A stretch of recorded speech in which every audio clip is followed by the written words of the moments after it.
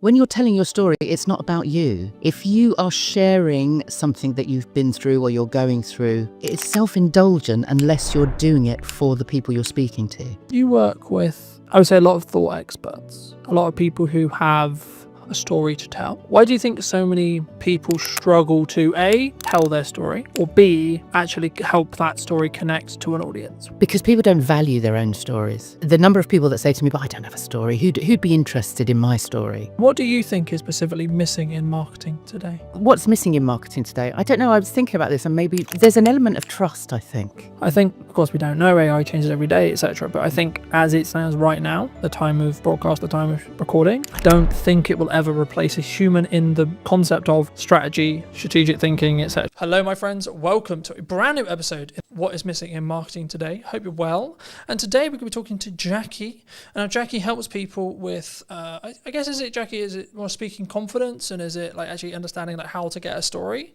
Just to start there. Yeah, it's all about that.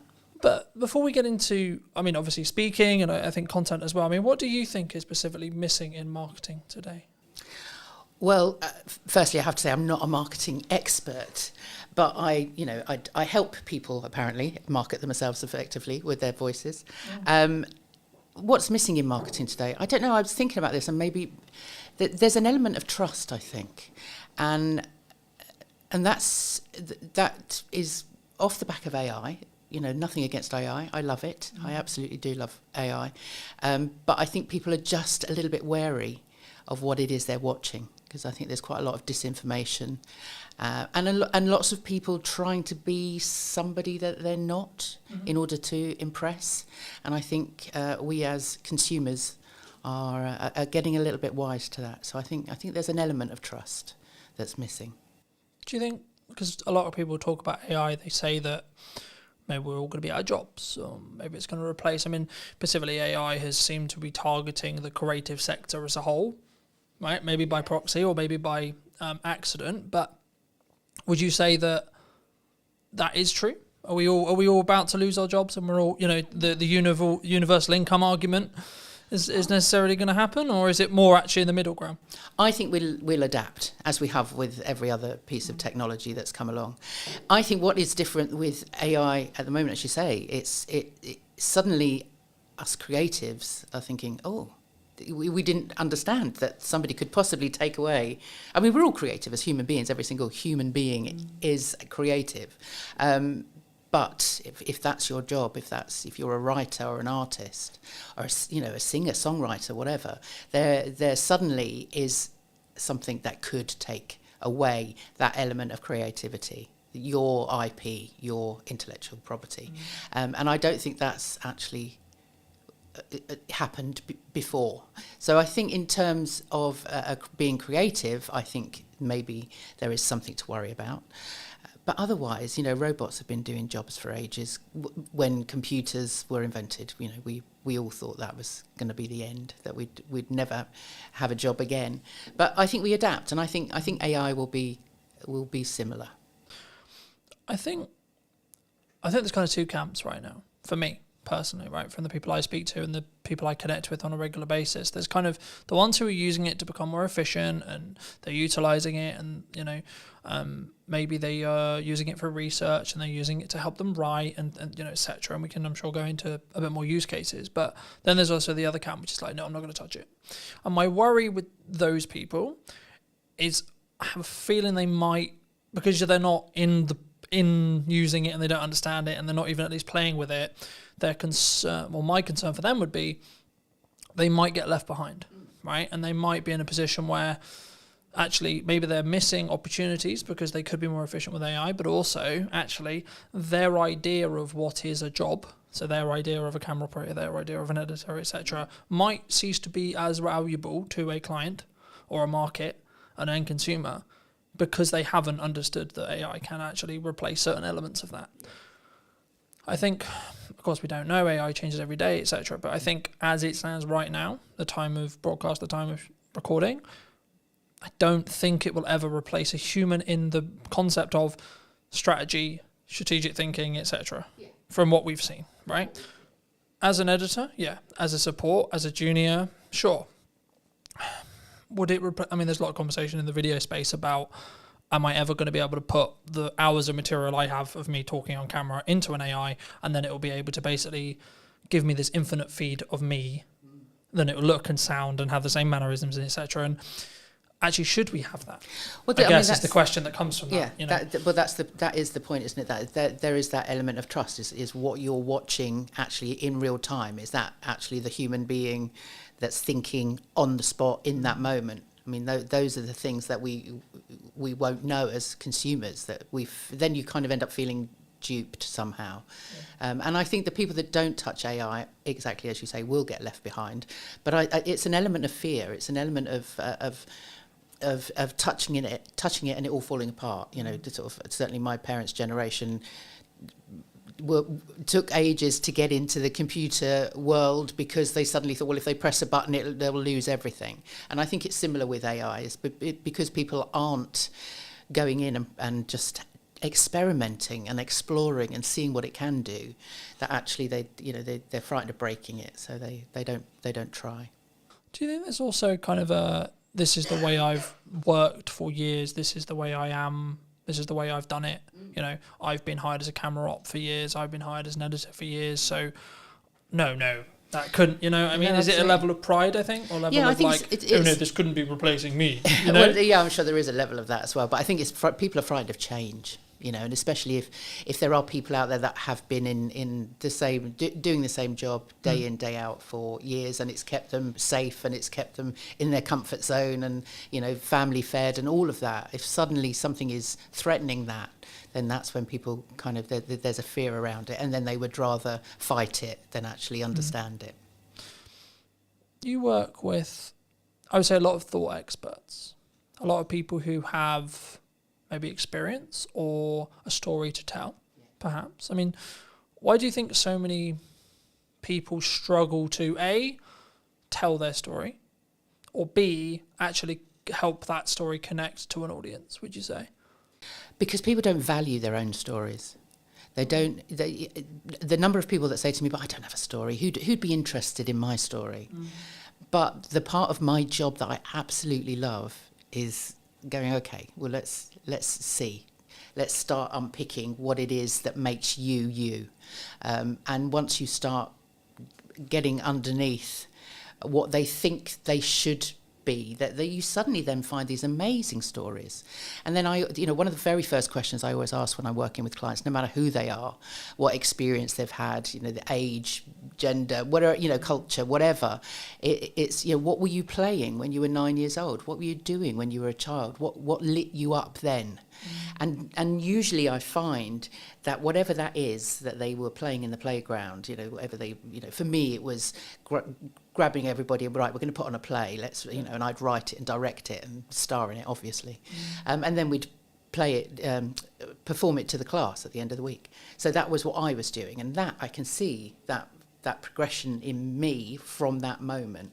And I think everybody has an element of that, no matter what they're doing, even if it is a sort of a day in, day out kind of job that they've done forever. There's a reason that they get up in the morning. And usually, especially with thought leaders, thought experts, subject experts, they are expert in that area because there's something in there that lights them up. There's something in there that they're passionate about. And you can follow that story. But they don't value it until they speak it out loud to someone like me, that I can then go, now that's interesting, and I can see that I can then join the dots, and you know and then I start drawing out the stories, and so then when they get in front of an audience and start sharing their story, they can relate it back directly to what it is that they're doing, and why it's important to the people that they're speaking to. Do you think? Because a lot of the conversation I have, especially with like accountants, lawyers, etc., right, quite dry businesses perhaps, they go, well, yeah, but my day-to-day and my story is really boring. Yeah, but what I do is actually really boring and really dry and really just, I look at spreadsheets, I look at law, I look at etc. Is their story boring, or is there elements maybe they're not seeing? Do they feel that other people find their jobs boring, so therefore they're, you know, but you could I would say nobody works in a business like that for 20 years. Nobody spends all those years getting qualified to do something that they're bored with. And so I think that's a cover. I think they say to other people, "No, I have a boring job. You know, don't talk about listen to me. because it's don't boring. It's boring. You know, I just look at spreadsheets." But inside, there's going, "I look at spreadsheets. So, I'm so excited. I look at spreadsheets. That's what lights me up." And so there's a reason for that. And I always love to get to, what is that? What is it that makes you get up and do that every day? And there's always a story. Always a story. Do you think we sometimes, does it come from that I don't want people to look at me like, I've never really personally struggled with this, but I know many people do, which is the like self-promotion, especially as a business owner or an entrepreneur. We try and put ourselves out there a lot and say, well, that's what we should be doing in my view. But, it's the reason why I get the opportunities that I get. It's the reason why, quote, I'm as successful as I am, etc. But like, is there a hurdle there? Do people just like, oh no, it's a very British thing, right? It's very, I couldn't possibly put myself out there. Yeah. Do you think that's why? Yeah, that's why we have a deflection of like, oh no, I just have a boring job and I look at spreadsheets. Is that because maybe it's deflection to say, well, that's why I'm not doing it? Yeah, a lot of people don't like blowing their own trumpet, do they? I certainly don't. But there's something in people's. People, you can be an introvert, and there are obviously, we're introverts and extroverts and people that are somewhere in between. But generally, the introverts are the people that don't necessarily socially want to sort of get out there and connect and be in loud spaces and all of that. But actually, they still have a story to tell, and they still have a reason for promoting their business and promoting what it is that they do. So I think it's not so much about them sort of getting out of their comfort zone, but just taking baby steps. What is it that they can do that will just take them a little bit further forward, and find a story or something that they can tell, even if they just start with a camera and just talking to a camera, just in little, and talking to family and friends and just starting to explain what it is that they do to other people. I mean, I have so many people say to me, my sister, constantly, I don't really know what you do. It's like, well, let me explain.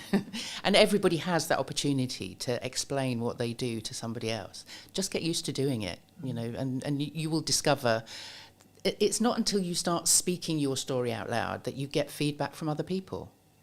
And that's really useful. When I started Power to Speak 4 years ago, I made the conscious decision to get feedback on what were my superpowers, what other people thought were the great things that, what was I really good at, but also what am I really bad at? Where could I improve? And I thought, well, I'm going to bite the bullet. And so I asked, I think, 4 or 5 friends, 4 or 5 former clients, and 4 or 5 networking buddies, say people that I knew through networks. And so I had about 15 different versions come back to me. What do I do really well? What do I, where can I improve? And I was amazed. And I don't think it is quite a brave and vulnerable thing to do, because you don't know what you're going to get back. But I wanted them to be as honest as possible. And actually, the good certainly outweighed the bad. And the bad I could improve on. I knew where that was that I could then improve. So I always recommend people do that.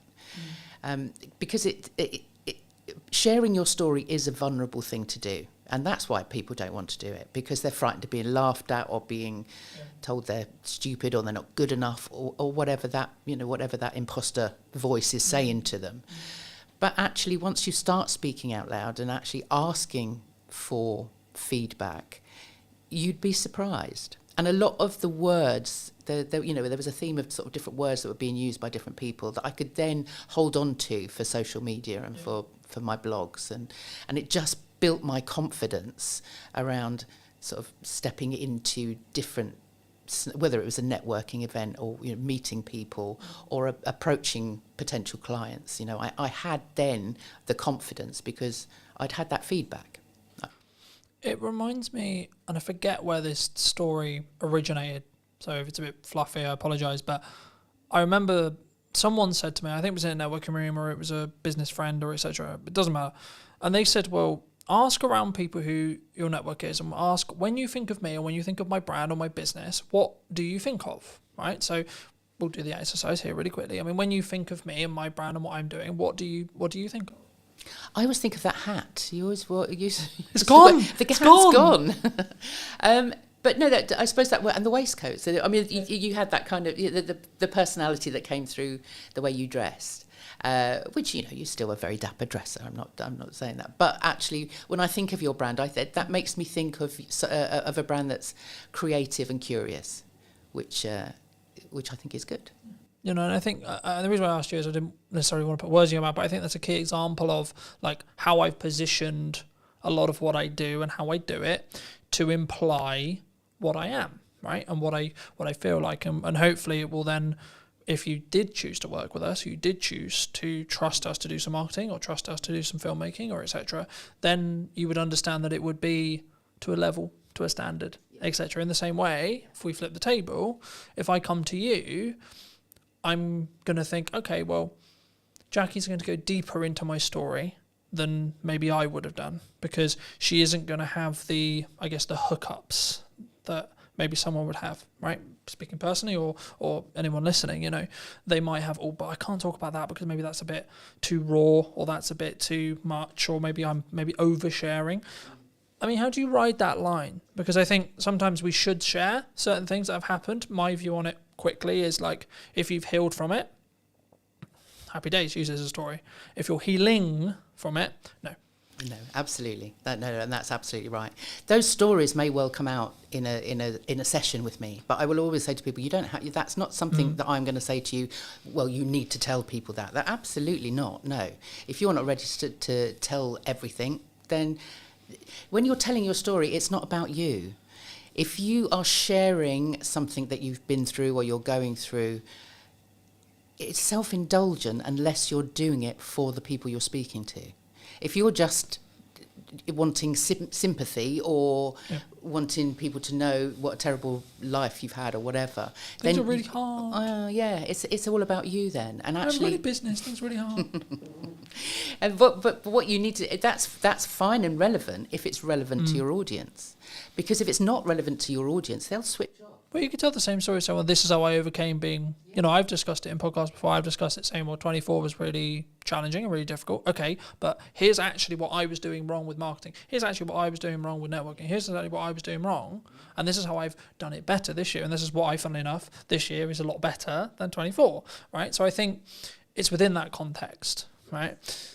But it was wrong of me not to, hint at your story a bit, right? You began in fashion. You then moved into acting. And then you help people, shape their voice, understand their voice. Would that be fair to say? Yeah. Did you always want to? Have you, the question that comes from that is, in your current career path, is it where you expected it to be when you were maybe acting or in fashion specifically? Is that like, you go, okay, well, this is the path I'm going to go on and this is where I'm going to end up? And if so, how did you sort of get to where you are now? Yeah, does anybody actually end up where they think they're going to end up? When as I said, when I was 9 years old in the playground, I was writing, directing, acting, literally producing. I was doing all of that. And then when I got through my teenage years and went through grammar school and O-levels, as they were back then, and I went to my careers teacher and she said to me, what do you want to do? And I said, well, I want to be an actor. And she sort of head tilted to one side and went, I don't think so. She said, do you go to the theatre? And I was like, well, no, not very often. I lived in North London. I wasn't anywhere sort of near that sort of places, those sort of places. And I wasn't doing a lot of drama. I was doing sort of bits and pieces at school. And she said, no, you don't want to be an actor. She said, if you wanted to be an actor, you'd live, die and breathe the theatre. What else can you do? And I said, oh, well, I'm not bad at art. So I ended up, and I loved fashion, I always loved dressing up. So I ended up going to fashion college because, for better or for worse, the woman had just literally crushed all of my dreams in that one meeting. It was like, well, obviously I can't do it. That's me done. I can't do that. So I became a fashion designer, which was fun at college.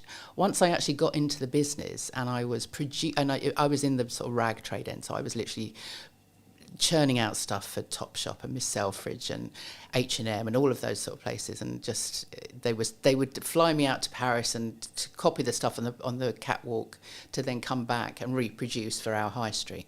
And I thought, this is no fun, this is not creative at all. And a friend of mine was working at the Royal Shakespeare Company in costume. So I kind of moved sideways into costume and I worked there. But obviously, I was at the Royal Shakespeare Company. So I sort of was literally looking through the curtain, watching the actors on the stage going, oh my God, that's where I need to be. So I went to drama school when I was 28, actually. Well, actually, no, I was closer to 30. So I went off to drama school then, came out and did the Fringe. I did Edinburgh Fringe and all of those things, London Fringe. Did a couple of bits and pieces, went off to auditions, did some acting, but actually to subsidise that, I got into teaching. And so I was then teaching kids drama and doing Lambda exams and all of this stuff. So I never taught drama in a school, but I was acting coaching, basically. I was running little clubs and things like that. And I think I am a natural teacher. There's something in me that wants to actually put my hands under people and kind of guide them. Guide and teach. Yeah. And not so much in that kind of curriculum, this is what you need to learn and this is how you need to learn. But everything that I learnt at drama school, over the years, I've seen how fundamental the training is to everybody. Whether it's the breathing, the voice, you know, when you're taking on a character, you need to find out their motivation. What's the intention of everything that they're doing? What's the story you're telling? Who's the audience? And everything now comes back to what I do now. So in lockdown, right up until lockdown, I was still running. I was working more with adults then. I was acting coaching with adults. Also going into schools with adult theatre companies and doing sort of work within schools. Lockdown happened, all that work finished. And I then thought, no, I don't want to go back to that. I want to do something different. And so I took a coaching course, because I knew, as I say, there was something of the coach in me. And it was during that course I was in a breakout room and we had to explain. By then I was working with people, thinking, you know, how do I work with people with their voices? Because I'd been in lots of Zoom calls with business owners. You know, I think we met on one of those, you know, in one of those sort of networking spaces, and everybody was like, "Oh no, we have to make video now. We have to put ourselves in front of a camera. We're on Zoom all the time. People want to know what my 60-second elevator pitch is." And I could see that there was a fear there. Yeah. And so when I did the coaching course, I knew by then that that's kind of where I was going. And the exercise within this room, there was only 3 of us in this breakout room, and we had to explain to each other what it was we did for work, or what we were planning on coaching. Mm-hmm. And so I explained what I did with people, and I said, okay, that's my minute. I've told you what I do. Now explain back to me, what did you get from that? What did you understand from that? And one woman said, you help people market themselves effectively. And I thought, I hadn't even considered that I was helping people actually market themselves. And the other woman said, you help people show up powerfully in the world. And I thought, I like that. and so power to speak. It was then all around, you know, the fact that it is empowering when you give somebody that voice. And certainly in the 4 years that I've been doing it, it's just the transformation that I see in people when that kind of penny drops and they go, actually, I can just be me. Yeah. They take ownership of all of those stories and all of those experiences. And when they show up with that courage, then the confidence and the excitement of actually sharing that comes from there. It jumped to mind while you were speaking, so I think I'll mention it, but I remember watching a YouTube video a while ago that said, like, during COVID, when there was a lot of money floating around, working in the arts seemed to be like just the thing, right? There was a lot of filmmakers, there were a lot of marketers, a lot of speaking coaches, etc. But like, I think the thing that sometimes people misunderstand or misthink about sometimes is actually being in the arts, whatever your definition of that is a privilege, right? Working for yourself is a privilege. And I think for me, having the work-life balance is a privilege, right? Like, and I can go a bit deeper into like privilege, right? We live in this a part of the world where I don't have to worry about a bomb landing on my house. I have clean drinking water, etc., etc. I can go down that road as well, of course. But I think for me, it's really important to establish when you are in a privileged position to be able to upgrade your kit, to be able to invest in the business, to be able to first come at it from a point of view of saying, I am in a privileged position and I am grateful for the privileged position I'm in.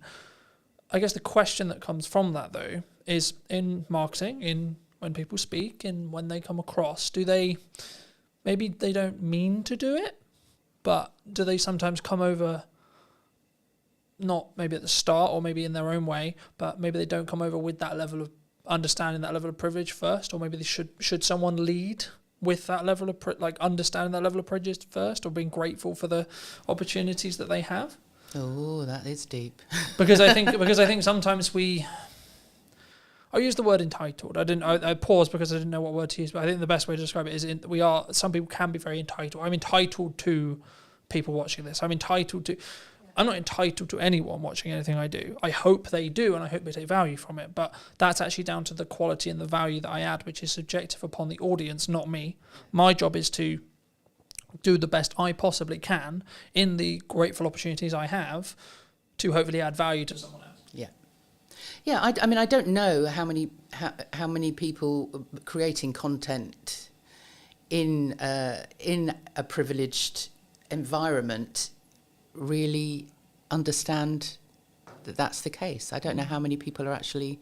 I think maybe with what's going on in the world at the moment, people are now kind of thinking, well, actually, my life isn't actually that bad, exactly. You know, I'd much rather be here than there, kind of thing. So yeah, maybe we are becoming more aware of that. I often get people say, if we're going through a talk or there's speaking to an audience, I mean, generally their audiences are potential clients, potential customers. That's the reason they get up and they speak to people. But they don't want to be seen as arrogant. But what I say is it's more, as long as you're confident, you're doing it, what you're speaking about is, like you were saying earlier, people don't like to blow their own trumpets. They don't like to sort of say, look at this. But actually, in some cases, you need to have that. I don't want to say arrogance. Arrogance isn't the right word. I think it's belief. But it is a belief, yeah. But it's arrogance with humility. Has this kind of it's the confidence to know that what you're sharing is of benefit, is of value. To know that the experiences that you've had and the accolades, awards, whatever it is that you're sharing, it's not. You're not showing off. You're actually saying, look, this makes me credible. This means, and hey, I worked for it. Yes, yeah. You can trust me. I have the discipline to get myself to the. I am running a 5-day. I have done for the last 2 or 3 years now. A 5-day acting course for stunt performers. Okay. So stunt trainees, people that want to get onto the British Stunt Register, and actually. On day one, they come in and they're very, very nervous, as they would be, because they don't want to be actors. They want to throw themselves off buildings and get into fights with superheroes. That's kind of why they want to do it. But they have to act. They're on set. They have to be able to act. So on day one, on the Monday, they come in and they're very, very nervous. They're like, oh, but these guys are athletes. Guys and girls, they've been through the Olympics. They've done, these are like proper gold medalists. Some of them in all sorts, gymnastics, horse riding, all of that stuff. But ask them to speak and tell you what they've done. They don't want to do it. So on the Monday morning, it's like, it's like, hold on a minute. On Friday, I'm going to get in a stunt coordinator to talk to you on a Friday afternoon.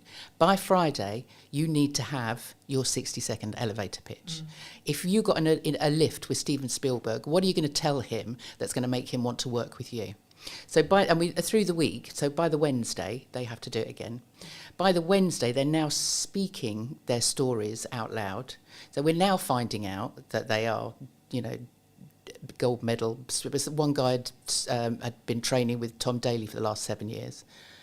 Got to got to the Olympics, gold medal, parkour, European champions, all of this. And as soon as they speak that out loud, they get the reaction from the rest of the group going, wow, that's amazing. Didn't know that on Monday. Yeah. And so by Friday, they've now taken on all of this feedback, and they've seen people kind of go, oh, lean in and listen. They want, the people want to know more.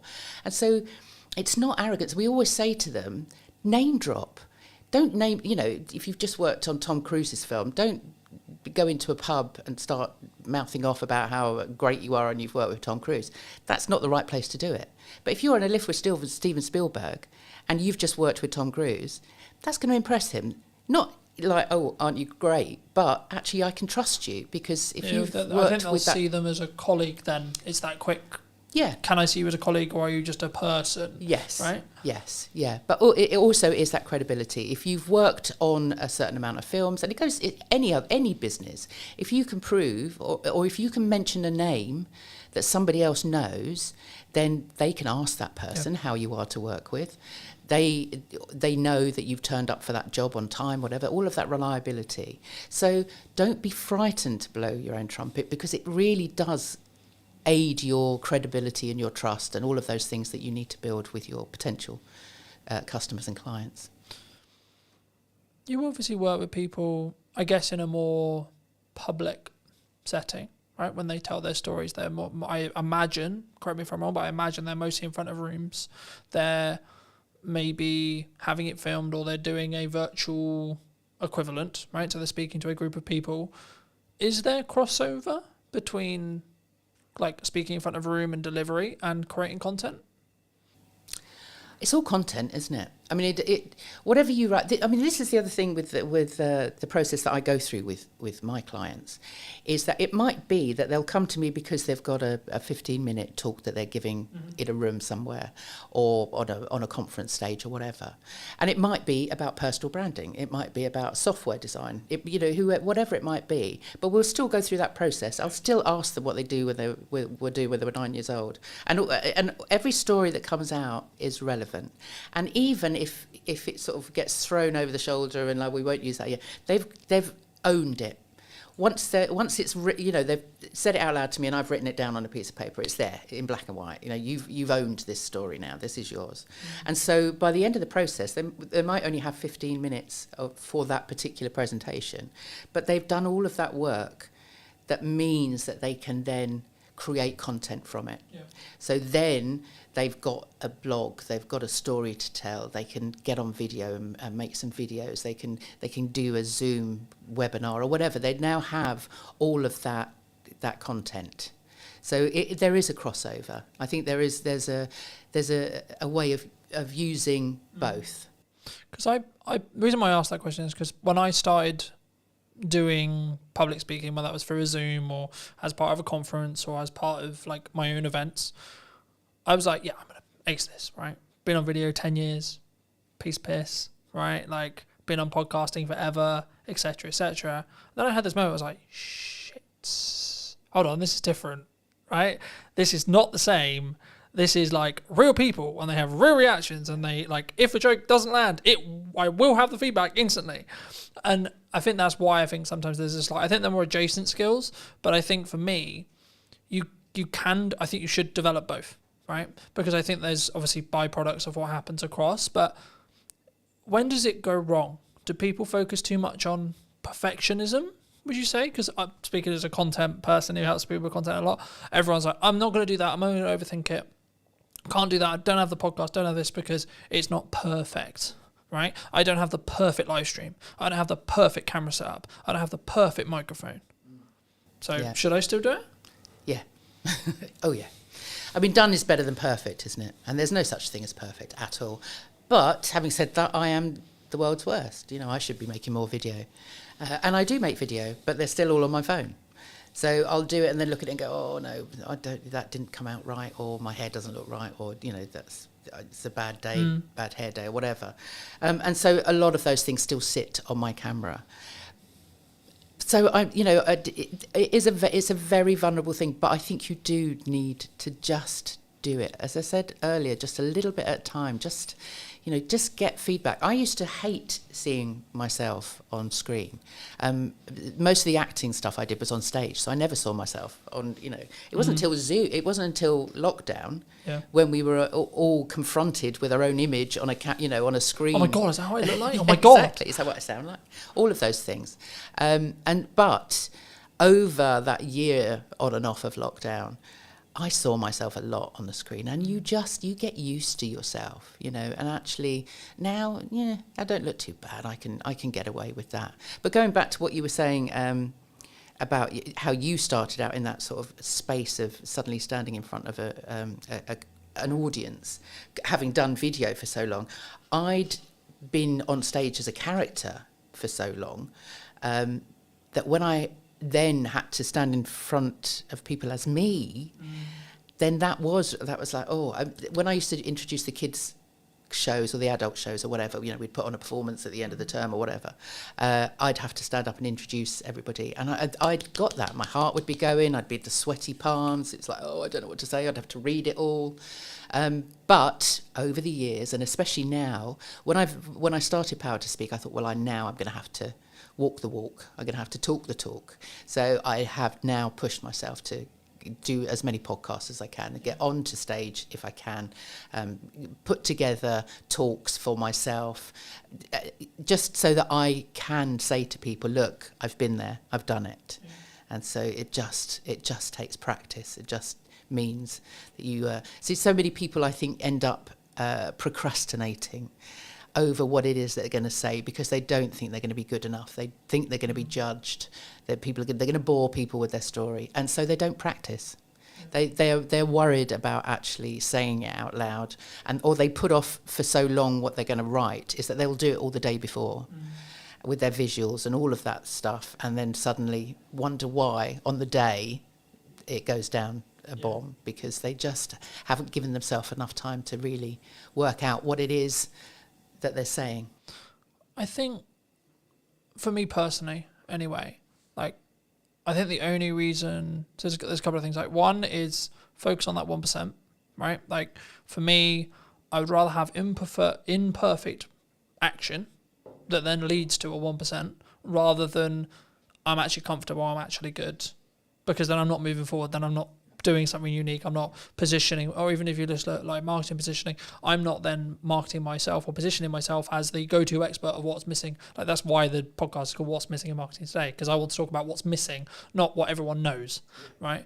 And I think for me, it probably will be the same 5 chunks throughout the next series, but it will be the nuance of each guest's input or my input on the day, etc., that will be the reason why someone will potentially then go, okay, we should what we got. But I think the reason why I think some people stop is, I guess the way to think about it, and this will be in your position as well, they want to do it perfectly and they want to be consistent, because maybe they hear, for me, you had to be consistent for it to work. But I would rather someone started, got some feedback, stopped, then carried on, then rinse and repeat, rather than they just don't do it. And the way potentially I would maybe rewire having stuff on someone's phone, because I'm sure you're not the only person, right? And I'm sure there's lots and lots of people. For me, this is going to sound really weird, but I don't even think about the concept of posting it, because by the time I thought about the concept of posting it, I could have already posted it and I could be moving on to the next thing. And I use market data to tell me what's good and what's bad. So something I'm doing right now, because I've got a hub strategy with the podcast, is I'll put all the podcast clips out before the episode is actually live to test which of the clips is actually the best in regards to an audience reaction, and then the best 1 or 2 will go on the main account. Because of the nature of having 2 accounts, you can sort of test bed it. So I'll give you a quick example. At the time of filming, Sarah's episode came out at the start of this week, and a couple of the clips did really well. So there was 2 outlier clips. When I put it on the main account, it got 4 times what it did on the other account. Now, the other account's new, and it's deliberately designed in such a way where it's just for podcast clips. It's also a test bed, etc. But the thing I found really interesting is when I did that, I think it was 500 on the test account, and then it got 2,000 on the main account. right? But it was because I didn't need to question whether the creative or the clip was any good, because I already knew, because I knew it had already overperformed. So it was like, okay, cool. So now I'm going to serve it to my audience as kind of a test bed already, but also I experiment a huge amount. So I think the reasons why I'm quite a good marketer is because I experiment, because when I get something that works, I run with it, but then simultaneously I'll experiment with another 4 things. I guess the question in your space is, if someone's listening to this and maybe they have a talk coming out and they have maybe an instinct during their talk performance. So they have their prep, because they have that preparation, they know that they should be preparing, but they have an idea, right? They have, maybe the audience, this would be really valuable, this idea would be really valuable, but I haven't prepped it. Should they use it? No. I'm thinking you've done that, haven't you? I have. and it so I'm partly asking selfishly, because I have done that. Yeah. And lots of people have. It really depends on your audience and what you need your outcome to be. Because what happens in that moment is that if, for example, you've been given 15 minutes and you're on a whole raft of other speakers, you've got 15 minutes, you've honed your talk, you've prepped it, you've practiced it, you're there, you're doing it, and then suddenly something pops into your head, you speak it out loud, and then you've got to find your way back to where you were to finish in that 15 minutes. Because time is really important. Yeah. And people don't seem to understand that actually, either they'll think, right, I've got 15 minutes, I need to cram in as much as I possibly can in that 15. I need to tell everybody everything. No, give yourself space. Is make sure that if you've got 15 minutes, you've only got maybe 12 minutes worth of content, so that you can really speak in a measured way. If you then come out of that because something else has popped into your head, then you've kind of messed up all of the work that you've done, really. Because what it also does is it takes you out of the moment. And the whole point of putting together a talk that is structured is the whole thing is a story, from beginning to end. It's not necessarily a series of stories, but if you've prepped correctly, you should have the hook at the beginning. It's that whole journey that you take them on.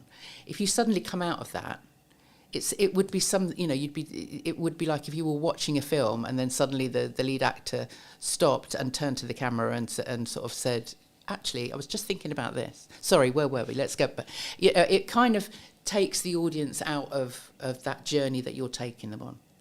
It can work, and if you are a seasoned professional, then maybe. But actually, if it's not something you're used to, then don't do it. Because what you want at the end of that 15 minutes is people asking you questions. You don't want to fit everything into that 15 minutes. You need to put in enough teasers, and you need to be interesting and entertaining enough that actually they want to come up to you afterwards and find out more. So you don't need to put everything in there anyway. I agree. I mean, I think it's the context, right? Like anything, it's context, right? I think for me, every time I've done it, it's been, okay, I had a plan to do, let's say, camera confidence, for example, right? And then I find that the audience I actually have in front of me isn't actually that fussed about camera confidence, or maybe they're already quite confident.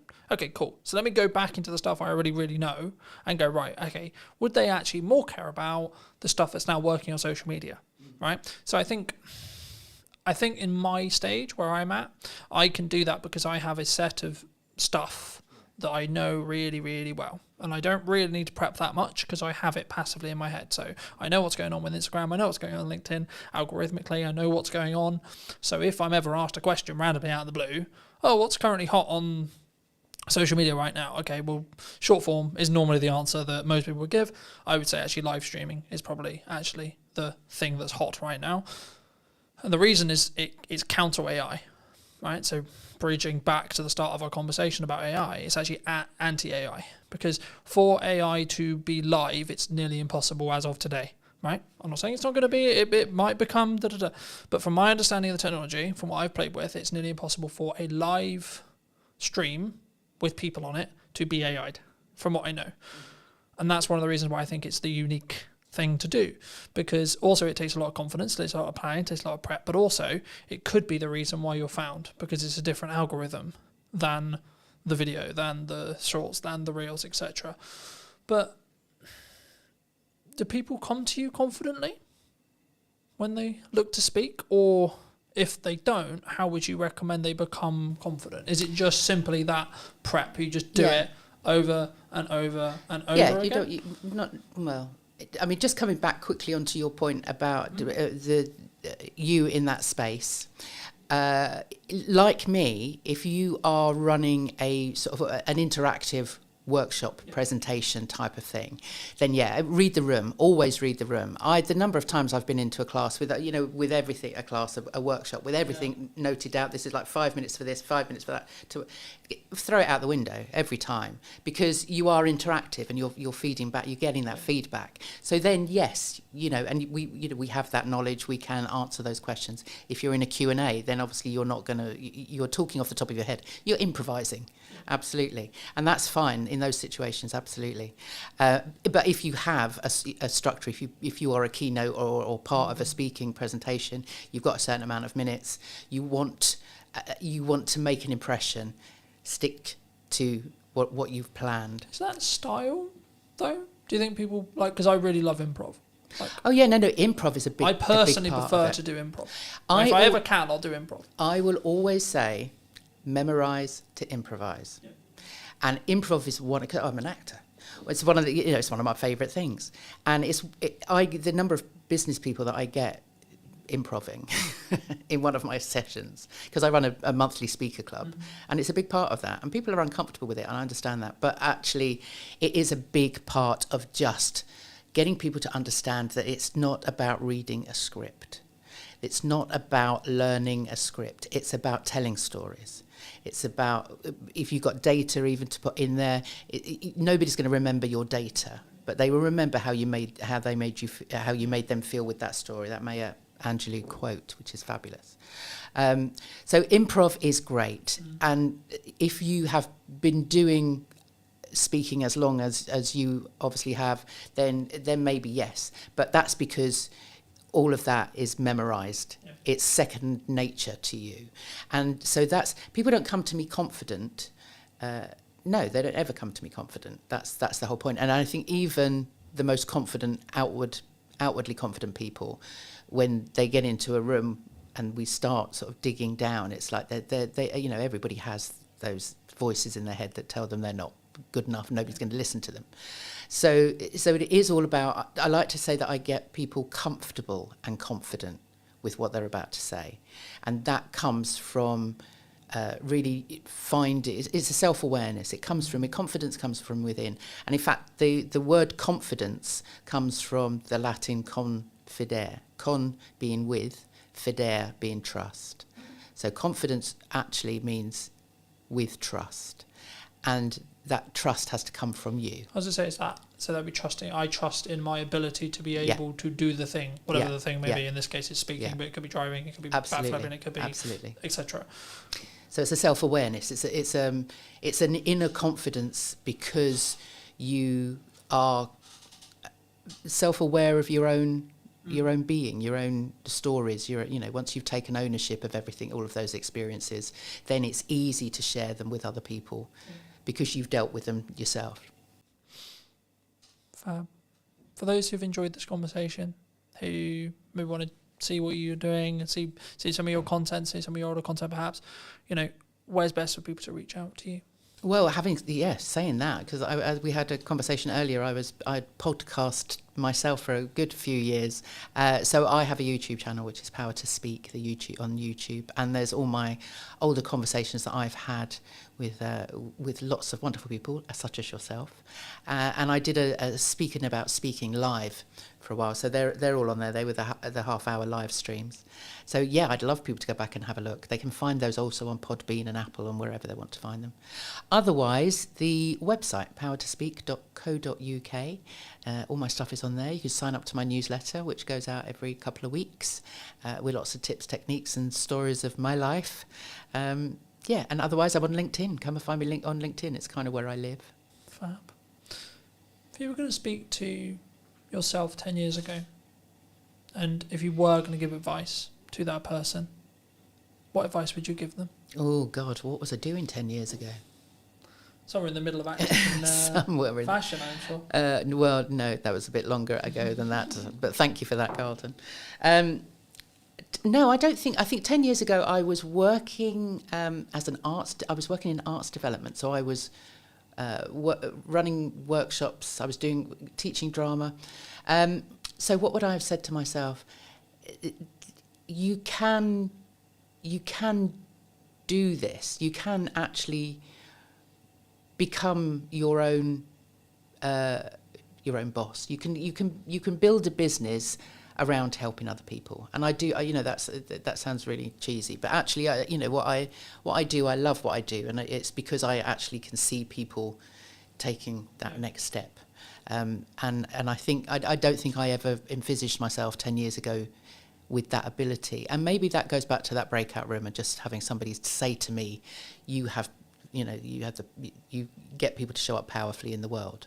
And I would never have known that 10 years ago, but that's not advice I would give to myself, but I'm very glad it's happened. Fab. Thank you so much for coming on. You're welcome. Thank you for having me. And if you did enjoy this episode and would like to see more like it, make sure to be subscribed to the channel. YouTube thinks you enjoyed this episode, so why not check that out? And I'll see you very, very soon. The only reason why it's consistent is because I'm being consistent with the output. I'm constantly looking at, okay, how can I up the quality? How can I do something different? I often just encourage people to use what they've got and start showing up and start posting video content with that strategy in mind and continue to, test and change and see what works. What do you think is missing in marketing today? I think there's a lot of distractions from different things that come up. So I think sticking to a strategy and being consistent in that regard, rather than jumping on this latest craze and hype and all that kind of thing, is definitely a trend I see happening. I'm focused on a very few set of pillars to get work now, right? From a marketing point of view. Paid ads, content creation, and testing my creative to then using paid ads. That's basically roughly what I'm doing. Hello, my friends. Welcome to a brand new episode of This Week in Marketing Today. And what is missing in marketing today, more specifically, today I'm going to be talking to Andy. He is someone who does a lot of video strategy. He's a filmmaker and also, of course, an agency owner. Andy, thank you so much for coming onto the show. Thank you so much for joining me today. And before we start off, before we get into your story a little bit, I mean, what do you think is missing in marketing today? I think there's a lot of distractions from different things that come up. So I think sticking to a strategy and being consistent in that regard, rather than jumping on this latest craze and hype and all that kind of thing, is definitely a trend I see happening. There's obviously lots of good people doing things there as well online, but I think there's still that hype that's been going on for a long time online, in the online marketing space, where it's like the latest craze, AI or whatever else. And lots of businesses obviously popping up recently with AI and stuff. And it's, some of it's free, obviously, some AI, but you see more and more people now like trying to monetize it and stuff and create their own AI, products and services and things. And so I think that can often distract marketers and actually do them a disservice rather than actually enabling them, because they actually might be, instead of being empowered to use that and have a strategy attached to it, they might not actually have the strategy side planned out enough. And I often just encourage people to use what they've got and start showing up and start posting video content with that strategy in mind and continue to, test and change and see what works, find out more about your audience, do that market research, and just test what you think people will want and see. And then obviously also ask questions and start conversations. It's like, what do you want? And those kind of things, that's the fundamentals of marketing.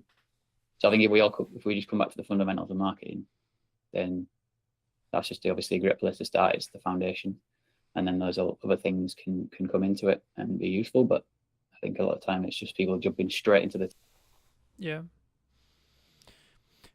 Do you think? I mean, I guess my next question would kind of come along. I guess, like, should we trend track? Because I think some people, within context and within like bandwidth, like my view on it very quickly is like, if you can do it whilst doing the stuff I'm sure that we'll touch on in respect to like the traditional marketing pillars, I think you should look for opportunities to get yourself out there a little bit more, and you should always try and be more visible, etc. But I mean, like, just building off your initial kind of answer, I mean, do you think people, they jump to trends maybe because it's easier? I think it's exciting, and it's obviously shiny, and it's like it does get you more of your attention, and a lot of people talk about attention and like, oh, you have to do short form now. Yes, you have to grab people's attention, and it's like people don't watch for more than like 30 seconds or things like this, and it's people not understanding that if you understand the person that you're talking to, you can get them to consume long form content. And I think there's just different things like that are going around, and it's been going on for years. Obviously, like people talking about their perspectives of what they see working, and it's like, yeah, that does work, but it don't mean that you have to always do short form. And it's like other audiences will want to watch that long form content, especially when they're like really interested in that one topic. So I think sometimes those different things that come into it, like different advice from different people, it just distracts you and gets you off the path of actually doing the most fundamental stuff, really. And it's not necessarily to me it's not about traditional versus modern advertising or anything like that, because everything's kind of combined now anyway. So yeah, outdoor advertising is digital, radio is digital, and all this stuff. And like these are the things that I've learned from Mark Ritson.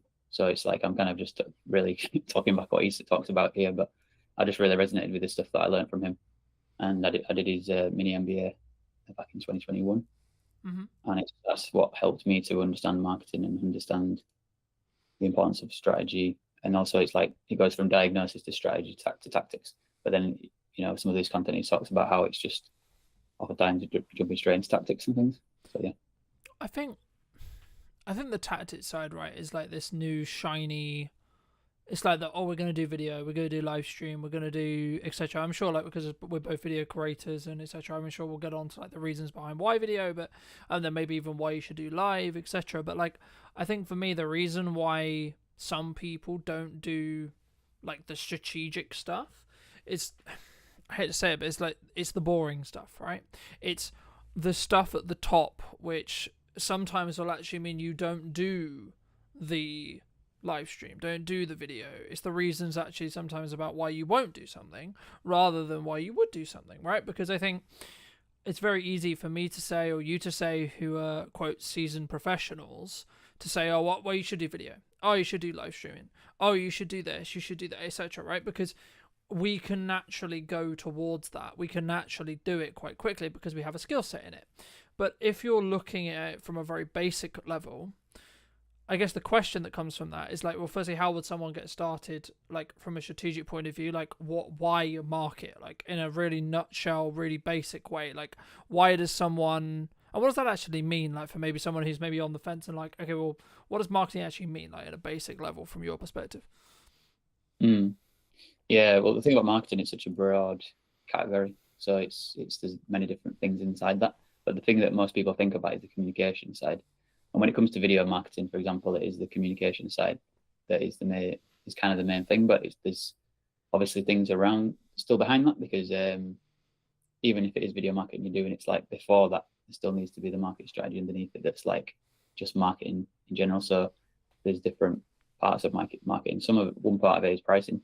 You got to figure out what's the correct price for my target audience, what's the most relevant, and based on like testing and saying your prices to people, and then also like market research of asking questions about, is it just price or is there something else going on?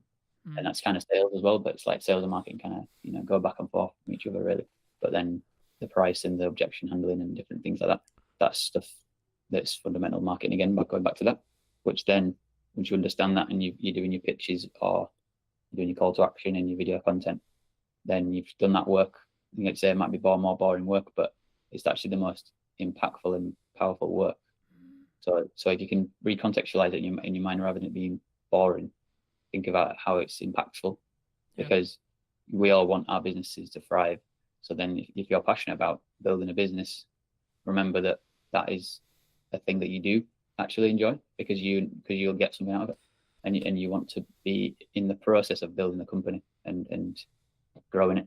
So like if you just remember yourself that you're growing and building that company, I think that's the passion and the excitement that'll remind you that it's not actually a boring task I'm doing, because there's context to it and motivation to do it. So the task itself doesn't matter if it's boring so much if you know that what you're doing it for.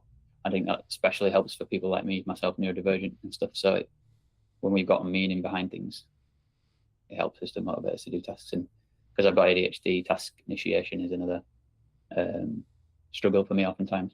Yeah, I think for me personally, I've found it, like, in the past anyway, like, very, I guess in some ways frustrating when there isn't, and the reason why I bring it up is because I think there is a strong correlation, and this might be a commonality, where there's not necessarily a, I do this live stream, I do this video, I do this marketing effort, whatever it may be, right? I do this pamphlet, I do this print ad, etc.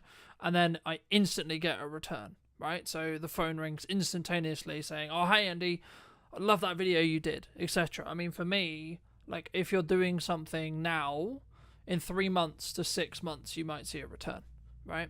And the key there, and the reason why I say might, is because it depends on, as we've already alluded to, the strategy, how you're doing it, what you're doing it, etc. But what would you say are, like, I guess, just focusing a little bit on video then, why should, I guess there's this kind of a two-pronged question here, like, what, number one, like, why should, in your view, someone do video as a whole, right? Why, as a medium to create content, put themselves out there? But then number two, what would be the reasons behind A, why they shouldn't do it, or B, what are the hurdles they might run into when it comes to their fears, their worries, their concerns in respect to actually, like, doing this thing that we call a video, right? Because I think so many people don't do it because they're worried about it or because they're concerned about it. I mean, from your perspective, just to reiterate the question, why should someone do video? And then secondly, like, what kind of are the fears and the worries that they might run into?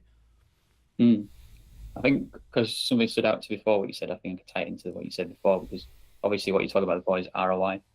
So any marketing thing we're doing, obviously ROI is often a motivator to do marketing, but then that's usually a short-term thing, return on investment. But then it's like something like a sales activation, or where you do a discount, or you just got like a campaign that's like short-term and you're trying to like get people to buy that particular product. And then there's also long term, which is the brand building.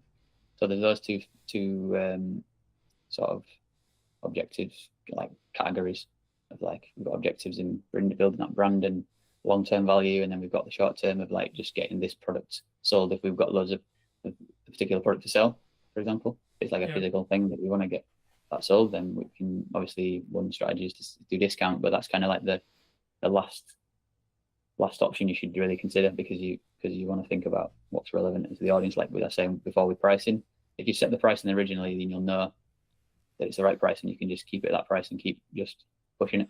And then this brand building side is more emotional and more what it feels like of the brand and what you stand for, values and all that stuff. And that needs to be a message that's communicated over time, and a story that people understand who you are and what it feels like to experience that brand, on either in the marketing or in the product itself. So I think those things are important, whatever marketing you're doing. But then if you're using video, there's some of the benefits are that if you're a person, like, talking on camera like we're doing, it's like it can humanize the content rather than just text on a screen. Personality can obviously come through text as well, but it's like, I feel like it feels obviously more real. It's like a simulation almost of, like, real life. So I think that's one of the benefits of video content, and aligning that with the marketing stuff, with either focusing on sales activation or brand building. Yeah. Usually a combination of the two is the best approach. And then just tie. I mean, I agree. I mean, I think for me, whenever you look at maybe doing like a short-term campaign, as you like alluded to as well, like the video strategy or the ads or like the specific creative, so the thing you're going to be showing that audience, is going to be completely different in how it's designed, in my view at least, of like how we would create it if the objective is actually short-term sales. Like, we're recording this and it's going out live at the start of October, and a lot of people are thinking about Christmas, right? Like, now, to be honest, I'm pretty much booked for Christmas, right, in respect to the campaigns I'm doing and the stuff I'm doing, etc. And the reason why that's kind of happened is because I did a lot of the Christmas marketing beforehand, right? So to give the audience some more context, I mean, for me, like, I start talking about Christmas, and there's kind of this joke in marketing, I'm sure you've heard of it as well, and others would have heard of it, where, like, you're starting to talk about Christmas towards the middle of the summer, because by the time you've done the prep and etc., and like maybe the actual production isn't until October, November, but all of the planning and everything else that goes into it will be towards that summer transition. But I think for me, like the point that I really wanted to, I guess, echo, but also add to, is what is your objective? Are you in a position where, for whatever reason, you're trying to develop cash flow quickly, you don't have a strong pipeline, etc., then actually maybe marketing isn't the solution. And that for that specific case, I think for me, in that case, it should be more cold outreach. It should be reaching out to your, creating an ideal offer, creating a glance time offer, that kind of thing, and more looking at that, because that will have a shorter return window in respect to the amount of cash that can be generated and collected by a business for work done. So let's say, for example, I'm in a cash flow crunch, and I'll go, okay, so I'm going to do a video, promotional video deal, for example, for X price. Cool. And then I'm going to go to like 150 people within my network and say, hey, would you like this thing? Right. And if it's kind of more a binary yes or no. But for me, the role, and this is why I think sometimes people get things wrong when it comes to marketing, is because like they don't see them as separate tasks, right? You've got to do marketing to get people to the point of sale. And I think for me, like, the overarching perspective when it comes to video itself is it humanizes, as you say, of course, but it also allows people to get to know you and build that parasocial relationship faster than like us. Like there's kind of there's two ways, and it's about the depth of connection, right? So you meet the person, you have meetings with the person, you go to networking, etc., which will lead into my next question, or you consume their content and you build that parasocial relationship. But a way of building a parasocial relationship is by having one-to-many, e.g. a video, e.g. piece of marketing that can help nurture, can help build trust, know, like, and trust through your audience to allow you to then, so I'm going to spend time with you talking today, but actually this is going to sit online and it's going to potentially be a multiple set of touch points for multiple sets of clients. And then that's not even before you then start pulling out the, the smaller chunks, etc. But for people who are maybe listening to this who are like, okay, cool, I'm going to start doing video. How should we start? Should we just jump in? Should we just record a quick video on our phone and post it? Like, what do you think? It all starts with diagnosis, basically. So, like I mentioned before, so you can diagnose where you're at, where the business is at, like what are the challenges you're facing currently and all that kind of stuff, and like get a bit of a map. You can also then think about what you want to get to, and then map that out, and have use different tools. So like project management tools, I think can be useful, like diagrams and different things like that. And once you've had that, then you can sort of think about like what could be the quickest thing we could do if we wanted to do that. Like if we wanted to, we want to get like good at creating videos, so maybe we could like do something really simple that moves in the right direction, but it's not so specific at the moment to actually get into that vision. But it's us practicing the skill of it. You could do something like that, for example, and you could just keep it really, really simple of like, let's just get on a video and just say, hey, we're thinking about doing more video content, and just like, we want to hear from you what your struggles are right now, like challenges and things, like let us know in the comments, or like give us your experiences of what it's like been like in the past with other content we've done, or other interactions we've had or whatever. And just see how people react. Because I know that sometimes some people actually get like a really good response from that, and other people don't get anything. So it's worth testing things like that and seeing where your strengths are and stuff. Because sometimes people have got a massive network and they've just never created content, or maybe a few written posts every now and again, but they're not really put video content out or content like that. And then just one thing like that can often get a lot of different people commenting and things, and obviously you can share it around and things. So that's one way of getting started. And then going back to your vision and your diagnosis of like where are our challenges and where are our strengths, and like how do we go and lean into the strengths and sort of make up for the challenges that we're facing at the moment. Do you think, I mean, my next question was going to be around consistency, but like for me, when someone's looking at what they're doing, the key to whether someone's going to be successful for me is that element of consistency, right? Like, so I'll give you a very quick example. One of the reasons why I would argue that the podcast, or like what I'm doing with the YouTube channel, what I'm doing with the business, etc., like the only reason why it's consistent Well, the only reason why it's consistently working is because I'm being consistent with the output. I'm constantly looking at, okay, how can I up the quality? How can I do something different? How can I, how do I attract someone in that first 4 seconds or 5 seconds or 10 seconds, depending on where you look at your hooks, etc., depending on what platform we're on, etc. But from your perspective, I mean, is it just about having those consistent reminders going out and having that consistent content to show up for your ideal audience? Or is there actually more to being consistent? And then if so, how would you recommend from your experience people actually are consistent when it comes to video or when it comes to marketing as a whole? One thing I was thinking about when you were talking about something else earlier was like about, you mentioned about like getting your personality across. And I think that's a big benefit of video. And if you've been to like a networking event, which I've been going to quite a lot recently, and like connecting with people, connect with somebody and then they see your content after they've met you in real life, I think it's a powerful combination. And it's and just having that going out there, even if it's nothing to do with your business, I think it's still a powerful tool to use so people that get used to you and feel comfortable with you. It's like building that trust. But it's I think, even though I've talked about strategy and things like that, I've also recently been thinking less about it as well. And I've actually been, and I think partly it might be to do with might be neurodivergent, because I always like seem to find it natural to break rules and to test new things that people don't expect. So like for me, I've been more like less strict about strategy and less strict about certain ways I show up to sort of say I do video content and all that, because I know that just showing up and being myself will like I say, will build trust, and people will go into my page and they'll see my other content I've done about video content anyways, and they'll see, like, read my headline, read my bio, whatever, or go on my website, whatever, and then they'll find out more about me naturally. So it's like having that faith a little bit that I don't always have to be showing up like a maniac talking about video content all the time. It's like I can just like be myself, and I can talk about the things I care about, which more of the stuff I'm planning on doing more content around is accessibility, inclusion, and leadership. So like these topics are the ones I'm interested in, I'm passionate about. So then me talking about that is just an extension of my personality, and it all motivates me to create more content. And then there's also going to be those moments when I go back to the expected thing that I talk about, which is about video again. But then because I always use a lot of video content anyways, and I'm filming myself, people will see the video content. So they'll see the quality of the content that I'm filming. And that's already showcasing my skills at the same time as me showing my personality. And I think for me as a video person, that's one thing I often remind myself about.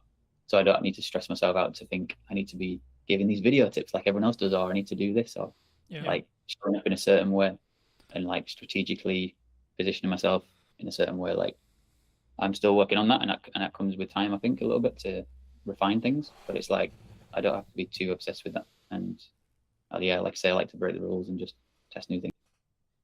I think, the things I'll just pull out of that I completely agree with. I think sometimes when we look to either do video, we look to do content, it has to be in this model of like loads of people online, Gary Vaynerchuk, etc., like people who I follow a lot, like they constantly talk about add value, right? But I get where they're coming from, and yes, you should, right? Is the answer, but the caveat is, actually, if you're looking for long-term sustainability and long-term growth, and it's kind of a cliche now, but people do buy from people, right? So when I'm looking for a supplier, when I'm looking for whatever it may be, I'm looking for a position where I can get to know the person behind the brand, right? Yes, I need to know that you're a good, in your case or my case, yes, I need to know you're a good videographer. Yes, I need to understand that you're good at X, Y, Z. Sure. So personally, yes, you should have some of that content out there. Yes, you should be sharing your knowledge. Yes, you should be sharing. But I think for me, it comes back to, and this is something I touched on last week with Chris,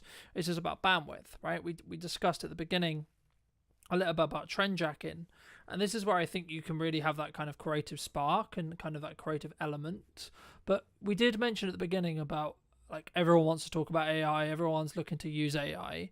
I mean, are you personally using AI? If so, like, how? But also, should we? Like, why do you think it's such a big talking point online at the moment? Yeah, like initially I was thinking to myself, I don't use it much, and now I'm thinking I do, because it's integrated now into a lot of things we use. So I think everyone uses it now to some extent, without a lot of time, without realizing. Like AI is obviously built into search engines now. It's built into video editing software like DaVinci Resolve that I use. So it's like I do use it, but I don't really use it in a like in much of an intentional way of like using one specific tool and like in that kind of way.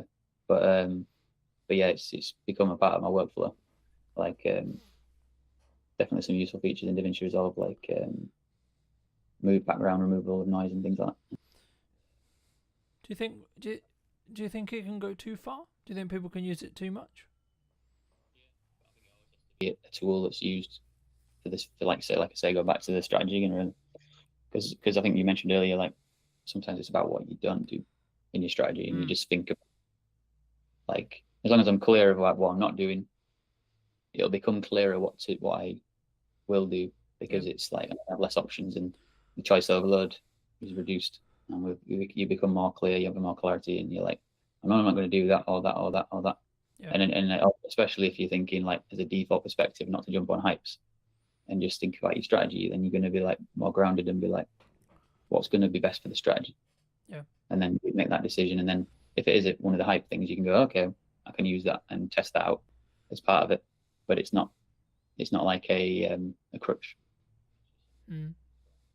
I think you have to experiment in marketing. Like that's the first thing I would say, and then the second thing though would be everything I put through that I'm thinking of doing, spending money on a trip, whatever it is, a piece of gear, so on, so on, so on, so on, so on, right? Or even nowadays, to be honest, looking at some client jobs and looking at some projects that I'm like maybe asked to consult on, or asked to help with, or asked to produce, or whatever.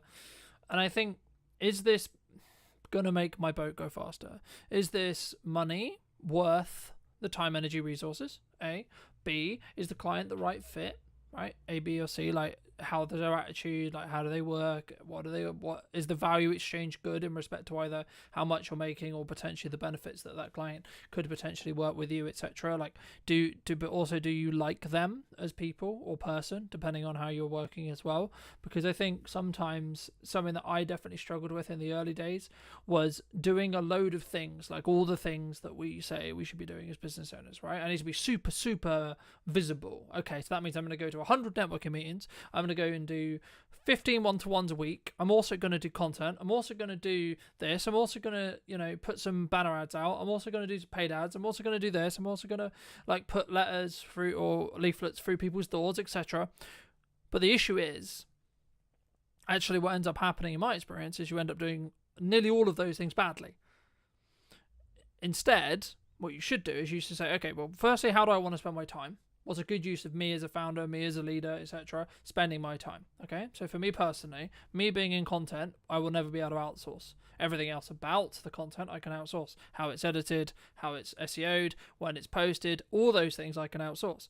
Me personally being in the content, talking to you today, I cannot outsource. I never will be able to outsource that unless we get to a position where, of course, AI can generate my content for me. But again, I would argue those who already have an established brand will be the ones who win from that, because actually it's me AIing myself, if that makes any sense, but it would only be used in a context to allow me to accelerate what I'm doing. So it would still have my nuance, it would still have me, but that only matters because of the years of work I put into building brand, right?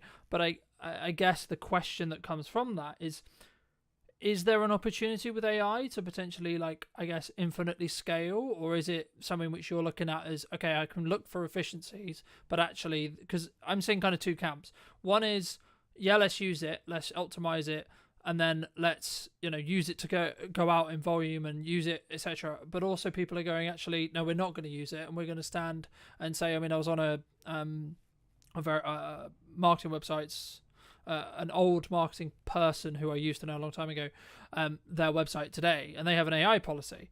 I didn't go into it, but I assume what that says is either this is how we use AI, or we don't use AI at all, right?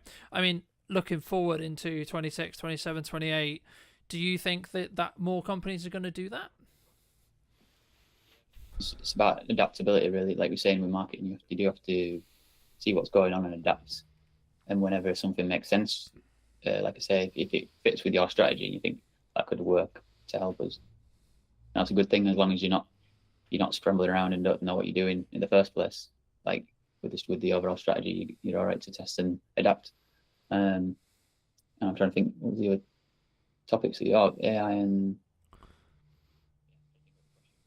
It's specifically, I think, for me, like about, do you need to be doing everything, right? Like I gave that story of, I was doing loads and loads of things, and then I was doing them really badly. So for me, I'm focused on a very few set of pillars to get work now, right? From a marketing point of view, paid ads, content creation, and testing my creator to then use in paid ads. That's basically roughly what I'm doing. I'm dabbling in a bit of blog writing, etc., etc. Like that's one of my unique kind of like testing things, and then I'm building out the YouTube channel potentially as another revenue stream, but also as another marketing source. So that's personally what I'm doing. Do you see people going down that route and just doing a small set of things very, very well, or do we think does one think that we need to be a bit more diversified as a whole when it comes to our marketing?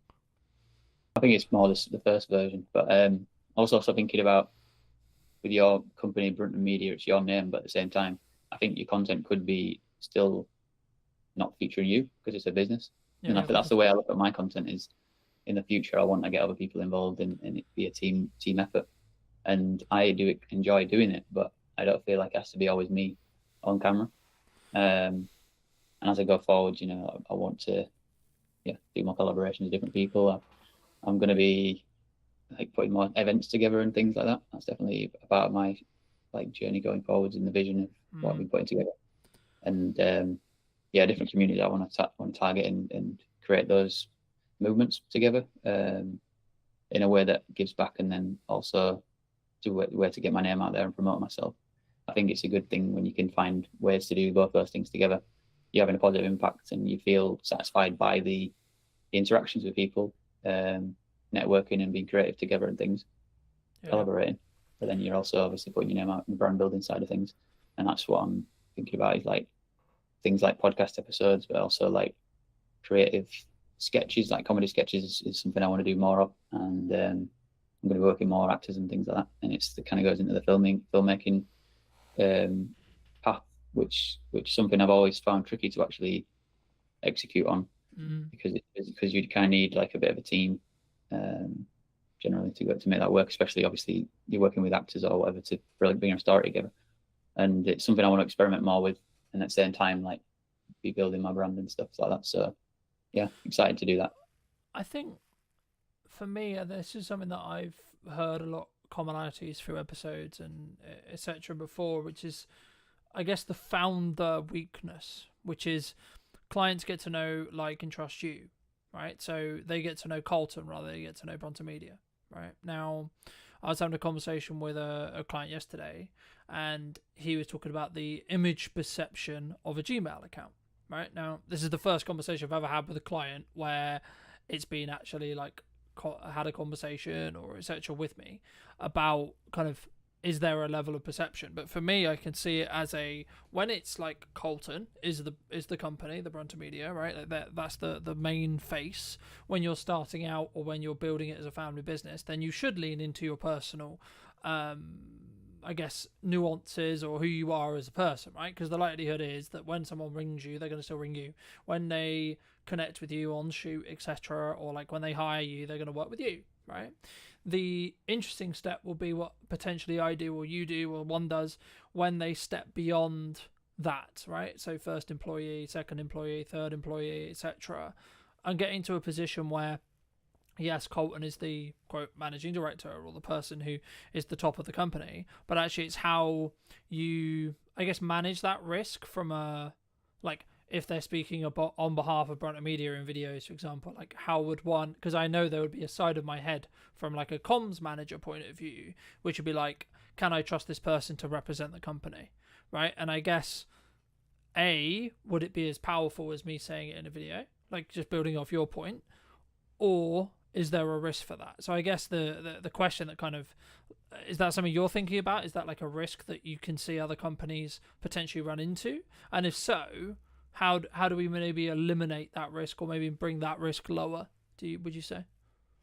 So the risk, what's the risk again? The risk. So I guess the risk, I guess, like in crux is me as a founder. I have to be in the content. I have to be on the shoot. I have to be on the sales call, right? Which then can be, and also as a founder, I was just thinking when you're talking, as a founder, you create kind of blueprint of the company and brand and everything because of your personality. So all your values become the company values, which then, and you're the leader. So then what you stand for and what you care about is how you create a culture. And then that's something that I've become more interested in, the idea of creating cultures, and become more passionate about. I wanted to step into that and be a leader and stuff. And like in my past, I never saw myself as a leader. And over time, I've seen like what leadership really is and understood it more. And now I see how I already am a leader, because we all are a leader in some way. Like a leader of yourself is one part of it. A leader in your family, because you influence everybody, whoever you interact with, friends and family. Like you are leading situations, or sometimes avoiding leadership decisions, and when you know that, you can look out for the opportunities and to step into that.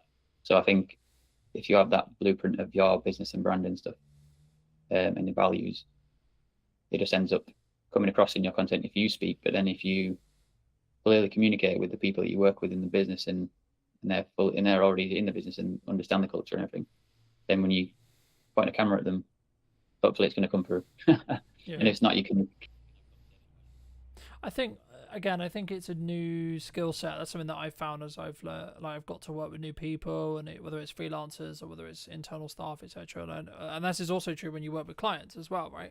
Like you'll become, to an extension, especially if you're handling their marketing, handling their socials, etc. You'll become an extension, and you need to at minimum understand their tone of voice, how they come across, what their maybe prestige is, what their understanding, like how they want to be perceived in the world or in the market.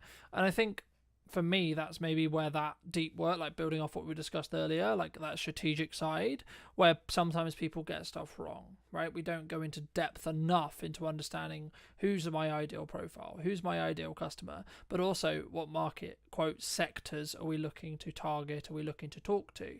But for maybe, those who are maybe watching this and listening and saying, well, okay, I'm a small business, right? And I don't have like 100K or £1,000 or £10,000 or whatever it may be, right? They don't have that nominal, what they would perceive as a large figure or a large budget to get ahead. I mean, how would you recommend they either start or, quote, get ahead without necessarily just throwing money at it?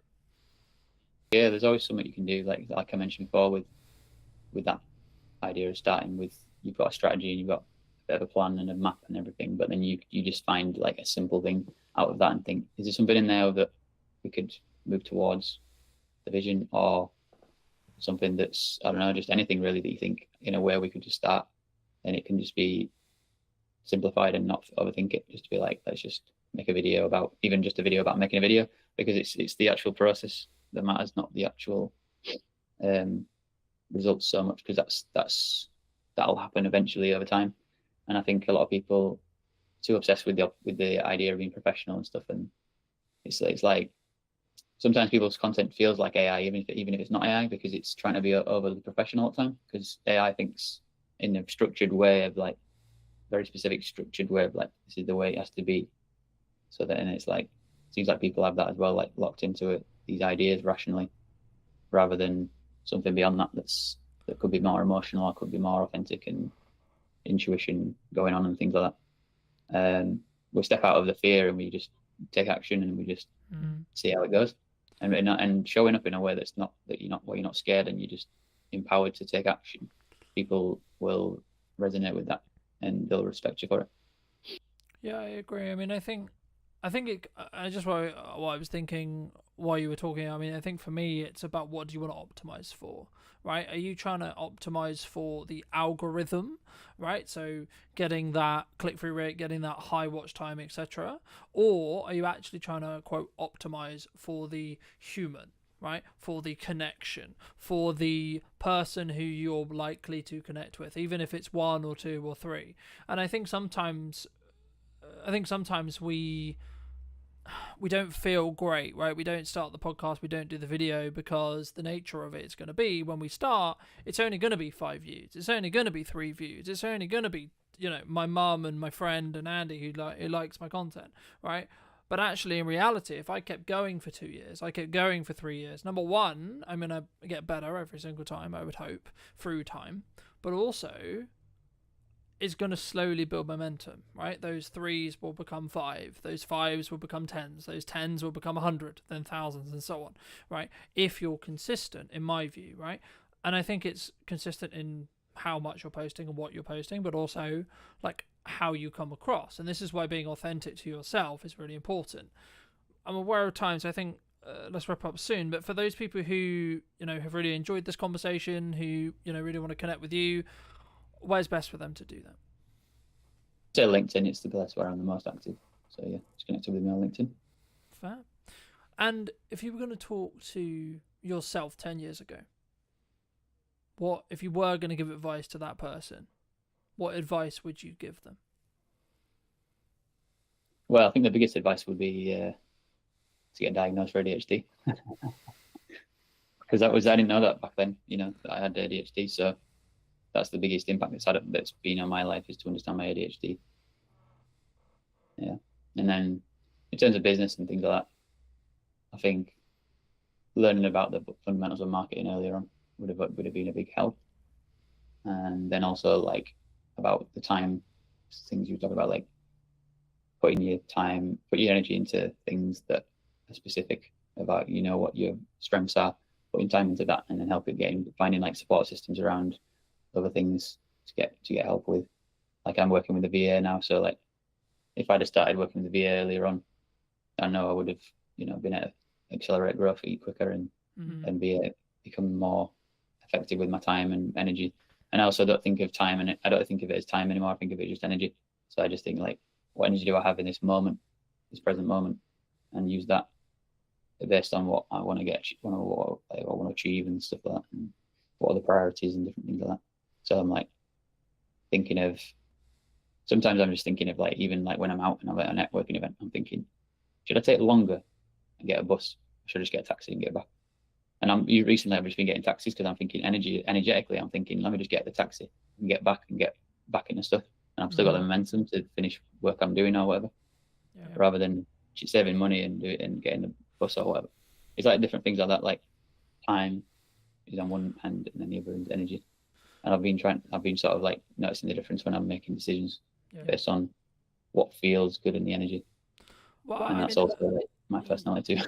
Yeah, it's just as a final thought. I mean, for those who've got this far, I mean, thank you obviously for listening. But like something that really stood out to me from what you were saying, that also agrees with like someone else who I really respect business wise. He said, well, you need to specifically understand it's about fit efficiency, right? But also about how you set your mindset up when it comes to like what you're going to do. So there's kind of like two modes, the way I see it in business. We're trying to cut costs, we're trying to limit our risk, right? We're trying to bring down that overall cost. Or B, we're trying to push forward. How can we make more sales? How can we bring in more revenue?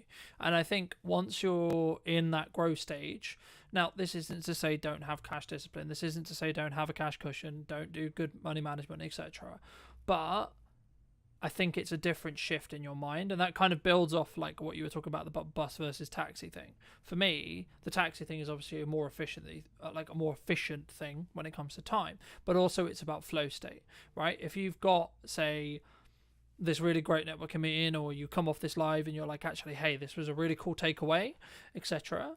Like, then you should potentially put yourself in a position where you can like get back to the studio, get back home, so you can then film that video while that energy is there, rather than I'm gonna have a downtime, chill, go on the bike. So, but also you might want that decompression, and I think they're the two differences.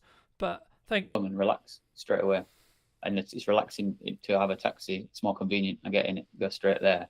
It's less complications going on or risks of things going wrong or whatever. And then I can actually decide to rest or work when I get back. So I like having that because it's flexible, and it's like for me to figure out how to work flexibly. That's been a big part this year for me, knowing that I'm neurodivergent and realizing I need more time to process things and I need more space and flexibility and that kind of stuff. So that's like a massive learning this year, which I would have told myself 10 years ago. Definitely those kind of things. Fab. Anything else you want to mention before we part ways, Andy? I guess going back to just reiterating the part about energy versus time, and like thinking about what the energy and how it feels like, and following that can be a powerful place to sort of leap into, rather than us thinking about time all the time. Because sometimes I'll be pressuring myself through the day thinking like wanting to do things all the way through the day, like, because I'm thinking of it based on time, like I should be working from this time to that time and this time to that time, you know. And it's like, but then I don't need to think of it that way. That's just a structural way I think. I can actually change that and flip it on its head and be like, what energy do I have in this moment? And then flip into that. And then do I need to rest? Let me rest. And then when I come back into things, I've got more energy again now. So then each task I'm doing can be more effective at doing it. And yeah, and then having other support systems around me, I can ask people to do things for me that I don't really want to spend my time doing, or I have resistance. Like some things that are like reading documents or things where I've got to think like that stuff, and it's very serious stuff. Whatever. Some people are a lot better than me at doing that, and for me, I'll just get overwhelmed and I'm like, want to avoid it, and it's hard for me to actually face it. And they can do it really quickly, and it always surprises me because I'm used to doing it myself, and how much of a pain it is for me to do. When I see them doing it, I'm like, whoa.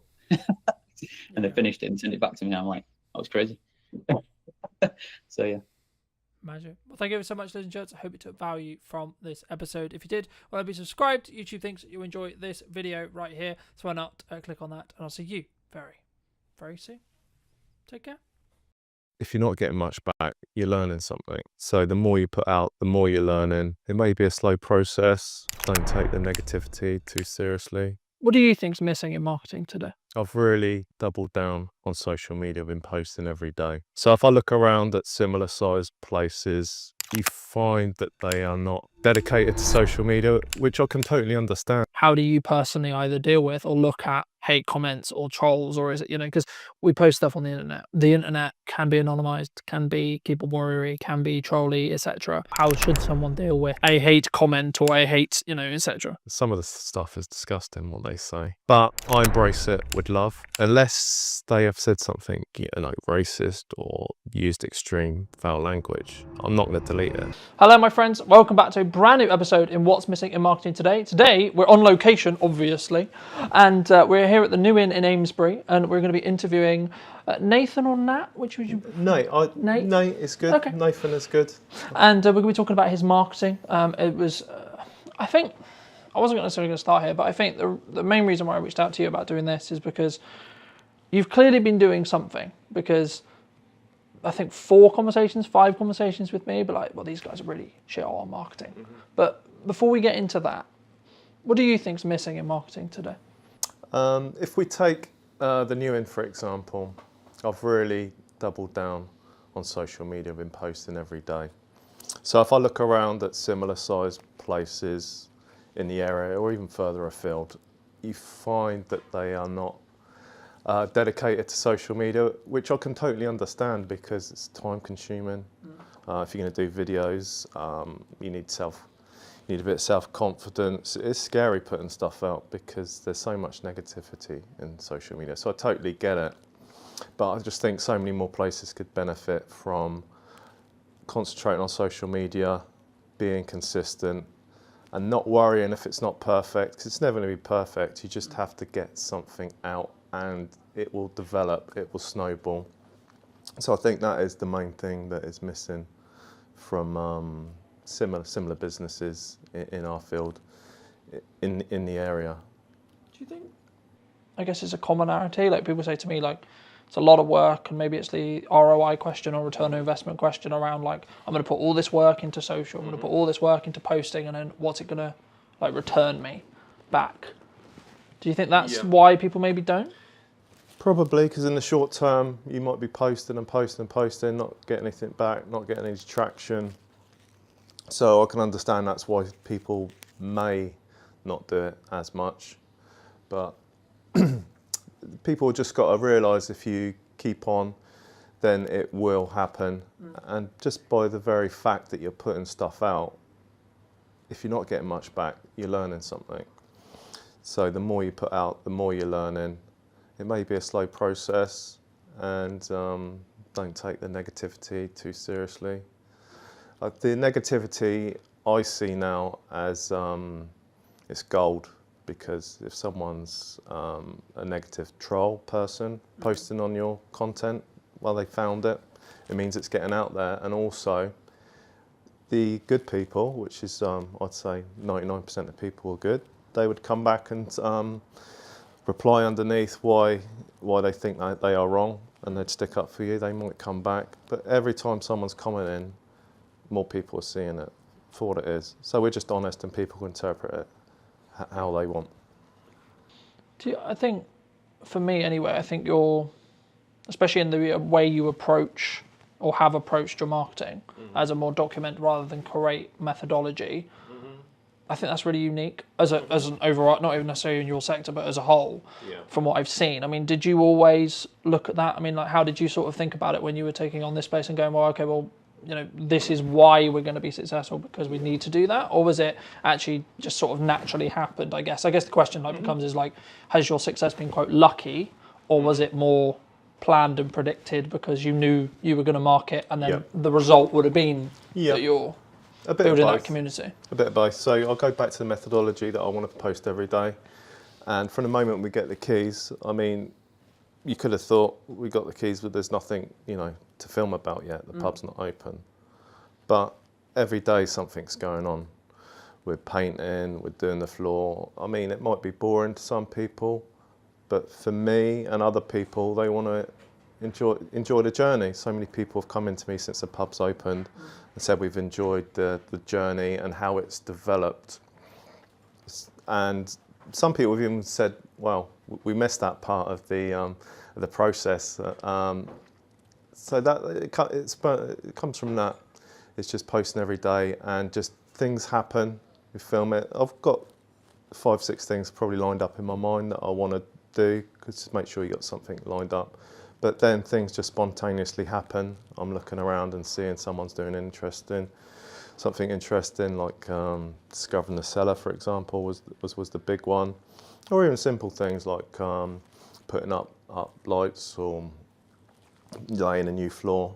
There is a satisfaction to seeing something that isn't right, it's tired, strip it back, and then see the end process in a short video. People find that satisfying. I find that satisfying. Why do you think people don't do that? And then you can either target this at your sector or in general, I think, because I think there's so many opportunities to document rather than create necessarily. Because you're in it and it's every day, it might be boring. People thinking, who's going to be interested that I'm painting this wall? Who's going to be interested that I'm laying this floor? But when you frame it and you look at it, and even the wall in the car park, a tired old wall, but to see it gone from a tired old wall to being brilliantly whitewashed, I mean, that's satisfying. And then the hanging basket's going up. And then that's just a small piece. And all these small pieces make up from a pub that had been closed for a little while. So it's tired, it needed a bit of work, it needed some love. So every one of these pieces of jigsaw, which is interesting in itself, slot together, and then you can see the whole picture. And people said that they've followed the whole journey, every video. So that is nice feedback and motivation. And also it feeds into itself, because people coming back, making nice comments, and then that gives you motivation to keep going. So there's a synergy that is feeding off each other, which leads into the fact, like, the community is what has made this happen. Me sharing a journey and a community coming together, understanding what we're doing and getting behind it. To the fact that people brought in gifts, beautiful gifts that they've made, stuff that's up on the wall. Even people have brought back stuff that they've stolen from the new inn from 15, 20 years ago, saying, oh, we really buy into your story. Like, it reminded me that I took this when I was younger and I want to bring it back. So all around the walls and shelves, it's going to be gradually full of old stories and histories from the local community and the people in there.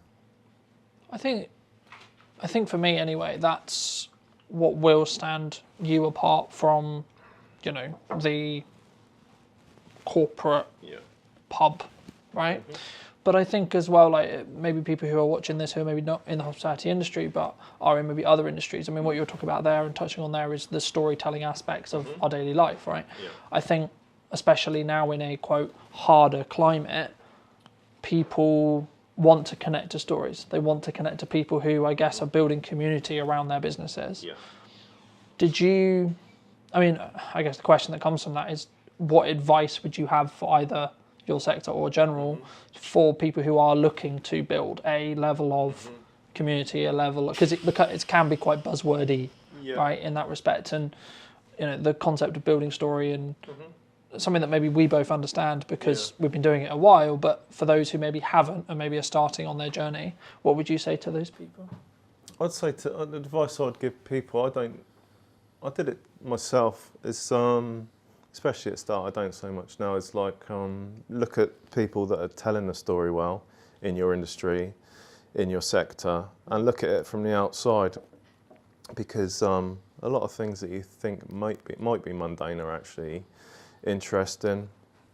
If you're not confident on video yourself, there's plenty of people around you, the bar supervisors or even customers, that there is people that will go on video, and that is part of your pub as well. That's part of your story. So try and find those people. There will be someone around. I think you just have to sometimes put out that intention, right? You said very early that I'm going to post every single day. Right? That's, for me, that's something which I've done for many years, but I think that's rarer, right? I think people sometimes struggle, like the keys that I hear from people I work with or etc. is like, we don't know what to post, we don't know how to post it, or we don't have the confidence to post it. Yeah, they're the key things. How would you, I guess, fix those problems from your experience? So maybe either pick one or three, and I'd be curious to hear how you would personally recommend people try and fix that if they are looking to maybe daily post, or is it actually, go to weekly posting, get that done for a couple of months, then go to 2-3 times a week, and so on, and build it up from there. I'd say go into posting daily and commit to it.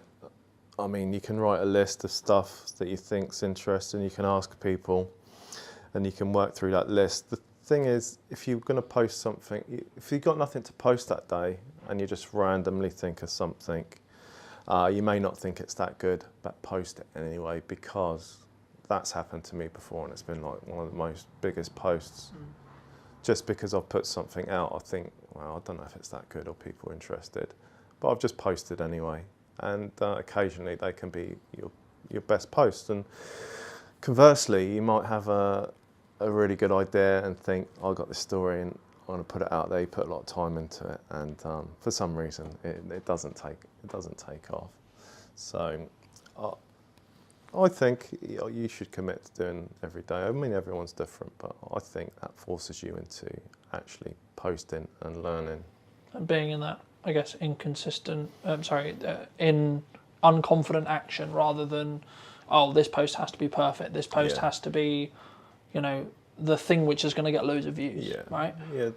Don't worry about it, because you're going to be posting the next day. And if it's not perfect, it's going to be buried within a week if you're posting every day. And you're learning every time. That's the beauty of it. No, I agree. Looking a little bit more towards the pub, then.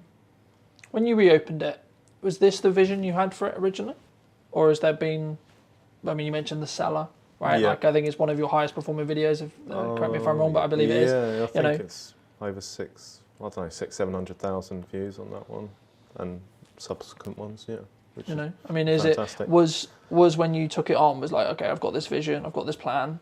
Yeah. Did that stay true, or has things changed and adapt since we sit here today? Yeah, I think it stays true, and it's been our vision. At which point I want to say that's my partner Gemma, who's the driving force of it, great business mind and organiser and manager.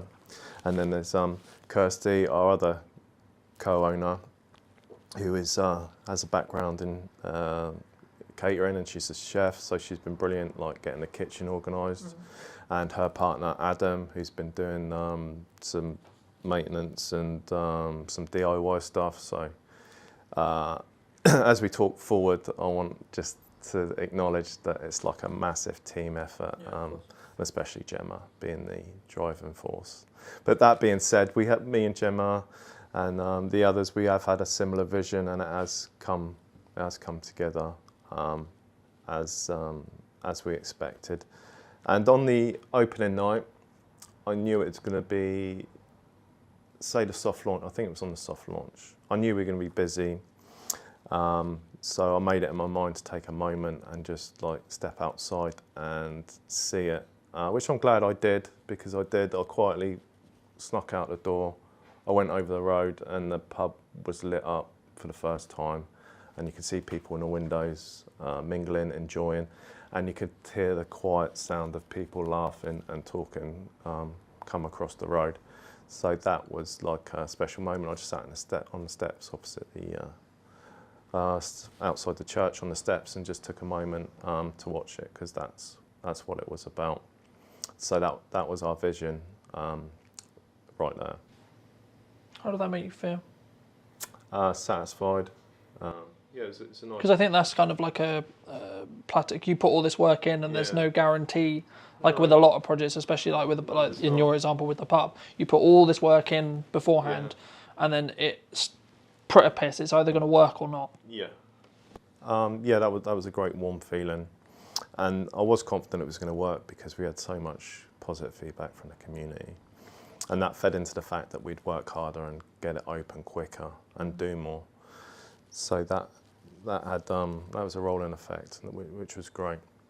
And while we're working on the building, I'll be working outside sometimes, inside. The amount of people that walked past and said, "We can't wait till you're open. We love what you're doing. We love the stuff you're doing on social media."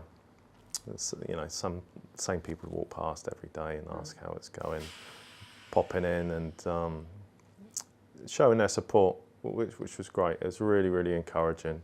And even walking around the road to get a coffee, you'd get stopped 2-3 times. How's it going? To the extent it felt like I was like mini famous in Amesbury, which was really nice, because it felt like people were getting the story, getting what we were doing, getting behind it and understanding it as a community and it's for them. We're just custodians of the place, and this place is for them to come and enjoy, even if it's having coffee and cake during the day, if they're playing crib or they're playing pool or darts or whatever, or starting a football team or supporting local groups. That's what it's there for. I mean that's really nice for me to hear, because obviously traditionally what pub was a communal hub, right? That was traditionally what it was meant to do. And I think with maybe the advent of the internet or of advent of again, I don't like leaning on quite harder times, but it would be easier to say that pubs are maybe slipping away and out of the community. So I guess in some ways you're an example of no, we can kind of, I guess in some ways is it more the community actually? Because then my next question was going to be around when you look at the marketing you've done, some would say maybe the uneducated percentage, but some would say, oh, you've been lucky. Right, but I personally believe you've made your own luck with execution and learning rather than you're lucky. But do you count it as that? I think there is bits of luck, but the thing is you need to capitalise on those bits of luck. I mean, for other people those things may have happened and they might not have seen the value of converting that into a story, into sharing it with the community and the public. I mean, even with the bad things that happened, I knew I was going to post, and I thought, I need to be honest. If we're going to have ups and downs, so in particular, I'm thinking about the day after Gemma fell down the cellar, and I was shaken up by it, and I was upset. But I thought, I want to force myself to do a video. I want to talk about it, see what happens. Because so many people said they enjoyed the journey, then I'm robbing people of the journey if I'm just saying the good bits that happened. I want to tell them everything so they can share with us the ups and downs. Do you think that's, I guess, natural? Because I don't personally think, because I think social media especially is known for, here's the highlight reel. Yeah. Here's the holiday, here's the car, here's the new camera, here's the etc. Right? Yeah. Here's all the good stuff. Yeah. But we don't talk about when maybe business isn't booming or things unfortunately happen, etc. I mean, was that hard for you? To actually capture those elements and actually think I guess in some ways is there a moral question around yes, this is part of the story because it happened, but should we post it? Should we not? Because the thing is, like, obviously you can capture it and then choose whether you use it or not. How was that sort of for you? I mean, I'd be curious to hear sort of, was it always something that's like, no, actually this is going to be just part of the story and we'll choose the right time to share it? Yeah, I had to step back and think about what my ethos was and what the ethos of the pub was. And that's honesty and transparency. So I thought we'd do it. I had to have the permission of Gemma. She doesn't like the limelight. That was the worst thing that could happen, her falling down the cellar. So the story is, we got a glass panel on the floor now, which looks beautiful and it's lit up. But there was a short time when there was a hole, it was exposed. We're still working in here, very conscious that it's there. Gemma was the person who was reminding people, watch out for the cellar, watch out for the cellar. And I just have this vision of her walking over towards to put something on the table, to decorate the table. And I can still see the image now of, I know what she's wearing, like black leggings and a black hoodie with the New In Amesbury written on the back. And just seeing her there 1 minute and just like disappear was like sickening, because I know it's like a big drop. It's probably 6.5, 7 foot, rough terrain down there. It's rocky, stony. So that, a real sinking feeling, and I can still, it's like an indelible image in my mind. So the moment she fell, I rushed across, and looking at that now, it makes me feel sick that like I actually jumped from there to the floor. I don't know how my back survived, but just jumped straight down there, and I was with her for the duration. And when I jumped down, I shouted for someone else on site, Tom the electrician, who called the emergency services. At the same time, I called a paramedic, a friend of mine who's retired on the Friday, and I'm calling him on Monday, and said, please get down there. And he was just down the road in Durrington, so he was here in about 10 minutes, which was reassuring, because I knew, you know, the basics of what to do to keep her still. Her breathing was really shallow to start with, and you know, she had a big concussion. So to have him there and to tell Gemma to stay still, which is a mission in itself, because she's saying, I've got a meeting in an hour, all this dead time. She said, I just need to get up. We've got a pub to get open. And we're saying that Des is brilliant. He's reassuring her to stay still. We need to get her out properly. So the ambulance crew arrived shortly after, and they said, we need the fire brigade to get her out that small hole. And the fire brigade arrived, and then they said, we need a technical rope rescue team. So over the next few hours, this pub was full of emergency services, and they were all fantastic. This road out here was just lined up with emergency vehicles. So of course the jungle drums on the local Facebook groups were going wild with speculation of bombs or fires. You know what it's like. So that's also why I had to shortly after say, this is what's happened, just to knock that on the head. And as soon as we knew Gemma was okay when she went to hospital, I could put that out, and we had a great response. People that we didn't even know says, is there anything can we do to help? We'll come and we'll bring you this, we'll bring you that, we'll sit with Gemma. It was fantastic. People we know, people we don't know. The amount of flowers she got was incredible, which was really heartwarming. Yeah, and it makes me feel a bit emotional now, because that's what it's about, community. Yeah. Thank you so much for sharing that. And I don't know if the response, I mean, the initial response as a human is always, oh my God, this thing's happened. Is the person okay? Mm-hmm. Right? But then I guess it takes another level of, you know, leaning into your values, your trust in your community to say, well, this has happened. Mm-hmm.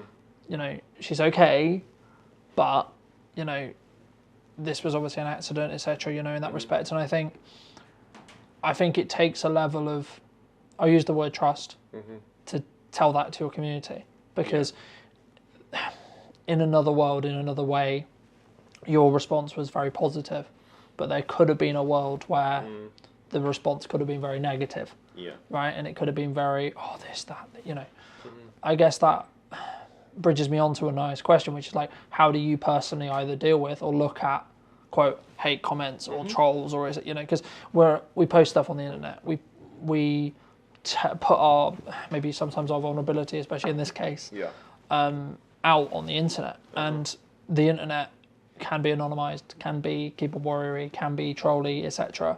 Can be, yeah. You know, in that respect. And I think if people haven't been, quote, seasoned on the internet, then they maybe won't necessarily know. Like, everyone reacts differently, right? But I mean, if you were going to give advice to people, what would you, how should someone deal with a hate comment or a hate, you know, etc.?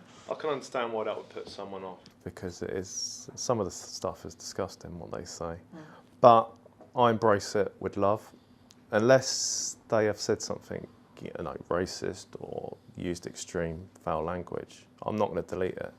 I'm going to leave it there, and I thank them for taking the time to watch the video, and thank you for taking the time to make a comment and put a heart at the end. Other people see it and that they would like it.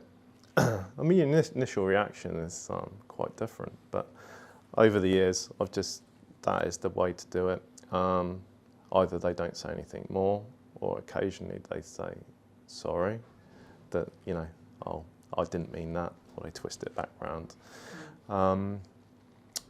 Very rarely do they double down. I mean, they can, but I'd just like double down on the love. And it's all good. You have to understand that some people are not, have problems in their own lives, and maybe they're using that as an outlet. Do you think that's a common reaction? To, quote, kill them with kindness? I don't think so, but it's the only way to do it. Because it would be very easy from an emotional reaction point of view to go, well, I'm going to start having an argument in the conversation now. It is counterintuitive, but it is 100% the best way to deal with it. Then don't give them the power to make you feel angry. Just accept some people are like that. And the thing is, you just got to just know that 99% of people are good, and they're going to say positive things, or if they don't agree with it, they will say nothing. So just, I mean, you need to have trust, but I can totally understand why people would get angry about it. My partner Gemma and other people would, but I was saying, it's a good thing. Someone's seeing it, making a comment, it's fine. Looking forward. What are you specifically looking forward to? I mean, we're recording this just before Halloween. Is it just Christmas? Is it going to be into the new year? Like, what's coming for those who may be watching this when this comes out, that it may actually have happened by the time this comes out? Okay. So every single event we're going to look at, and we're going to keep driving forward. We haven't just opened the doors and that's it. We got the sports bar open now. Sky TV just went in yesterday. So we'll start advertising that now. We're confident that's up and running, because it's a nice games room with a pool table, dartboard up there. There's more work to do in there, pictures up and bits and pieces. I think that the amount of response that we've had from the games room, sports bar, is been fantastic. So we got a bigger room that's a function room. So that'll be the next project. So potentially we'll start clearing that out. And I think that may be the new sports bar, because it's bigger. We'll be able to get a lot more TVs in there, dartboards. The response for darts teams has been unbelievable. I think, you know, potentially we could have 2 or 3 darts teams and a pool team. So that's another thing to look forward to. And then over the summer, I showed you the garden, which we just made serviceable for now. It's all overgrown. That's a nice space. And by the time spring comes around, rocks around, then that'll be a beautiful beer garden. So that will always be stuff going on, and we're also led by, you know, what people want. So as people buy into it and spring comes around, we'll see what people want. You know, maybe a pizza oven out there, or do a barbecue, put the marquee out there, have an outside bar. All these stuff, you know, we got lined up in our mind. But if people are going to use it, then, you know, we'll do that. Do you think people, I mean, you're clearly investing time, energy, resources, money, etc., consistently here. Do you think that's rare in the hospitality industry, especially at the moment? Because it would be very easy for you to go, well, I put in X, so now I'm going to start wanting to pull some profit back. I think maybe. I don't look around too much what other people are doing, but there are some people that are doing what we're doing. Specifically in Amesbury, there's a new owner down at the Kings. He's investing some money in it, making it better. That brings me on to with the pubs, you need each other. Coming into this area, I thought I'd need to work on everyone to work together. Because I know in previous years there's been a lot of backbiting and people competing each other in Amesbury. But the thing is, if you just have the new inn by itself and there's nowhere else, people want to come to a pub and have a meal and go to another place and come back or go to another bar. So you need the whole of Amesbury to be working together. And I want to make Amesbury busy again with the help of everybody around. Because we're not competing against each other, we're competing against people going further afield, out for a meal and a drink. We're competing about people staying in and buying cheap supermarket beer. We're competing with the cinema, we're competing with so many things, the internet, everything, but Amesbury needs to work together because we're not competing against each other. We need 4 or 5 nice venues, which we have got here. And everyone has been so helpful. When you open the doors and everything's brand new, no matter how much you plan, you forget something. On the first day we opened, someone asked for a bottle of wine, and we were like, oh, we ain't got a corkscrew. That's one basic thing that we've got. So I popped over to the George over the road, and they were like, no problem, here's some, have these. And same with the other venues. I'll try and list them all, like the Kings and the Dunkirk and the Anthropos and the Bell, and sorry if I've missed anyone, Piazza.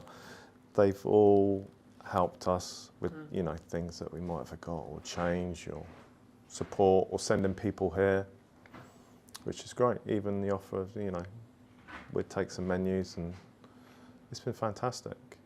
And that everyone buys into the same thing. It's been a great community amongst the bars, as I say, do you think that's...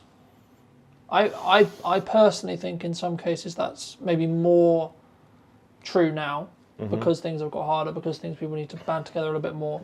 But I think initially, the initial response, especially when people, I guess, first start, especially in like my industry, or the same would be true, I expect in yours, where they're very self-focused, right? I've got my business to run. I need to make sure I'm making a living, etc. And I guess in some ways they don't appreciate or understand the reciprocity of, hey, there's other options, and hey, you should go and check out these other options. I mean, did you always have that mindset? And if you did, do you think that's rare in your industry? I think it's rare. I'm always trying to sell this point. I'm keen. Our background is security. Gemma runs our security company now from top to bottom, but I've done the security for 30 years on doors and bars and nightclubs. But I've seen so many bars open and close, and so many bars do well. And to see people trying to compete against each other like a club down the road, and like trying to undercut each other or go against each other on nights, you're thinking, this is crazy. If they just pull together, they're so much more powerful. If they work together on grouping together, putting on nights, working out who's doing what, they'd be so much more powerful and bring more people to that area rather than the next town or the next city, or doing something completely different. So that's something I've always believed in, because I've seen it firsthand, and that goes for anything, community. Wider afield, like with anything, it's so much more powerful working with the people around you rather than going against it. There's been a lot of talk, and you may have kind of already mentioned it, but there's been a lot of talk about, I alluded to it earlier, about pubs are dying, right? Community houses are dying. What's your view? Do you think they are? Well, it sounds like it if you hear anything in news, which I tend not to listen to anyway. It would seem that way, but for me, I think that taking on a new inn, I just thought, that's all background new, that's irrelevant. I know this pub is beautiful, it's historic. The community needs it. It's part of the British history and institution to have a pub, nice pubs in a town. It is unique, and it's part of the fabric of the place. It might go up and down, but it's in our DNA. So I just took this as like a separate thing. I mean, it may not have worked in other places. We live quite close to here, so we have people that we know in nearby villages and people in Amesbury we know. So we did have a head start in that way. So yeah, I think that's important. What do you think traditional or other pubs potentially get wrong with either marketing or in general? I find it difficult talking negatively of people or things, but or maybe what they could do better then. In general, you think the big brands lose something. I mean, they've been successful and they've done fantastically well because they got to that state. But when you get bigger, then you do lose some of that independence, and you might go into a big chain and you may see different bar staff every time. That's the beauty of having an independent pub, when the landlord and landlady and you have consistent bar staff and owners, and they're actually there on site, because that is a big part of the pub.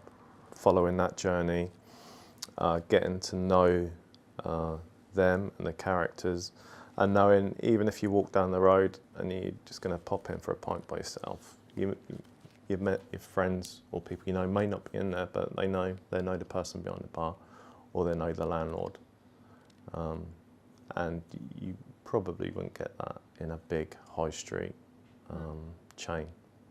Probably not. You may do, but less likely. If people are interested to see more of your journey, where would you recommend they go? The big one has been Facebook, but also we've got Instagram, YouTube and TikTok, and they are all the New Inn Amesbury. Under that should come up top if they search for that. It's all documented on all four of them, but Facebook is probably the most popular. So yeah, they can follow on any of those 4 channels, and that'd be much appreciated. We've had people following from all over the place. A lot of American people said they've seen it and they've liked the journey, but it's a bit far. And some people even said, like, when we come to England, we really want to come and see the place. And over the road to George Hotel, they have a lot of foreign visitors stay there, and they've been coming over to look at the cellar and some of the history. The history's always been here, but no one, well, maybe that's unfair, but no one's sort of showcased it for a little while. I've started to put pictures up on the wall of old pictures of landlords, landladies, what Amesbury used to look like, so people can come in and enjoy that. Fab. Thank you so much for coming on. And if you were going to talk to yourself 10 years ago, what advice would you give? Yeah, that's a difficult question, because you think if you told yourself something, then you wouldn't be in the place that you are now. And I'm really happy where I am now with the pub and the people around me, how this has panned out. With Gemma, my partner, extremely happy and very much in love. So if I went back and changed something, then I probably wouldn't. Thank you so much. And if you did enjoy this video or this podcast and you'd like to see more, make sure to be subscribed. YouTube believes you enjoyed this one, and I'll see you very, very soon.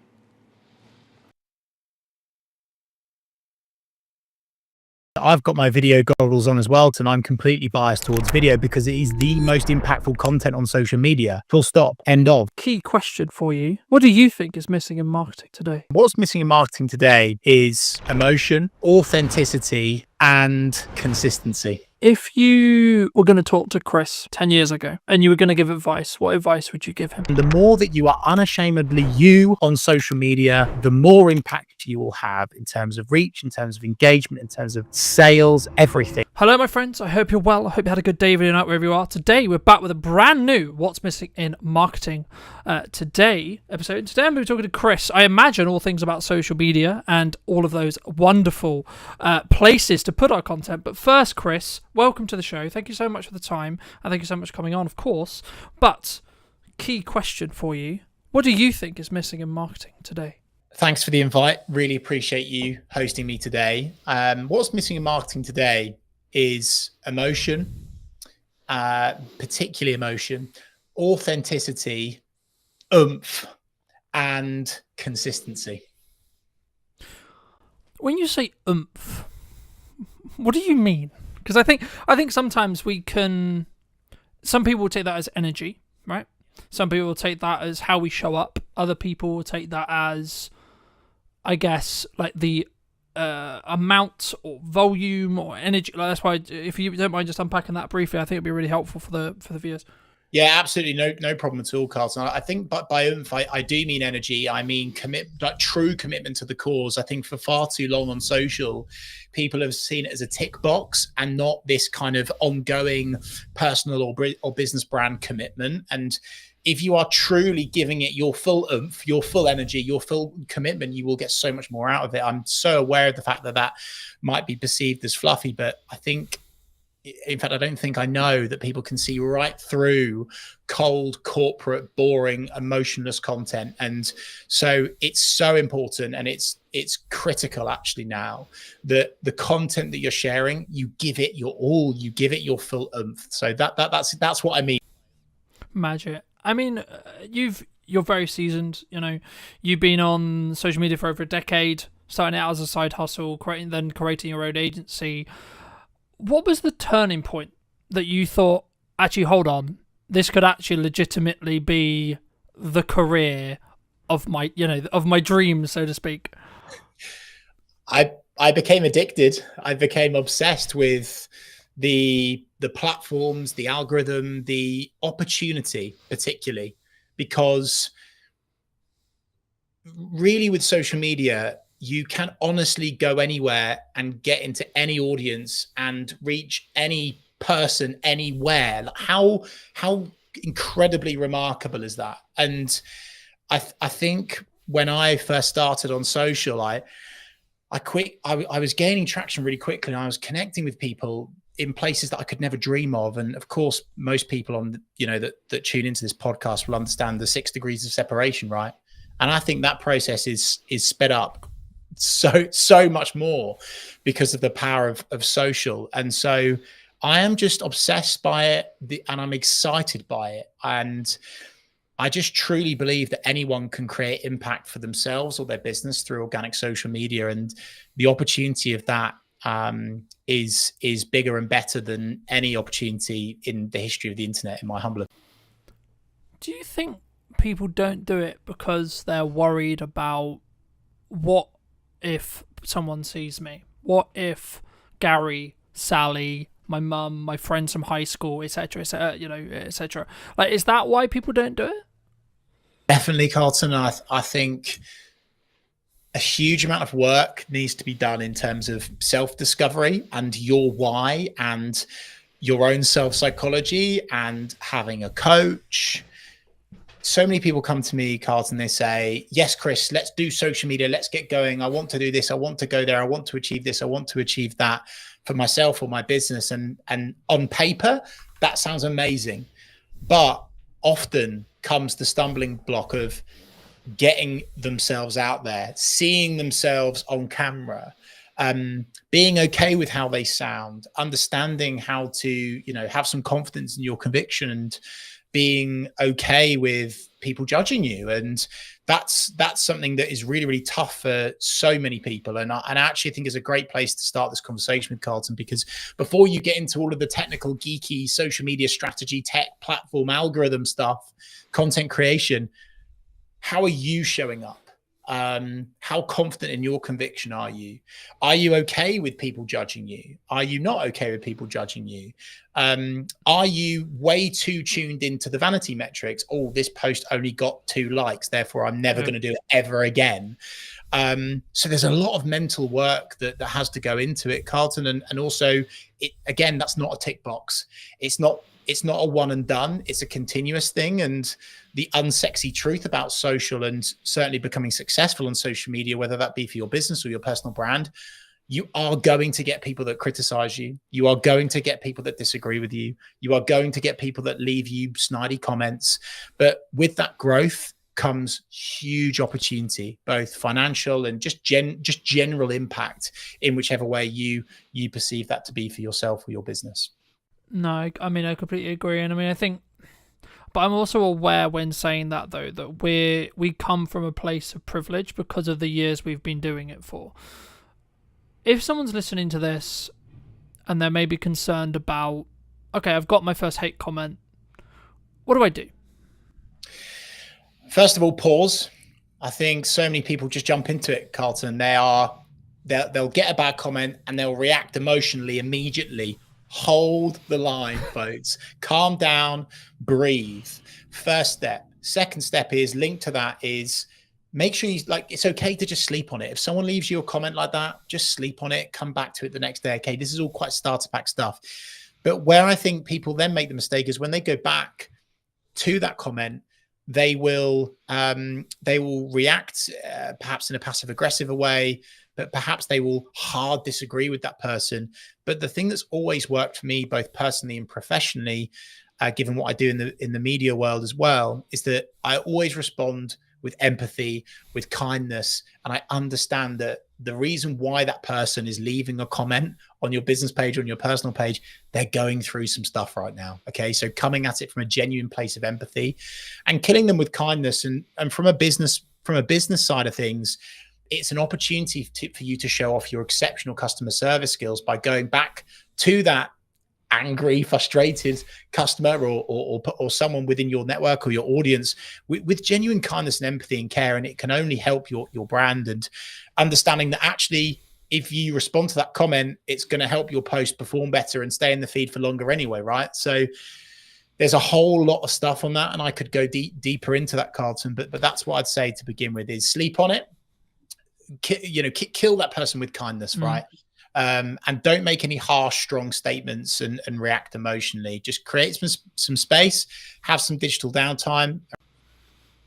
I also I completely agree, but just to add to that for those who are listening, I think for me, it's about like whether you're willing to give that power back to them. I forget the initial quote, but it was something along the lines of when someone drops a comment on your post, on your video, wherever it is, if you respond to them, you're giving that power back. So if you can see it as kind of a power exchange, when they comment, they're giving you that power to see how you react to it, etc.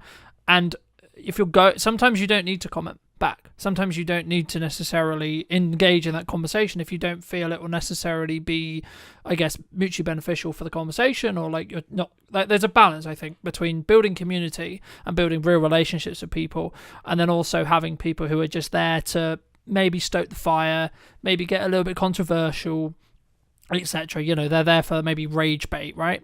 But you've had a lot of experience with, managing other accounts and working with other accounts, etc. And, in my notes here, I've got, you've managed over 250 accounts, which is across multiple industries, which is a big, big thing to say, right?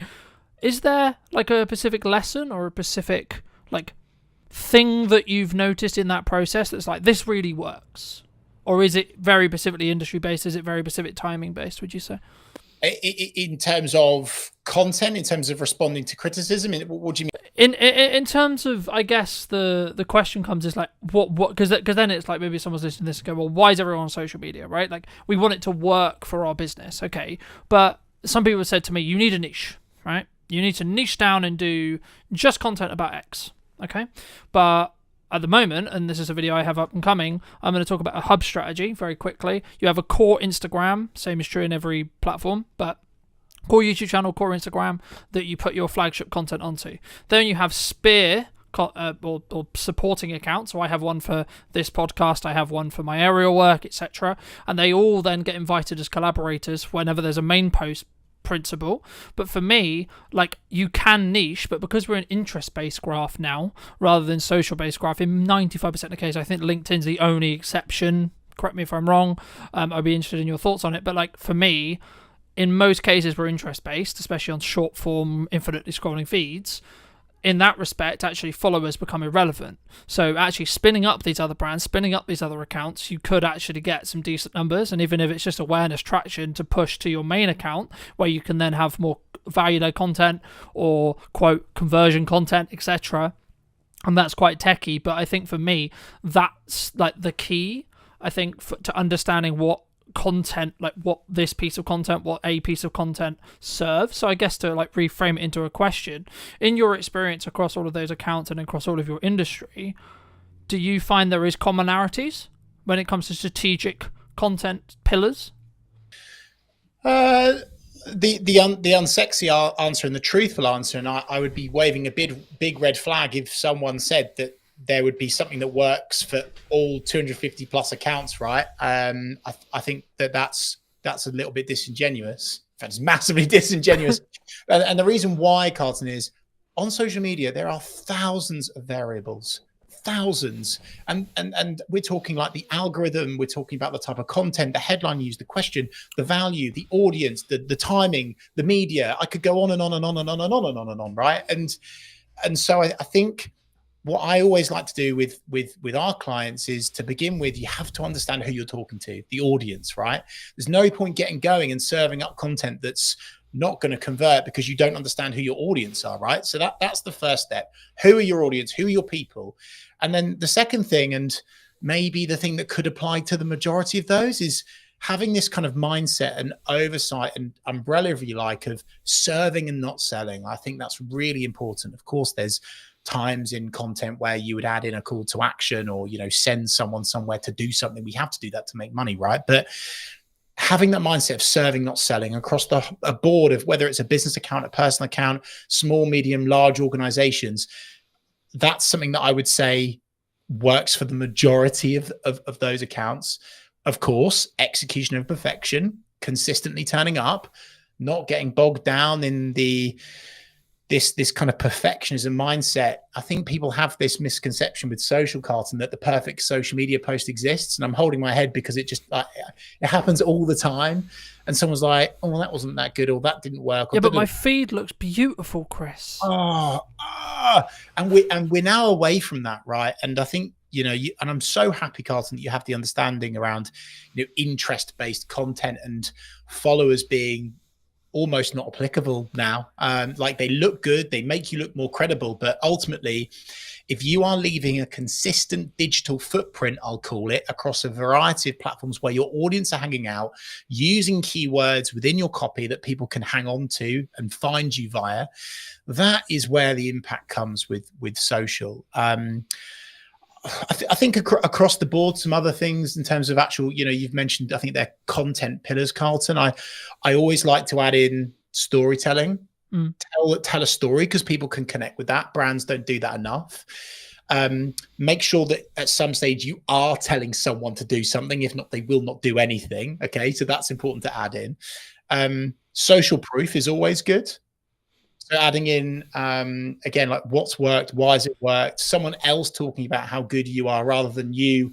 I call it weeing everywhere, which is quite creative. We do this, we're the best of that, we are number one, weeing everywhere. People are weeing everywhere all the time. Stop weeing everywhere, okay? And make it more your, and really address the reader. So that was quite rambly, Carlton, but I hope that answers that question. It's quite hard to give you a specific answer, but hopefully that.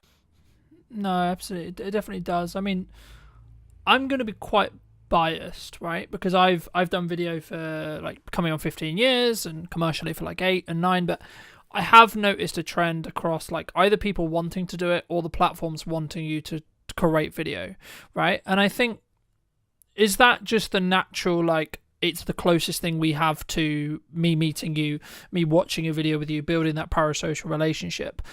or from your perspective, I mean, is there like other reasons or other things why someone should consider video as a format, and or why they maybe shouldn't?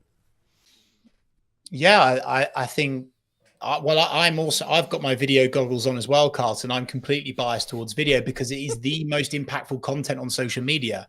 Full stop. End of. We could finish this podcast on that note, right? If there's one thing that people do today, film a video, even if it's a selfie shot, iPhone style, that's fine. Do that over a static. You'll see more engagement, reach more people, have more impact.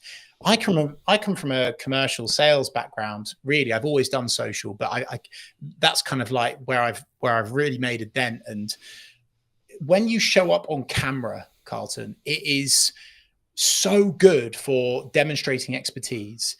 It accelerates relevancy, relatability, trust, because it feels real. And in this AI bot, cold corporate fake world that we seem to be drifting into, it is more important and more impactful than ever before to jump on video. So this isn't just me saying do video because it gets you more engagement, it helps you reach more people. It's, well, actually, even if you only had a LinkedIn network of 4 people and you showed up on video, it would definitely be more impactful than just normal static stuff, right? Because of a sales piece versus an algorithm piece, if you like. So for sure, I'm a huge advocate of video of all shapes and sizes. I think there's a place for long form, definitely. I certainly think there's a place for short form. I think overall, though, Carlton, people are hugely overthinking it. They're getting bogged down in the tech, and then maybe they're not, working with someone like yourself in terms of the tech setup, so they can just get going and talk about the stuff that they're good at and that they know about.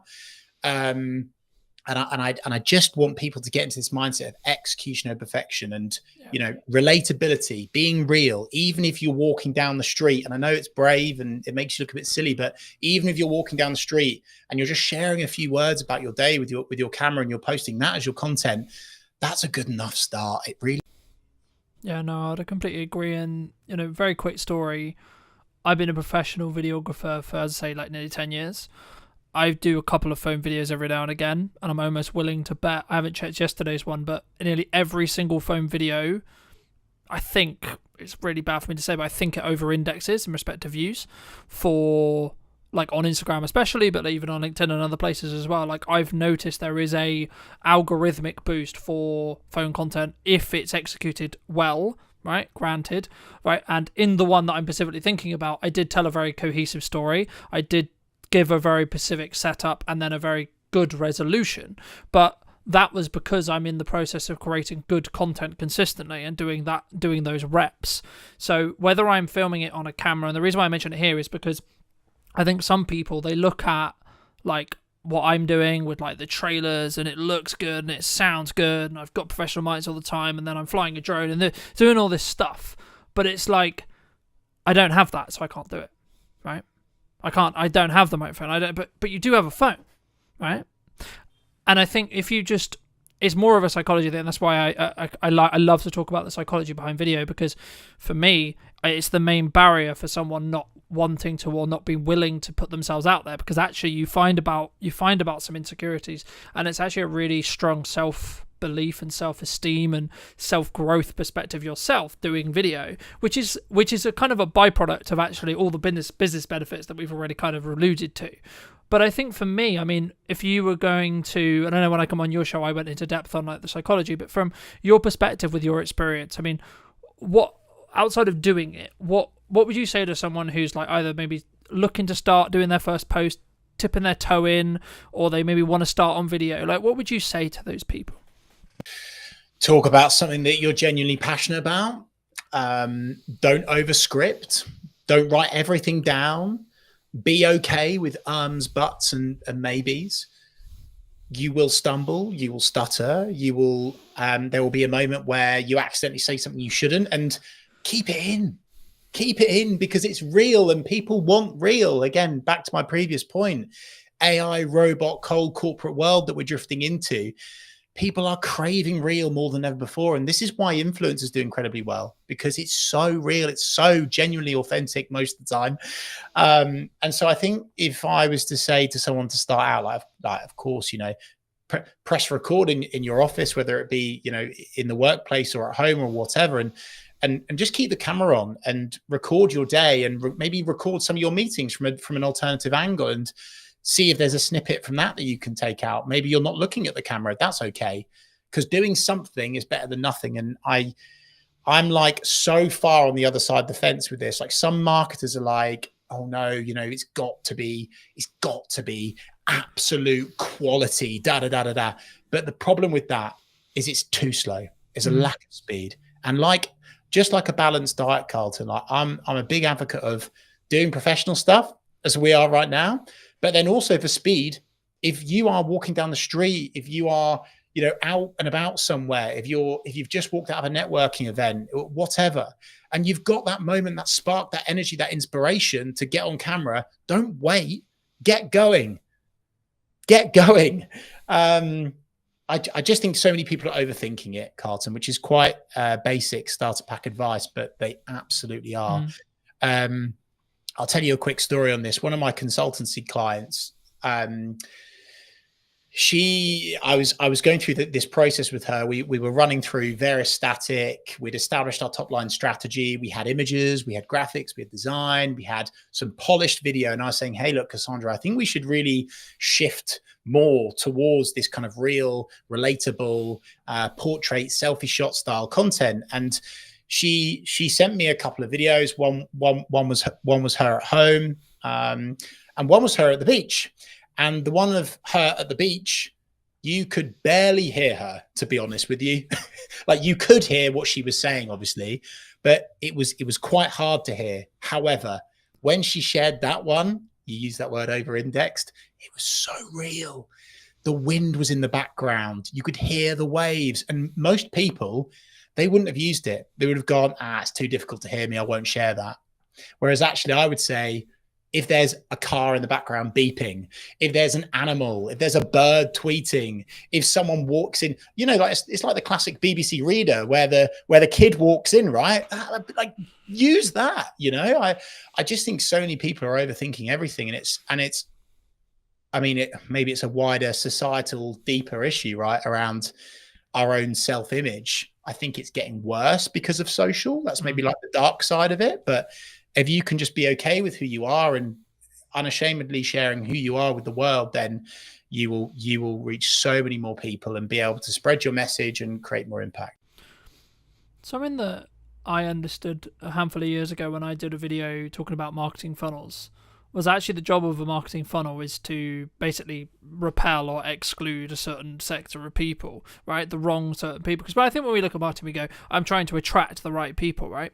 But we don't always look at the other side of it, which is that repulsion side. But something which I've found really interesting as I've grown and I've developed is like, I'm talking to more business owners who are getting busier and busier with the operations of a business and et cetera, et cetera. And that's probably one of the reasons why they, to be honest, they bring me in, because they want the professional content, they want the feel, they want the sound, but they don't want to have to worry about what lens are we shooting on, what light are we using, what microphone are we, so on, right?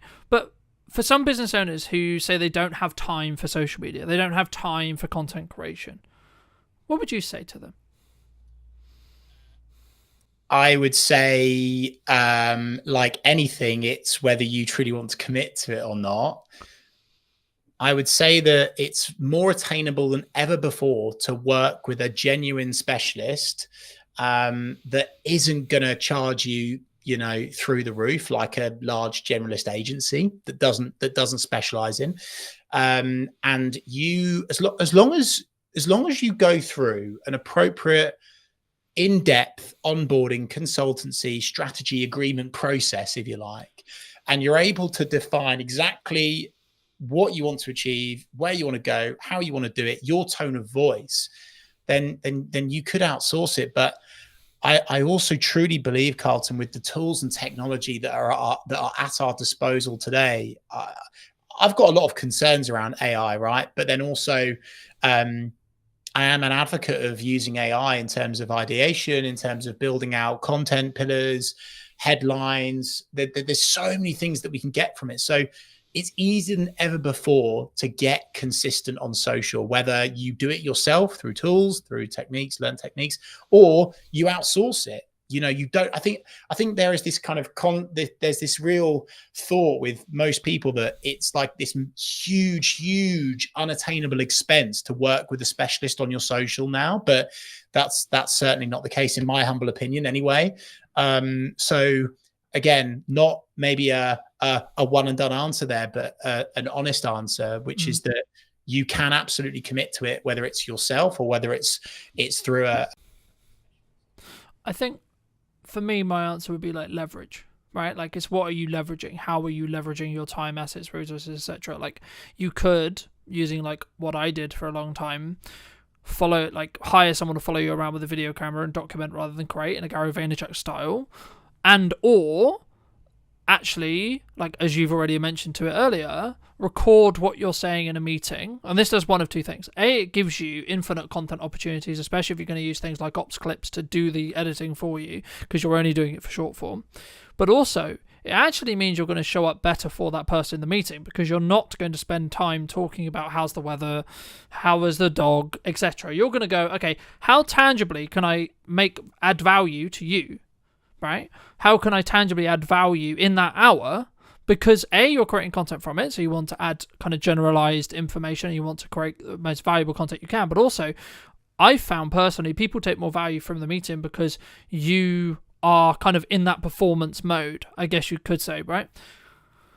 But this does kind of link in, I guess, and it'd be wrong of me not to ask you around, you've been very fortunate to speak on stages, you've been fortunate to, I believe, correct me if I'm wrong, but like run your own radio show on the BBC and co-host it, and etc. I mean, like, for people who are maybe listening to this and that's maybe like an avenue of their business, so maybe they have a speaking opportunity or they have been invited on the radio, but they're not sure, well, like, what's it going to do for my business, and like, why should I? And like, do you see that as important for you personally? Brought that up, Carlton, because it links with your response to my last answer, right? Which is that if you're going to do public speaking, or you have a media appearance, or you're guest writing, or you're doing something like what we're doing now, okay, the reason why I'm committing to this is, of course, not just to share my expertise and my experience and help serve, not sell, really just help people reach new audiences. It's getting content as well. And you've mentioned Gary Vaynerchuk, huge advocate, very grateful to have met him a couple of times now, a really real massive inspiration for me. And one of the things that he talks about is content pyramids. And many people just, and it again links back to your having the time bit, Carlton, they don't realize that us doing this, what is it now, half an hour, 45 minutes, we'll do maybe an hour today together. This will give me content for weeks. I could pull out of it a long form video. I could pull out of it multiple blogs. I could pull out of it, I mean, with your help, especially Carlton, so many short form video snippets, right? That I could run evergreen on my personal or business account for maybe the rest of this year, for goodness sake, right? And it's a massive frustration of mine, actually, Carlton, as well, because when people get these opportunities, public speaking, media, podcast, etc., they don't maximize the opportunity and they don't use it to their advantage. So they do it, they reshare it, and that's it. And it just kind of dies or fizzles out. And they don't realize that actually by doing this today, I'm getting loads of content that I can use over and over and over again. And that is an incredibly useful trick that so many business people are well, not just business people, all people are missing out on the opportunity from. And of course, by me doing this appearance with you, it's going to highlight me as the expert, the person of expertise. Whereas if I'm doing this on my channel and it's just me and it's on, here you go, me, we, all of this again, people don't quite believe it. But the fact that I'm doing this on your show can actually create so much more trust, so much more respect, and really build you as the key person of influence. I think a book that I'd highly recommend to, and I'm sure loads of your community already know it, Carlton, but Key Person of Influence by Daniel Priestley is a brilliant book to read, to really understand and simplify personal brand. And it gets you in this thought process and concept and strategy of, using these opportunities to build you as a key person of influence so people trust you more. And if they trust you more, they buy more of your products and services. It's a simple mathematical equation, if you like. And so again, that's why I would hugely recommend that when you do these appearances, you really, really milk them for as much as you possibly can. And also, I think, sometimes people see like filming a talk at the front of a room or filming a podcast as like just a cost. And until you break that framework down and you look at the visibility that you're potentially going to get, and I think at the moment we relaunched the podcast account, I think it's now like 24 or 22,000 or so within like 2 weeks or so, just under 2 weeks in regards to like monthly views. Now, yes, we're using a strategy which involves a level of volume to create that, right? Each reel is maybe only getting 300 or so views at the time of filming, sure, but the point is, how many people, even if we take 1%, okay, that's close to 2,000 people that potentially could convert in my business within the next 3 months, right? And that's just on Instagram alone. You then add the potential revenue opportunities that come from having a monetized YouTube channel and etc., and like building side revenue, especially if you're in what I would call a up down business, so like you're very project by project based. You could build yourself an opportunity, and I'm personally doing this with the brands I'm building and the content I'm creating, where you could have infinite marketing content because you're going to put it out on all your social media, linking out to your YouTube, etc. But also, if you strategically think about it enough, and you can build a strong niche for that YouTube clarity, which is what YouTube specifically cares about in all the research, all the people I've spoken to right now, and that's why I have a different channel for the podcast rather than Brunton Media, etc., is because algorithmically YouTube wants to have clarity over who to serve those videos to, right? But the key there is once it gets to the point where the YouTube channels are big enough, they will become their own revenue stream. And it might be £100 a month or etc. Sure. But that what does that do to your business? That changes your baseline revenue. So if you are project by project based, that means you can potentially pay for another SD card, or you can pay for another microphone, or you can pay for a bit of lighting, or you can pay for a bit of consulting, etc. Or just hold on to the £100, right? And it's about, I think for me, how you think about that from a longer term. But do you think people sometimes underestimate like the other opportunities that could come from like either that or the lurkers that could come on social media from creating content, Chris, do you think? Yeah, for sure. I was going to say, though, something that you've brought up there, which is a huge gap for the majority of people. Unbelievably, they are not using and making the most of the second biggest search engine in the world, which is YouTube. And YouTube Shorts right now are so hot. They are absolutely flying.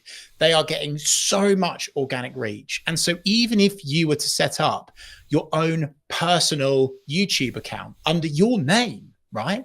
And you just share all of these little videos that you do from various appearances, public speaking gigs, talks, meetings, whatever, wherever, however, getting your name on YouTube and giving these AI tools, hey, by the way, something to grab onto because then you're the expert.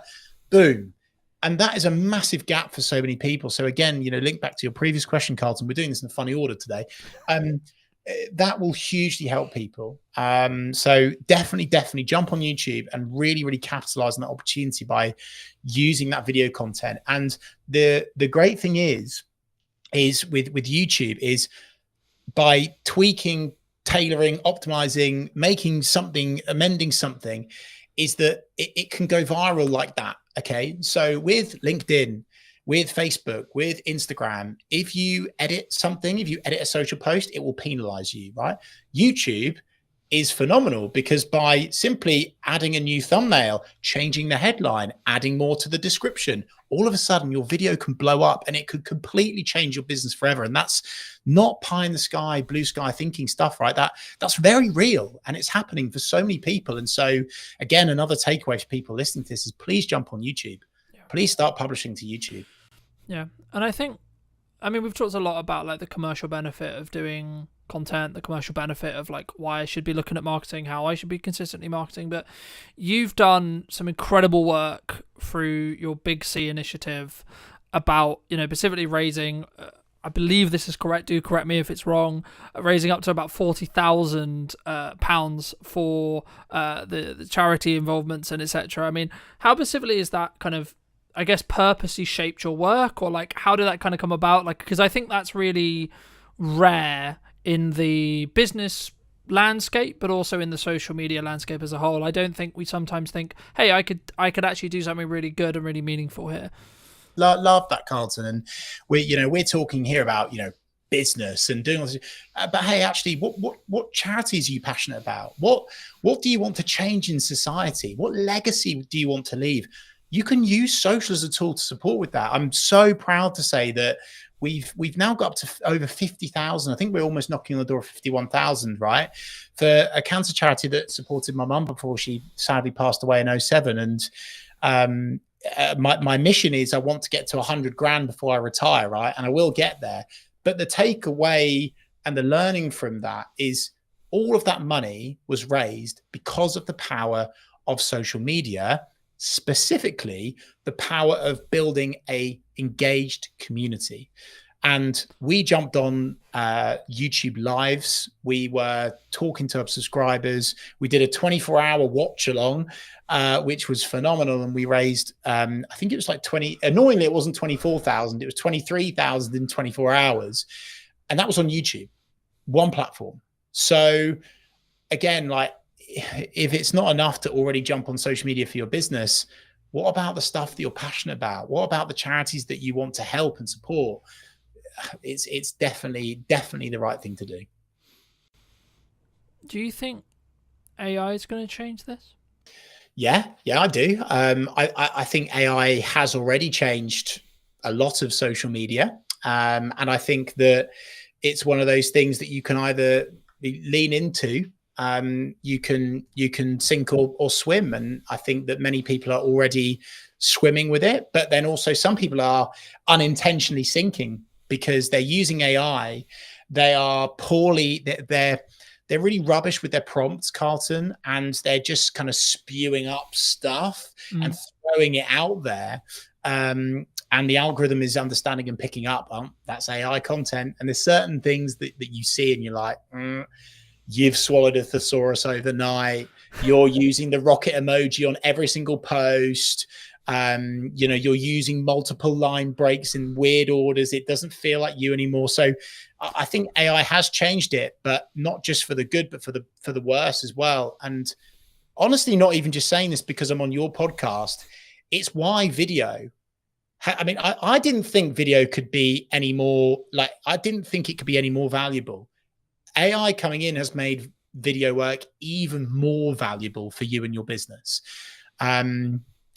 Because of course, AI tools are developing all the time, right? And it's going to get scary really quickly at what it can do, even in video. But right now, there's this opportunity where doing video as you, for real, there's going to be this nice soft squidgy stage where you can get so much impact now before these tools and technologies catches up with it and are able to dupe you to a quality where you can't tell the difference.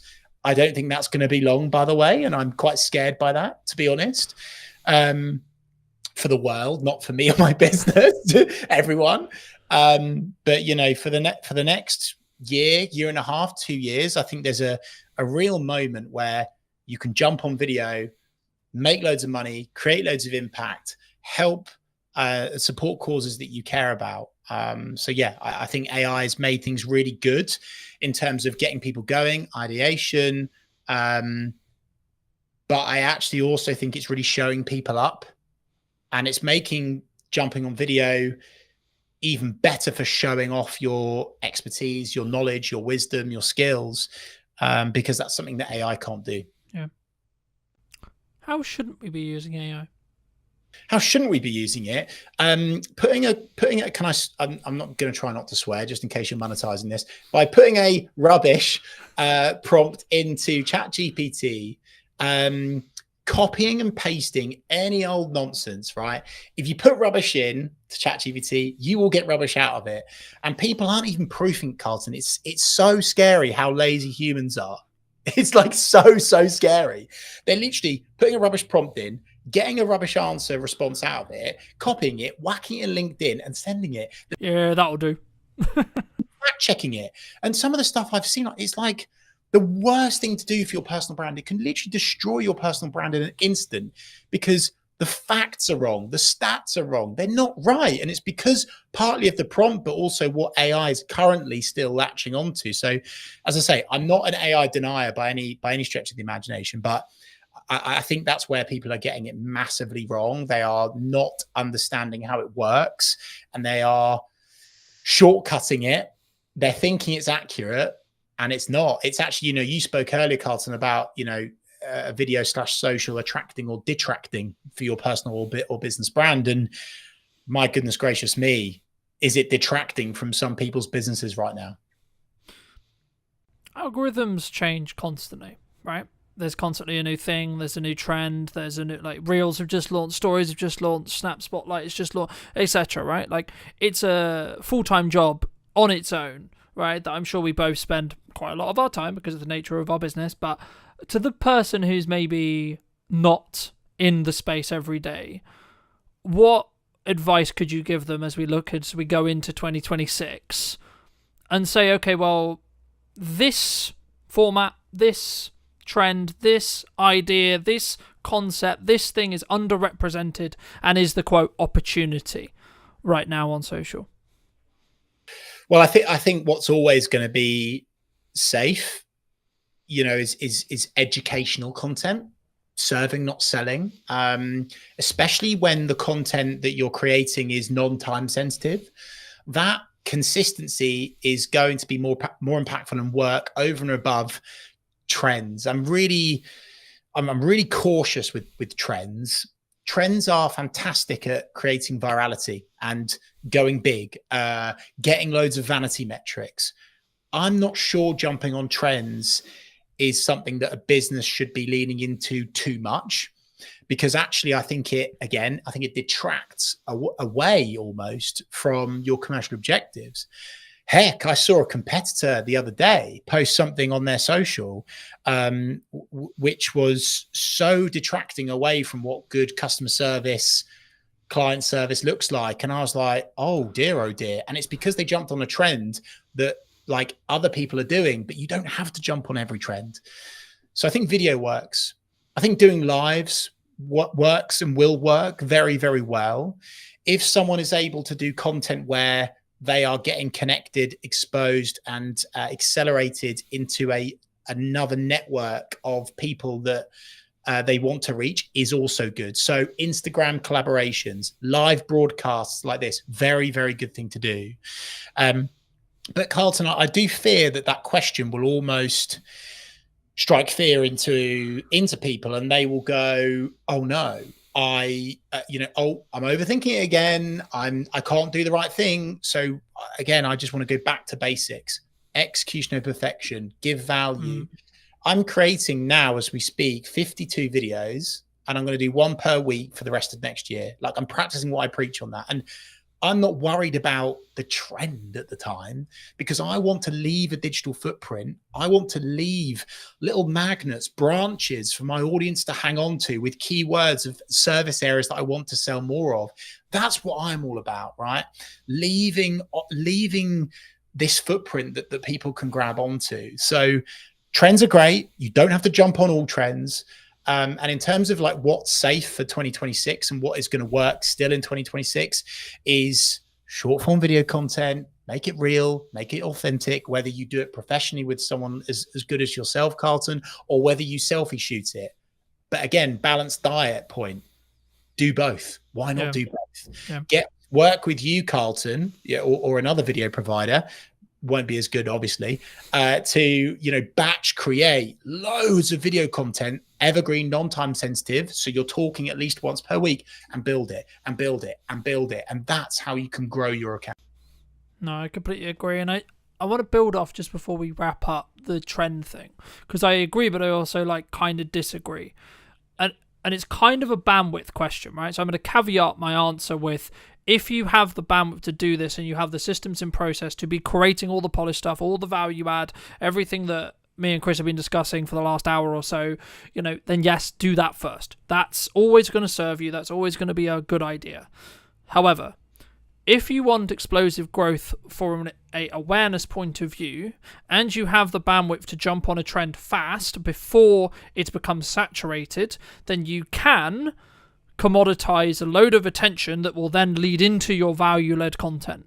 And that's where it really comes down to, in my opinion, a yes and thing rather than a yes or thing, right? We've alluded to Gary a lot, and I will link some resources down below for those who are interested, but like, this is one of the things that Gary talks about a lot. It's like, yes and you should talk about your hobbies. Yes, and you should talk about, I think he had a video that got like silly views, like millions and millions, and it was like him talking about like a fruit, right? What ROI is that? Well, actually, probably quite high, because what happens is people, if you look at everything you do as a part of a marketing funnel, you need to ask what piece of your content is going to do. You can trend jack and get a strong piece of awareness content.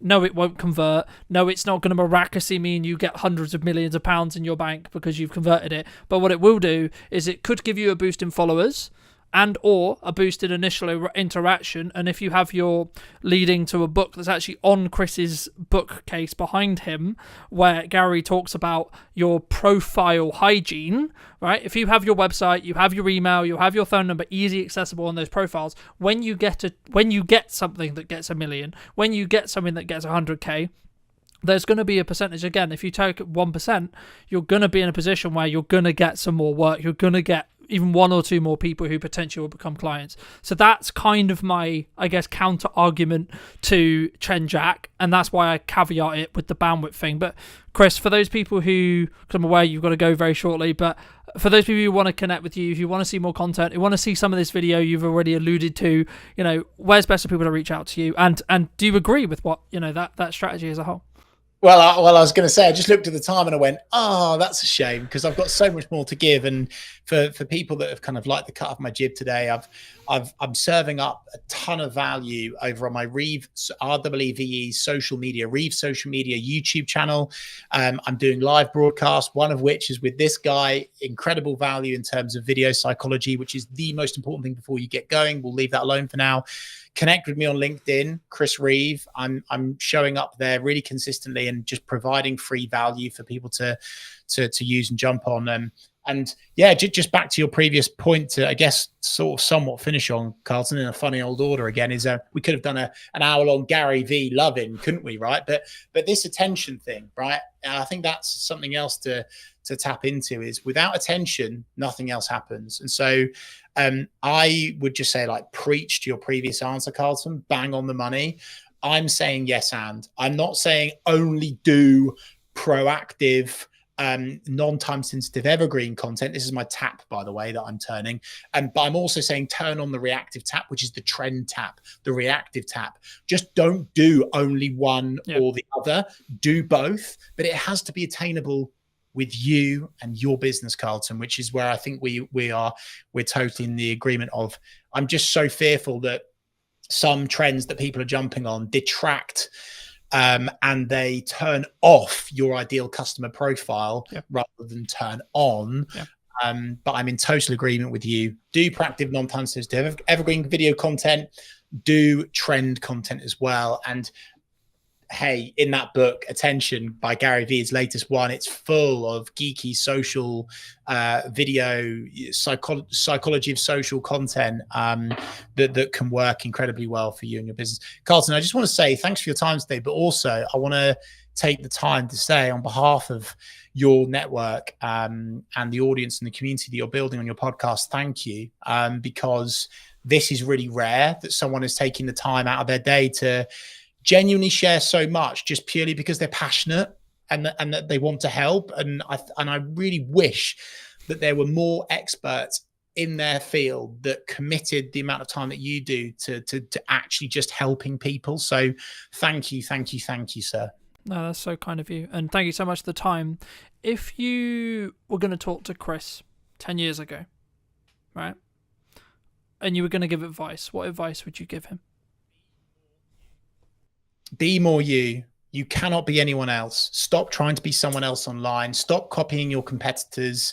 Stop just doing what the other people in the industry are doing, because actually, if they go yin and you go yang, if they go black and you go white, that is really, really impactful. And the more that you are unashamedly you on social media, the more impact you will have in terms of reach, in terms of engagement, in terms of sales, everything. It all comes back to the more you that you are, the more impact you will have on social media. Thank you so much for the time, Chris. And if you did enjoy this episode of What's Missing in Marketing Today, make sure to be subscribed and all that lovely YouTube stuff and etc. as well. But thank you so much for coming back and joining me. I'll see you very, very soon. Do you think that filmmaking either will continue to change and or has already changed with the advent of AI? If you're getting into filmmaking now, it's potentially quite challenging. It's going to be very difficult for juniors coming in to know whether they can even trust AI. It is a big question mark at the moment for me. We'll get to a point where we truly won't know what's real and what's not. Marketing is for a specific job to give you the permission to sell to someone. And then sales is the ability to add value at a monetary balanced cost to you. And I do think as a creative, especially if it's a project you're not being paid for, you need to be brutally in line with what your voice is trying to say and not be swayed. Hello, my friends. Welcome to a brand new episode of today's podcast. Today we're going to be talking to Phil all about filmmaking, his journey in filmmaking. And I guess, Phil, I mean, I was going to ask you specifically like how you got started, but I think why should someone specifically care about filmmaking as a whole or video as a whole right now, would you say? Well, I mean, it seems to be that video is everywhere, and it's a really powerful way to sell or to get a story across and just to generally get a message. And I think people are, well, I mean, the fact that we've just at our fingertips got video content that we can just scroll through and on tap, it seems. I just think it's probably the most effective way to get a message across. Do you think that filmmaking either will continue to change and or has already changed with the advent of AI? And equivalent, like to give you some context, I was watching a video earlier today all about the fact that like junior editors and getting into filmmaking, like we're both like I would say probably more established, but if you're getting into filmmaking now, it's potentially quite challenging in respect to like those you don't necessarily have those junior roles because they are being commoditized or replaced by AI. Yeah, it's an interesting thing. And I was at an event the other day and they drew attention to the fact that, as you described, those junior level roles are being filled with AI. But what's interesting is that those at the latter parts of their careers, once they disappear, the experts that actually know and have the knowledge, it's going to be very difficult for juniors coming in to know whether they can even trust AI, because they haven't got some old fogey next to them that they can vet it and check if it's correct. But in terms of AI, it is a big question mark at the moment for me. However, I'm starting to see whenever I speak to people about LinkedIn, they're frustrated at the fact that every post seems to be AI. And I do question whether we'll get to a point where we truly won't know what's real and what's not. And so people will need further proof on and evidence as to what's real. And I think what will happen in terms of marketing is that people will just start meeting up more. And so you might find that video loses its impact because we just won't believe it. Perhaps these kinds of conversations that we're having now will become a better way to market. But it's really hard to know. And it is a worry, I'll be honest. And I think it's important to embrace the technology and not get left behind. But I feel like it could go either way.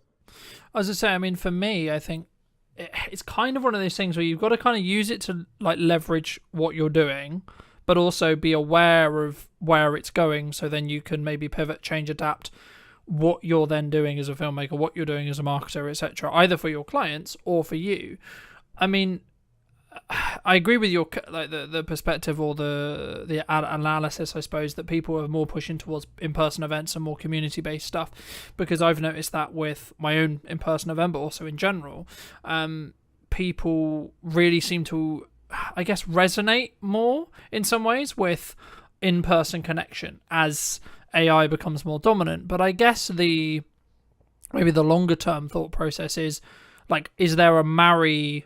Like, can we marry the two in the respect to, like, actually a lot of the stuff and a lot of the grunt work will always be done by AI, and does it maybe cross out? Maybe the line is that maybe when it doesn't cross over into like the creative stuff, I guess, do you think, could it replace the creative thought process? Because I don't personally, I think it will struggle to do that, and if it can't, then we're actually fine as filmmakers. I think we'll be just kind of optimized by AI in some ways. Yeah, there always has to be in some form some sort of director or operator, and I just think what will change the most is the location at which we're doing our job. So rather than like today going out and filming in person, it might be that we're sat behind a desk and we're the ones providing the prompts. But we can only really get our heads around what we know today. And if you consider how advanced it is already, give it 20 years, it's just going to be so radically different. And I do believe that it will be advanced enough to do all of the creative legwork, but it's just whether we as a race will choose to accept that or not. And I think that's where we are unique, is that we'll be emotionally driven, and I don't think, and morally driven as well. I don't think, and people will buy into it and will accept that we're not needed anymore, and it will be automated. And I think something will come through, and it will mean that AI doesn't have the same impact as it does. But at the moment, embracing it and helping and using it as a support mechanism is really useful. And I'm using it all the time. ChatGPT is just, I'm every single day. Sometimes I'm using it for personal therapy. Sometimes I'm using it for my work, and I'm finding it's helping me to speed up the process, but it's not replacing me, because I still have to be the one to then decide, is this decision it's made or suggestion made, is it suitable? Yeah, I agree. And I think, I don't know if it will ever, because the problem with like large language models, right, is if they start embedding mistakes and they have mistakes in them, then they'll learn from those mistakes and then repeat them, right? And I think to an extent that's kind of why I'm maybe slightly more skeptical of whether it will become this all-seeing power. Is it going to be in a world where we have it and we use it? Absolutely. But I don't think it will. I'm kind of, it might be famous last words, right? But I'm skeptical that it will get to the position where it can completely replace a human, right? Will there be elements of, like, I can see a world in 5-10 years where the camera we use for work or the camera we have in our webcams have AI features built in, right? They can, I mean, that's what we're already seeing that with iPhones and etc. when it comes to like beauty filters and etc. And I guess in some ways the vulnerability maybe if you're already in the beauty industry, I can see as a specific industry that will potentially struggle with this, because they already try to beautify non-reality, if that makes sense. The thing that AI will struggle with, for example, is like the detail on my beard, for example, at the moment, right? And I think as we move forward, I guess the question comes is like, is that a regulatory thing, do you think, of like stopping it from just completely obliterating like the entire industry as a creative industry? Or is it actually just going to be people will eventually just say, yeah, it was kind of a gimmick and we kind of use it as quote work, but actually we're going to draw a line and sort of say, well, we're not going to, it's not going to be used for this. Do you think? I feel like we are in such a capitalist society that sadly, I feel that the need to create revenue will be so strong that I don't even think, I think it will just happen and we won't even notice. And for people like you and I, we know a world before AI, whereas in 20, 30 years, the next generations coming through won't know any different. And so it will just be part of their life. So I think that's when we'll notice the biggest difference. But I do feel strongly that we will just require that real human interaction. And for as long as we don't know, we'll crave it. It's just hardwired into us as a species to want real connection. So I do think in some form we'll seek it out. And I reckon a new art form will come about from it. I don't know. Or it might be, as we see quite commonly now, things that are retro coming back in. It's because even the younger generation are looking at simpler times. My daughter is 13 and she's taking a break from her mobile because she doesn't like what it represents in her life. And I think that's an incredibly mature choice that she's made. So it could go either way. It's so difficult to know. But what I do know is that we can't be those that turned our nose up at, back 100 years ago, the car versus the horse, because it's just inevitable. And you have to be, rather than just rolling with it, what I'm realizing is that I still feel like I'm behind the times, whereas what we should be doing is being a pioneer. We should be the ones perhaps steering the direction of AI, making use of it, and rather than sitting back and waiting for it to dictate our life, we can be the ones to say, well, this is how I plan to use it. And we can make choices now that then steers the direction. Yeah, no, I agree. And I think for me, the key is whether you're in the driving seat, right, or not, which is kind of what you're implying there. But I mean, I guess, like, getting it back to basics, I mean, a lot of what we do is tell stories, right? I mean, how did you get started in either filmmaking or like telling stories as a whole? So I went to university, started in 2004, and I did a 3-year course, video production in Gloucestershire. And it wasn't until the last year that I really started to get a sense that I could direct. And so I did that in the final semester and really enjoyed it. And then I left university and spent 5 years working for a video and photography studio, worked my way up to producer level. So I wasn't really telling stories, but I was starting to get a sense as to what it meant to create content for clients, understanding budgets, their needs, and things like that. And then I set up my own company in 2012. And that's when I started to get that itch and that need to want to make content for myself, or to prove that I was more than just a corporate video producer. So I made a music video in 2014, which was my first ever real creative, in inverted commas, personal project after university. And then I made a Christmas film called Love is a Gift in 2014, which went on and did very well, oddly, when I re-released it in 2018. And that's when I started to get a bit of a reputation for being a storyteller and a director. So since then, it's always been in my head, this sense that I want to tell impactful stories. When I'm doing my day-to-day job as a head of creative, it's a catch-22. So I've got this desire and need to tell impactful stories, but sometimes the projects don't need it, or they don't need the amount that I want to put into those projects.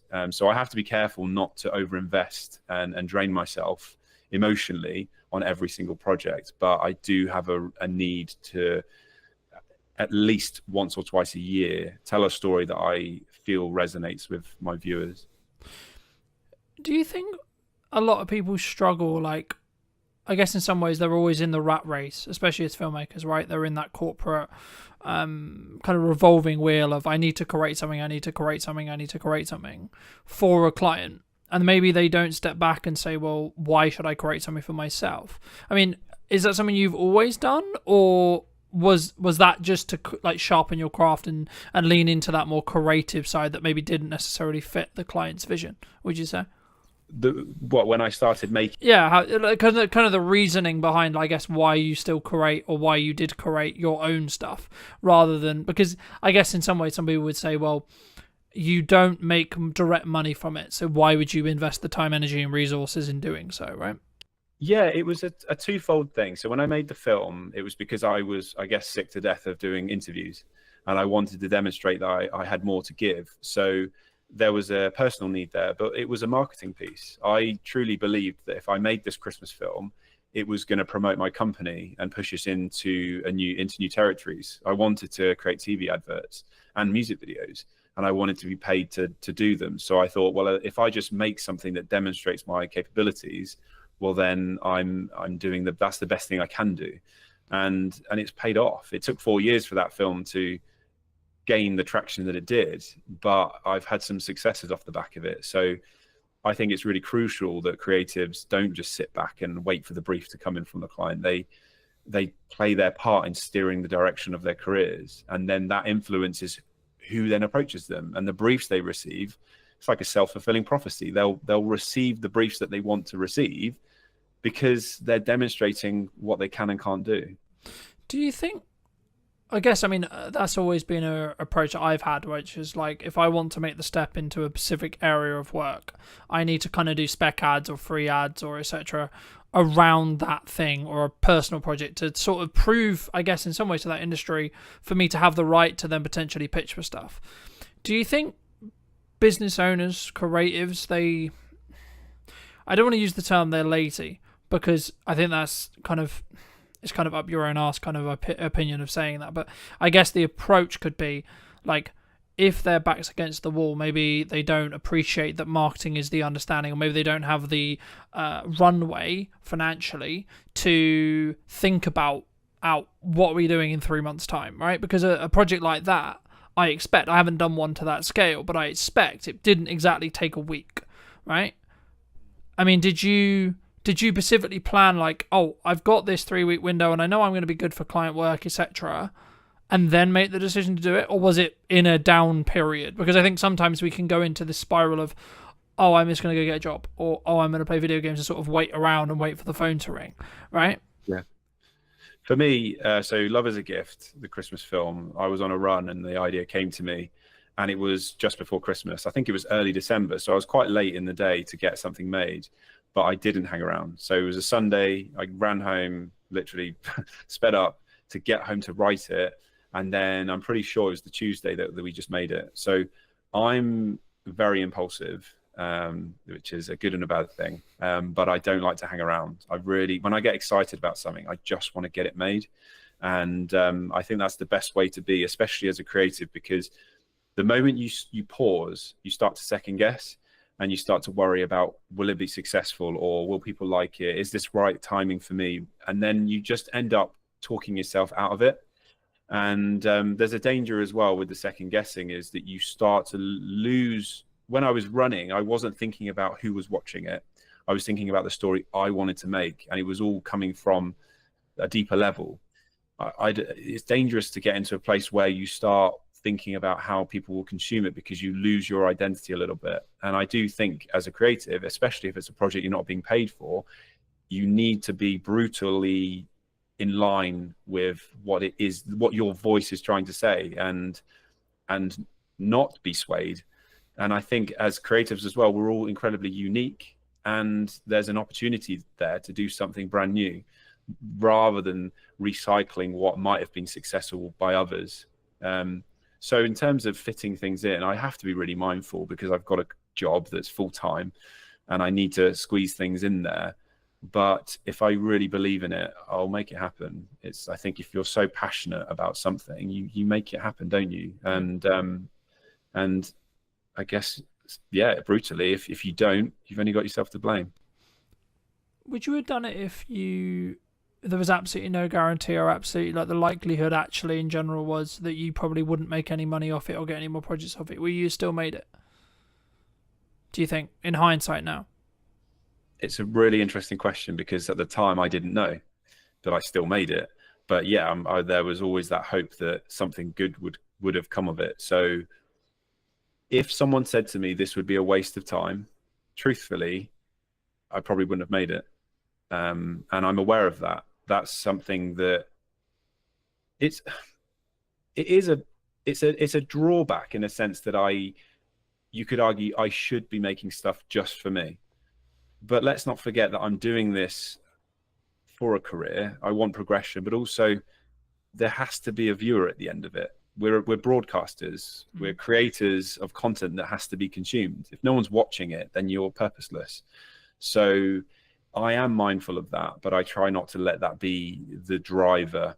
It's a strong part of it, and I'm aware of it, and I've actually had to work through that, because external validation is something I do seek. But I'm better these days. And actually the film I made last year was the first one I truthfully made it for myself. I wasn't conscious of whether people would enjoy it or not. I truly felt this story was strong, and I was working with an actress who I knew would be able to help me tell that story, and I just wanted to make it. But I would be lying to suggest that if no one had watched it, would I have been disappointed? Of course I would have. I think there's a difference, in my view, between whether you'd be disappointed and whether you would have still done it. Because I think in the act of doing it, you develop your own skill in being able to create a piece like that. So there's benefit there. Number two, maybe you haven't given it the timeline yet. Maybe you haven't actually marketed the film, right? Because I think sometimes when we look at filmmaking as a whole, the short film genre is maybe something that I would say is probably kind of prone to this. filmmakers look into, I want to make this perfect piece, I want to make this amazing short film or amazing feature film or amazing music video, whatever it ends up the product ends up being. But you don't necessarily, in my experience at least, on average, until you specifically think about it and you really plan it properly, I think you should personally plan the marketing of how to get the right people, or people in general, to see the thing you're going to create first. And I'll give you an example. So I'm doing an event on probably by the time this comes out it would have already happened, but on the 11th of September. And my plan wasn't, let's film or plan out everything I'm going to do in the event, like piece by piece by piece. My plan was, let's build the marketing. How do I want to market it? How do I want to get the word out that I'm doing it? And then I'll sort of figure out what I do in the event after the fact.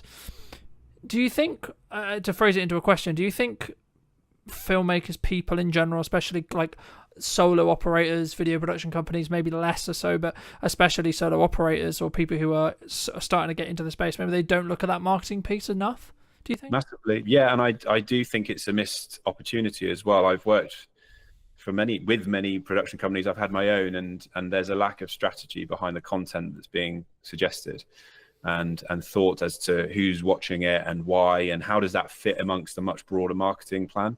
And so thankfully now I'm in a broader creative role, and that's exactly what we have to do. And video is just part of the puzzle. And that's been a real eye-opener for me, because video was always my world.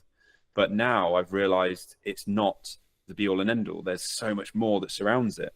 And so I do feel that production companies should be way more vocal, or should be understanding of that broader marketing plan, so that when they're pitching ideas, it's not just, this sounds nice, let's hope for the best, because the client deserves more than that.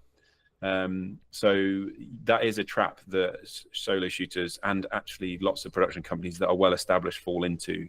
They focus in on just that one particular project they've been asked to produce, but they're not thinking broader than that. And I do think clients should demand that as well. It's really important. Do you think that would be a way for us to protect us from like the future of our income, the future of our business, the future of our career from AI to an extent, if we focus on that strategic side? Potentially. However, ChatGPT is incredibly strong at coming up with marketing plans and content strategies. But again, there has to be somebody, I suppose, that controls it. That I question whether a business owner would have the time, I suppose, to be thinking, well, what is my marketing plan? What strategy am I going to be putting into this campaign, especially if there's lots of campaigns? So yeah, that's a really good argument there. If video producers can get on board with that and bridge the gap, so that perhaps you don't want to get rid of marketing agencies altogether, but for those smaller projects where they just need a video or a suite of videos, yeah, that's a really good way to add value. And whether they charge for it or not, I don't know. But then a client or a customer would come to them seeking that value. Because for me, when I saw, and I've been very honest in content before, I'll be very honest with you and everyone listening. I mean, I saw what AI was doing, and I saw what AI was becoming capable of, and I'm seeing some of the stuff coming out of Google VO and etc. And I was like, shit. All right, was the honest truth. And then I was like, actually, hold on. There is, and that's kind of why I focus on that middle ground, because with the strategic side, because I think everyone wants to chase the golden goose, right? Everyone wants the large projects. Everyone wants the big paychecks, etc., etc. In the years of experience I have personally, they only happen if you can be ROI focused. And for those who don't know, ROI means return on investment, and it's basically just focusing on, because at that point, if you can, no one can ever guarantee like a strong ROI, right? You can't. But what you can do is you can stack the odds in your favor, right? So something that I'm trying to do a lot of at the moment is be very omnipresent in my marketing, right? Like, this is the first one that was streamed, right? I'll be curious to see where the podcast is in a year when it comes to the quality of streams, how I stream, how I record it, etc. But the key for me is to either utilize strategies from either older content to distribute on other discoverability platforms to give me the opportunity to potentially reach a larger audience, for me personally, and or potentially everything I'm experimenting with, everything I'm trying to move forward with, I can then, when I work with a client, I can say, well, actually, this is working for me. Have you considered doing this, this, and this? I mean, is that also, I guess, part of the argument or part of the thing you would personally say about why someone should make a music video, should make a short film, should make, you know, their personal documentary, their personal project, etc. Not necessarily about them, but they should make that personal thing that they're not necessarily getting paid for, would you say? Yeah, I mean, arguably, then you're kind of looking at yourself like a client, I suppose, aren't you? Rather than, that one big shiny video or whatever it is, asset that you think will win everybody over and go viral. Like, that's the term that everyone seems to sway towards. Like, will it go viral? It's like, well, it's impossible to gauge that. But yeah, if you can demonstrate how you can add value across multiple platforms, or if you've created content to then repurpose it and recycle, then that's definitely going to help you. But I've never really thought about that, to be honest, because I'm guilty of just coming up with ideas and making it and then moving on. It's a real short attention span that I have for my own content, but drawing up your own marketing plan is sounds like a great shout. I feel like we should be having a conversation offline. I don't know whether I'm just unique in the way I think, right? But I've always treated and continue to treat Brunton Media as the highest paying client, right? Now, the reason why I do that is because it allows me to be what I believe and where I am as the cutting edge of what I know is working in marketing, and then using video as a vehicle to do that. And I think for me, that's maybe one of the reasons why maybe I'll win a project over someone else, for example, right? But you've been very fortunate to work with some quite well-known names, right? One of which being Lewis Capaldi. I mean, how did that kind of come about? Because I think, especially maybe starting out people, they look at that and go, "Oh my God, wow, that's such a great opportunity." I mean, could you, if you don't mind, just how did you sort of get that gig? Did you like put it into tender? Like, did someone reach out? Like, how did that all work?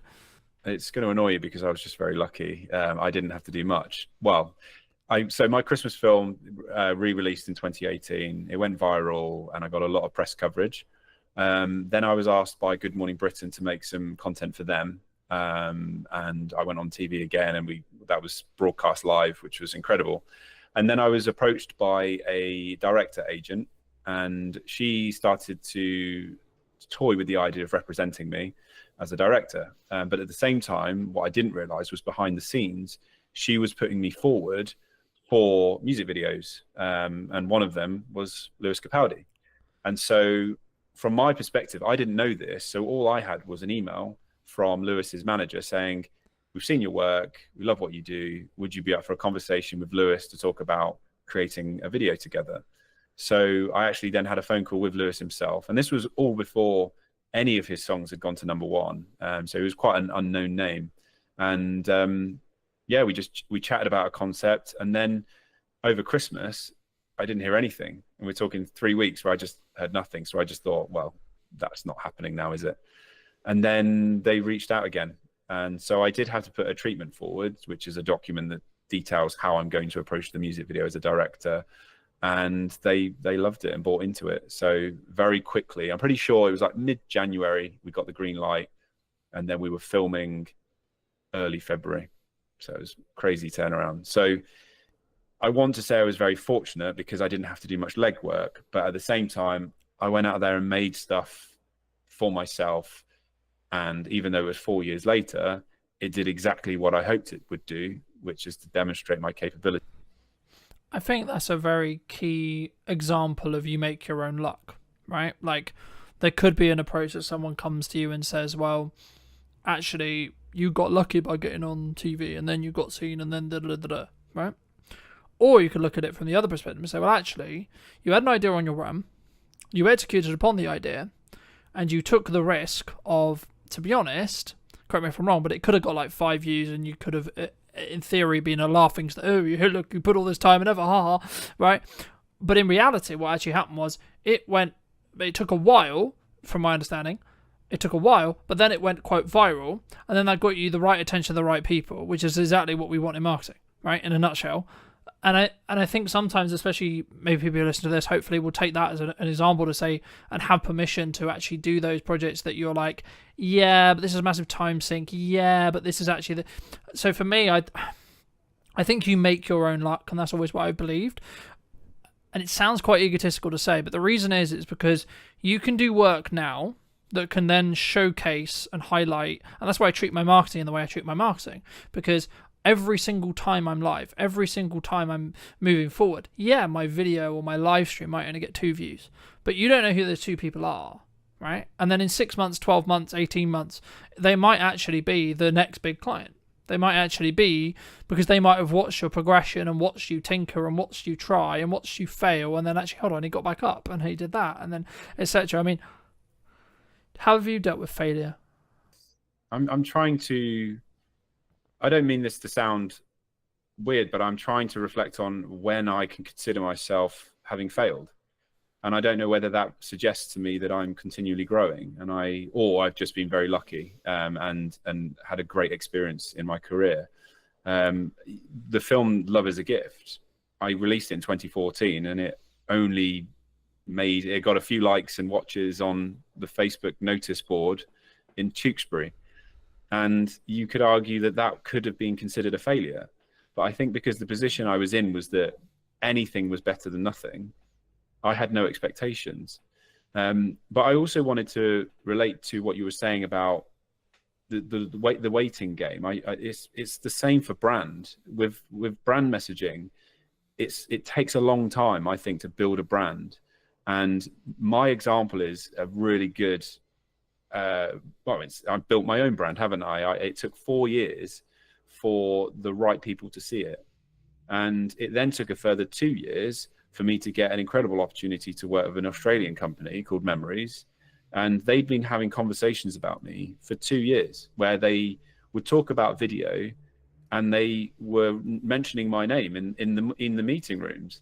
I didn't obviously know this. And then 2 years down the line, so that's 6 years on from the film being made in the first place, I then got reached out. They reached out to me and offered me a 2-year role. So it is really important to just be patient, I think, but not chase the quick wins. It's very common, as you probably know this yourself, that you've got the financial directors thinking, well, what's the return that I'm going to see next week? And it's really hard to be able to say to them, well, I can't promise you a return, but as experts in marketing, we are very confident that this will gain the traction that you're looking for. But this is where data comes in really handy, because if you can demonstrate that you've done it before, then they're much more willing to take a leap of faith. And I think, again, as video production companies, which they don't tend to do, they need to be desperately clawing any form of data that they can get to show that what they've created actually had an impact. And without that, it's just pointless. And I've been in those rooms where I'm saying, yeah, I feel so great about this idea, but truthfully, in my head, I'm like, I don't know if it's going to work.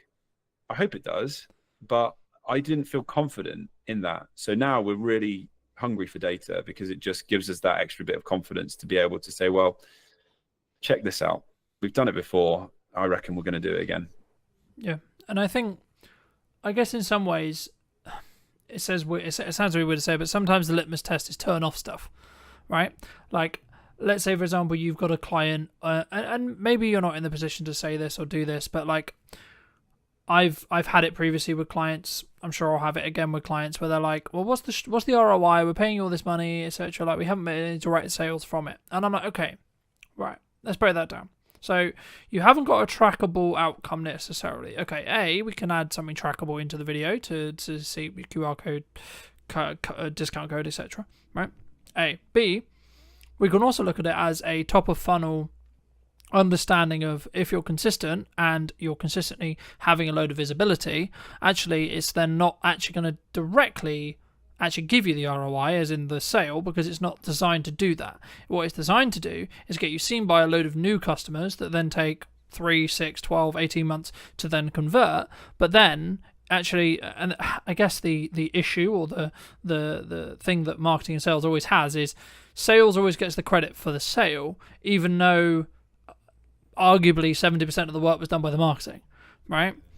And I think as video creators, that's why we need to specifically structure our proposals, structure like how we work with clients to be, I guess in some ways for them to understand, it doesn't mean that you're necessarily going to 100% like keep the client forever, or you're going to keep the retainer, or people are going to understand the content, because there is a window of time, unfortunately or fortunately, depending how you look at it, where you will just, like, you've added the value you can, right? Like when they've got the story videos, they've got this, they've got that, maybe they don't need the ongoing support, maybe they don't see it as valuable as they did say a year ago, and actually maybe you've grown as well.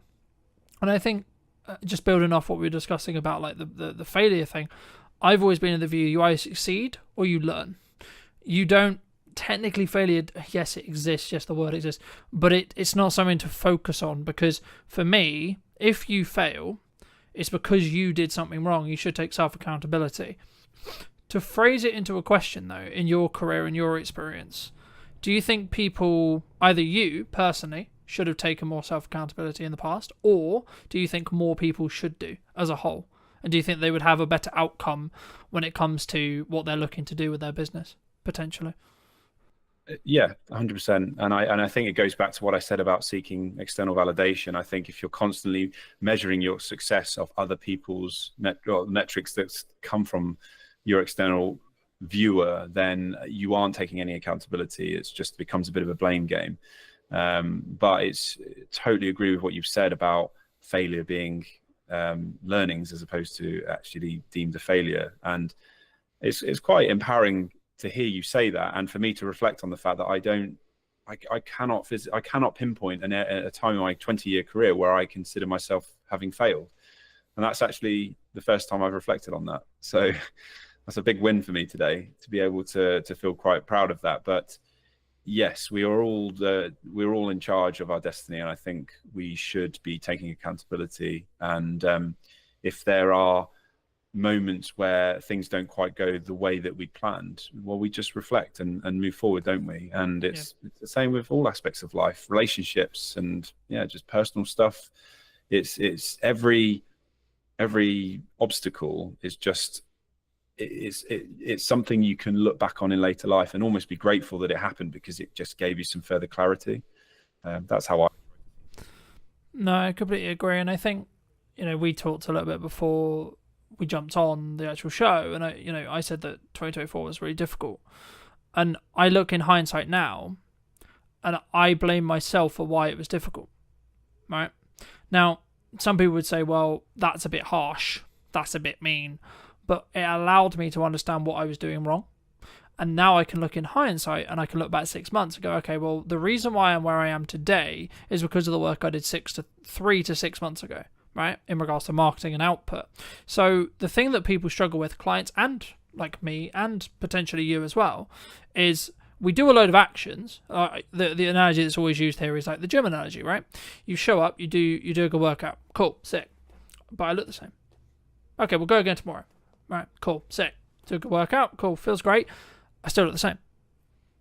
Repeat. There is a day, though, where that compounding effect will get to the point where you actually see results, right? And that's then a motivator, of course. But I guess in some ways, is it the same, would you say, in filmmaking, in marketing, in output, in outreach, in any skill set that we're trying to build when it comes to business? Like, do we just have to keep going for long enough for them to reap those rewards across time with consistency, would you say? 100%. And I think being present and for a long period of time is, you're establishing yourself as any good brand should and does. But I do think you're being hard on yourself, because you're just one aspect of what might steer you in the direction of success, whatever that looks like for you. You can't control other people's behaviors. You can only control your own. And I think there of course there's going to be projects that you've created that might not have necessarily gone where you'd hoped, but there's going to be all these other people that will influence that direction. So I think as long as you're proud of the values that you have and the behaviors that you put into your work, I think that should release you slightly from, let's say it doesn't work out the way that it did. You can always stand back and say, well, I gave it my best shot, and I used the tools that I had to my disposal, and I put my best attitude into that. It's like kids. We say that if they got an E or an ungraded on an exam, if they tried their hardest, that's the important bit. So I do think you should release yourself from some of that stress and blaming yourself for whatever it is that happened last year, because you're just one of billions of people in this world. And I do think we get lost in that a little bit, which is that we, as perfectionists, which a lot of creatives tend to be, imposter syndrome, we come down on ourselves like a ton of bricks, but that's not fair. And it's not, yes, there's many aspects that feed into why something might go the right way or not. And sometimes it is just bloody luck. My Christmas film in 2018 did very well because I was lucky in the way that I worded it, which was the Elton John Lewis Christmas advert. People didn't like it. And so what I said was, off the back of the John Lewis Christmas advert, here's one I made 4 years earlier. So the reason my video, I personally think, went viral is because they didn't like the John Lewis one and they were more receptive to something else. So the whole narrative was John Lewis, this guy creates a film for 50 quid that rivals John Lewis. There was that story there. I couldn't have dictated and controlled that. And I probably would have put the same type of post out had the video been successful. I wasn't deliberately writing it in that way to say, well, I know it's shit, therefore they're going to love mine. It was just good fortune. So I don't think I could have truly controlled that. No, and there is market, like to an extent, there is market conditions that do have a perfect storm, right? But the reason why I say luck is in our own control is because we prepare for an opportunity and then we can execute upon the opportunity. So, like flipping it the other way, if you're going to take maybe my point of view on it, I would argue by the fact you had the film and by the fact that you saw the way I actually remember the John Lewis advert that you actually questioned or that you're talking about. You maybe, I don't know whether you saw it and that's why you made the post, or whether it was because I don't know timing, but like in a world you could make the argument to say, well, actually you saw the market's reaction and then you went, actually, let's put this post out and see what it does. I would say actually that's your preparation towards you so that's your preparation related to the opportunity. So we can't control necessarily the opportunity, sure, and that's the element that is lucky. But to give you some more context, and maybe the audience who don't know, in 2024, I was marketing mostly wildlife stuff and etc., which is still a passion and still a good thing. But I wasn't truly focused on who I was serving, right, as a whole, in respect to how I can help you with marketing, how I can help you with video, what's the ROI on video, all these things and these key things. And I think for me, in hindsight, of course it's in hindsight, right, then of course that would then have a knock-on effect to potentially the work I got. But actually, arguably, with that hindsight, I picked up a couple of clients who were in the more nature realm space that I'm still working with today. So actually, I don't regret it in that respect. So I think you have to look back to see what lessons you can learn, but don't hold yourself to this perfectionized constant. I mean, in business we're like constantly known for it. It's like, I turned over X amount this year and I'm going to try and do better next year and I'm going to continue to move forward and forward. And I guess it's at what point would you say then there's more to life, right? Is it just covering your expenses? Is it actually developing a emergency fund or having some investments in building for the future, etc.? Or is it actually down to the person, would you say? Talking about like actually the focus on where we go. I think it stems back to purpose and having a sense of purpose and feeling that you're adding value back to society. I do feel that we're in an interesting time at the moment where even back at school, we're being fed this idea that we can all be exceptional, and it narrows it down to that one individual. Whereas we are a successful species because we were built on communities, and so what I want to feel in my life is that I contribute. And I get a real sense of purpose from this idea that it's not just about me, it's about how I contribute to society. But going back to what you said about preparation, you nailed it. I was thinking that word preparation and then you said it, because that's all you can do. And it's the same I'm well into my fitness. I used to be a pretty established runner, and training is all about just preparing for that race. I can't necessarily control what the weather conditions are going to be, how I'm going to feel that day. And there's lots of factors I can't control, but I can be very prepared. And again, using that as an analogy, every time I suffered in a race, it meant that the next race, I literally would be able to say to myself, I felt this pain before and I survived. And so I think we can use that in business and all walks of life, which is to say, well, that didn't work out how I thought, but I feel. Yeah, and I think when you change your mindset around failing, right, and that is your mindset when it comes to potential failure, I think it frees you. For me, like in that scenario with the running scenario. Yeah. But I also think failure is often dictated by other people, and I think if there was no one around to tell you that it failed or to give you any sense that it failed, I think we wouldn't feel so bad. And so that's why it's important not to measure your success of other people's drivers or what other people are doing in their lives. It should be based on what's relative to you. Yeah. Do you think that comes from a self-belief, self-esteem, like in here thing? Like, this is more general, this is like not necessarily filmmakers, but do you think that the reason why we look for external validation constantly is that, or maybe that we want a film to go viral, right? But putting it back into our industry, do you think that's why, like, we there's something we're trying to fix in us? Potentially, but I think it's because we're taught the wrong lessons. We're taught that success comes in the form of finances and how many likes and subscribes we get and popularity. Whereas if we were fueled this idea that success came from making someone smile, it's just a whole different vibe, isn't it? And that's raw human nature. And I do think we all have it in there, but we're just being fed this dopamine hit constantly, and the need to want to be popular, which is just that again is a human natural thing, an instinct to want to be popular. We want to survive in our community. So I do believe that from an early period in our life, we're taught the wrong lessons. Yeah, I think that's true, and I think it takes some rewiring sometimes to, and also from speaking personally, like some internal work on why do I look for X or Y from that perspective. And I think you have to take it into two, just maybe lean a little bit back into business. You have to take it from two sides. One is I'll use your example. I'm actually completely cool if this video gets 3 views. I've spent tons of time in it. I'm really proud of it, and I'm not going to tie what I believe to be a successful project on what the internet or the output or etc.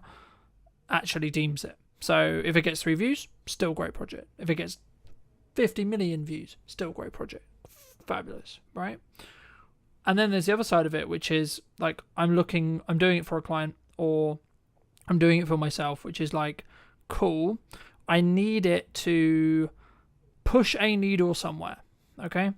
So I'll give you, I've just picked up live streaming in the last handful of weeks, and I've weaved into what I was already doing into live streaming. So I'll give you an example. A handful of weeks ago, I knew that I got a couple of private texts from a couple of clients that I would call maybe on the fence, right? We don't have any open projects. We've done some projects previously. We're in between projects, etc. Cool. And the part of the text that really stand out to me was like, oh, your videos are really connecting with me, right? And I was like, okay, hold on. So I don't know what he watched. I don't know where he saw it. I don't have any context at all outside of he watched a video, at least one, and it meant something to him. It connected with him, right? Now, if I'm looking at purely transactionally, that probably means they're more likely to use me in the future, or they're more likely to do a project with me sooner rather than later. Sure. But actually, on a nice level, actually, cool, I just made that guy's day. I made that person's day. I added some value to them. I helped them move forward or help them pre-context or re-understand something related to the video. And I think for me, when I started really focusing on that bit, how much can I help, how much input can I give and give and give and give without not necessarily expecting anything. Now, it comes from a place of financial planning and financial health, sure. But actually, once you can get there, you can then actually probably make more money. If you're just looking tangibly and that's your objective of success, you can probably make more money by continuing to do that because you don't have to constantly ask for business, right? I mean, just as I'm aware of time, so I think let's wrap up soon, but for people who are maybe listening to this and thinking, okay, I'm going to start creating my own projects, I'm going to start creating my own content, where should someone start, would you say? well, I mean, we've all got smartphones that are very capable now. We've seen it with 28 years later. Obviously, they had some pretty sexy lenses on it, but it was shot on an iPhone. So we can all be going out and making our own content.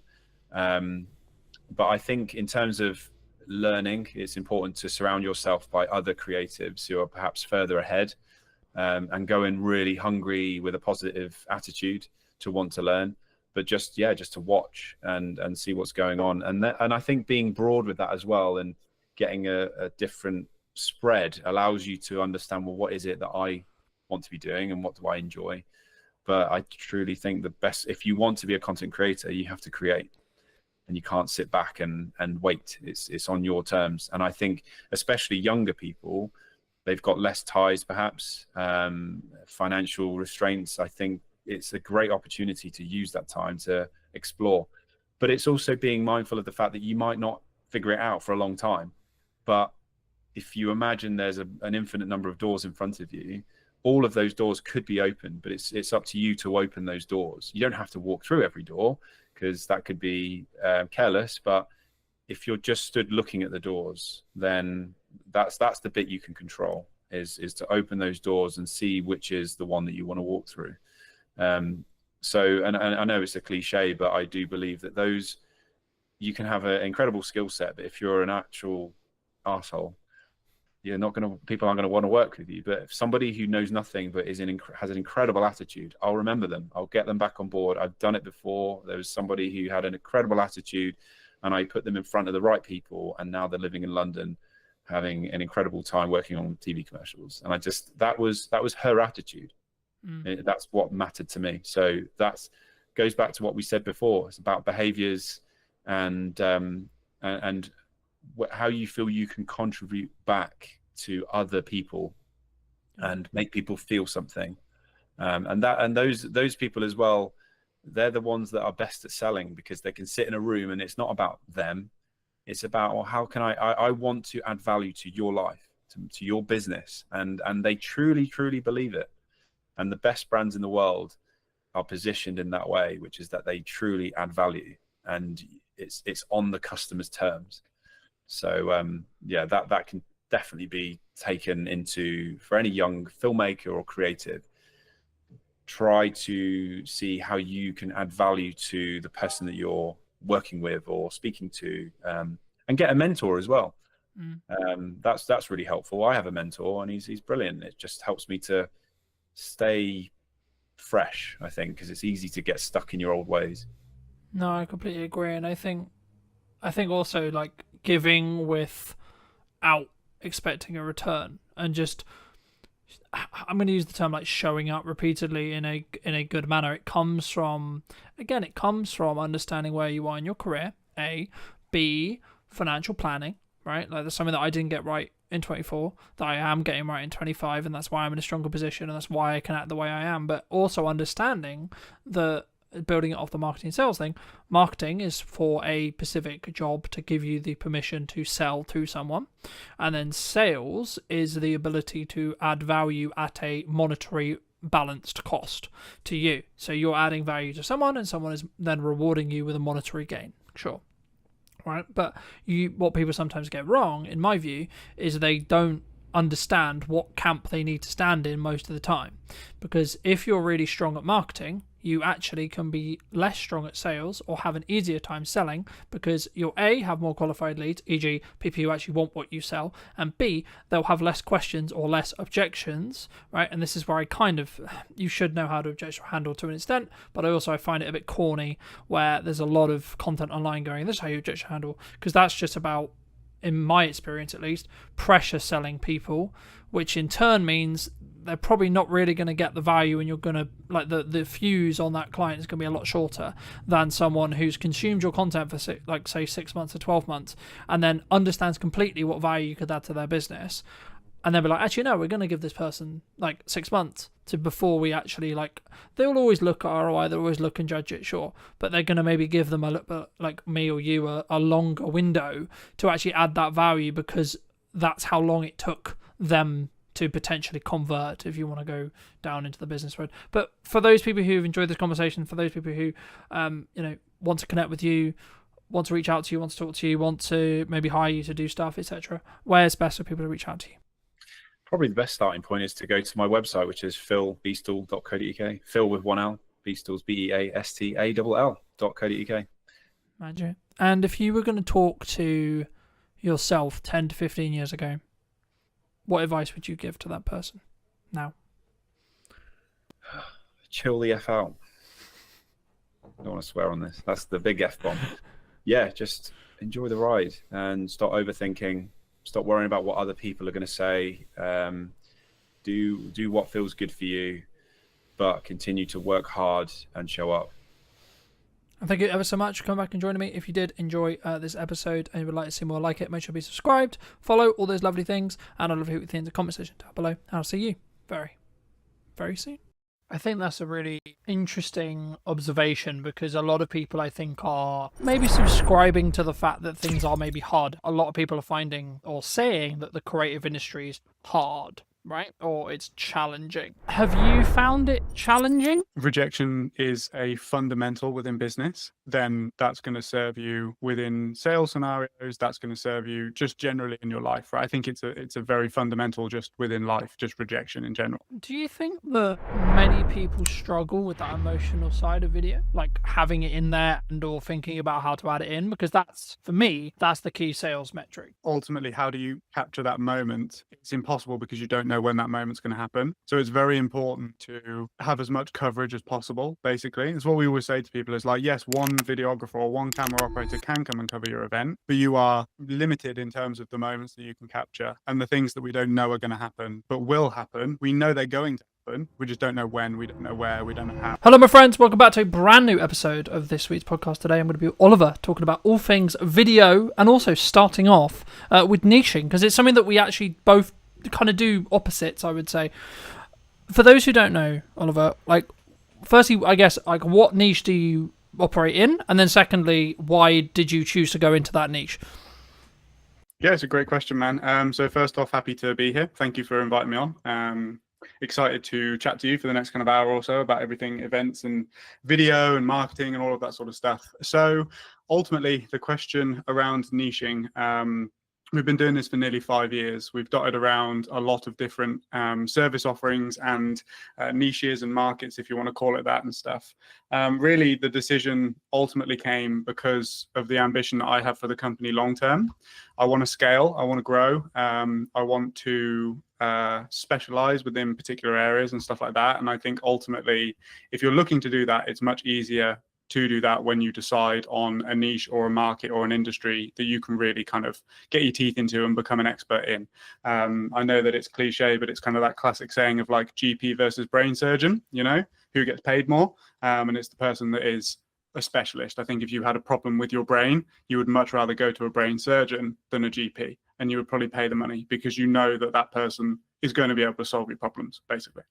Yeah, I mean, I completely agree. I mean, I guess the critical part of my head is like, so how was, obviously we didn't predict COVID, no one could predict COVID, right, in the respect to like how drastic it was in respect to maybe how it changed the event industry, etc. But like, I know that the event industry as a whole was maybe one of the ones that was hit harder. I mean, how was that from a, because that would be like the counter argument to like, well, you kind of got a risk in that respect. Like there is an argument to be made about the specialist, absolutely.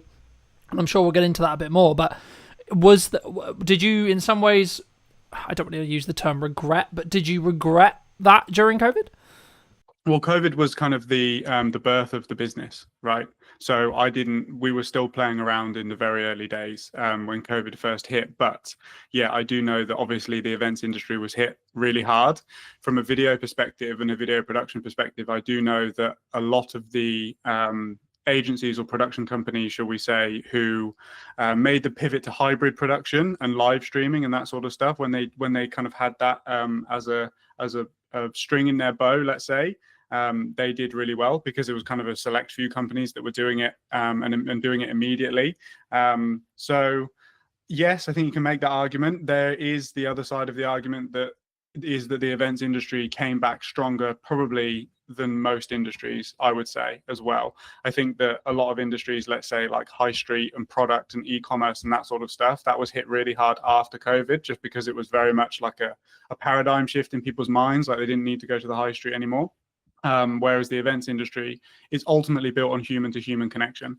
And we hadn't had that for so long that I think it really bounced back quite strong. But I just wasn't involved in the industry at that point, so I couldn't really comment on kind of what I saw from a business perspective. Mm-hmm. I think that's a fair assumption. I mean, I guess I was going to bring in AI later, but I think now's a really great time.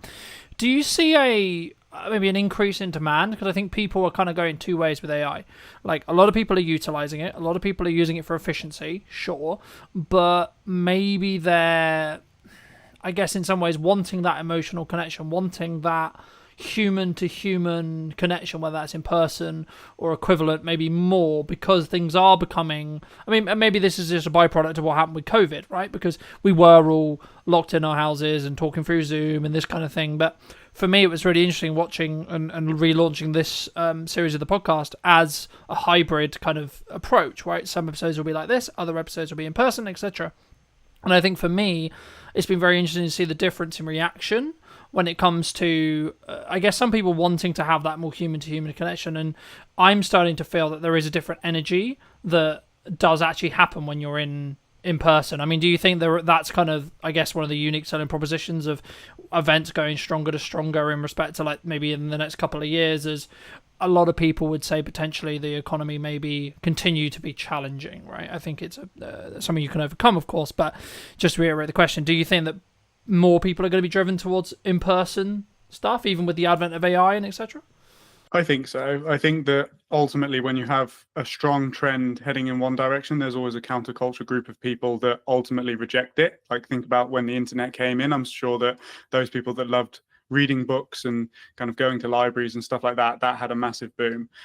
Ultimately, with the conversation around AI, I don't think it's worth rejecting, because it's here and it's here to stay, and it's going to revolutionize so many different industries. But ultimately, the events industry as a whole is pretty well hedged against AI because of that human to human connection, right? I think that it will do a lot with regards to, let's say, the ticketing process, the operational, the logistics, all of that sort of stuff. I think that will really help because there's probably a lot of human error that's made as a result of just having to check so many names and so much data and all of that sort of stuff. However, I think that what it will do is it will weed out the events that don't really have a strong selling proposition. And I think that the events that do have a strong selling proposition, i.e. festivals or really solid business conferences and stuff that people get a lot of value from, I think that those will be held in an even higher regard than they already are, because of the fact that it's so different to what people are used to experiencing on a day-to-day basis. I think that's a really interesting observation, because a lot of people, I think, are probably maybe subscribing to the fact that things are maybe harder, right? Like, I've been filming a handful of podcasts across the last couple of days, and a lot of the conversations I'm having in them is about a lot of people are finding or saying that the creative industry is hard, right? Or it's challenging. Have you found it challenging? And if so, how did you change, like, when it was maybe challenging? Maybe it isn't right now, but if it isn't, how have you pushed through that? And is it just because you niche specifically, do you think? I think that that's probably part of it, for sure. I wouldn't lie to myself in the sense that, well, we didn't pick events purely because it was hedged well against AI. It's just worked out really well. I think that if I was a production company, let's say, who niched into like animation or explainer videos or something that could quite easily be done by AI, I would probably have a plan B in terms of like pivoting. But I don't know. I think it's an interesting question. A couple of things that I'll say is that I think that your mindset and your perception around things can entirely dictate how hard things are for you. So if you believe it is hard, then you will unconsciously do things that affirm that belief. So I think that's something that people have to look out for. Ultimately, there is going to be, and there already is, a gap in the market for people that do things not with AI. Like some of the YouTube series and stuff that I watch, at the start of the video, they have a disclaimer that says like proudly produced by humans and stuff like that. And for somebody that values that and values the human input into creativity, for me, that's an even stronger reason to continue backing and watching that channel, right? So that's kind of just like a micro abstraction just there. What it's definitely done and what I've seen is on the post-production side of things, we're certainly less involved than we used to be. So I feel like internal marketing teams are utilizing, let's say, like AI short form editors. But in terms of being on the ground and actually filming the events, I think until it gets to the point where there's like robots and, you know, Elon Musk Tesla bots and stuff that can kind of run around with cameras and stuff like that, I think we're pretty safe for now, to be honest. No, I agree. And I think, of course, we don't know where AI is going to go, right? So it would be wrong of me to say, oh, that's never going to happen. But I think that actually when we get to that stage, I don't believe, personally, we'll see what happens, of course, but I don't personally believe that that will be the thing that's replaced. In warehouses, yeah, absolutely. In, like, repair jobs where it's dangerous or equivalent, yeah. Soldiers, if you're going to have to fight a war, yeah, etc. Things like that, I can absolutely see. But just quickly on the event side, I mean, do you see people maybe underutilizing the concept of, like, a hybrid event still? Because it's not, I guess, as cool, I was going to use the term, but like not as maybe ROI positive if you want to like lean into it business wise, because we're not in COVID anymore. I don't know. I think that there's still a massive use case for hybrid events. Ultimately, the main benefit being that you can attract a global audience, not just a local audience or a national audience, let's say.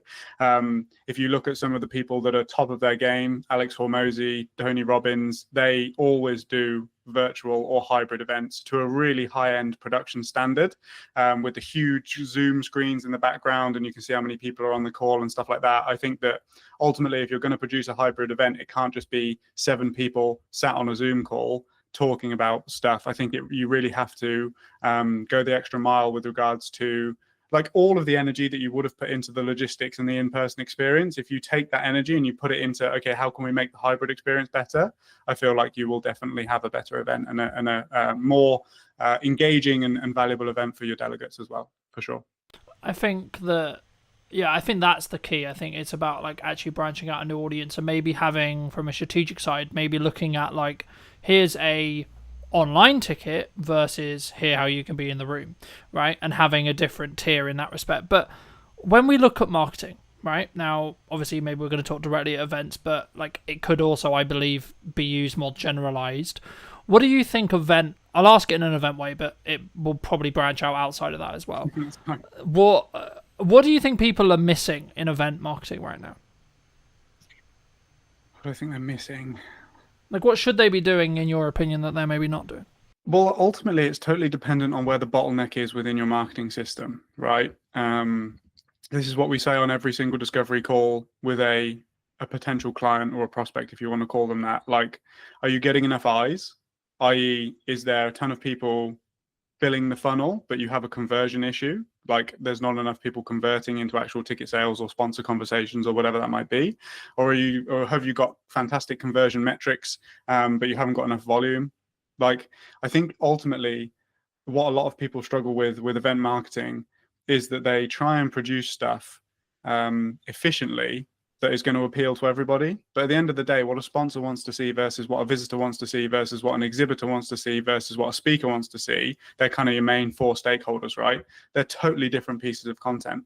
And I think that events and event marketing teams specifically should take a lot more time to consider where is the bottleneck and really what are we trying to do over the next 12 months in the lead up to our events. And produce content purely for that. I feel like they're trying to solve 4 problems, whereas if you just dial down and solve 1 problem, and then you'll have another problem off the back of it, but you can continue to do that, right? And it will just work in this cyclical cycle. I think also one of the biggest impact factors when it comes to video specifically for events is speed to market. People are used to waiting 2 to 4 weeks to get their video back from kind of a standard videographer, but ultimately you have to, like, just as quick as possible, like ideally minus 10 hours, right? You need to be getting the videos out. We kind of say 48 hours is the max. If you want to capitalize on the traffic and the buzz and the selfies and the tags and everything that's happening on social media after an event, you need to be publishing that video and putting it out to your list and kind of engaging with as many people as possible to get those rebooks, because ultimately it's like somebody is so likely to rebook pretty much there and then, or like just after. If you wait like a week, the emotions have died down, the memories have faded, and you're just not going to get as good conversion, basically. Yeah. Do you think that many people struggle with that emotional side of video? Like having it in there and or thinking about how to add it in? Because that's, for me, that's the key sales metric to an extent of when you have a video. It's can you showcase, highlight, show in a form that will then have an emotional either reaction or showing the actual emotion that took place at the event, for example. Do you think that's something that maybe some people lose, either because of the self-confidence of like, how do I capture this moment? Or actually we missed the moment because we didn't predict it, perhaps? Yeah, I think it's both. Ultimately, how do you capture that moment? It's impossible because you don't know when that moment's going to happen. So it's very important to have as much coverage as possible, basically. It's what we always say to people is like, yes, one videographer or one camera operator can come and cover your event, but you are limited in terms of the moments that you can capture and the things that we don't know are going to happen, but will happen. We know they're going to happen. We just don't know when, we don't know where, we don't know how, right? And then your second question was... That maybe it's a struggle, like a struggle in confidence, right? Because I think, like, so I'll give you an example. First time I ever filmed someone crying in an interview, I had this emotional, like, care reaction to them to be like, I should cut the camera. Now, in this context, it wasn't my set and that wasn't my call to make. So I was very, like, I need to be disciplined and not press the button. But my reaction was, this person, like, the human side of it was like, this person's clearly upset. Do you push through that? Like, do you, like, when it's more like emotionally charged or emotionally feel? But because I think for a content point of view, there's maybe a moral question, because yes, that footage is like really powerful to tell the story and really like useful from a marketing context. But also I think we have an obligation, maybe as videographers or directors or, whatever role you sit in production, to say, well, okay, but at what point do we say, actually, we should give this person 5 minutes? I'm a big advocate of forgiveness, not permission. Like, obviously, you have to ask somebody's permission in order to use a very vulnerable and emotional clip within there. I think that it's also important to explain to that person the reasons why, beyond just more ticket sales or something like that, right? If you've got like a particularly inspiring event or a particularly inspiring moment, that their vulnerability and emotion could inspire, motivate somebody else in that position who comes from a similar background and that sort of thing. But if you cut the camera, then you never have the opportunity to use that clip should you want to. So I would always say, like, I think push through it is probably the wrong term. It's more of a case of just let the moment unfold, let whatever is going to happen, and then decide how you're going to use it later. I would much rather have it and then not use it than not be able to use it because I didn't have it. Yeah. Do you think, I mean, I know we discussed briefly when we were setting this up as well, and I'm going to get a little bit into mindset to give you some clarity, but for me, I think I've always been a very disciplined person, and I think it bridges quite nicely onto what we were discussing there about like the emotional stuff, but like, I agree with you in respect to like, if it's not, because you can get retroactive permission and with the context you're potentially going to use it for, and actually that's probably a nicer way of saying how you're potentially going to use it, but is in more generalized term, when you're looking at business or when you're looking at maybe touching back to when things are harder, perhaps, and you need to do the extra hours, you need to do that one more rep on the sales call or do one more sales call, one more discovery call, one more piece of content, etc. Is that just a discipline thing in your experience? What, in terms of pushing through? Yeah, just doing when it. You don't want to do something. Yeah, like doing it. So like sometimes, because for me, I have the evidence that is what will be pushing me to the point where I will be able to get the result I'm looking for, especially if my back's against the wall. And when I was like, oh, I'm motivated, that would have potentially meant I didn't do it because it's uncomfortable, right? So what in Christ, what we're talking about here is uncomfortability. And I guess, when is it appropriate to push through uncomfortability? And how does someone, if they are looking to build it, how do they build it? I think that, I mean, discipline is definitely something I can speak on because it's something that I've had to learn massively. I definitely come from a type B, go with the flow type background. And that's not particularly conducive to somebody that can sit down and work and focus for an extended period of time on things that aren't particularly exciting and aren't particularly engaging to work on. I think that what's really important if somebody's kind of getting started is to find out where your limits are. So everybody is, I think we've kind of gone through this like hustle culture. And then on the back of that, we've kind of got this like, for want of a better word, like snowflake culture now at the moment, which is very much like, if you don't feel like doing it, don't do it. If you're, nervous, that's okay. You don't have to do things, et cetera, et cetera. There's definitely that kind of energy around at the moment. And I think that it's really useful to know where your limits are and push yourself to the edge, so that then when something like that comes up, you can ultimately kind of just look with a bit of foresight and say, okay, yes, like today I might need to work 12 hours, but that might mean that tomorrow I can only work 6. So would it be better for me to just do 8 and 8 and feel better on the back of it, right? I think that you ultimately have to go through a process of kind of understanding yourself and your energy. One thing that's been really helpful for me to do that is kind of tracking energy versus hours versus focus on a day-to-day basis. Now, obviously, this is kind of qualitative data, right? You can't, there's no like Whoop or something that's going to tell you kind of like how you're feeling that day. But I think if you learn to see patterns in your behavior and you learn to see patterns within the way that you go about doing things, you can kind of predict that, okay, maybe today I need to take it a bit lighter, right? Like events, to bring it back to kind of what we do, are so intense. The hours are insane. I'm lucky that I'm an extroverted person, but even I get kind of burnt out, speaking to so many, like running so many interviews in the day, asking the same questions and all of that sort of stuff. So when I come back from, let's say, like a 3 or 4 day event, I know that I need to take a couple of days, right? Just to kind of recalibrate. And I know that I need to fall back into a routine that is healthy and sustainable for me in the long run, So I think it's that push and pull, it's that balance. Ultimately, it's just a case of knowing yourself and kind of knowing where your limits are, but constantly reassessing those limits so that you are getting the most out of every hour that you put in. Does that answer your question? Yeah, absolutely. I mean, I think for me, there's different stages in your life, right? There might be, I'll use your example, like you've just come off an event, you're absolutely like, this is my 4th interview out of 5 this week, right? And I'm like, okay, I'm aware that like my performance may start to like pull or start to be not as sharp as I was in the first one, so I may pull back after this 5, right? And that's a key understanding. But also, like, what else is going on around those interviews? Well, actually, all I've got is editing time, so doing the editing things that I need to do, and then the general working out or other, social activities, etc. So actually, in reality, my focus can be given to this hour, and my prep can be given to this hour, and etc. So the key is, for me, is actually like, it's about working hard and working smart, sure, but it's also about understanding. I work in sprints personally. So I will sprint to the point where I'm like, fucking hell, I'm about to burn out. Then I'll stop, look at the data, and now analyze what I did, analyze how well the interviews did, watch them back, etc., make a debrief report, and then I'll go again, right?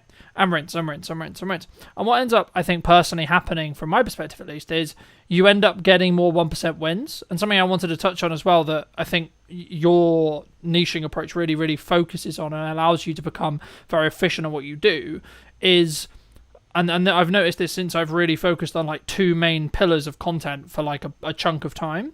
So previously, before I did this, I was very, I've got some podcasts, cool, we're going to post them, then I'm going to do this, then I'm going to do this, and then I do this. And of course, in hindsight, I could say, well, of course I didn't get traction because I wasn't looking at the micro improvements upon each interview. I wasn't looking at how far ahead can I get, for example. I mean, we're filming this towards the end of the summer. It won't be released until back end of October.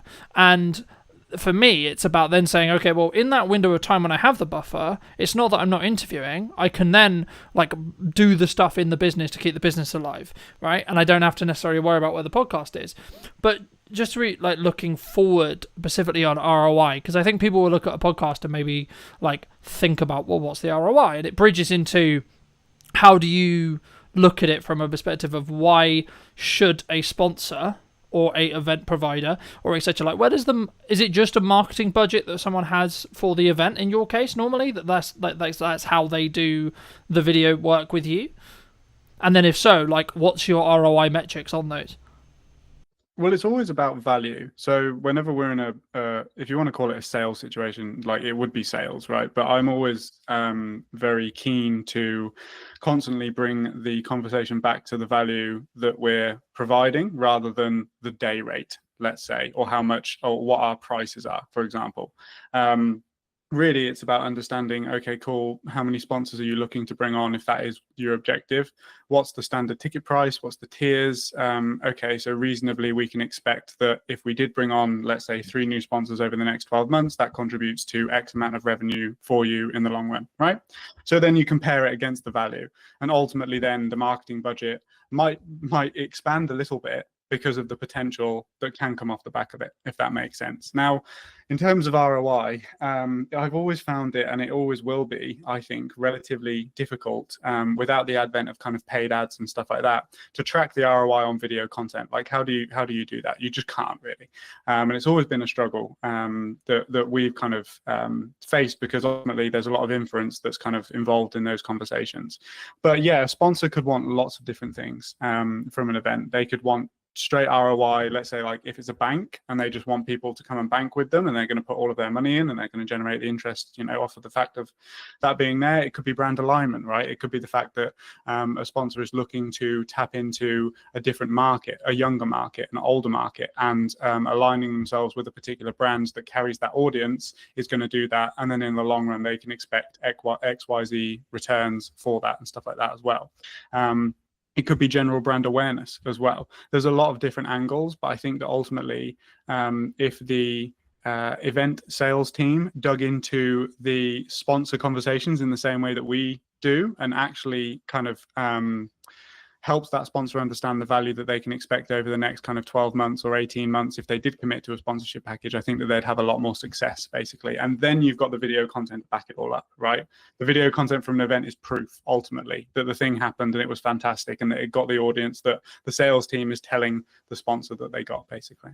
Do you think people are hesitant to pay more than, like, let's just say, for example, like, a standard videographer can do it for a price, right? And you or I might be like B price or C price, right? And we're looking at the value, we're looking at the value we're going to add to a client rather than necessarily the time that we're going to spend doing that, right? There is obviously time involved, sure, but we don't focus on, in my belief, we share that in that respect. We don't focus on the time, we focus on the value or the transformation that we're adding to that client. Do you think people would struggle, or sometimes clients would just go, oh, they're cheaper, so we'll take them? They do sometimes. I think it depends on who you're speaking to. Ultimately, the person that I'm really looking to work with and attract into my business is not that type of person who price is the deciding factor. So I don't really concern myself with those sorts of people. If I do find myself on a conversation with that type of person where they're basically playing like a race to the bottom is essentially what we're talking about here, I will confidently sit there and say, look, we can be beaten on price.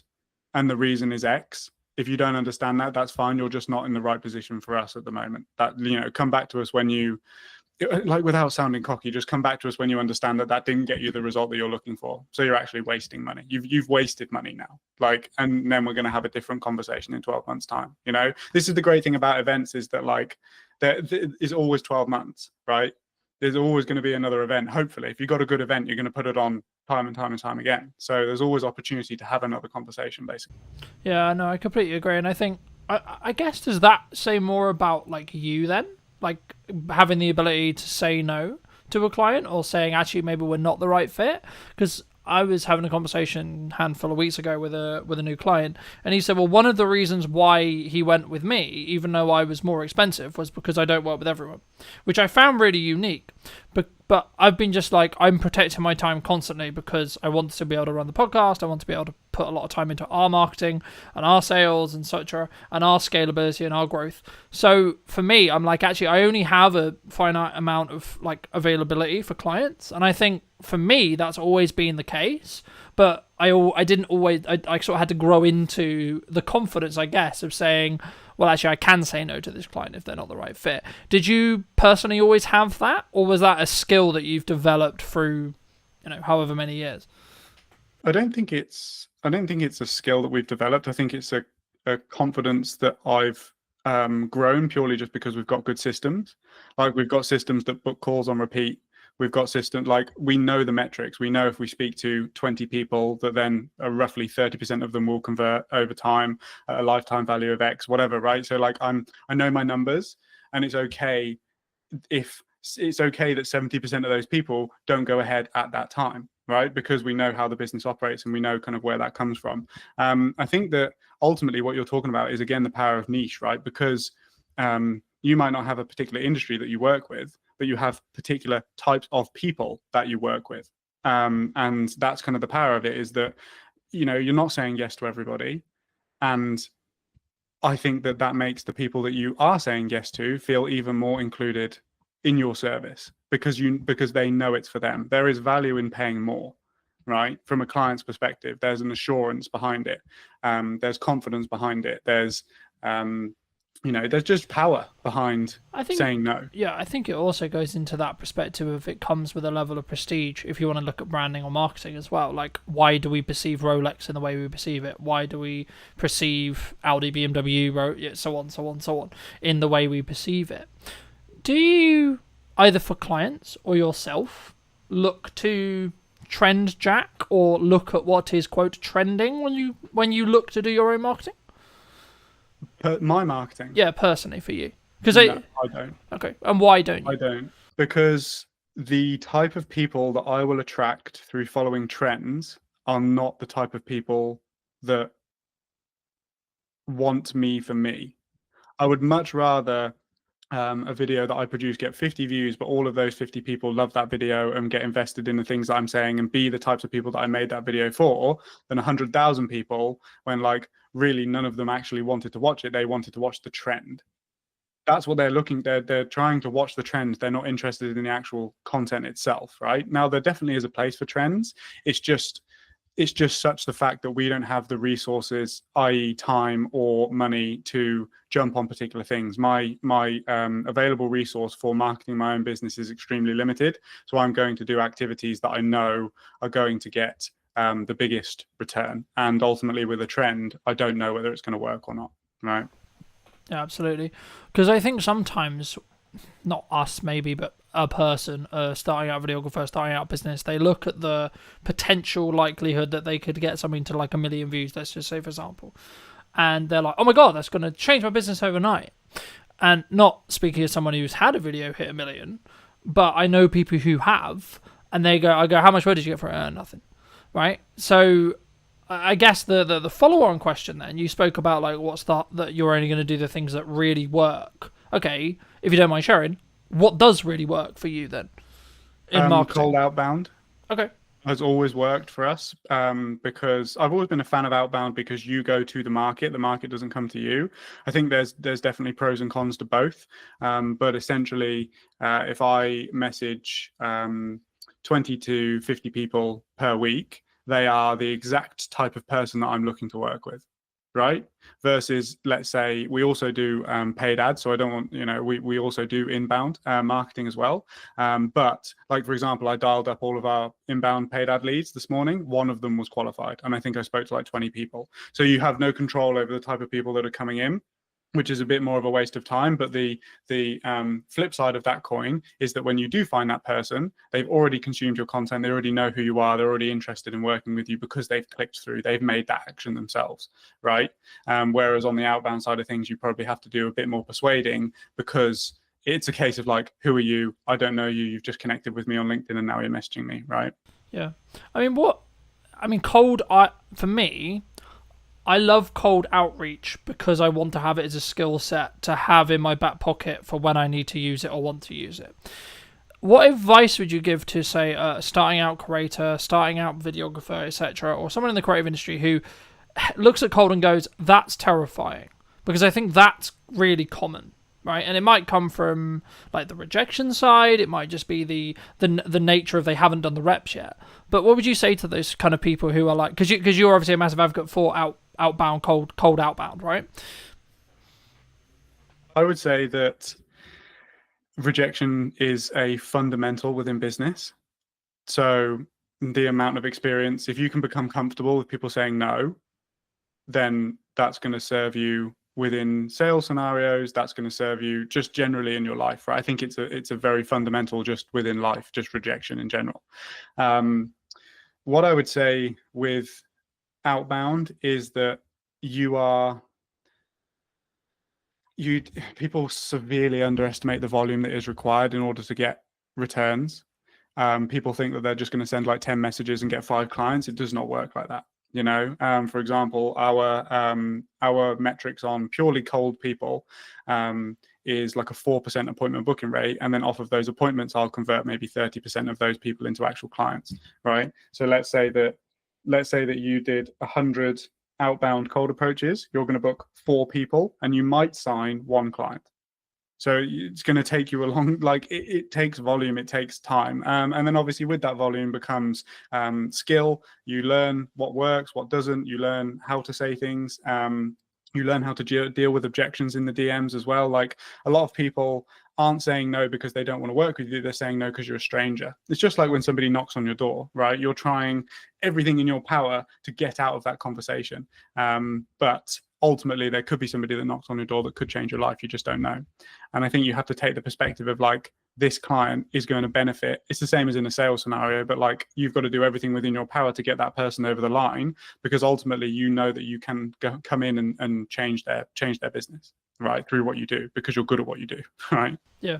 And I think for me, I mean, the mindset I heard from a fellow guest a handful of weeks ago was something along the lines of, I'm doing them a disservice by not allowing them to understand that I exist, right? Because exactly, and this sounds hugely egotistical. It does, right? It does. But the key is I know I'm really good at my thing, and I know I can create really strong results. So actually what I'm doing by making it appealing, obvious that they should work with us is actually I'm making sure they don't make a mistake on who they hire, because I don't want my potential client to lose money, right? And with that rewire in my head, you then can approach cold differently, in my view. Now, there is an argument to say, like, is it in stages? Like, would you only do it when, because I guess the perception for cold is you only do it when your back's against the wall, you need to make money quickly, right? But actually, in correspondence to what you just said, that's counterintuitive because you just said it would take a long time. So, is that true, or is it actually just something that you just gain the reps of and you just do consistently, and that's why it works? No, I think that it's for us, it will always be a system that we have within the business. I mean, again, it's purely just based on experience, right? But it's always been the thing that's worked for me the best, be it cold email or cold DM. The thing that people don't get is that, like, for one, you have to be intelligent about how you message people insofar as you're not going to piss them off, right? You're just looking for a yes or a no to essentially have a call and see if it could be a good fit to work together. You don't need to do like tons and tons and tons of follow-up and like ultimately just get that person in a position where they don't like you because you've messaged them so many times or whatever. But you have to look at cold in a sense that it's contributing to a larger overall system. So if you have content systems in place, inbound content systems, like let's just take somebody on LinkedIn, for example. So somebody could connect with me on LinkedIn. I could message them. That could ultimately be, no, I'm not really interested right now. They would then get drip fed my content over the next kind of 3 months. And then in 3 months, I will go back to I will basically then go back and I message all of the people who are now somewhat warm to what we do. And it's just that constant thing over time. It's like Chinese water torture. You're just slowly drip feeding stuff onto them so that they get more familiar and more familiar and more familiar. And don't get me wrong, 4 times out of 100, somebody will book a call cold, and that's fine because they have a low action threshold. But ultimately what you're doing is you're putting them into a maybe system that's converting them into a yes over time. And I've had tons of people reach out to say, hey, I know you messaged me 6 months ago, but I'd love to jump on a call now. And that's great. You know, that happens on probably a bi-weekly basis, right? Yeah. And I think for me, it's in some ways, even if it isn't the right time for that prospect, that person that you're messaging, actually what you're doing is you're saying, hey, remember me, right? Every time you message, and that should be the way. Or, hey, I saw this thing, hopefully it'd be valuable to you, right? Or whenever you maybe share a piece of content, I always look at it of going, how can I add as much value in the window of time they're going to potentially give me, whether this is in a short form clip or the entire podcast. And I think for me, I think that's what makes me maybe unique, I guess you could say, in the respect to I don't like to fluff around, and I try not to, if that makes sense. I don't like other people who do. And it's simply because you just don't respect the other person's time, right? But I guess the key, you mentioned Alex Hormozi earlier, and I wanted to ask you something specifically about, he's very well known for, you need to focus on doing one thing for an extended period of time. And what does that actually mean in tangibility reality? And does it actually work? I guess is then the follow-on question. So like, is it going to be you just focus solely on cold and you don't then look at content, you don't look at etc.? Or actually is it you get to a certain level of doing it consistently, you have a system, and then you can add another thing? Do you think? I think it gets to the point where the system's working and then you outsource it and then you build the next one. Like ultimately there's a literal job role that is an appointment setter, which is somebody that takes control of your social media accounts, goes into the DMs and does what you do. And you give them the system and you say, hey, if you message 100 people, 4 of them will book and I'll pay you for the 4 people that book. Right. So I think that's kind of the process. I don't necessarily agree with this whole thing of do one thing and focus on it for a long period of time, because there are gains that you are probably missing out on by not having an inbound system. Like if you purely just do cold, right? Really, content is one of those things that we've always struggled with, purely just because I do it so much for the clients that then when it comes to doing it for myself, it's kind of you know, you're not you're not as open to doing it, right? But I do think that, like I just said, those people that don't necessarily come through the first time being cold will look at the content, they'll see that it's valuable, they'll see that we know what we're talking about and that we're working with other clients helping them achieve the exact same thing, and then they'll be more open to it. So I feel like if we didn't do that, then, you know, you would miss out on those things as well, you know? Yeah, no, absolutely. And I think that's why you have to take it with a pinch of salt, right? It's true that if you try and start too many things simultaneously, you'll fail at all of them, right? But you also need to know your own limits and ask yourself how many plates can you continue to spin, right? I think is actually the key there. But for those who are maybe looking at like either doing an event or hiring you, like, or any production as a whole, like I build a system where I try and do a behind the scenes breakdown of every single production that I've done, right? And I built that very early and I build it into my sales process so the client's cool with it, the client, etc., etc. But like for me, I guess the question is like, do you do behind the scenes content, A, and then B, if you do, how do you manage that resource? Because obviously you're there actually working. Now, I would argue that's the best content you could possibly create for what you do, right? Because it shows you in your element, shows you problem solving, etc. Like, is it just a matter of like hiring another videographer and maybe you take a little hit on the profit to follow you around specifically, or like is it in more depth than that? Yeah, for sure. It's basically that. We have experimented in the past with purely trying to get behind the scenes from the crew that's already on site to do the job. But ultimately, I think that you're doing a disservice to your clients and to the crew by doing that, because that's not what they're there to do. The client hasn't hired you so that you can make an amazing behind the scenes film using the camera operators and crew that they've paid for, right? So you're going to piss your clients off by doing that. The best way that I've found is to essentially just have somebody whose sole job it is to take behind the scenes imagery and behind the scenes video of everybody doing their thing. And yes, you do take a hit on your profit, but you have to look at it as a long-term marketing resource. One thing that I want to experiment with doing that we haven't done just yet is to cut out the talking to camera aspects of the behind the scenes video, because no matter how hard I try, I can't focus on 2 different video projects at the same time, right? It's very difficult for me to think about how the behind the scenes video is going when I just need to be focused on the client's work, essentially. So what I want to start doing is bringing somebody whose sole job it is to do that, have me mic'd up the whole time, and then have those clips of the problem solving and have those clips of us working on a day-to-day, bring that back in, and then probably review it with the camera in the studio, and basically just say, like, look, this is the context, this is the situation, here's what happened, here's how I dealt with it, have a look, right? That I think is going to be a much more valuable resource. And I think that we'd be able to turn one behind the scenes video into probably 5, because there'll be multiple instances of problem solving over time. So that's something that I've discussed with the team, and that we're going to start doing moving forward.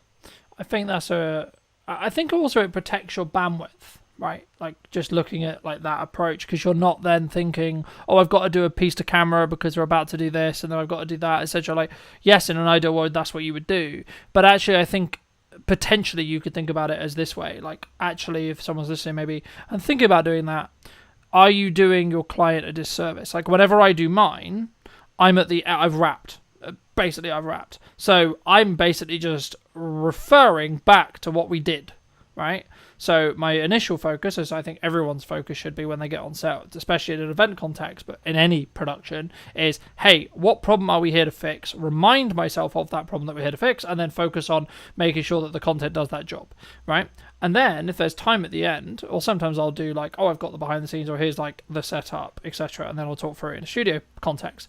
But for me also, it's about understanding like when that's, so I guess in some ways you could just say it's like reading the room, right? Like, when is that appropriate to do? When is that not appropriate to do? And or was that planned in? And or was the client aware of it? And how do they feel about it, etc.? And I think it's about how you manage that. And naturally, maybe if that's something you are going to do, maybe look at, like, especially if it's a returning client, maybe look at it saying, well, actually, and this is really counterintuitive because you're sacrificing profit and then sacrificing profit, but maybe add a percentage discount because you get the marketing out of it.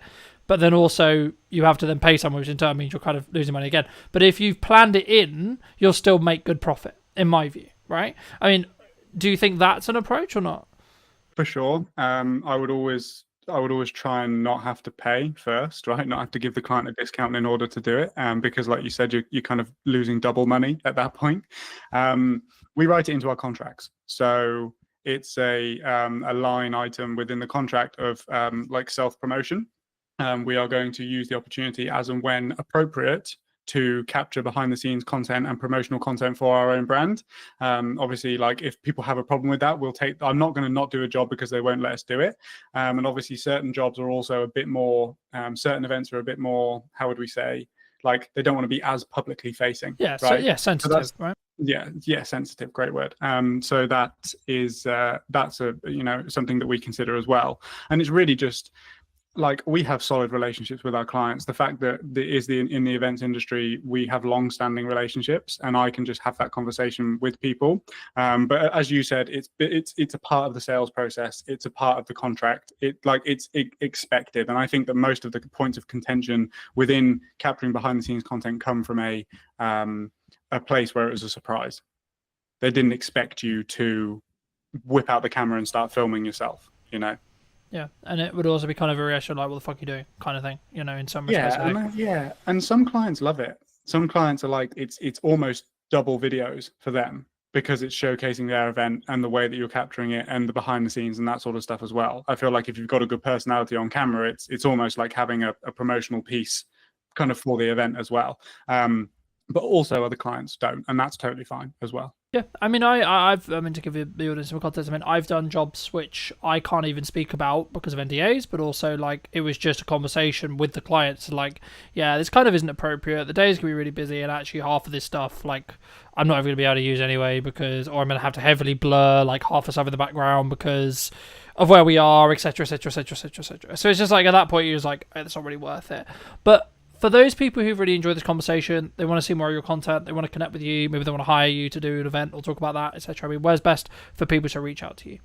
LinkedIn, best place. That's where I am most active in terms of the content. You'll find me there. It is me that runs the accounts, so you are actually speaking to me if you message me. So yeah, just send me a message there. Like, we're very easy in terms of the way that we go about things. If it's right for you and it's right for us, then we can talk about it. Magic. And there's a final question I'll add on, but it just jumped to mind as something that maybe you're challenging that I'd be curious on your perspective on, because I've watched some videos where you're talking about it. I mean, a vulnerability potentially of both of our businesses, we are very founder led, right? Clients want us involved in every single stage of the process. Is that just like the nature of it sometimes? Are you just like, okay, it is what it is? Like, that's, I guess, what I'm going to have to live with to be able to make the money I make and be able to run the business I run? Or is there a way you can transition it? I think that you can transition it for new people. I know that you left a comment on my YouTube video that I made, which is basically, it's just like, it's not an expectation that we're there. But I think ultimately, if you have a strong personality that people connect with, and half of the reason why they go with you is because it's you, then you are going to run into issues doing that with certain people. I think like pre-existing clients who have always known you to be the one that's there, but then also certain clients are totally okay with it and they understand it's a natural progression within the business process, right? It's something that I can't necessarily speak on too confidently right now because it's something that we're still figuring out. Obviously, if we're looking to scale to the point that we are, then I can't be involved in every single project because I just don't have unlimited time. And I think that's my hypothesis for this, is that the brand, whilst it can still be founder led and come from the vision and the mission that the founder originally had, I think that the brand has to have its own characteristics and qualities and quality assurances for the clients and stuff like that as well. And I think that's where the leverage is with regards to me not having to be on set every single time in order for a client to sign with us, basically. Yeah, and I also think to an extent, in that respect, you need to be overly transparent with the fact that you might not be, right? Especially in your space, because obviously an event may be happening at the similar time to another event, and actually you may want to actually serve both, right? And I guess, I mean, feel free to weave that your next answer into this as well. Like, that might be just like an advice piece that you need to give to some people of how you manage that. But I like to end the podcast by asking the guest, and you in this case, of course, what would you say to 10 years ago, to the younger version of you now? What advice would you give them? I would say that it's going to be a lot harder than you expect it to be, and that the people that you look up to online probably aren't giving you the most accurate depiction, as I don't, of the reality of running a business and doing this. But ultimately, it's the most fulfilling thing that you're going to do. Like, I love this. There is not a single thing that I was having this conversation with my cousin the other day, because he's 19 and he's trying to figure out whether he wants to go to university or what he wants to do with his life. And I said, well, you have to ask yourself, and ideally you're getting yourself in a position where you would continue to do the thing that you do every single day, regardless of whether you get paid or not, because I would still do this, right? There's certain things that we wouldn't do, right? Like dialing paid ad leads and stuff like that. But, Yeah. like ultimately the goal and the end destination, I would continue to do regardless of whether I was being paid or not to do it. So yeah, it's just set expectations to my younger self that it's going to be way harder than you expect it to be, but it's going to be more fulfilling than you could ever think it could be. Magic. Thank you ever so much for the time, my friend. Pleasure. Thank you ever so much, ladies and gents. If you did take value from this video, you'd like to see more like it, I'll be back next week with a brand new episode. And feel free to let me know in the comment section down below what you thought. And I'll see you very, very soon. If we're doing things that push us outside of our comfort zone, we're naturally developing more and more resilience, strength, courage, all of those things. What do you think's missing in marketing today, from your perspective? I think what was missing then is the same as what's missing now. And that's really the understanding of buyer psychology and the way that buyers make decisions. Do you think trust can be built quite quickly? Or is it just the nature of you spend time with someone, whether that's through content, actually physically with them in meetings, etc.? Is that where trust is rooted? The way I build trust is understanding my customer really, really, like, what are their needs? What do they care about? What's their mission in their organization? How can I help them be successful? Did you know that 93% of you are not subscribed? So if you could please do me a favor and you're enjoying the show, then subscribing would mean the world to me, and it would allow me to grow the show and continue to get larger and larger guests and continue to bring what's missing in marketing today. Thank you ever so much for joining me, and I'll enjoy the episode. Hello, my friends. Welcome back to a brand new episode of What's Missing in Marketing Today. Today, I'm going to be talking to Mel about mostly pivoting, but also how we build resilience in business as a whole. Welcome to the show, Mel. And Before we start, I always want to open the podcast with, what do you think's missing in marketing today, from your perspective? Yeah, well, so I've actually had a lot to do with marketers in my career. So I used to, at Gartner, I was supporting CMOs, and I think what was missing then is the same as what's missing now, and that's really the understanding of buyer psychology and the way that buyers make decisions. So I think that there's a disconnect between products and services and what they do and what they actually mean and the outcomes for the buyers involved. Do you think that's overlooked? I'm sure we'll get into the actual psychology, but when someone looks to set up their business, do you think they overlook the human psychology element because they're more interested in the shiny camera, the shiny marketing technique? Do you think? And are you so I think the majority of organizations don't consider marketing as a key strategy. Often it's an afterthought. So the people setting up the businesses are usually excited about the products and services or the technology. Very rarely are they sales marketing kind of led unless their products reflect that. I think the majority of them are not thinking about marketing from the beginning. Do you think that comes from a lot of people we work with are very founder-led, so founder person-led? Do you think that comes specifically from their identity as a whole? So putting their identity out and, quote, supercharging it with marketing? Do you think that's where sometimes people get wrong? Because maybe they are not confident at coming across, or maybe they don't want to put necessarily, they're not sure how they feel about putting themselves out there? I just think that, so I work in prop tech. Presently, that's where my startup is.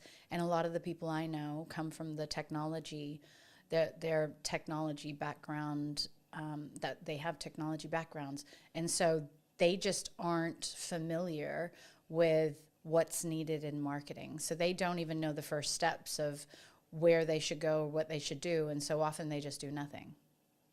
What, I guess, is a stigma in the tech space then? Like, they don't take that first step, but is it because it's just they don't know, do you think? Well, you only have a finite amount of energy and time. And so, and a lot of these, you know, if you're a solopreneur or you're just getting something off the ground, then you're really, really good with what the product does and how, you know, to make that work. But when it comes to, I've met so many founders who have no idea. They haven't even tested whether or not anybody would pay for their service or their technology. Like, what's the use case for it? And they often just jump to solution without really understanding how to get from where they are, which is the solution or the technology product, to somebody using it. And so all of those steps in between, which, you know, obviously buyer psychology and the way people make decisions and how they can change from status quo bias. So what are they doing now to where you want them to be in using your products and services? That's a journey. And you can't just go from one to the very end. You have to kind of navigate your way throughout the entire thing. Do you think when we look at that journey that people underestimate the amount of time that someone needs to like consume marketing or etc., or that journey as a whole they need to go on, or they need their customer to go on, etc.? I think, and you're talking about the founders? In general, like when so say I'm a tech founder and I've just started this amazing thing that I think is going to change the world. Right. Would I potentially underestimate how long it's going to take for me to educate my target consumer to be educated enough to know why this thing that I've made is going to be the solution to their problem? Of course. And if so, how would you say someone can start peeling away and start on that process? Most people don't even know the amount of different layers that they have to get through. So it's not just ensuring that you're able to deliver a message that resonates with them to pique their interest? How are you demonstrating true value? What will their lives look like once they're using your service compared to the other to what they're doing today? How is your service going to infinitely improve their situation? All of these different things, nobody really considers them. And so I think maybe they're like, okay, we'll do Google ads, or we'll hire a marketing manager that's very tactical and maybe just looking at how they can get clicks versus really penetrating that value that they're supposed to be creating in the mind of the buyer. We talked about psychology in the opening kind of statements of this episode.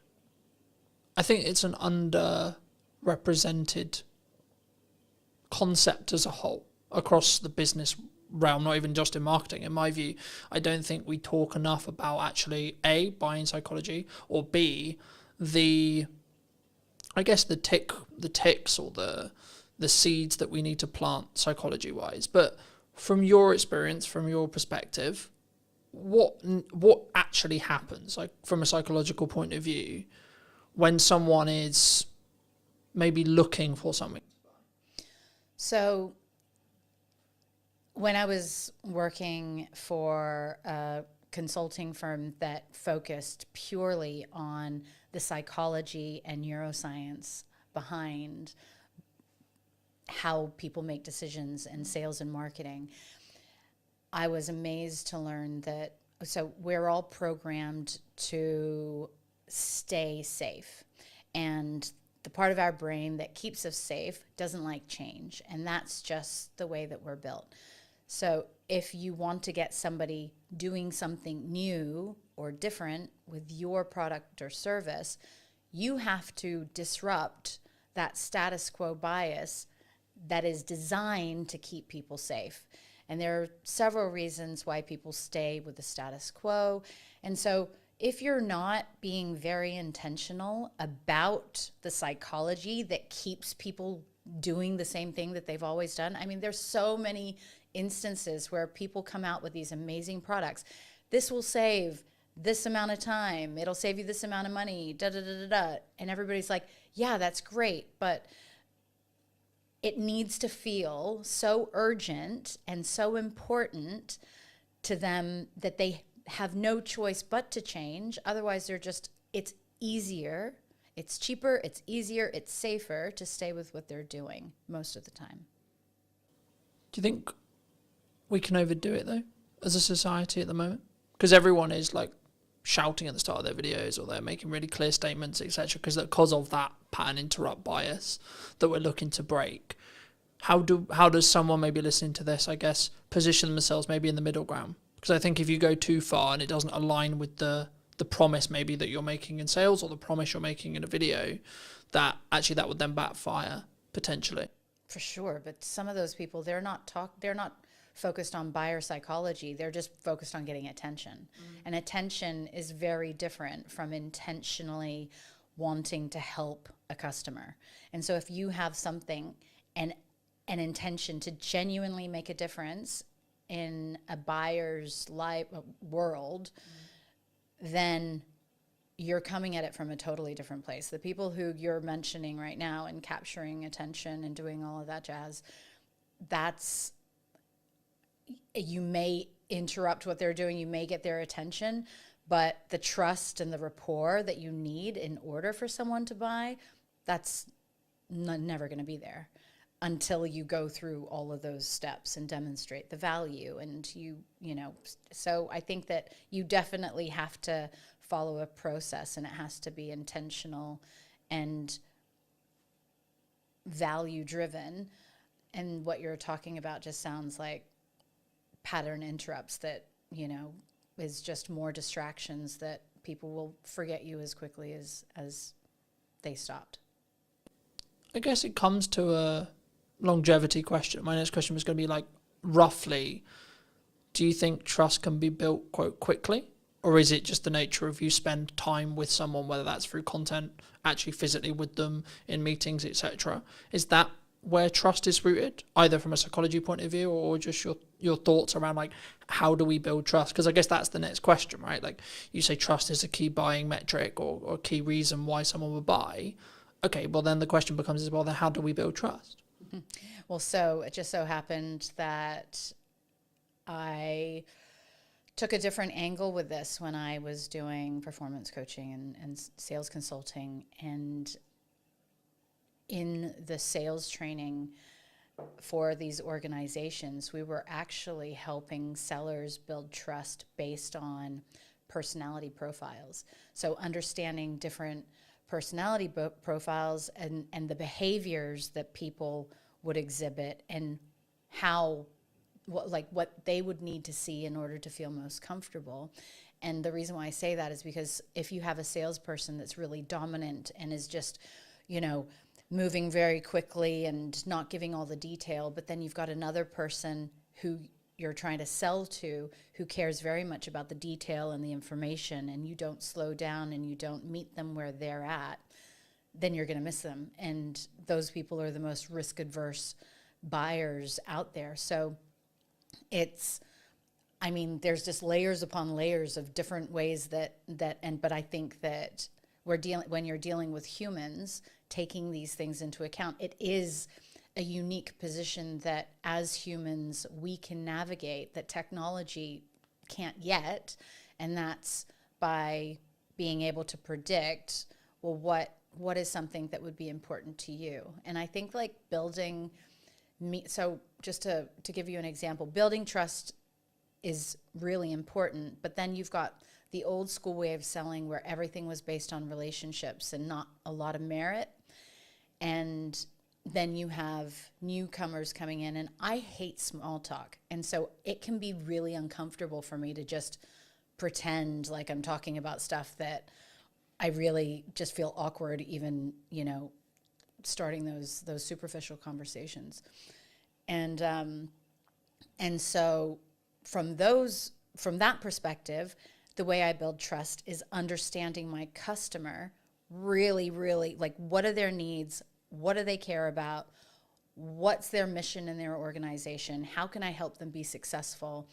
If I'm demonstrating that really quickly, that I know their industry and that I understand how to really take them from here to where they want to go, that will at least get me to the table to have conversations and, rather than other methods. Did that answer your question? Yeah, no, absolutely. I mean, it's interesting that you say you hate small talk, because I thought that was just a me thing for a long time, right? And I'm on the spectrum too. since I didn't mean to. I meant as well as like yeah. Since like running the show, or since like connecting with people, or being, I guess one could say that I'm quite targeted in who I choose to bring on, who I choose to connect with, who I choose to talk to. I guess in some ways, because it's quite hard for me to describe how I choose and why and etc. Because for me, it's all an instinct-based thing. It's a gut thing. It's like, yeah, I think this person might be interesting. I don't know because I deliberately don't want to know, because I want that to be here to make a good, quote, good show, right? I guess, is that why AI may not take all of our jobs, as lots of people have been claiming or saying? Right. I love that you bring that up, because I think that people ignore their instincts a lot more. And I think we have so much more knowledge just in how we feel, in our, perception and the way that we react to certain people. I think a lot of times we ignore that. And so throughout my journey, as I've gotten to understand myself more and more and more, I firmly believe nobody, especially this year, has come into my peripheral and had meaningful exchanges with that haven't made me think that was absolutely meant to be. Like, my energy field, if you like, AI is never going to, whatever technology is, it's going to be very difficult to replace that. And so you can use technology to do certain components of roles to, for efficiencies and cost savings and stuff like that. But when it comes down to actually going back to the truly building rapport and following your gut and knowing whether or not you can trust somebody, that is very much a human behavior that I'm not sure that we will replicate in our lifetime. And I don't think we should. No, for sure not. I think that's, I guess, if you're going to be corny about it, that's what makes us human, right? Mm-hmm. But I think for me, and we talk about a lot of this in marketing, like however you want to be tactical, right? We're going to do social content. We're going to do ads. We're going to do our podcast. We're going to do this. We're going to do that. The reality is that's the middle bit, right? That's how do you get me as a human to talk to another human? And that's why I'm interested and also like to talk to people about psychology, because if you get the psychological stuff right, actually you can have mediocre middle bit. Mm-hmm. Or if you really want to do it well and do it scale, when you get the middle bit right as well, you then compound on those decisions. But just as you were discussing that, and it jumped to mind to me, so I'm going to mention it. I think it was Alex Hormozi who said, there's some points where you have to push, and there's other points where you have to pivot. Mm-hmm. In your experience, how would you, either for you personally or a friend of yours, when would you say that someone should make that decision? Paint that picture. When should I maybe look to, maybe if things aren't working the way I want them to, I'm not making the money, the marketing doesn't seem to be connected, etc. When should I just push on? Mm-hmm. Versus when should I pivot into something else? Really good question. So again, it's being able to trust yourself, I think, is a very, very big thing. I have tended more recently to become a bit more philosophical about these things. And if something's not working, but you know that it's really hard, because is there a need? So let's assume that there's a need for what you have to offer, that it's coming from the right place, it serves people, it's a value. I think that the ability to pivot means that you're flexible enough to realize that maybe the way that you're going about something isn't the right way for you to achieve success. And so, I've pivoted so much in my life, but and in particular the last few years, but I think that a lot of people become really, so part of resilience and part of emotional intelligence is the ability to be flexible. If you're really rigid about, no, it has to be this way, and not curious as to, maybe I hadn't considered all of the factors, or maybe I don't know as much as I think I should, and then you go and get outside opinions or consultants to help you or whatever. So feedback and rounding out your hypothesis of what you think you should be doing. If everybody's telling you that you should be going down a certain way, then yeah, I would say continue on. But if you're not validating the direction that you're on or testing it, and then how do you know it's the right one? So you've got to learn how to be flexible and try different things. And do you think emotional intelligence is missing in marketing, in sales, in business, in human? Sure, in human life. I was going to go with in business as a whole, or when you're building relationships, etc. But actually, let's go more broad. Do you think people don't invest in understanding and building emotional intelligence and then using it? Yeah. So everybody would have a different idea of what emotional intelligence encompasses, but for me, I think it's just being really self-aware and aware of others. So you can't actually understand others until you understand yourself. And that's never taught. Where are we learning that? If our parents haven't learned it or gone and educated themselves on this, then schools aren't teaching it, and then parents don't know. And so then you get to adult life, and then you just think everything should be transactional. But once you start, I think, becoming really curious as to, what's your purpose? Why are you here? It's not just to make money. It's not just to have a house and a nice car and da-da-da-da. No, the real meaning is deeper. And so I think getting to those layers means that you have to be able to sift through, I think, a bunch of junk that, you know, has kind of been piled on top of us from childhood. And then so once you've gone through a lot of that discovery, I think that builds the resilience and emotional intelligence and all of those things that make us better human beings and better marketers and better salespeople and all that stuff. Do you think it comes from, I guess, a fear of not? Because as you were talking, I was thinking, like, does it actually come from, I'm going to make decisions because I don't want to deal with the dark stuff potentially in my head, right? The reason why I can't be emotionally intelligent is because I hire you just to do the job, right? To jump to mind from a networking thing many years ago, when mental health came up as a conversation, it was like, well, no, I'm paying you to do the job, just do the job. And obviously I don't know in this person's case whether it was they haven't done the empathy work or the inner work to be allowed to be empathetic. And I know I have some people close to me who their view is business is business. It's tangible, it's cold, right? It's transactional, regardless of how deep the meaningful relationship could be. In their view, it's just, that's cold. That is the way it is. I've always followed I'm only going to work with people who follow my values, one of which being empathy. Mm-hmm. And if you can't empathize with either the customer and or me and or the other service providers you work with, then actually I don't think you're going to show up in the best way and put your best foot forward. But also I don't think now in the market I see happening when things are, quote, harder, I think people will potentially choose the people who are maybe more soft in that respect, or more understanding, or more emotionally intelligent, you could say, than people who are solely transactional. Would you agree?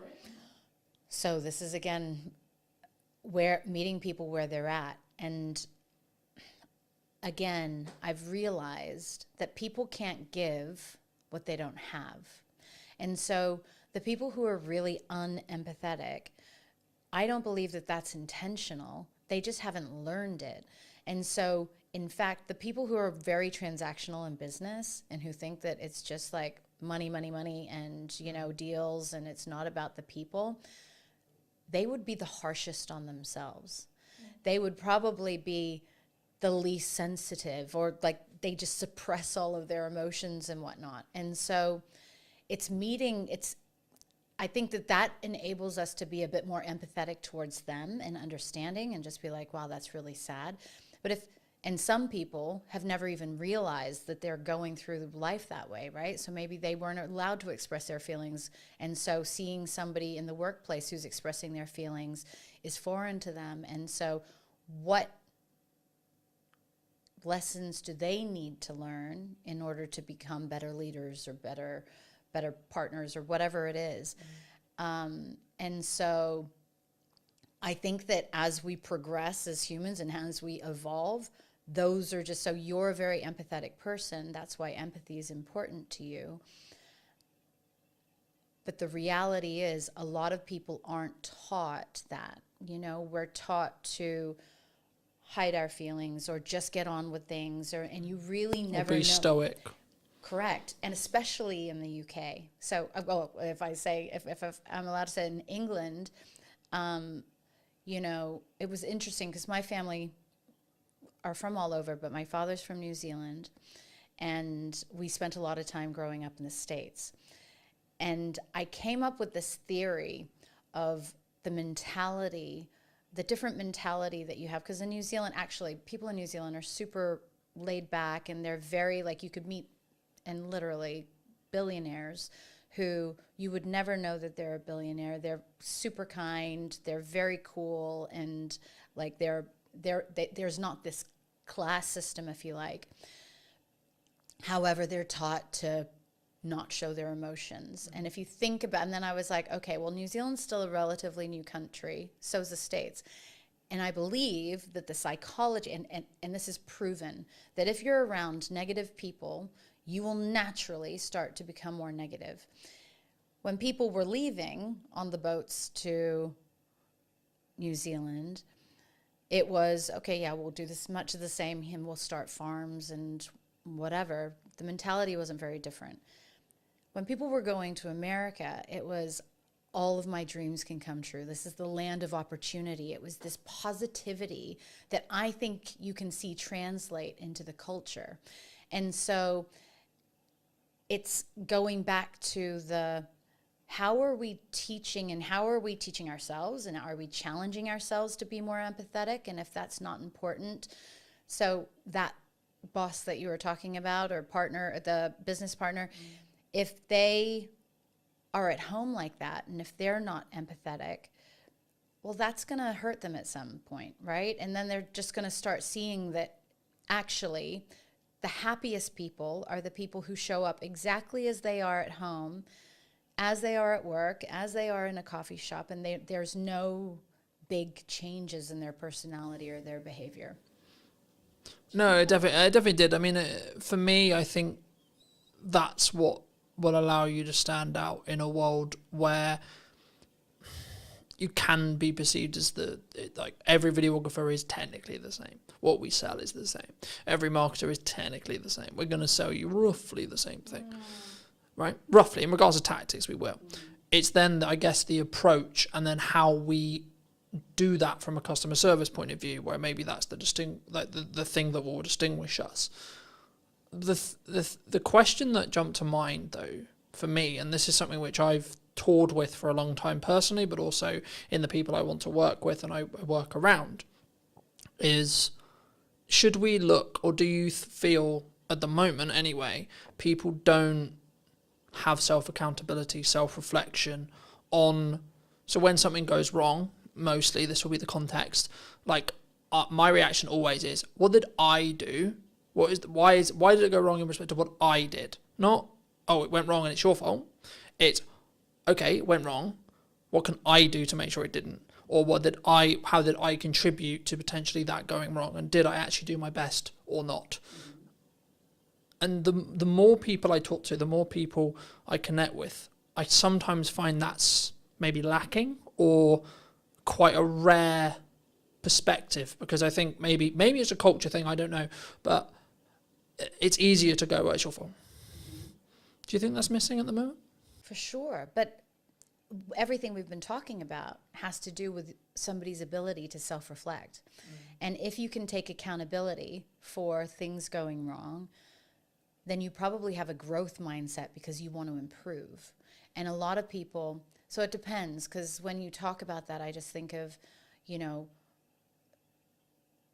if people who are afraid to be wrong were probably criticized a lot, or they got in trouble if they were wrong, or they did something wrong when they were kids. We are all walking older versions of our younger selves. And so it's like, what are the things, is that holding a person back? They may be really happy living their life that way, and then maybe just not having many friends, right? But if you're really wanting to show up as your best version in work, for customers, for friends and family, then if you're not getting to some of the behavior that, if you're not questioning your behavior and how the way that you show up in the world could be a reflection of unhealed issues or traumas from your childhood, then I know it got kind of deep, but that to me is, you're only skimming the surface of what life can really be about. No, I agree. And I think, again, not taught anywhere though, mostly. I think sometimes, I mean, as I think about that, I think, well, why do I do it? Right. And I think I've been very, very fortunate to have the mother I have and have the values I have instilled in me from a very young age. And that's, I think, why I am who I am now, right? And how I show up now. But I think that's maybe, like, I'm fortunate in that respect, but I guess in some ways my assumption is, well, why shouldn't that be the case? Why isn't this taught in school, etc.? That thought process. And I guess it's a resource thing. Like, if I really sit here and think about it, like, that's why it's not. But I also don't want that to be perceived as an excuse potentially why we shouldn't. And maybe if the right people are listening to this, then I think it should be something that everyone is taught how to do because of the stuff we obviously align on, which is once you can do that, you can actually empathize and fully understand. And actually, to be completely honest, if you're being really selfish, you will make more money. You'll be a better marketer. You'll make more bottom line revenue. You'll be braver. You'll have more courage. You'll back yourself. There's tons of benefits. Is it a resource thing, or is it just a lack of knowledge? You know, there are a ton of people out there that have done the work, that have invested in themselves to, and I guess that's one of the reasons why I built KindStay, right? So I have an incredible network of well-being experts, neuroscientists, psychologists, nutritionists, who I know with the science can help people through really, really difficult situations. And in the case of my most recent situation of being evacuated, a lot of people aren't prepared for big situations in life, you know, or dysfunction. And so helping people with basic tools that help, whether it's using some of the performance coaching or the mindset management training or any of those things, helping people access tools so that they can learn to take better care of themselves, to prioritize their needs, to consider how a lack of sleep can have a knock-on effect of other things. Or if we're walking around with anxiety all day, what's that going to be like for the people around us, let alone the chemistry inside and all the toxins that are polluting our bodies, you know? So I think that the schooling system, it has a lot to learn, but I also think that the schooling system in the most basic form is totally flawed anyway, and it's kind of a structure to keep people in boxes. I think it's important, though, to, I guess in some ways, establish that if you look at traditional education, it's for the employee, right?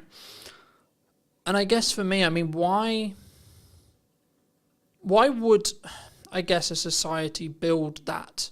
Is that because that's the odds that most people are?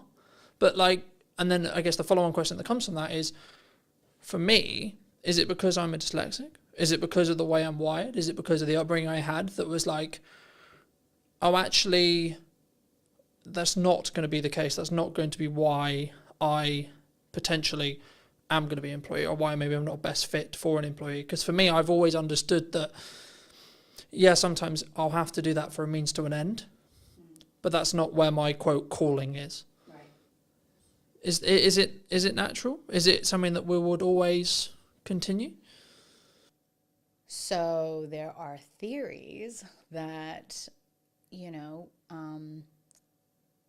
the designing of schools is because it's not in the best interests of certain layers of society for everybody to be out of the box, to be creative, to be challenging the status quo, to question the teachers' That'd be easier, wouldn't curriculum. it? If you're going to go down the whole government control thing, it's not government. I'm thinking beyond government, like much higher up. I think government's just in place for control.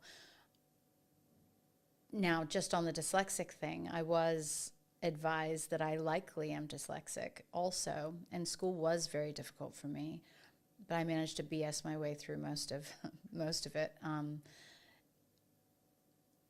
It's interesting that you say that, because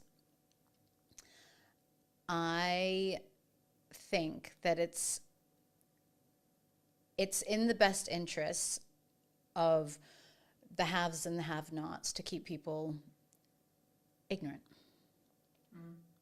And, you know, it's until people start really digging deep into themselves and going, you know, getting curious, that we could actually break out of that. I think to an extent that's true, but I think people aren't I also stand by that not everyone should be an entrepreneur, right? We're in a world right now where so many people potentially did think it was cool, or maybe do think it's cool to be an entrepreneur. I've always understood that, yes, it comes with its own success archetype, but actually in reality, I wouldn't describe it as cool. I would describe it as it needs to be in line with who you are, and you need to be willing to do the work. Yeah, totally. There's never going to be a world ever, no matter what kind of education system, where everybody has the ability to be an entrepreneur. It's tough, right? And the only reason why I got into this lane was because I wanted to solve a problem that didn't exist, and I wanted to align my core values, which was standing up to injustice, helping people, and providing transparency and fairness. Those are my core values. I had always been ridiculously successful in my corporate career. So top performer, achieved things that nobody else could, was the first in many instances. And I had this really high self-belief that I could do anything. An entrepreneur, like starting my own company, absolutely humbled me. I was so humbled after the first year of not making £1 and having spent all of my savings and everything into this, but also probably not validating and doing all of the stuff that you're supposed to do before you start a business. If I knew then what I know now, it'd be totally, totally different. And that's the thing, right? So it's what kind of tools are we leveraging in order to go down that path?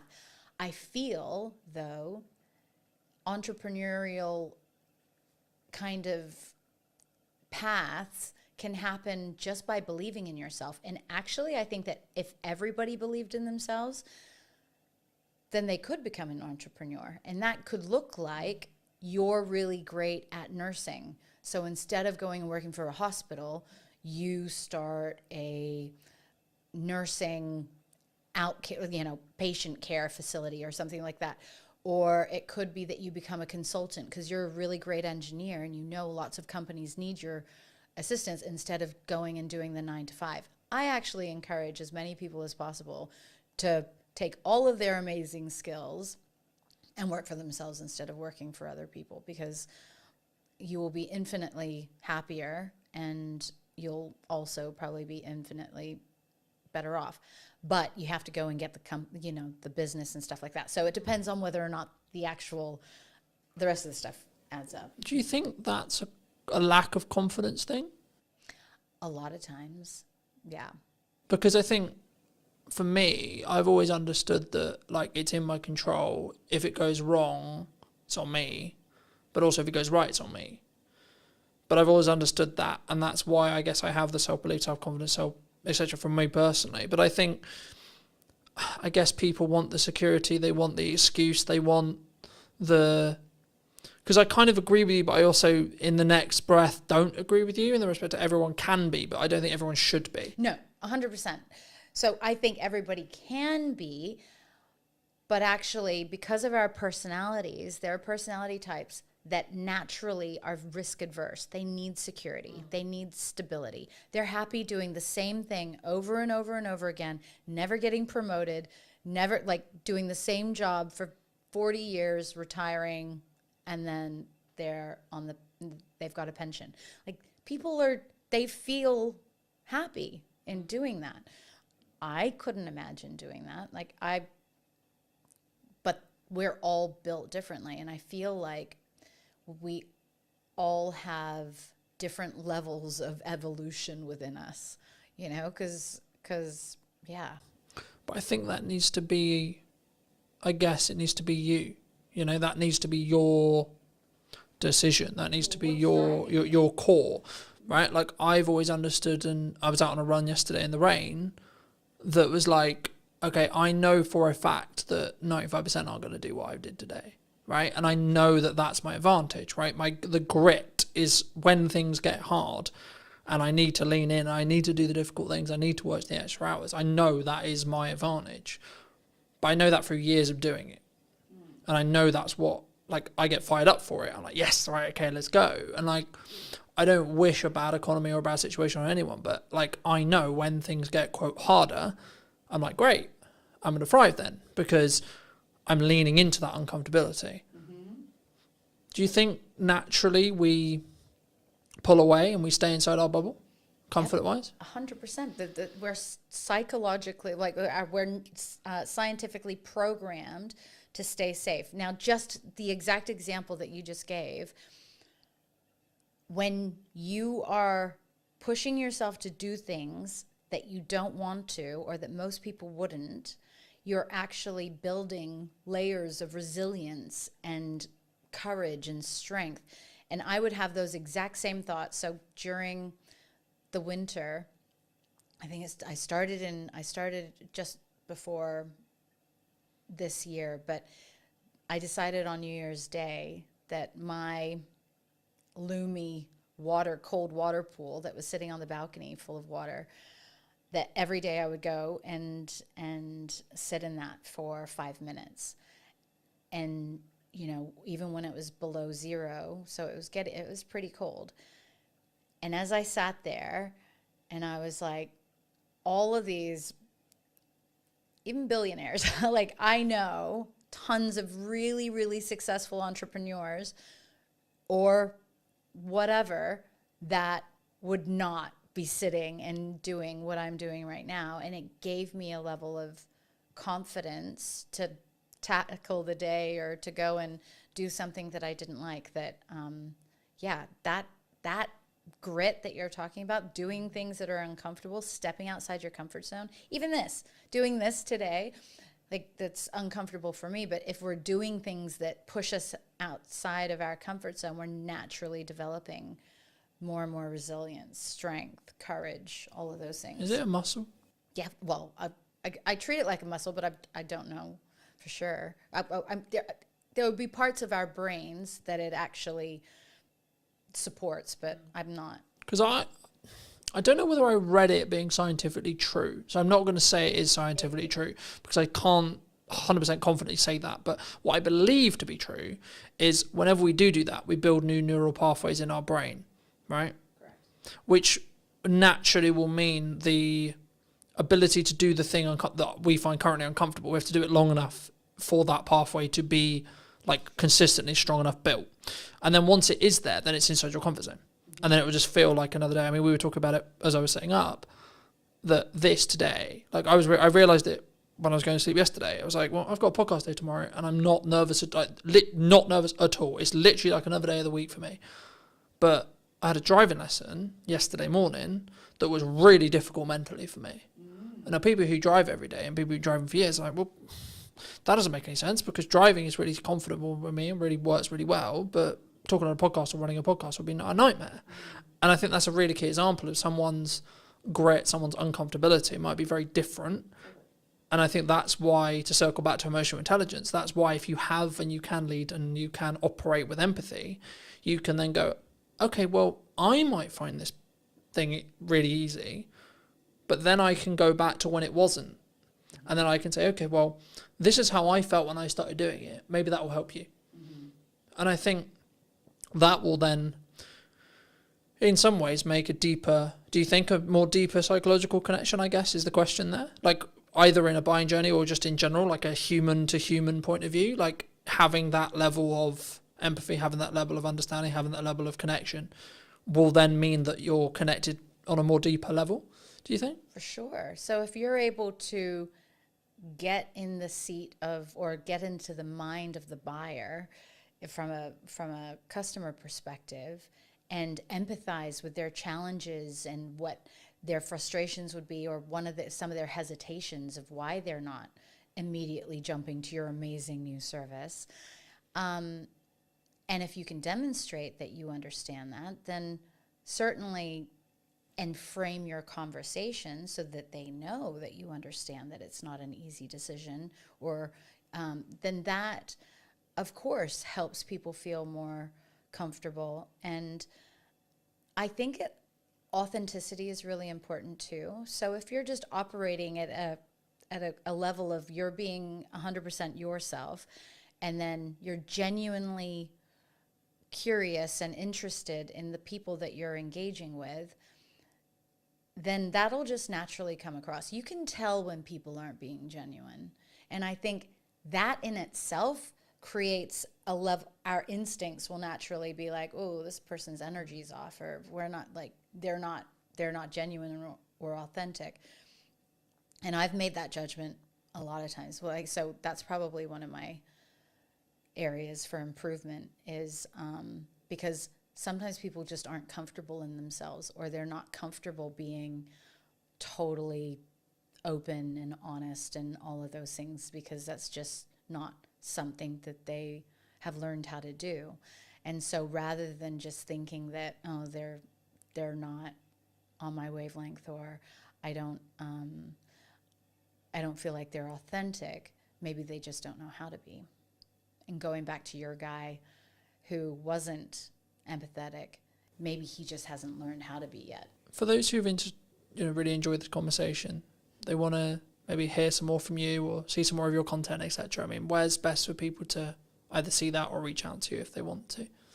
Yeah, so, well, I would say that the two things that I've did some recordings on, which was intrepid thinking around how to be bold in the way that we're thinking and challenging the way that we're doing things in order to achieve progress.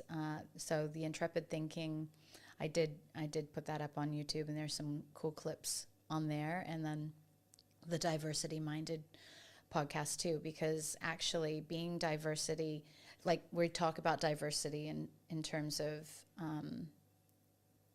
maybe more aesthetic things, but I really love being around people that don't think like me or don't behave the same way that I do, so that they can challenge my own perceptions. And I mean, not too, so if they're like really extreme in their beliefs or their views, and I don't believe that they're right. I mean, we have to have, aligned values, but I enjoy people who think differently and who show up differently, because then it helps me be more conscious in how I move and behave. And I think we never want to get too comfortable. If we're just moving through life like an autopilot, then we're missing everything. And that's definitely not a fulfilling way to live, in my opinion.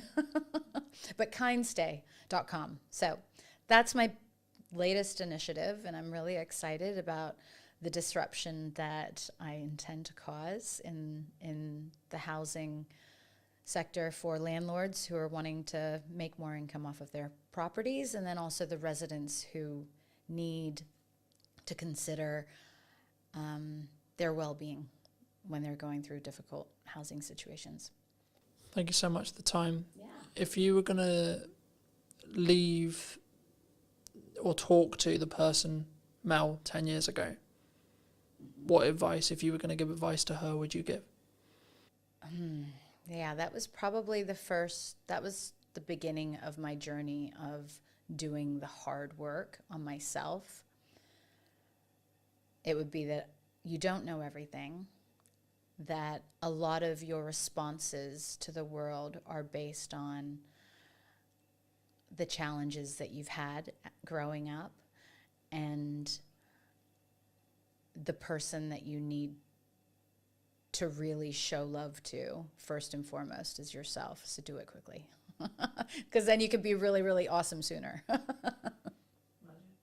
And thank you ever so much for watching. If you did enjoy this episode of What's Missing in Marketing Today, I'll be back next week with a brand new episode. And why not be subscribed so you don't miss it? I'd love to hear what you think in the comment section down below. And I'll see you very, very soon. The biggest mindset shift for me was understanding it's not actually about you. No one gives a shit about what you look like, sound like, etc. You are a catalyst to the information in your head. That's it, full stop. The honest answer is we live in a world where people binge watch their favorite shows. They watch a lot of social media content, sit and watch TikTok for 7 hours. It's not about whether it's, quote, it's the only question for a viewer is it valuable? But if I was running a business and I needed clients today, I wouldn't be doing marketing. I'd be doing cold outreach and I'd be ringing 100 people a day or sending 100 DMs a day. The honest answer is I didn't have confidence at the beginning, as you will see if you go back and watch. And in answer, specific answer to your question of how do I get confident, how do I talk today, etc. Number 1 is preparation. Number 2, you need to know your shit. And number 3, you need to focus on 1% improvement. Welcome back. Is everyone feeling a bit more refreshed, ready to go into AI? Yeah. Cool. Is there any questions on the first half before I move away from it? Or any other specific challenges you have with AI or use cases that you either want to share? Really like your journey on like how you started becoming as polished as you are now in your videos and stuff, because I've seen your earlier stuff and it's pretty crap. Now it's good. So I think it's important for everyone to know, because I speak for most people in this room, I'm sure none of us could do what you're doing currently, but kind of if you could just explain how you kind of got the confidence to start putting out crap. Like Gary Vaynerchuk talks about it a lot, right? Well, the honest about wine for years before anyone watched any of his videos, and now he's got millions of followers and millions in the bank. So. The honest answer is I didn't have confidence at the beginning, as you will see if you go back and watch, right? Please do, it's funny. It's hilarious, right? But the key point is, right, I could have deleted all those videos, right? I could have done. They're my videos, they're on my channel, I can do whatever I want. The reason why I haven't is because it shows my progression from then to now, right? So to give people really quick, brief context, and feel free to ask in a little bit more depth, but I started creating video content when I was, I want to say 13, 14. That's a fun age. You can't even speak right at that age, but there you go. Around the gaming sphere, etc. Anyway, fast forward to starting to Brunner Media, 2018. Wanted to document my journey from point A to point B. Cool. So I was like, well, I'm starting now, so let's just film what I'm doing, right? And in answer, specific answer to your question of how do I get confident, how do I talk today, etc. Number 1 is preparation. Number 2, you need to know your shit. And number 3, you need to focus on 1% improvement. In a nutshell, that's it. But also understand that you will get better if you keep going, regardless how uncomfortable it is. Right? We may not get onto it today, but there is a section of workshops I've done where I get everyone in the room to film their first video. We can do that if you want. See where we are. Everyone's like, no, I'm not doing that. Okay, but the reason I expect, I don't know, but the reason why I expect most people are saying that is because A, they're self-confident, so they don't have the self-belief, self-esteem in themselves to be able to do that, or B, they have a technical hurdle about why. So they're not sure what happens if I do it on my phone, what if I do it wrong, how does it sound, etc. In most cases, it's the confidence end, right? Does that help? Does that help? Because that's, I mean, my story I've told a million times. There's videos of me telling the story if you want more in depth, but. And how many people have come up to you and told you your original videos were crap? Because there's not many people that have probably looked into everything, so obviously we're talking on a deeper depth. So I think. Not many, I would assume. Yes and no. I think it's subjective. Because at the time it was the best I could do. Is this from when you were 13, 14? So I think what John is referring to is probably the stuff that I started in 2018. How old are you now? 28. So 5 years ago, so 23. I've never really been big on social media until we started working here. The thing is, you don't know what you don't know. You have to Yeah. start somewhere. You can only do with what you've got, and that's it. Absolutely. I think delivering knowledge is the key. You've got to add value. The thing, All of you sat in this room know most things about hospitality that most other people don't know.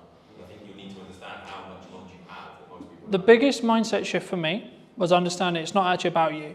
Yeah. No one gives a shit about what you look like, sound like, etc. You are a catalyst to the information in your head. That's it, full stop. My issue is though, because the nature of my work is how much, you say about adding value, I get it, but how much of what I give away is taking away from the service that I actually offer. That's common. Yeah, that's common. I think that's... So is it that what you feel you know that you don't want to share with other people to then know? Yeah, because I'm a coach. So I mean, the easiest way is chefs, right? So I can talk about what I know. Now, we had chefs, but I don't want to share my recipes. I'm like, why? No one's going to do what you do, and that is so true. Gordon Ramsay goes online, he gives all his recipes away. People still go to Gordon Ramsay restaurants. Because the key is that they will want the personal service. When you do content, you have to be generalized. Okay, I can't go into as depth unless this room was just purely filled with hospitality or just purely filled with retail or just purely filled with etc. Because there's multiple sectors, in here, I can't go into, or I shouldn't go into, specific detail, and it's more of a generalized concept, ideas, this is principles, etc., that hopefully you can take away and add to, right? The key, in answer to your question more directly, is you have to give the credibility and lead with the value you want to add to your specific person. And then what you're doing by doing that is saying, it's kind of like having awards. It's by saying, yes, I actually know my shit, because anyone can say I'm a coach. Anyone can say I'm a video professional. Anyone can say I'm a good marketer. Okay, so I can say I'm a good marketer until I have to stand here and prove to you I'm a good marketer. And then I'm a good marketer. If I can prove it and it actually works for you, then I'm a good marketer. If it doesn't, I'm not. AI. Most people will recognize this. This is ChatGPT. It is one of many large language models, right?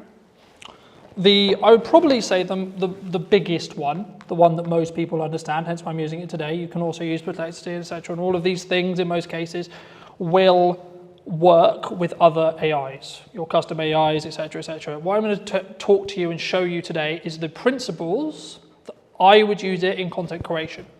Okay? So, before we start, who has used this bot before? Everyone in the room. Wonderful. What would be your use case for ChatGPT? The answer is you can use it to do whatever you like. It's an idea engine is how I look at it. So a common use is this. Okay? If I could type, that would be great.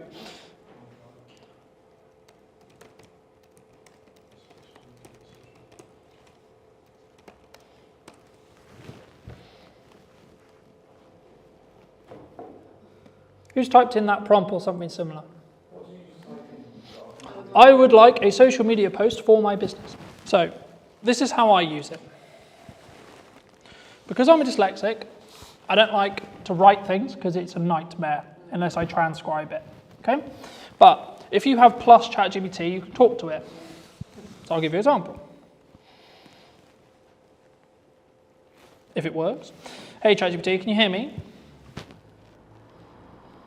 I can hear you loud and clear. Feel free to let me know what you need. Fabulous. Today I'm giving a workshop on content creation and AI use cases. Could you create me a detailed plan for a attendee to potentially use AI, things like ChatGPT, to start utilizing the tools that you can use within yourself, but also to create social media content with clear key performance indicators and pain points that they are looking to fix in their content as a whole. Absolutely, that sounds like a great workshop. So let's map out a little plan. You can start with a quick intro on what AI tools like ChatGPT can do, just to set the stage. Then dive into a section on how they can use it for brainstorming content ideas. So for example, coming up with social media posts, headlines, or even scripts for videos. Then you could move into a hands-on piece where you actually have them practice. They could bring a real piece of content they need to create and kind of workshop it using AI to help them refine it. In terms of key performance indicators, you can definitely talk about things like engagement rates on their posts, how much time they say. So then ChatGPT would list all the things I just asked, right? And that's just me talking to it. So those who are not confident and don't want to sit here and write a big article, if you're a writer, do that, right? The key when you prompt is to be as detailed as humanly possible, right? What a lot of the pain points I expect is we've written a social media post using ChatGPT and it sounds like a robot's written it, right? Yeah? Okay, so I'll do another example very quickly. Hey ChatGPT, can I please have a social media post thanking all of the attendees and everyone who attended my workshop this afternoon? Keep in mind the current tone of voice I'm speaking in and the following key points. I would like to thank the attendees for coming to my event. I would also like to summarize some of the key points that I made, such as content distribution, content styles, and algorithmic changes. Could you please draft this post so then I can share more feedback with you on this post? Absolutely. Let's keep it in that same kind of warm and engaging tone you've got. Here's a draft for you. Hey everyone, just want to send out a huge thank you to all of you who joined the workshop today. It was fantastic having you there, and I really appreciate you taking the time. We covered a lot, from how to distribute your content effectively to exploring different styles you can try out, and even how to keep up with those ever-changing algorithms. So thanks for being such an interactive group, and let's keep the creativity rolling. Feel free to let me know if you like any tweaks or changes. And if you are using multiple devices that are connected to the same Google account that you're logged in on, you can do what will hopefully now work, which is you'll be able to see the post behind me, right? So this is what ChatGPT just spoke to me. I love ChatGPT. It's like my second brain. It can be. There is things to be aware of though, and there is a cognitive question, a cognitive conversation around should you utilize ChatGPT, how should you utilize it? Because if you're getting ChatGPT to do the thinking for you, then you're not thinking. Now there is an argument, there's now some studies are coming out to say, actually, if you're using things like ChatGPT to do more advanced thinking, so that it's doing the grunt work, it's doing a lot of the smaller scale thinking, and it's opening up your brain to allow you to be able to create more, then actually your cognitive ability will be higher than you would without AI. Something to think about. When I noticed that and I was worried about my cognitive ability, I started reading physical books as a principle because I'm constantly aware that I'm on devices all the time, right? So I know that cognitively it's going to hurt. Especially if you have specific brand guidelines or specific terminology or specific things that, like, it can get it wrong, right? It can get facts wrong, it can get stuff wrong. So it's not like this fix-all thing, it can get stuff wrong. The thing it will do though is it will be quite obvious when it gets it wrong. And it's very, especially now, it's very well known for once it gets something wrong, it will then, because it's learning from everything it does, it will then cause a trigger of getting it wrong. So unless you do what's called a negative prompt, which is saying, these are the things I don't want you to do, it will just go a bit crazy and a bit weird. Something I would like you all to do, if you have your mobile phones, laptops, etc., is either go to www.chatgpt.com or download the app ChatGPT on your phone if it's not already. And just while you're doing that, something I want you to think about is what is the specific challenge your business, your personal brand, whatever it is that you do has right now. What's the issue? What's the challenge? The thing that's stopping you from growing, the thing that's stopping you from moving forward? Is it a marketing challenge? Is it a sales challenge? Is it a communication challenge? Is it who I need to talk to, how I need to show up? Is it confidence? For those who were concerned about confidence, is that the issue? Is it confidence thing on video? And when you're ready and when you have it, all I want you to do is put that problem into ChatGPT, whatever your problem is, and then just simply ask it, can you share an action plan in as detailed as you can to fix X problem? I'm waiting for that moment people haven't used ChatGPT before, their mind just goes. So if I wanted to get a brand new chat that doesn't really know me and understand me about my business, this is the process I would follow just while you're playing with ChatGPT yourself. So the version I'm using is the Plus version that's £20 a month. But there is a free version, and the only difference will be it will change the amount of entries that you can have per month. So you'll hit the cap quite quickly, potentially. And the memory isn't as good because you don't have access to ChatGPT 5. So if you see up here, there's ChatGPT 5. If you go onto legacy models, you can use ChatGPT 4, which is their free model that isn't as shiny and as accurate than ChatGPT 5. On the paid one, if you told it something a month ago, you could say, remember that conversation we had a month ago, and it will remember it. Just on the free one, it doesn't.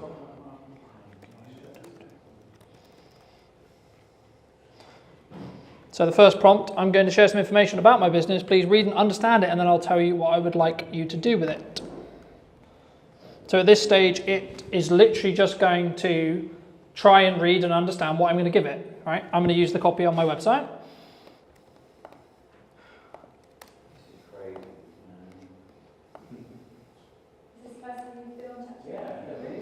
Wait till you get proper into it. Is it just volume? Just great 12-month marketing plan. We've been using it 3 years. It's still amazing. So does it say all the stuff I just put in? Yeah, as long as you're logged in, Yeah. it will save it.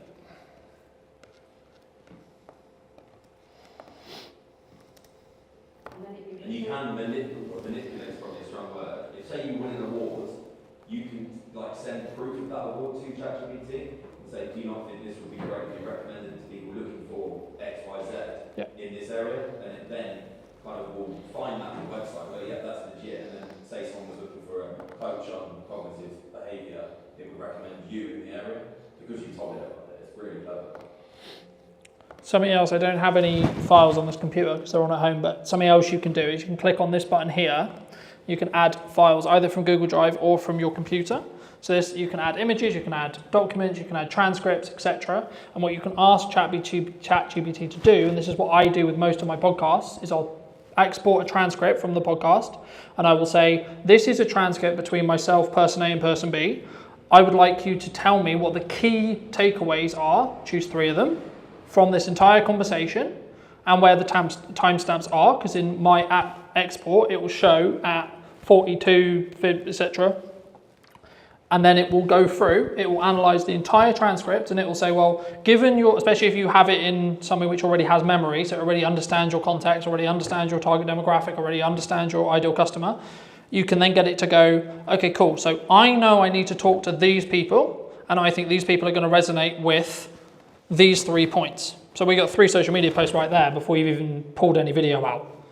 You could just literally say, well, I'll give you an example of this week. I had Stuart on the podcast. We talked about AI, some of the risks of deepfakes, etc., trust in marketing and communication as a whole. So ChatGPT believes that they are the 3 key points that my audience would resonate with.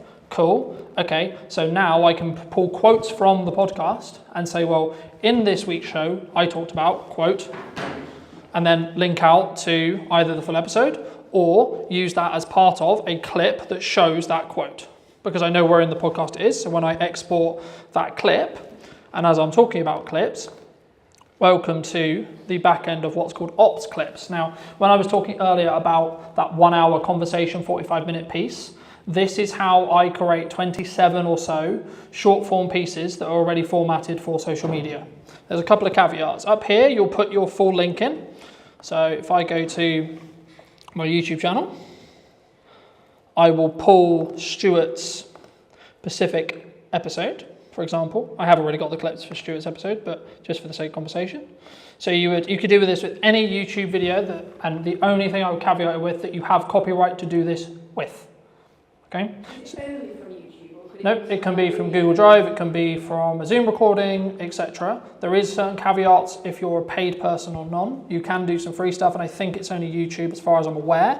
However, if you are on the paid plan, to get these credits up here, it will allow you to input Zoom recordings, Drive recordings, and it's called Clips. The website itself is clips.ops.pro.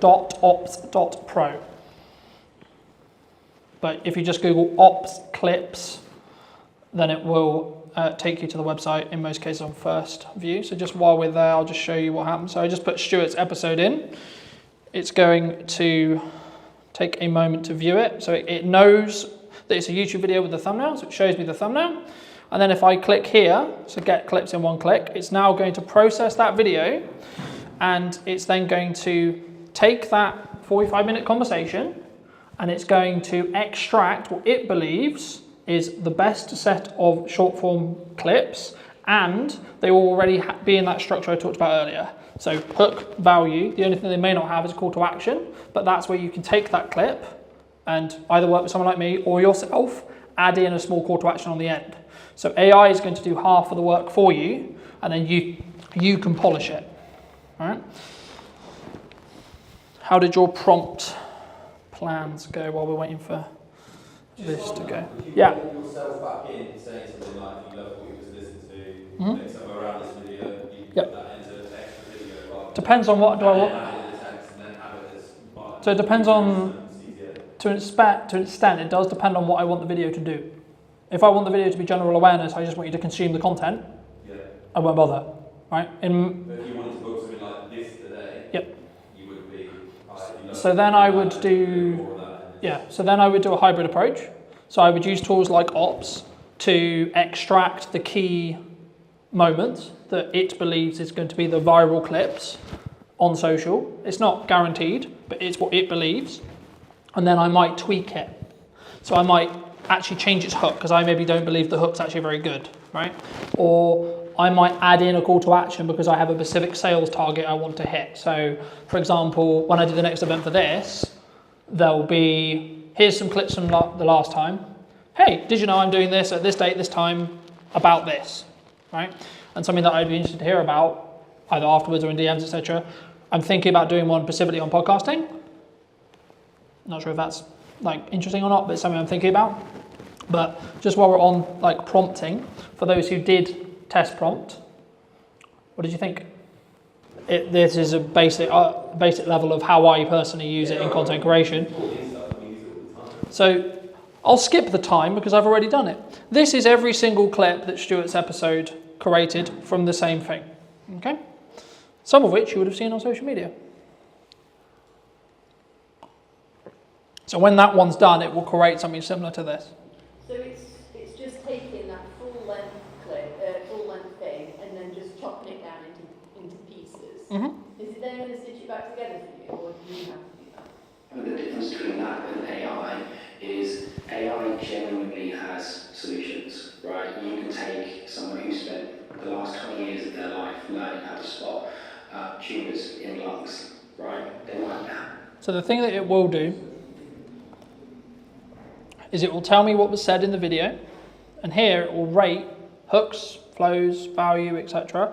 Now it's its definition of what it believes to be the best. Doesn't mean it will be, right? And it also has variation in clip length. If you see here, this is the clip length. So you've got 26 seconds, 2 minutes, etc. I'll use a longer one, for example. Ops clips themselves have their own editor. You can use it. It's good for certain things. So I'll give you an example. Something which I'd recommend everyone does if they are going to play with Ops clips is change the brand settings. I'll quickly go over here. So here you have your brand settings. So this will allow you to set specific colors, specific typefaces, specific logos if you want to put your logos in, etc. Right? So for me, I have one specifically for Brunner Media. And that's the black and white text because it's my brand colors and it's underlined by red because I use red quite a bit, etc. This is the transcript here of what's said. So you will want to double check this because it's AI, it's going to get some things wrong. It will get 95% there. It doesn't like my name, for example. I'm Colin or Callum or etc. Right? But the things which are, I think, really interesting is these AI enhancements. Right? So you can do things like remove filler words with one click. Now there wasn't any in this clip. Right, so I had none to remove. The same with pauses, right? Because I've already removed them. Yeah. So is this all on the free version or is this the paid version? I think most of the stuff I've covered so far, the only things you get in the paid version, I think it's not that expensive anyway. It depends on how many credits you want, but I think it's like 20 to 50 quid a month. Okay. And it's not a crazy amount of money. It's designed to be affordable because it's a software to service product. The thing that you would be bottlenecked by would be the credits, because every time you input a video, long form, it uses up 1 credit per minute.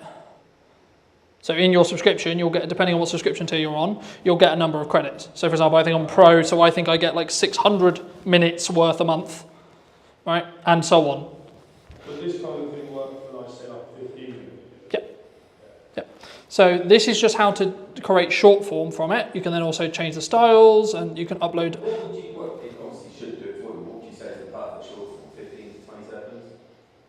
As short as you can make it to get the story that you're trying to tell. With the hook, with the value, with the season there. Some videos I do, some video, like this. So this is where I experiment, right? So some of the stuff for this event, the promotion stuff for this event was 6 minutes long, was the whole YouTube video reformatted for socials, and then put on Instagram to see whether it would get good retention or not.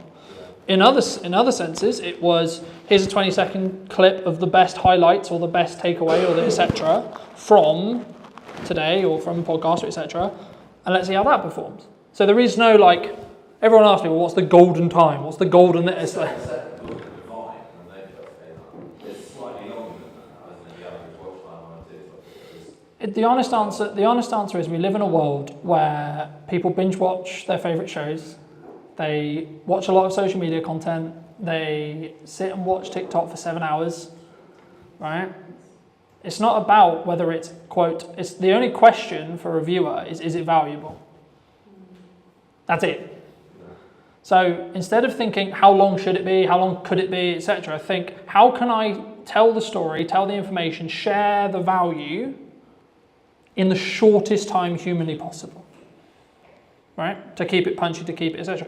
And what you might find is you'll try a load of stuff and your theoretical stuff doesn't work because it only gets 20 views, 30 views, 40 views, 50 views. The real life test is what happens when you put the content out. Do people mention that you're everywhere? So when I started the yes and marketing process in May, people were saying, oh my God, I'm seeing you everywhere.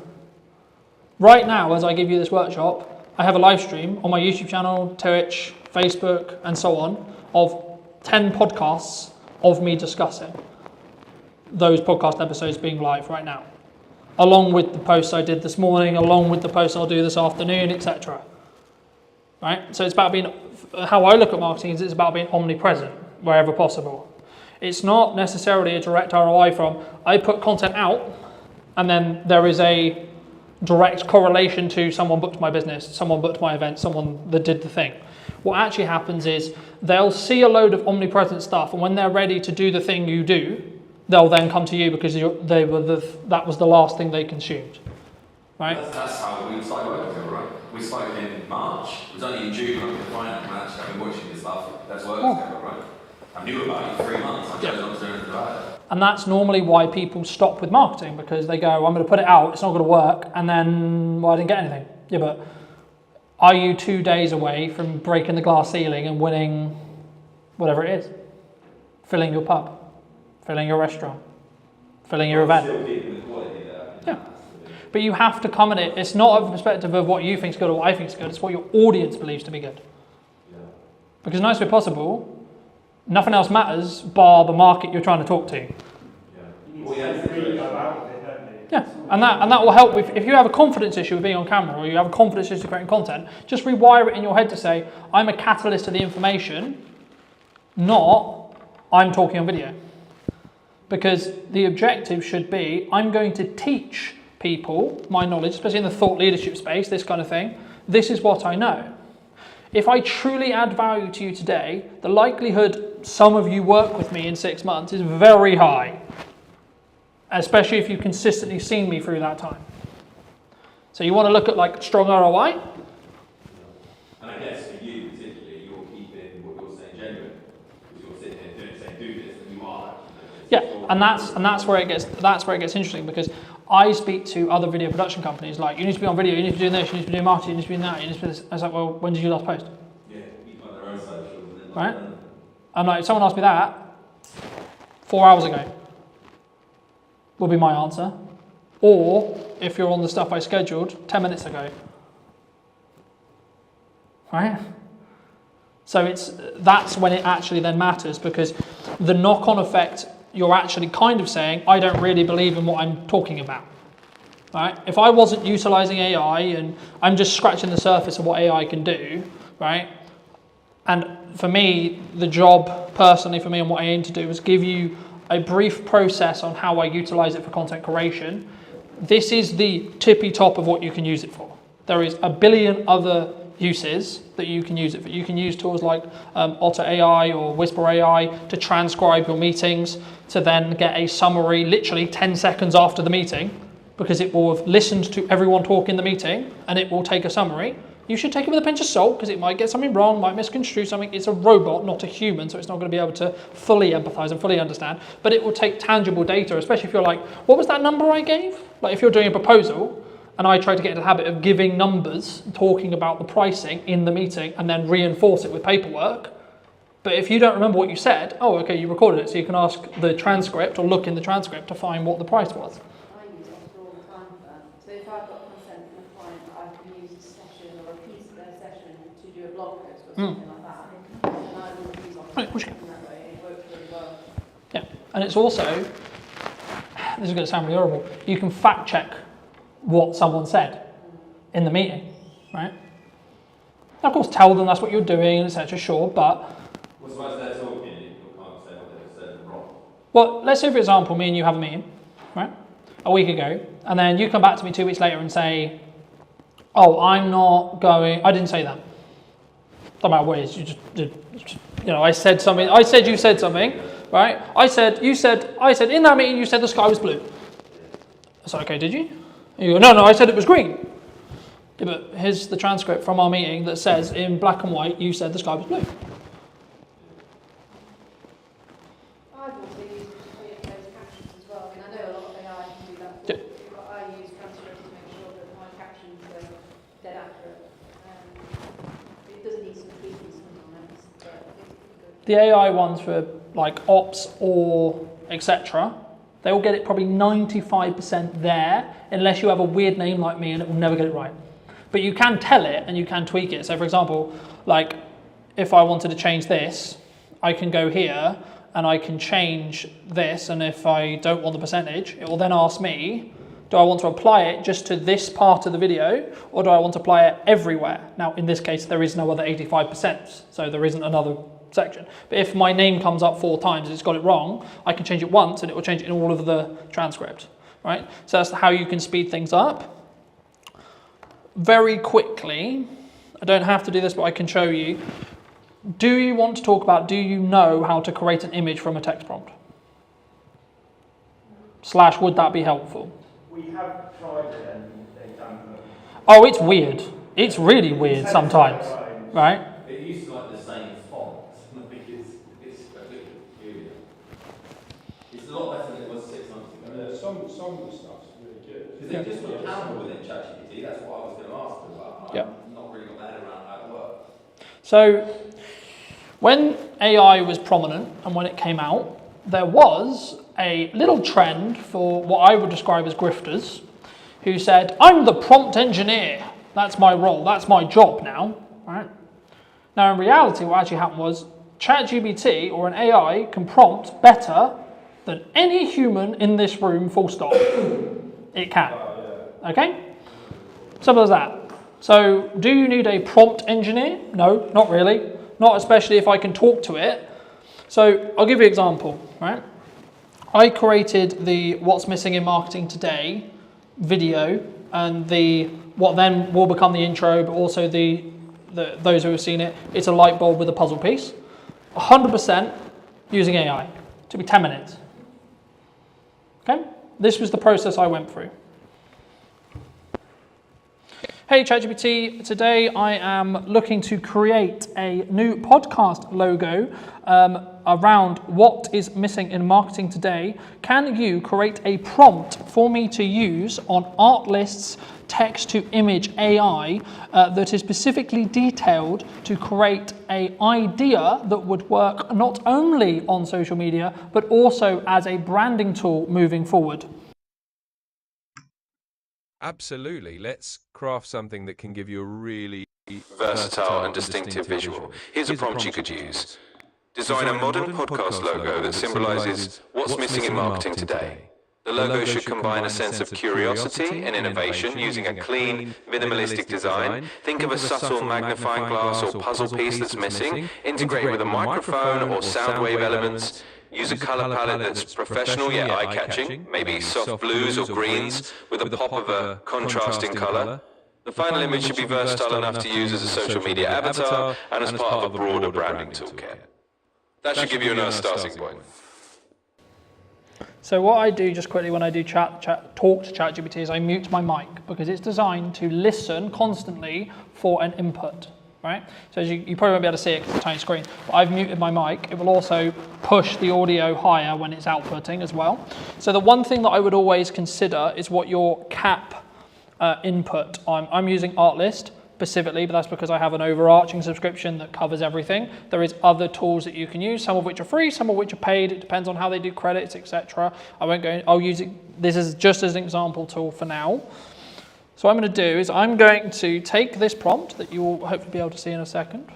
And the one thing, if you are going to talk to it and you are using it on multiple devices like I am now, you have to refresh on each side because it will take some time to catch up. So it's created me a brand new chat. This is the specific input that it believes it's going to create a good image. So I'm going to copy that. I'm going to go over here. So this is the input for Artlist's text to image. This will be very similar across all of whichever editor you're using. You have specific credits down here that will show me that I've got 500 left this month. It will renew on the 23rd. Of course, you can purchase more if you need to. All right, I'm going to paste my... Yeah, so these are all different products specifically, and this is one of, I would say, the caveats or the concerns with... So at the moment, from my understanding, there isn't a specific chatbot like ChatGPT, a AI cutter and an AI generator in one package. If there's, I think there is a gap in the market for that personally.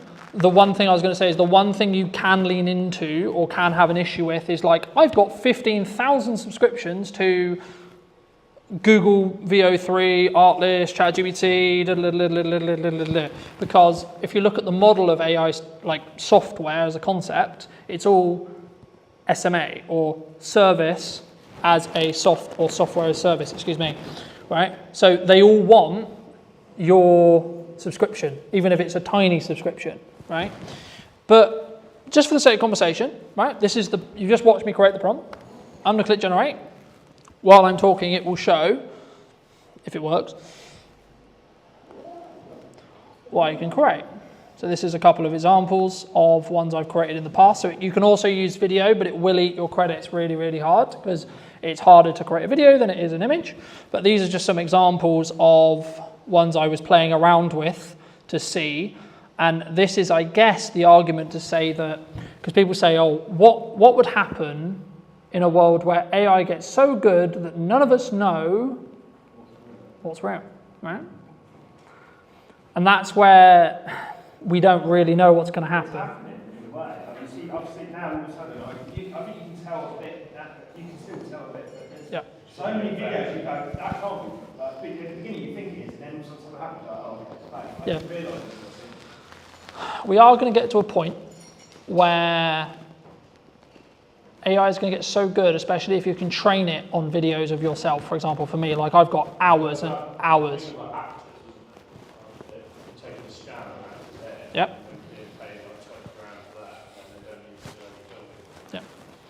So this is a big thing for my industry. Like this is why I'm pivoting more into like marketing strategy and etc. Just genuinely because AI could actually get to the point where I can have an entire podcast where I don't even have to be there. Me and Hannah could have an entire podcast. I just write the script for, press enter, and AI does everything else. How far away do you think that is? Years? Months? How long's a piece of string? Who are you talking to? Some people I talk to say we'll be there in 2 months. Other people I say 2 years. Other people I say we'll never get there. Yeah. It depends on. The biggest thing is the fact we don't need technology change. Yeah. It's a mindset change. There's not having to. Now there is an argument to say, will we ever adopt that as a society? Separate conversation. Yeah. But just quickly on image prompting, you saw the prompt. This is what it came up with, and it took me what, 2 minutes? Right now, if I don't like this image, I can then go back to that prompt and see what I don't like about it, and I can say, okay, can you update this prompt? So, can you update this to not use the blue? Right? Let's say I hated the color blue. Right? For whatever reason, didn't think it worked, etc. It's then going to regenerate that prompt for me. I can then go back into Artlist and then I can use it again. Right? I don't think I've got enough credits necessarily. Yeah, I do. Okay. To do it. And then it will remove the blue. Okay? So it's given me some different concepts now. Now I could take these concepts, I could take it out. I could then be in a position where I pull out one of the logos I really like, tweak it in Photoshop, and if you did want to bring a graphic editor in or etc., or an actual human in, you could say, well, this is what I concepted. Cool. Can we build on that? Right? Can we, I really like, maybe I like the red, or maybe I like the fact it's a microphone, or, list what you like. You could tweak the prompts if you wanted to, and you wanted just to do it in AI, or then you could bring a designer in, because one of the things that people have said to me is, okay, well, isn't graphic design dead?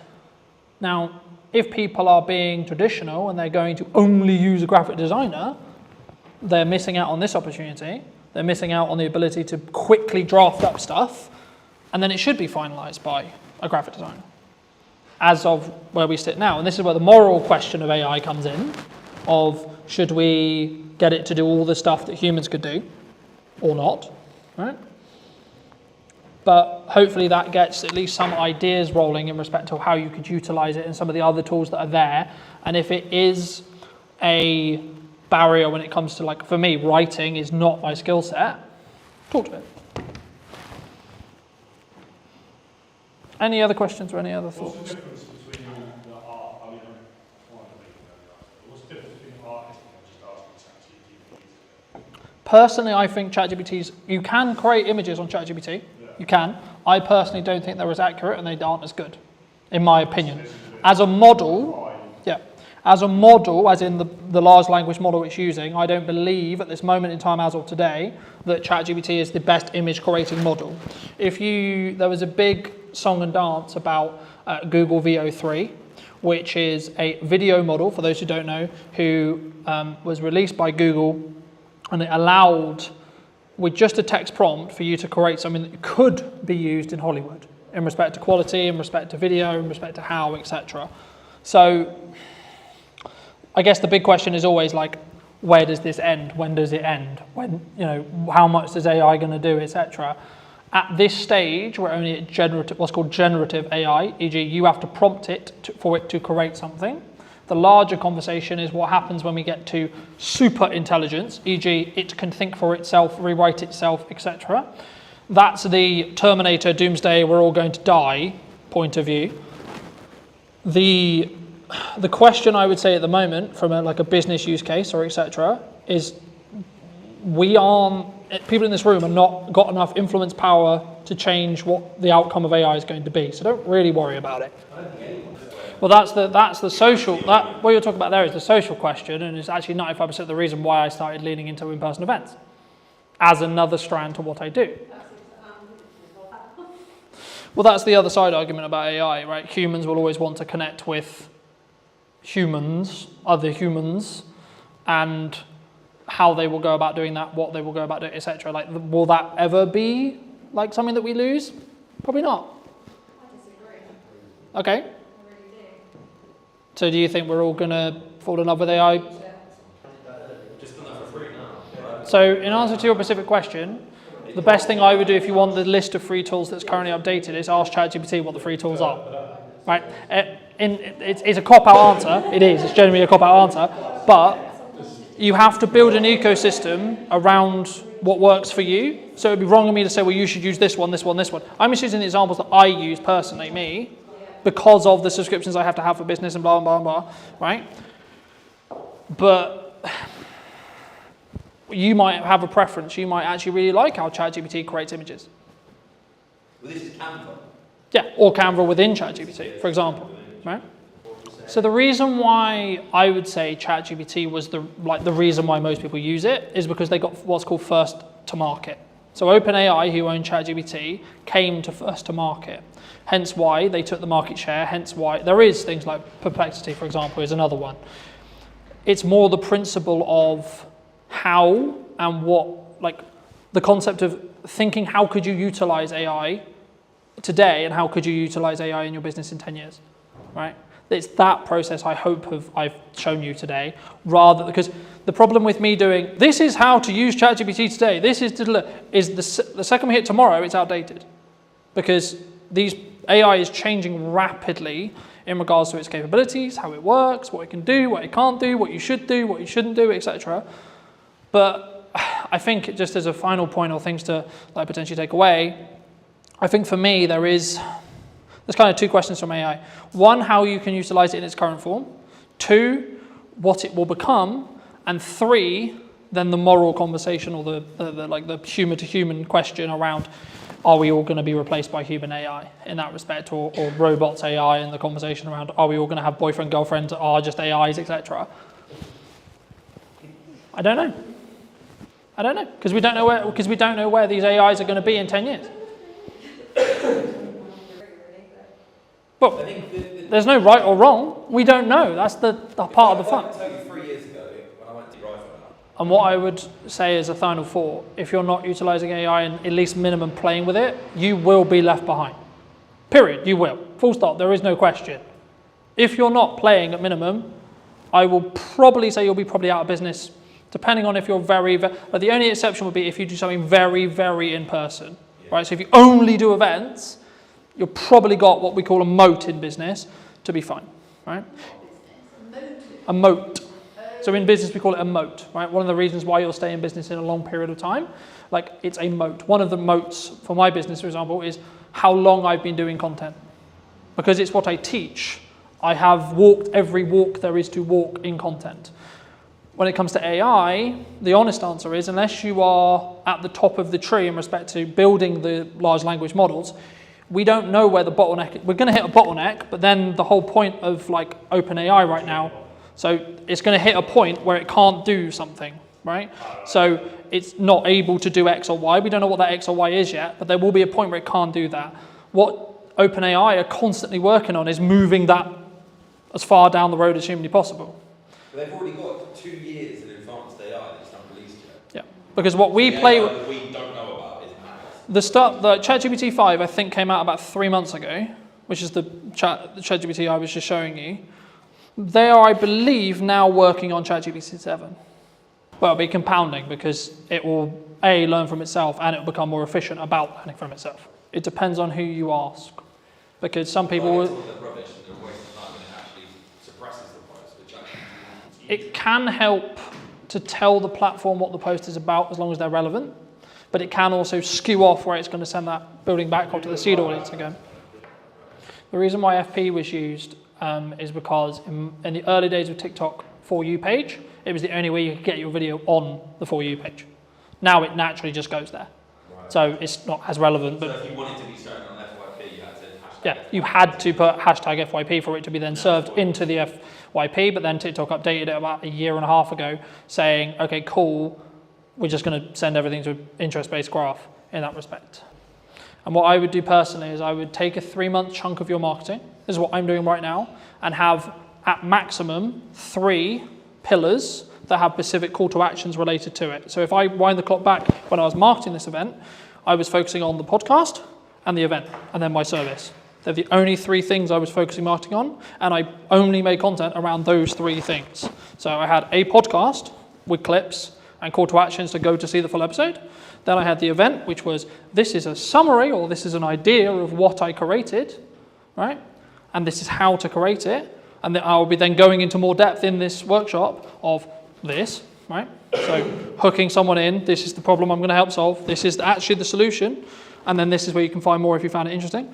And then the service stuff will either happen passively if you're only doing 2, depends on what your service is, or you can do, are you struggling with content creation? For example, in my case, here's the solution. Oh, would you like for me to work with you more? Go to the link to someone, Every single thing you do in marketing should be at somewhere in a marketing funnel, right? In most cases, the content we put on social media, top, right? So you want to get awareness, then it will lead down into consideration, right? So should I work with this person? Do I like this person, etc.? And then eventually at the bottom of the funnel, this probably takes place on a landing page or a website in most cases, or through continued consumption. You'll then be in a position where you have trust with that person, and then it's just a matter of time before you work with that person. Because once you trust me, there's no question mark on am I good at what I'm talking about.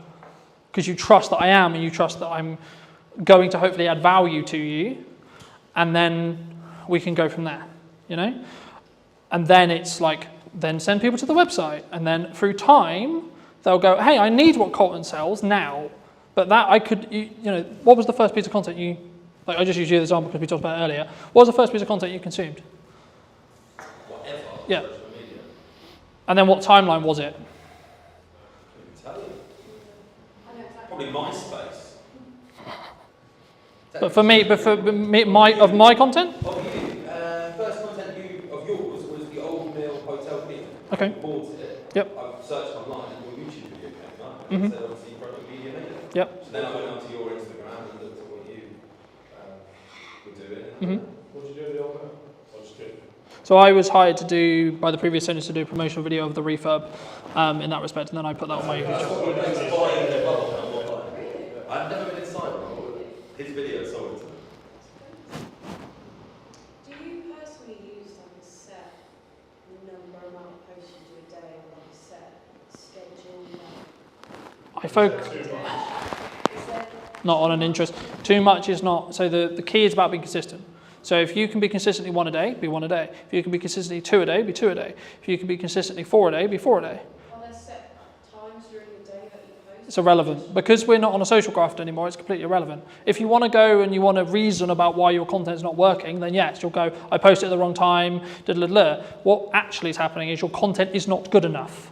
Or you're not good enough at creating content yet. That's fine, but that's why you just create it. And then you see what the market tells you with views, likes, shares, comments, feedback from clients, feedbacks from people, feedbacks in your real world, right? So like, I'll give you an example. When I started doing Christmas marketing at the start of September, my driving instructor said to me, oh, you're starting Christmas marketing. Now, he's not going to hire me to do Christmas, but it was a confirmation in my head that he's seeing the marketing and he's seeing the trigger. But if he's driving, instructing the son that wants Christmas marketing, they start talking about it. They go, oh, might make And the whole point is to start conversations, right? Content is one part of what your word of mouth should be. Very quickly on that, your word of mouth will be amplified depending on what you do in content. You have good word of mouth, things will go really well. You've got bad word of mouth, your business will die really quickly. So one of the things that I'm thinking about now is, to me personally, how completely overwhelming all of this seems. Like, I know that you're an example of what you're doing, that's absolutely fine, but you're doing a lot of things that are really well because you've got a lot of experience. And it feels so completely overwhelming, and that's what's stopping me from starting. And that's... No problem doing something. That is very common. Where do you start? How? What Choose one thing. Just choose one thing. Our miners really well. It's like multi-millionaire, fantastic, well done. I'm not that, by the way, but... Not yet. And I'm going, right, what's next? What? Because you're everywhere at the minute. And my wife went, bloody hell, it's everywhere. I'm going to unfollow politely. Yeah. And I thought, shit. But all that says... Because you're only getting 1,000 views, so it's only 1,000 people seeing it. That must be Salisbury based. Yeah, but it's also echo chamber based, right? Yeah, but in the nice way possible, is your wife going to buy from me? Probably not. So me posting all the time, because it's not relevant content to what she wants to consume, she'll find it annoying. Okay, but to someone else, it's incredibly valuable, incredibly helpful. So is that reach then? But like, one of the things that I'm thinking when you say you're in all these different places, really like, to me, what that's generating is reach. Yes. And so that gives more opportunity for people to go, I need that now. Yes. But it's also a filter. So marketing, the people think we don't talk about in marketing, is the job of marketing is actually to tell to the wrong people you don't want to work with, don't work with me. If you don't like my approach and you don't like my style, you're not going to want to work with me. But it has to be in the timeline that works. So for me to get Christmas bookings, right? So I'll give you an example. So a lot of your guys are going to think about Christmas bookings. You should be marketing that now. I've just done the pre-market because I thought it was nice. Right? But so for me, if I want Christmas campaigns, I need to market it in September so I can win the deals in October, so then we can execute it for the client in November, so then everyone sees the marketing in November, so then, because Christmas isn't December for buying and making decisions, it's November. Traditionally, yes, right? There's always exceptions to the rule, yes, of course, right? But in 95% of the cases, actually Christmas should be, in my case, started marketing in September. Hence why Christmas marketing is now started in September. So what you want in 3 months, you should start today. That's the thing you should be marketing today. So the commonality in most businesses is, I'm running out of money, I don't have enough work now. Well, unfortunately, that's too late for marketing to help you. You have to go into what I call into the trenches and cold sell an offer quickly because you don't have the time for people to see the marketing, think about it, consider, and then buy from you. But if you're in a position where, actually, I'm good for 3 months, you should still be marketing now because you don't have work in 3 months. Okay, cool. Right, so where do I want to be? So I already know what Q1 and Q2 is going to be from marketing, like those 3 pillars. I already know what those pillars are. You don't know because I haven't started it yet. Second we hit December, Q1 starts. Second Christmas is done in regards to my marketing plan, the plan for Q1 next year will begin on my marketing. But that's because I'm always front loading it, right? So a lot of the content for this event went out over the summer because I wanted to sell it in September. My view personally, do 1 really well instead of doing 5 really badly, right? Something that I struggled with personally a couple of years ago was, I'll go to networking, I'll do content, I'll do a podcast, I'll do this, I'll do that, I'll do this, I'll jump around with a banner, I did all of them terribly, so the results didn't happen. The moment I focused on, I'm going to do content and content only, I got more deals, I made more money, I did less work on actual serving clients. What happened just before you decided you were going to do content only? I asked myself personally, what do I want to spend my time doing?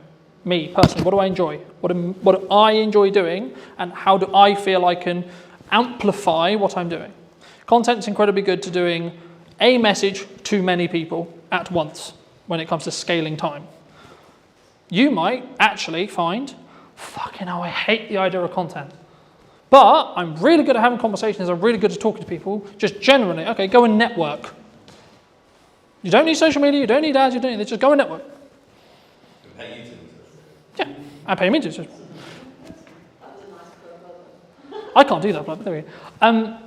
Or you might go, actually, I want to get better at content, right now I'm shit. I promise you, everyone was shit, including me. No, please, seriously, that's why those videos are there. They are shit. But I have a journey that I can now show you. Here's me in 2018, here's me in 2019, here's me, shit, we have a pandemic, I just went full-time, fucking hell. Right, okay, here's me 21, here's me 22, it's on. How did you go? Why, COVID? Lost all my clients in the span of a week. £10,000 worth of work, gone, like that. Every single deposit had to be paid back. We can't do it, we don't. We're terrified the world's about to end, we all think we're going to die of an unknown virus. The one thing you're going to go and do, oh, you know what I'll carry on spending money on? The future of my business. I don't know if there's a future of the world right now, bruv. We were too busy pouring beer away. COVID was a fun time.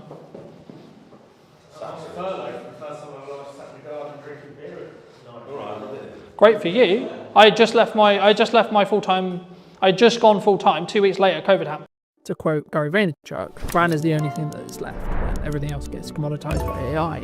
Ask yourself, do I want to or should I be doing it? Do I need to do it? Is this vital? What's the outcome? What's my why? There's a lot of questions you should be asking. When you focus on those metrics, when you focus on having a very clear vision on where I was in comparison to where I am, rather than I'm going to focus on where I am versus where you are. One of the things you can do is look to others, see in them what you want to be. Look at someone you admire, look at someone you don't, and make a checklist. For people who are concerned, right, who maybe are listening to this and going, okay, well, what do I need to do? Should they pull back? Should they not be as visible? Should they not invest? I know the feeling of, this is not going to work, or this will work. What if I spend 7 days on it and then it turns into nothing? Well, at least I've done it. I've ticked that box. I'm never going to know if it works or not if I don't try. Did you know that 93% of you are not subscribed? So if you could please do me a favor and you're enjoying the show, then subscribing would mean the world to me, and it would allow me to grow the show and continue to get larger and larger guests and continue to bring what's missing in marketing today. Thank you ever so much for joining me, and I'll enjoy the episode. Hello, my friends. I hope you're well. I hope you had a fantastic day or night. Today, we're back with what is missing in marketing today. And so I'm going to be talking to Sarah all about, I imagine, photography. But before we start, what do you think, Sarah, from your perspective, is missing in marketing today? I think a few things are missing. One of them is probably confidence. Okay. I think And then you can split confidence into multiple things, but knowledge, knowing what marketing is and how you apply it to your business in your tone of voice, in your own strategy, in your own way. But confidence takes a while, and everybody's doing it. So you want to stand out in a crowd.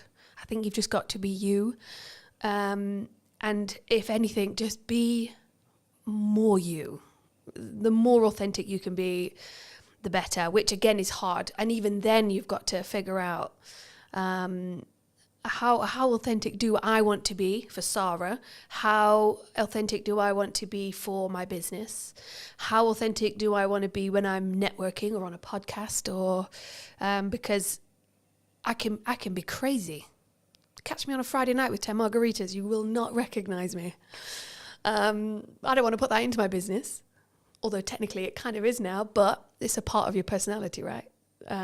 So yeah, confidence, authenticity, I think are two things I really focus on. Do you think people struggle to be authentic? Like, obviously I think everyone knows, like I know what my quote authentic self is, right? But I think the challenge can come when it's actually putting yourself out there, right? I imagine a lot of the people who we work with and talk to are in the first stages of putting themselves out there, whether it's through photography or video or both. Is that a struggle, do you think? I think so. I think you've either naturally got the pizzazz or the no filter to just go out there and be yourself, and be truly yourself and not be what the world wants you to be. I can speak from a woman's point of view in a predominantly male industry, and other careers that I've had. You do have to stand taller and on your tiptoes, and you do have to shout louder, and you do have to talk about golf and boobs and whatever else it might be that some men like to talk about just to get their attention. Is that who I want to be? No. And so it takes a little bit more focus. A therapist said to me a few years ago when I was a bit lost and I felt like an open nerve just walking through the world. I asked her, how do I know who I want to be? I didn't have my walls anymore. I'd kind of broken those down. And so she said, one of the things you can do is look to others and see in them what you want to be. Look at someone you admire, look at someone you don't, and make a checklist. You know, I really like the way that she holds herself on stage and captivates an audience. So I really like the way that he listens, and take that on board. Do I listen that good? Do I have that kind of presence when I walk into a room because I want it? No, I don't. Okay, how do I incorporate that into not only myself, my confidence, my business, my world, my relationship, but equally when you are talking to someone and they're on the phone, or they're looking around the room and they don't know, they're kind of not interested, or, you know, when you've been at a networking event and somebody just walks over with their business card. You need this. You need this. Great.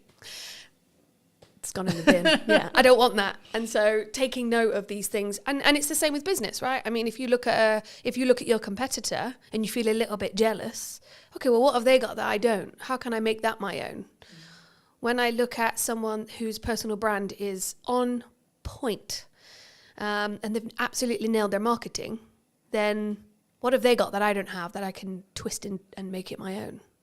So yeah, I think people struggle, but there are ways around that to really incorporate that in their business. I think it needs to be personal though, because I think if you just look externally at what's trending, at what's the thing to do, right? Oh, this is what all the other photographers are doing, this is what all the other video people are doing, this is what all the other masters are doing, then I think you would just become an ex-client or a client that I've worked with a couple of years, like you'll be in the sea of sameness. Mm-hmm. Because, and something I've always done is say, well, maybe this isn't on trend, or maybe this isn't like the thing to say or the thing to do, but it is authentically me. I would say that even if the camera wasn't rolling, I would say that. And we were talking about, as I was setting up, about like, what's the difference between me on camera and what's the difference between me off camera? Mm-hmm. This is the first time we've met, But hopefully, if you talk to people who have known me for a long time, they'll tell you, well, yeah, there's obviously some differences, and maybe I'm a bit more hyped up and a bit more animated, but the core, I would hope, is the same, all the same. Core values, right? But I think that comes back to having that authentic side of yourself and not being afraid to show it. I think you could be a photographer in a room full of 100 photographers, but if you're authentic and you have a little bit of confidence to show that, to push that through into your marketing so people do get a glimpse of who you really are, that's what makes you stand out. Or at least if you're not standing out, your customers and your people around you are going to look at those 10 photographers and go, okay, well, I like what he's saying, but that's not quite my personality or my sense of humor. But what she had going on and what she wrote in her post a few weeks ago, I really connected. And that post would have come from some form of authenticity inside, or having the confidence to post about that. I think that's how you stand out. It's just by being more you. I think sometimes we struggle though. We do. I know I did for a very long time. Oh yeah, couldn't agree about more. Like, what will this post, or I'm not sure. How do you go through that self-discovery, do you think? And or have you gone through that self-discovery yourself with like, what is okay for me to post? What is, quote, authentic me? Do you know what? That's a really good question. And I would say that I still struggle with that. And I think little tips like looking at others and seeing what they're doing can be a motivator. But one of the biggest things this last, I only relaunched 6 months ago. So the last 6 months, but also the last year and a half, I have gathered a group of women around me that are a reflection of what I'm doing or who I am. And I'll hear them say, I loved what you said. Or I might have something and I'll go, not quite sure about this. Does that sound like me? And so I think having the right people around you, there's a saying or a quote that you are a reflection of. You're the sum of the 5 people you spend the most time with. And I love that. And I couldn't agree more. I think having the right people around you helps you find your voice alongside ChatGPT. We'll get onto that. But also it reflects it back to you, right? I think test the lines as well. Don't be scared to put something out that you think is a little bit risque or I'm dyslexic. So for me to sit there and write 10 posts is almost, it's impossible for me. And so that's how I use ChatGPT. I will write the keywords, the kind of essence that I want to go into my post, and it will come back to me. And it will be too salesy and it will be too cheesy. And I'll tell it, no, I don't want it to be salesy. I don't want cheesy. I want more personality. I want it to be daring, a little bit more bold. And then I'll get it and I'll go, okay, cool. Then I'll change it and I'll add more of me into that. But I haven't yet pushed my boundaries of how far I can go with my own marketing and my own voice. I think that's on my to-do list for sure. Something that I found really interesting was the last couple of years, like since the rebrand of the show and since like really pushing the show again, a lot of people have been saying to me, AI is going to take our jobs, right? AI is going to, the world is over. We're all out of, especially in the creative industry, James, who in space we're sat in today, he said, we've been talking about it for ages, about it's kind of the creative industry that happens to be targeted by AI at the moment for whatever reason. But for me, to quote Gary Vaynerchuk, brand is the only thing that is left when everything else gets commoditized by AI. But the crux, and I'll use the analogy I've used in multiple shows, but you need to sharpen the knife and then use it.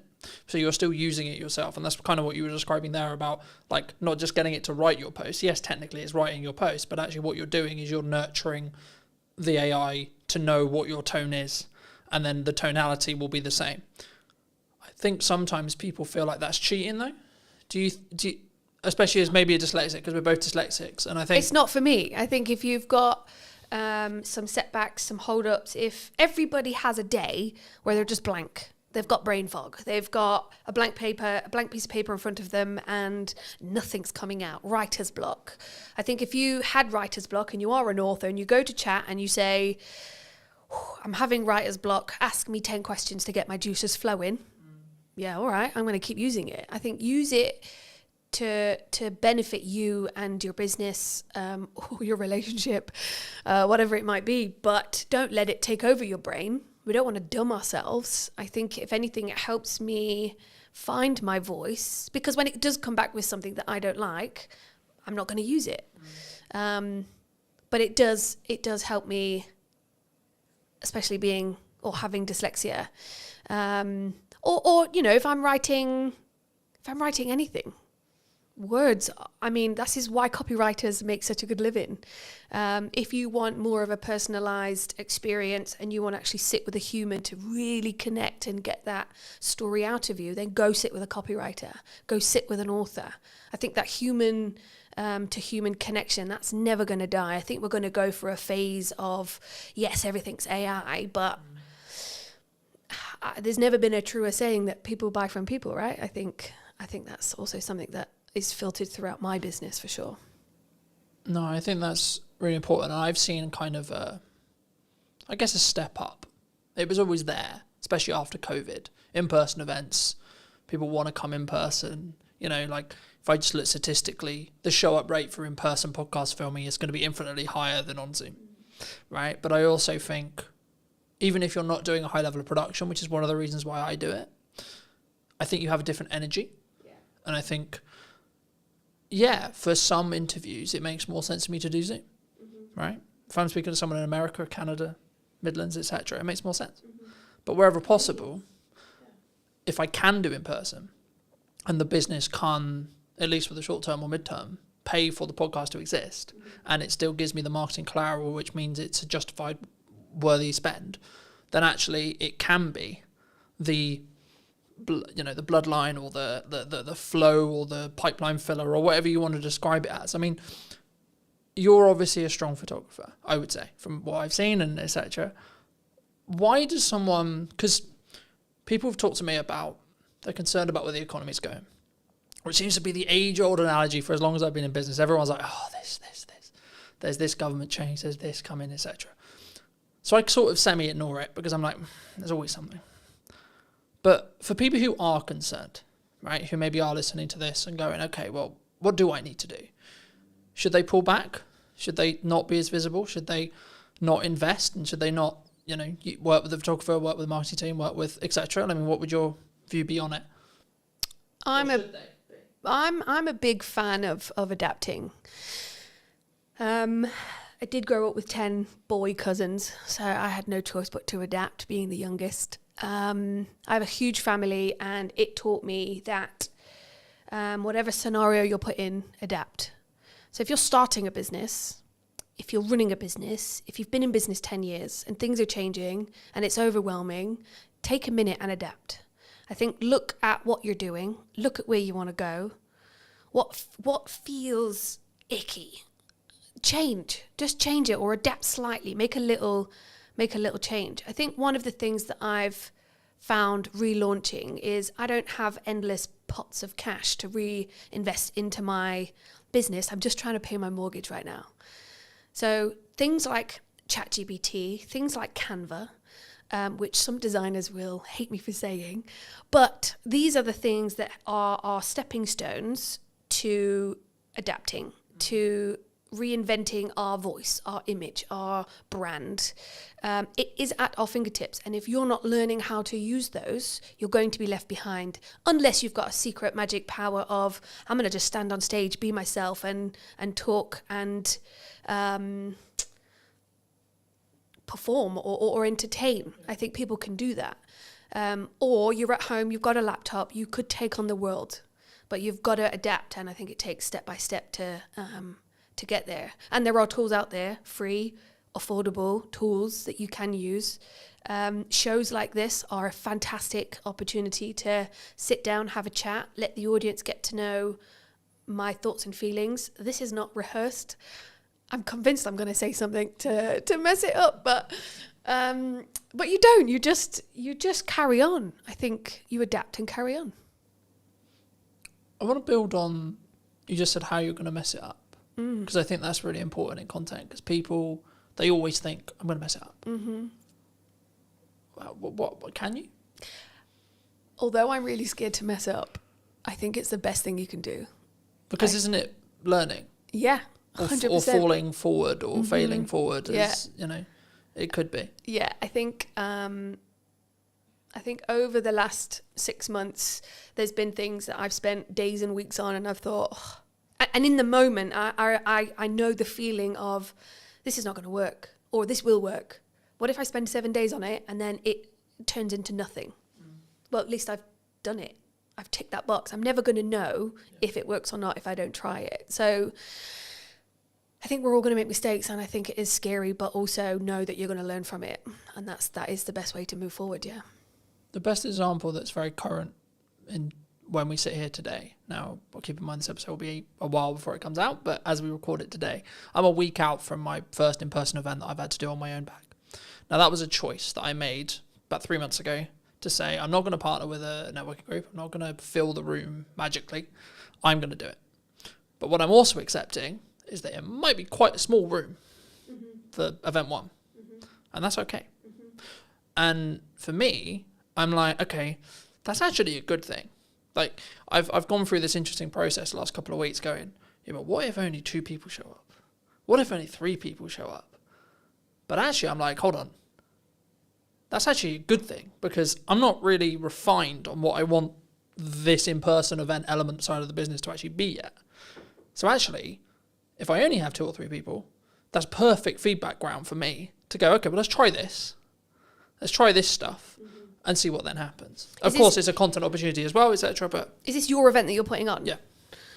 So a friend of mine is about to have an event tomorrow, actually, again, depending on when this podcast comes out. But she asked me she said the same thing. What if there's only a few of us? Or what if nobody turns up? If nobody turns up, but you're stood there with a glass of champagne waiting to welcome everybody, you now know the process of how to put on an event. You now know what you can do better. And so don't cancel it.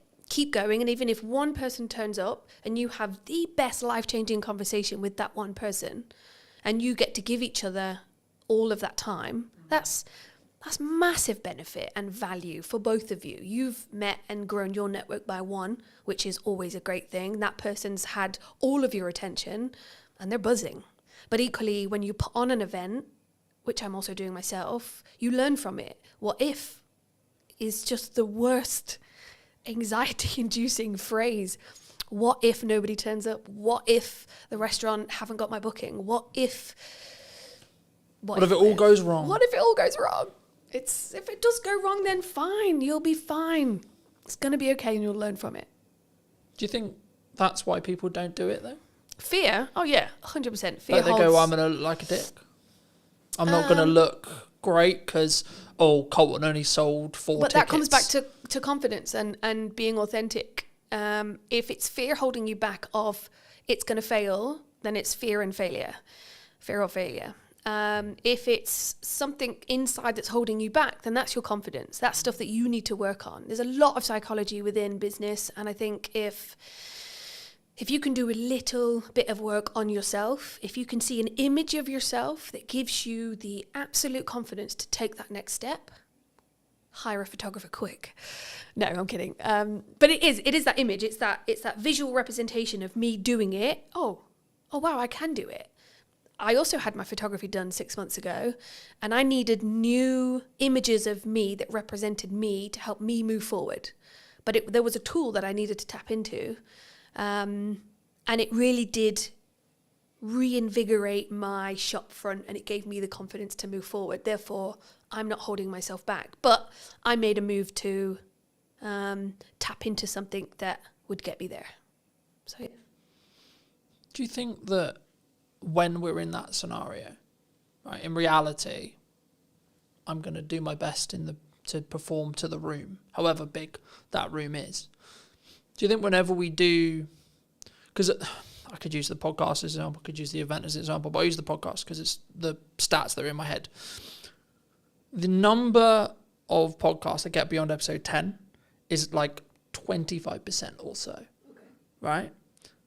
But that, by proxy, means if you're episode 10, episode 11, episode 12, 14, 15, 16, so on, the odds of each episode after that puts you in higher and higher and higher and higher and higher percentage as a whole.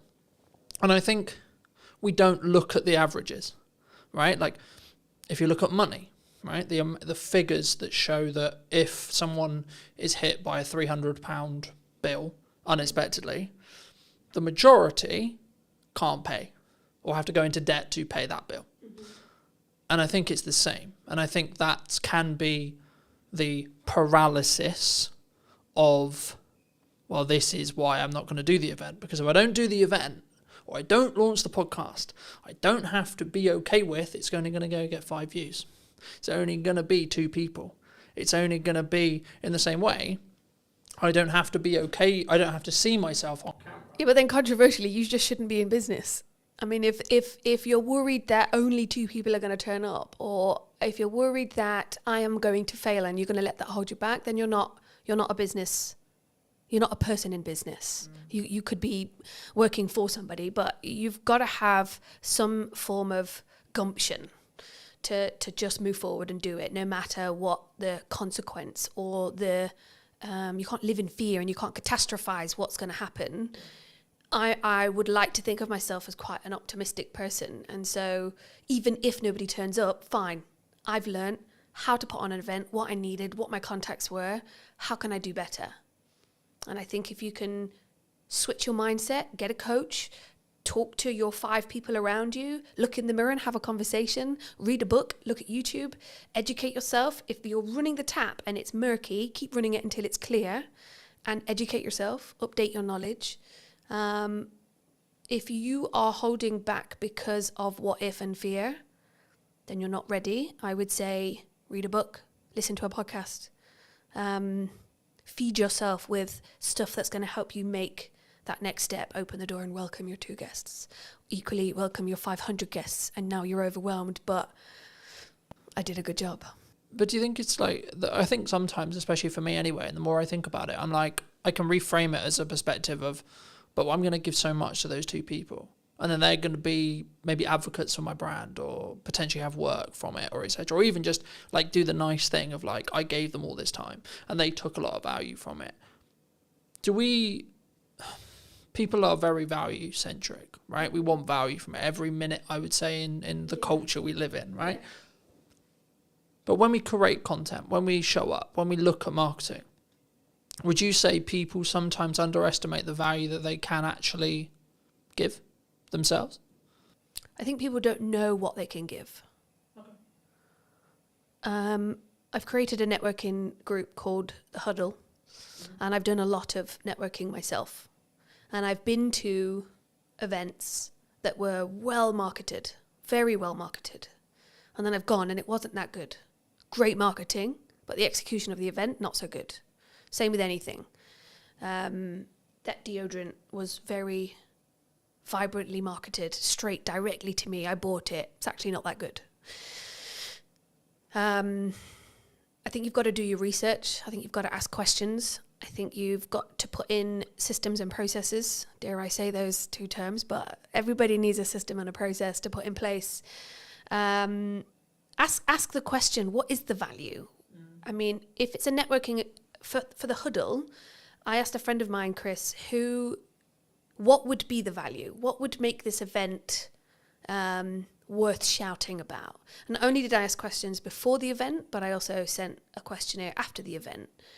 What did you think? How did it compare? What was missing? All of that kind of stuff. Because even if 2 people do show up or 500, you've got data. Data is another tool to sprinkle on your next event, to give you the confidence to go. Because another thing is direction, right? If I'm not giving value, if I'm not taking that next step, is that because you don't have direction? Is that because you don't have, what's the word I'm thinking of? I would say it's conviction. I don't want to put words in your mouth, but I would say it's conviction.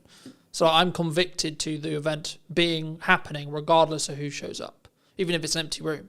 I'll still give the presentation because I'm filming it as if it's 2 people, 5 people, 10 people, 15 people, 100 people, I'll show up the same. So I have the conviction to be able to come forward and say, I know my shit, I'm proud of my shit, and this is what I can offer. Yeah, I think conviction definitely plays a huge part.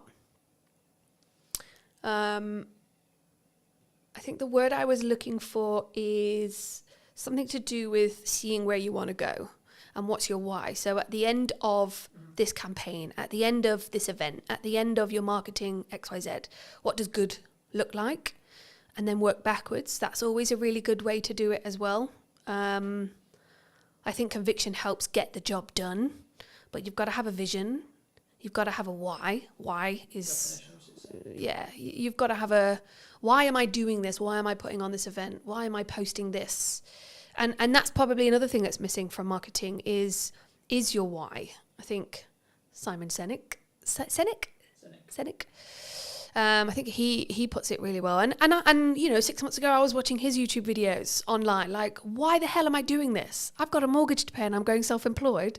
This is not what I had in mind. But you've got to ask yourself why, how. Yes, have the conviction. Be more you. And just have you can still be a shy person and put something on great. But have that little bit of confidence in yourself to go, I can do this. And if not, just lie to yourself for the first one and then get over it. Or tough love, I think also gets underrated, or I don't like to pussyfoot around certain friends. You're either going to do it or you're not. Sometimes you need a cuddle, and other times get over it and just get it done. And that's also but it's hard. It's hard to do the jump. Yeah, but it's what if I get it wrong? What if I fail? What if I run out of money? What if I have to go back and get a job? Everyone will be a ridicule. So then get a job. I live in a world where I think the actions I'm doing now and everything I do is to eliminate the idea of regret in 6 months. Yeah, regret is another thing. I learnt that in a theme park.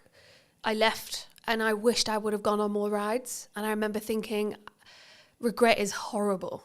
I really wish I'd have gone on that ride because everybody came off like pumping. And I went on the medium one, but I didn't go on the big one.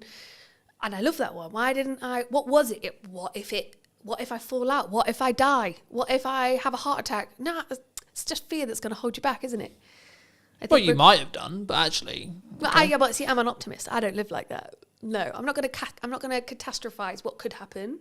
I'm going to almost manifest, or at least try and be. Of course, I want to sit here and say that I live in a happy-go-lucky kind of life, but of course, every single day I wake up and I go, "What am I doing?" Or "What do I do next?" Or "What is my direction?" I have to remind myself of what I wrote down 6 months ago.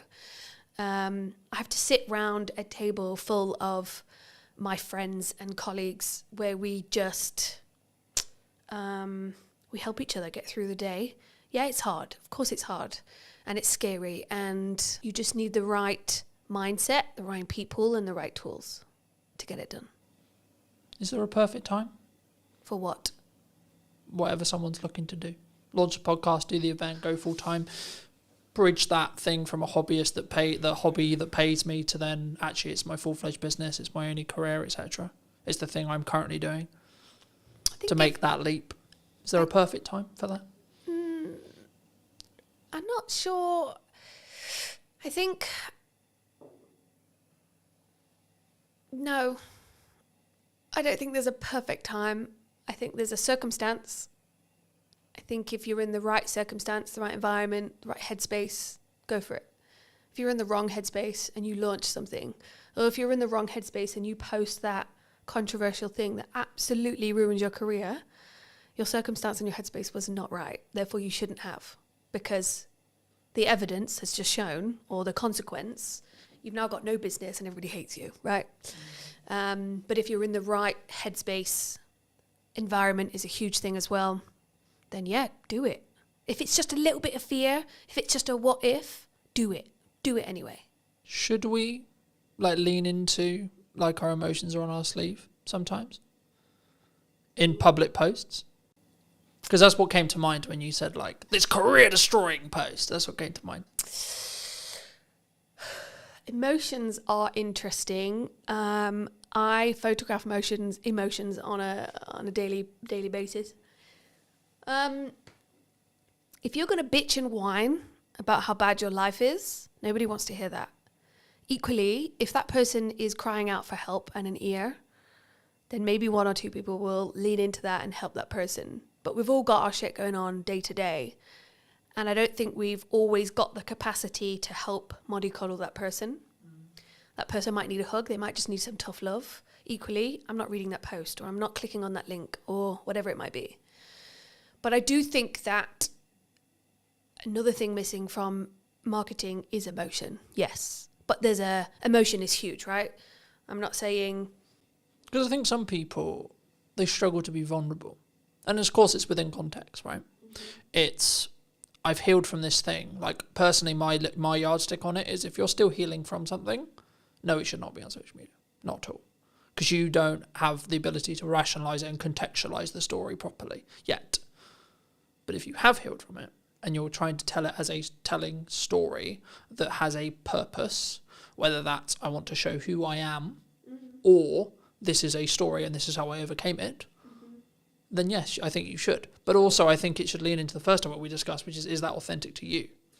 So I've been doing some work with Serena Mann. She's a public speaking coach. She's really good at that. She's really good at sitting down with you and your story and going, well, that sounds a bit too personal. We can still touch on it. We can reword it. It's good to talk or touch on that, but let's not delve into that bit, because that's crossing a line. But equally, you got to ask yourself, how much of my personal story do I want to put out there? I think sometimes it's good to touch on something, tweak it, to make it a story, to make it listenable. I think, again, it comes back to those people around you or having a coach. What is your story? What are you wanting to get out there? And soundboarding it, sound checking it with those people around you. Is it within my marketing brand guidelines, if anybody's even got those anymore? But do you think that can go too far, though? Because I think some people will maybe listen to that. Story. But I think in general, I think people will maybe say or listen to this and say, well, I had this really good post idea, had this really cool story, or I had this really cool thing I overcame last year, but it doesn't fit in the box of my brand guidelines.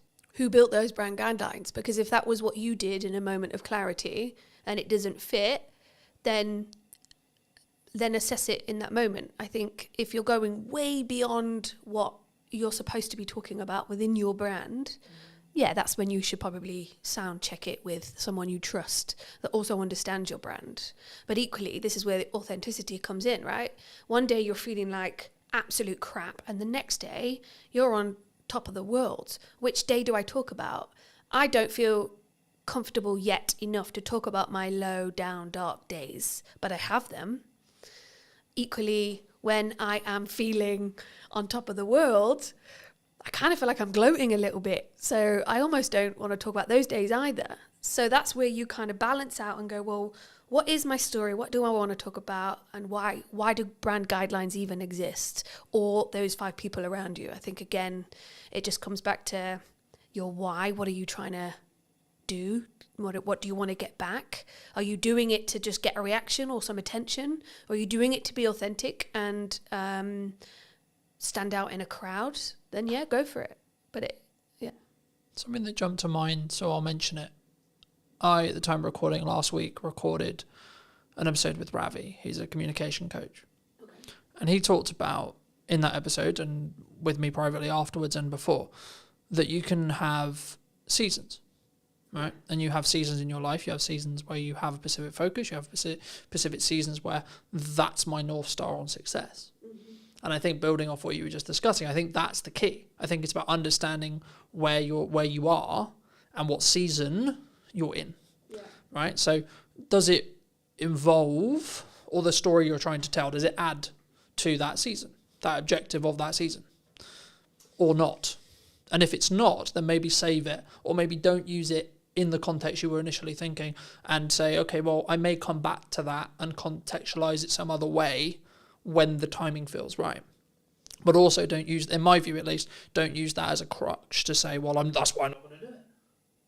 No, and I think, if you're going to build yourself a box, I wouldn't necessarily stick within it. I think it's okay to push those boundaries. But equally, you've just mentioned something that I'd never thought about putting into my marketing plan of seasons. Not at all. So actually, now watching this podcast back, somebody might go, actually, I do find that I have seasons, but that's because they've gone out of their way to watch a podcast and somebody's mentioned seasons and they go, actually, last month was really good. This month's not so much. That month's about this and that and so on. So yeah, I think have your seasons, have your strategy, try to stick with it. But if you feel really strongly that I want to talk about this, or actually I've got a new idea and I know this is going to be the thing that skyrockets my visibility or my business, then yeah, run with it. Yeah. I don't think there should be, I think you need healthy boundaries, but when you put things in place that stop you taking that next step, yeah, that's something to be mindful of. For me, something which completely changed my marketing as a whole was actually limiting what I'm allowing myself to market, but also doing it in 3-month chunks. So 3-month chunks. So I talked about the event earlier. Mm-hmm. The event marketing stopped about a month ago at the time of recording. The event's next week. Okay. Now, some people would say, wow, your priorities have changed. Wow, the event's going to get cancelled, etc. No, the marketing did the job I needed it to do to get me to the point where I'm doing the event. Cool. But now I'm focusing on other things. And for me, I mostly took this from Alex Hormozi, but again, you can take it from other people as well. I only allow myself 2, maximum 3 things per quarter to talk about. For as long as I have a podcast in the current format, one of those things will be the podcast. At the moment, at the time of recording, it's also Christmas. Now, to give the audience some context, we're recording this at the first week of September. So people are like, why are you focusing on Christmas? Well, Q4 is when Christmas matters. But for me to be able to get the work, I need to market it before the decision makers have made the decision about Christmas. Mm-hmm. That's September. That's not October, November. That's when you do the campaigns. That's when you do the etc. And there's kind of this joke in marketing where like, oh, it's summer and 25 degrees and we're taking pictures of snow. And it's quite funny, I think, for me. But when I made that decision, I made it maybe 6 months ago, it completely changed how I look at marketing, but then also the results that I get.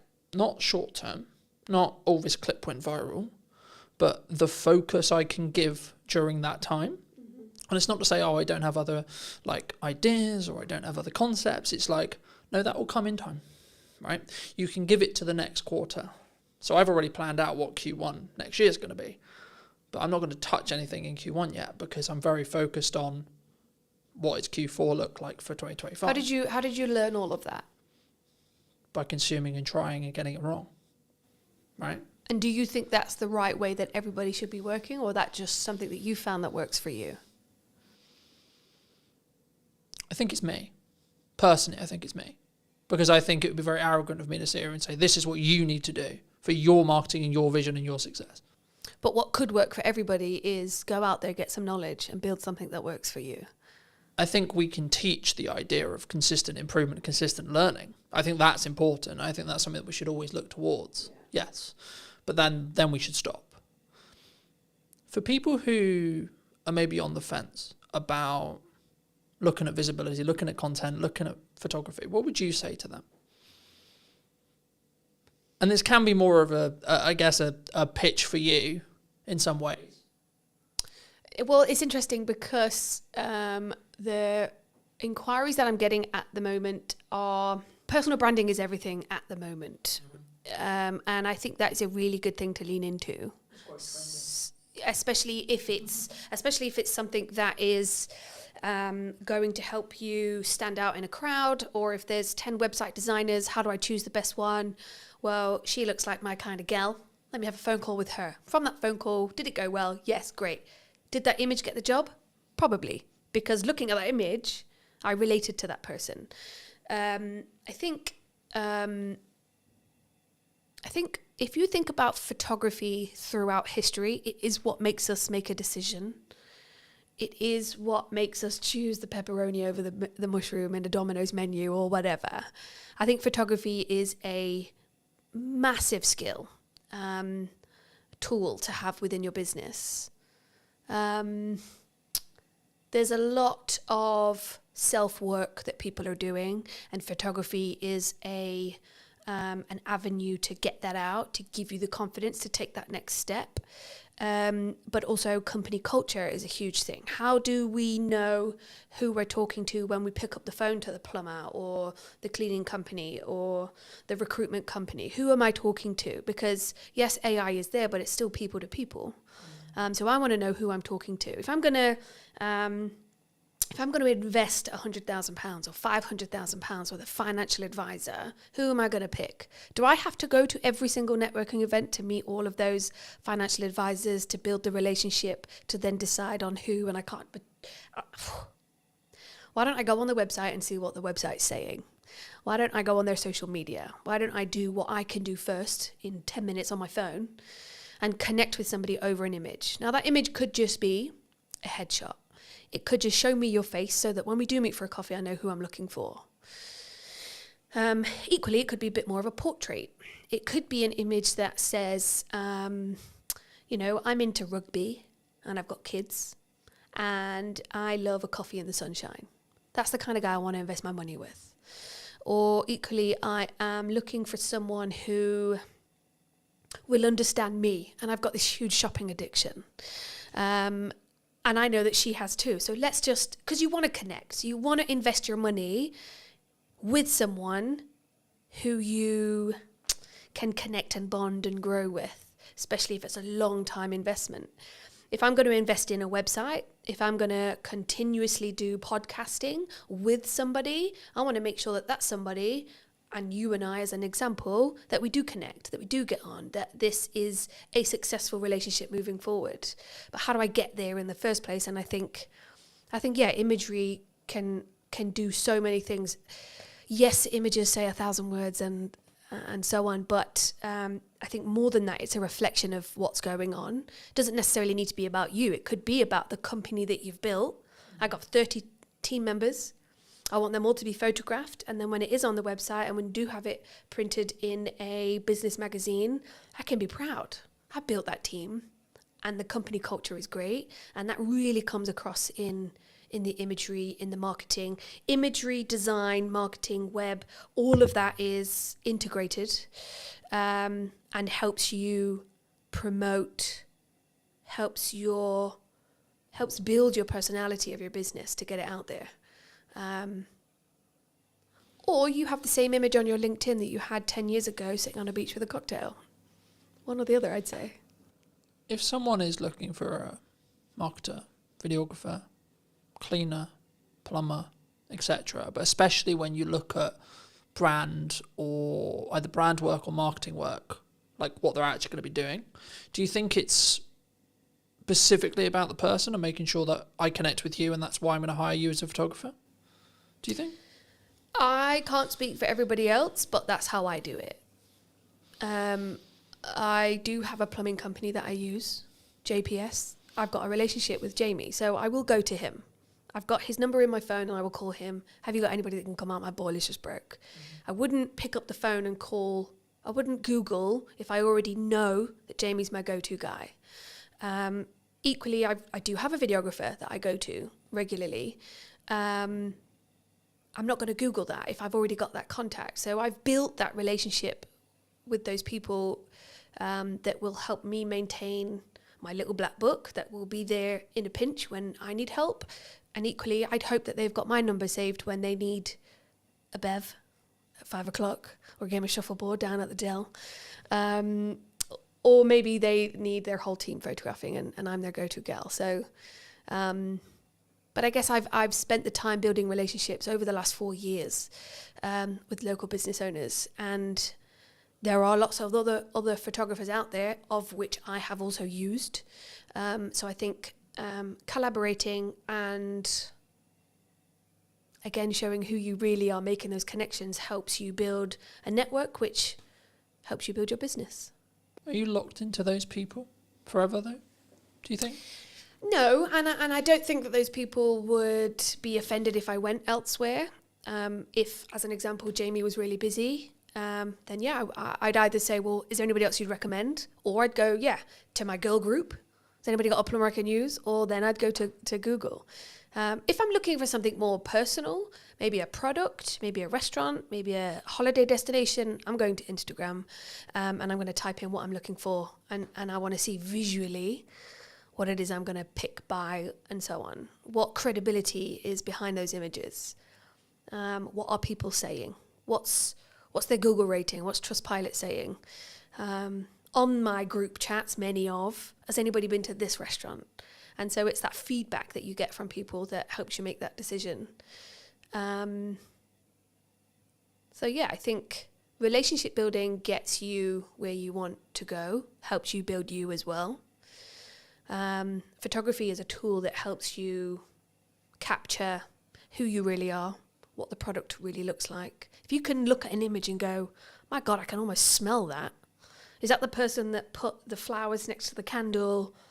Or is it the photographer directing, or the creative director? Like, there's a whole team of collaboration that puts an image together that helps you portray a person. Or, I mean, straight into my head, I've just got Coca-Cola, not the can, and not a branded glass, but it is a clear glass with just Coke streaming into it, and it's all fizzy. We instantly go, Coca-Cola, I'm thirsty and I want a Coke Zero.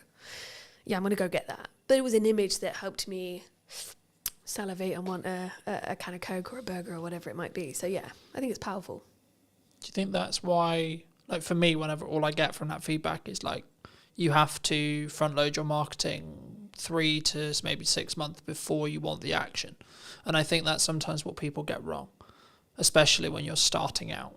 I think I know I was privy to it as well. In my early years, I didn't financially plan well enough so that I knew I had 3 months worth of runway. So actually I can see the problem 3 months out. Or I didn't specifically focus on my marketing, so it was maybe a bit more scattergun than it should have been. And that's potentially why the marketing didn't do the job I needed it to do, whether that is sell more projects, bring in more podcast guests, get the podcast to whether it's making certain revenue, etc., whatever the objective is. But I guess that bridges into, how do you think people should, because I'm big for collaboration, right? And I'm big for let's work together, let's see how we can collaborate to create something more meaningful. Is that a unique skill set though, nowadays? To collaborate? Because I think it's very easy, because this would be a good example, because some would say, well, you're a competitor of mine. Am I? I don't think so. But some could say that. We're both in the creative space where we create visual identities. I think collaboration can be everything. And I think it comes back to a line of 10 photographers. Who am I going to choose? Which relationship do I have? What is their style? What's my style? And is that a good match? I think to be competitive and decide not to build relationships with your competitor, I know 2 financial advisors who wouldn't, and I know she's referred customers to this other person when she could have taken it on herself, but it wasn't quite right. It just wasn't a fit. And that was a personality relationship thing. But if she didn't have that relationship, then she wouldn't have been able to collaborate. I think some of the best things come out of collaboration. Planning ahead. It's interesting because when I walked in, I think you and James had said, it looks like everything's going really well. Because I don't know what people think looking outside in. But sometimes I'm lying in bed at 11 o'clock at night writing my morning post, and I'm going to schedule it for 7 a.m. or 8 a.m. And I might do that consistently for a few weeks. Do I wish I could be the kind of person that would plan 3 months ahead? Yes. But equally, what if something changes? And so I like to have a little bit of control over that. And that's something I'm still learning. Do I want to hire someone to do all that for me? Absolutely. But I think everybody should learn how to do it themselves first before you move on. Equally, can't afford that yet. And so, yeah, I think for now, I'm just going to be in bed, scheduling, 11 o'clock at night, lights off, tapping away, trying to get something out in the morning. I think it's important to be consistent, however you show up to be consistent. That's just who you are. And I guess one of the things I have struggled with is, well, she's doing it that way, so I should do it that way. And that puts that pressure on. But I'm just not built that way. I'm built last minute, and it makes it more exciting. And the more pressure, I used to work on cruise ships for 6 years. You don't have time. Time is not a thing. Location is not a thing. You show up and you get the job done. You live, you work, you play in the same place. And those things just need doing there and then. So I guess that's the way that I've learned. How did you learn? How did that person learn to... I've got a friend, Rel. A lot of people watching this might know Rel. She is organised. She plans. It's just built within her, you know? I'm not that person. I'm not at all, but I can walk into a room of 500 people and introduce myself. But I can't plan. It's just not my thing. And consistency, I hate that word, but it is probably one of the key elements of success within marketing, because your customers want to see consistency.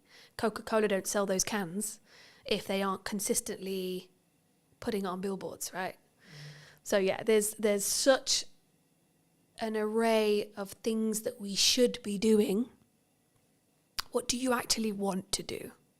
Because if you're shoulding yourself, then I don't think it's real. I think you need to do things to be consistent within business, within marketing, within your products and services, sure. But when you're showing up for yourself, are you shoulding yourself, or are you doing it because you want to? Because there are days when there's no post going out, and that's because I'm having a crap day. And I can't think, and I don't want to do it. Or I'm editing, and I'm just burying my head in that. But equally, do I want to do it? Today, I want to do it. Today, I wanted to do this podcast. So I showered, I straightened my hair, I put my best blazer on, and I came, and I'm doing my thing. So ask yourself, do I want to, or should I be doing it? Do I need to do it? Is this vital? What's the outcome? What's my why? There is a lot of questions you should be asking. Or should yourself? There is a lot of questions you could be asking yourself to get to that next step and be consistent, or just show up for you. Be online. I think the important point for maybe someone to leave with as we finish this episode is to do you v you, right? Because I think so many times, and something I've always focused on is, where was I a year ago, and am I better in my subjective terminology of that than where I was a year ago? That could be how much I've turned over this year. That could be how many podcast episodes I've done, how many views I've got, etc., etc., etc., etc. Right? And I think when you focus on those metrics, when you focus on having a very clear vision on where I was in comparison to where I am, rather than I'm going to focus on where I am versus where you are, it allows you to be more open to open collaboration with other colleagues, other people in your industry, or other clients that are correct for you, but also potentially having the right attitude or point of view to say, actually, no, this person isn't for me. But you know who you would be really a good fit for? This person over here. Mm-hmm. Because I have that relationship. I know who their best fit is. And I've passed on work to other people because I think they're a better fit. Yeah, I could have quoted the work. Yeah, I could have done the work. But would I have served that person better or as good as the person over here? Maybe not. For those people who have maybe enjoyed this conversation and want to connect with you, see some of your work, see some of your consistent content, where's best for people to reach out for you? LinkedIn is a good platform. That's my most used platform. So definitely come connect, comment, see what I'm up to on there. And I'm always happy to have a chat, a coffee, or you will catch me at the Dell on the shuffleboard. So yeah, come down and say hi. Thanks so much for the time. And if you were going to speak to you 10 years ago, what advice would you give that person? Ooh, 10 years ago, I just left ships and I thought I could do business and I couldn't. Educate myself. Surround yourself with those that you want to learn from, is what I would say. Thank you so much for the time. Thank you very much. And if you did enjoy this episode and you would like to see more like it, I'd love to hear what you think in the comment section down below. And why not be subscribed so you do not miss next week, where I'll be back with what is missing in marketing today. Thank you ever so much for coming back and joining me, and I'll see you very, very soon. My biggest performing posts on LinkedIn are all selfies or photos of me doing something mainly not related to the business. What do you think is missing in marketing right now? What do you think people could be doing, should be doing, that they're maybe not doing? The thing they are missing in marketing is consistency, which I think can be really, really key. How consistently should someone be writing a blog on a website? So we say it's really good if you can do it once a month as a minimum. Do people need video on their website? I really hate it when I go to a website and on the homepage I see that this person's got a video and I can see it's them, they're going to be talking to camera. It's not well scripted, or maybe not even scripted at all, not well thought through. They don't seem confident. And then you're going, why have you put this on your homepage? Because this is doing nothing for you or your business. Did you know that 93% of you are not subscribed? So if you could please do me a favour and you're enjoying the show, then subscribing would mean the world to me, and it would allow me to grow the show and continue to get larger and larger guests and continue to bring what's missing in marketing today. Thank you ever so much for joining me, and I'll enjoy the episode. Hello, my friends. I hope you're well. I hope you had a good day, evening, or night, wherever you are. Today, we're going to be talking all things websites, and I imagine some technical marketing stuff. Welcome to the show. Thank you very much. I'm good, thank you. For those who don't know you, I am. What do you do? I'm Jude Wharton. I am one half of Ready Steady Websites, and yeah, I run a web design and branding company. That is what I do. It's a very interesting space, as we were alluding to while James was helping set up. Do you think your space is going to change in the next 5 years? I'll start there. I think inevitably a lot of spaces are going to change over the next 5 years. I think we thought it might have changed more than it has done already by now. I think we saw, the rise of AI website builders, and obviously you could get a website out there just like that, absolutely free, content written for you, images put in when you've just said, I want a website for a nutritional therapist based in Hampshire. But in reality, it hasn't happened, and I think there's a number of reasons for that. I think the first is that those small business owners who are completely outside of the tech world, they're not tech savvy, they don't want to deal with it themselves, they don't want to have to think about any of it themselves. They're not wanting to use it. They're not there. They're not ready for that yet. And so they still want people who can be there to help them and support them. And they want copy that's written specifically for them and images that are them working with their clients. And so it hasn't taken off, which I'm very glad about. But I do think that as time goes on, people are going to get more and more used to using AI in lots of different areas of their life. As we go through different generations, people are going to come out of school so much more tech savvy. I've got a 14-year-old son, my eldest son, he's doing work for us this summer, and he is insanely quick and knows what he's doing because he is taught it now, in a way that we weren't. So I came out of school and the web designers weren't a thing, so things move really quickly, obviously. So I think as time goes on, people will just be doing this stuff themselves because it will be so easy for them. But right now, not seeing it affecting us at the moment. How are you looking at that from a business point of view then? I think we are using AI. It's great for speeding up coding most of the time. Sometimes, it goes off in its own little world and you're like, I did not ask you to do that. Why have you thrown that in?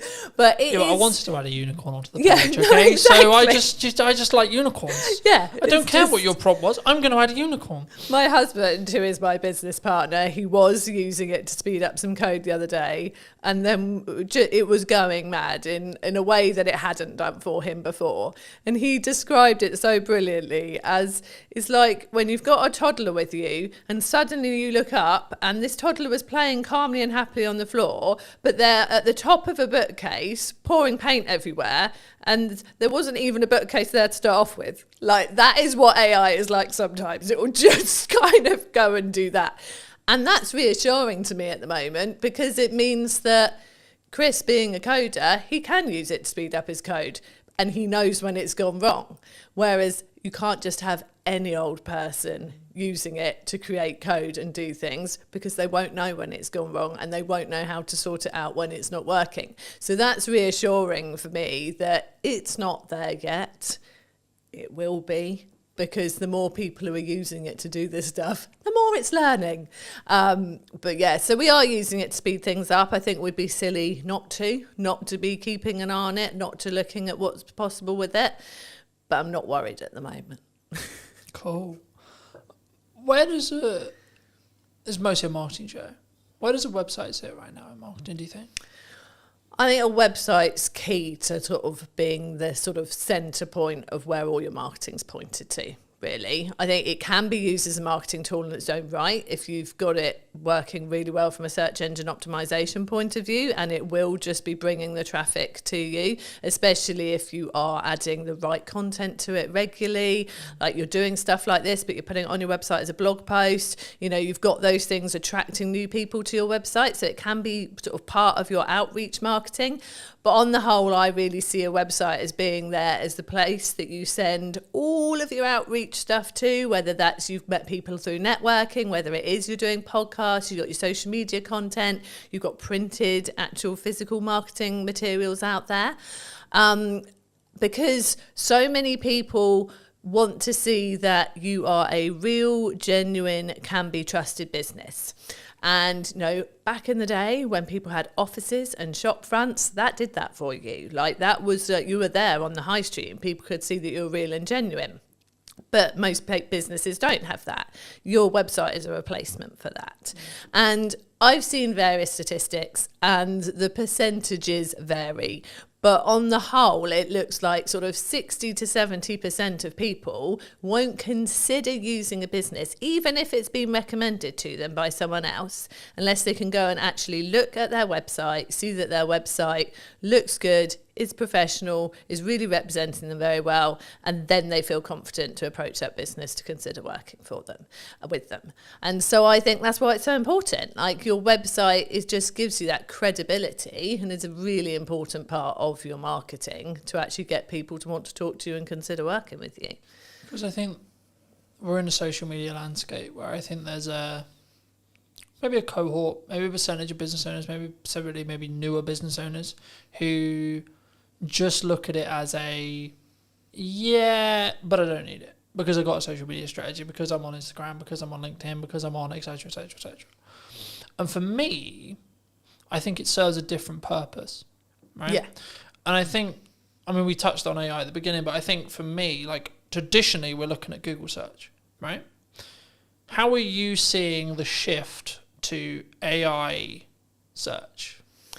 It's definitely happening. We've noticed it in our own analytics that we're starting to see more traffic coming from, specifically it was ChatGPT, than was coming from some of our social platforms. So it's definitely happening.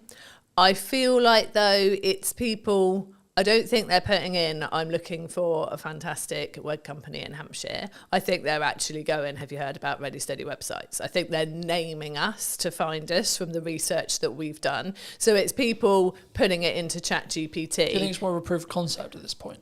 Yeah. Okay. Yeah, I think it's people testing it, putting it into ChatGPT rather than chucking it into Google. And they're just putting the same thing as they would in there. So it's sort of, it's a different way of finding us, but definitely people are using it more. I know people who say that they will ask AI pretty much anything. Like they just want to see what it says, whether it's ChatGPT or Claude or whichever ones are out there. They just want to, see what it says, see if it like is sort of thinking along the same lines as them, see if it does bring up anything different. And again, it is completely based on what you've been talking to it before, because when Chris tested it and said, ChatGPT, I'm looking for a web company that can do me a website for around this price, straight away, we recommend Ready Steady websites, they're fantastic. Got one of our business friends to do the same and didn't bring us up at all until he then went, I've heard good things about Ready Steady websites. What do you think of them? And then it came back saying, Ready Steady websites does a good reputation. It has got these reviews, this is its price point, and then did serve up the information. I think at the moment it's just a lot of people testing it, having fun with it, seeing if it brings up the right things. I'm not sure that we're seeing a lot of traffic from people who are just genuinely using it as its only way into. Because I think there's a couple of ways of looking at it. I did a video a while ago looking at the behavior psychology from the shift from Google to ChatGPT. Replace the word ChatGPT with Perplexity or etc. But the concept was people were looking at Google and they've tried to leverage it back with Gemini, but Gemini isn't, from when you use a Google term anyway, you're not using the actual bot. Yeah. It's not a chatbot. It will just service a summary of what it believes the top percentage are of answers, which is for some things in a closed question, like is it a yes or a no, or is it the answer this, then yes, that's maybe a good thing. Though I think the reason why we're seeing a behavior shift towards ChatGPT and AI search as well is actually people want more nuance. They want to target more nuance with so they want to have a conversation with a search engine, really, in crux what they're doing, and that's maybe showing itself as people having ChatGPT conversations. You know, for me personally, I used it a lot for data analytics, data tracking, etc., etc. But I found it does always, which is probably how it's designed in its nuts and bolts, it will always skew slightly more positive than negative.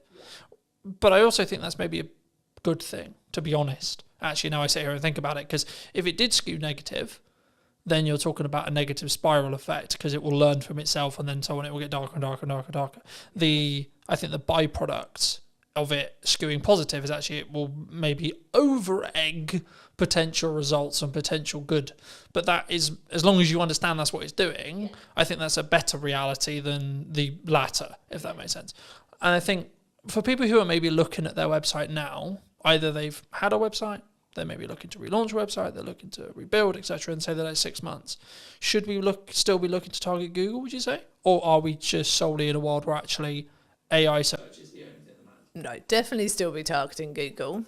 Also, I think I always say this, like, have your website, obviously, have it written in a way that you're going to be attracting the right people, that the copy is written for the website visitor that's coming to you. You want to be ranking, obviously, but actually one of the things that will help you rank is by having naturally written copy that is obviously for the website visitor and not purely to try and get yourself ranked, like that's so picked up on now. But also, I have heard from search engine, like Chris is a search engine SEO expert, but from another guy that I do quite a lot of work with and chat to quite a lot, he has said that a lot of AI results, ChatGPT results, come from seeing people's Google business profiles. And so making sure that you've got that there, that is up to date with the right stuff on there, that you're using that frequently, putting new stuff on there as well, will help you come up in the AI results as well. So getting your website solid and obviously linking to that from your Google business profile, but having that profile up to date is really key as well. And I think this is the thing with all areas of marketing. You've got to cover all bases. You don't know where someone is out looking for what you do, whether they are the type of person who is just on socials, chucking something onto Facebook groups and things like that and asking people for recommendations, whether they're going to Google, whether they are going to ChatGPT. You've just got to do it all well to be better than your next competitor, really. Do you think it's a constant update 1%, update 1%, update 1% to be like, because I think sometimes we get into I personally never struggle with this because I've always focused on me v me, but I know that a lot of people have, which is I'm constantly looking at what my competitors are doing. I'm constantly adapting and looking at what if Sally's done this? Oh my God, Nigel's just done this. And I think that's can be quite a dangerous road to walk down. Yeah, I think you've got to do what you're doing, focus on what you're doing, do it well, and tell people what you're doing well as well. And yeah, I mean, the space that we sit in with Ready Steady websites, with having our templates out there and a do-it-yourself offer out there, obviously that puts us in a similar space to the Wixes and the Squarespaces and the like. we're never competing with them on search engine ranking. We're not putting the money into the ads. We're not on telly. So there's no point in us looking at them and trying to compete. But what they don't have is me and Chris. They don't have those consistent people who are there to support you. And so I feel like we've got to focus on what we do well.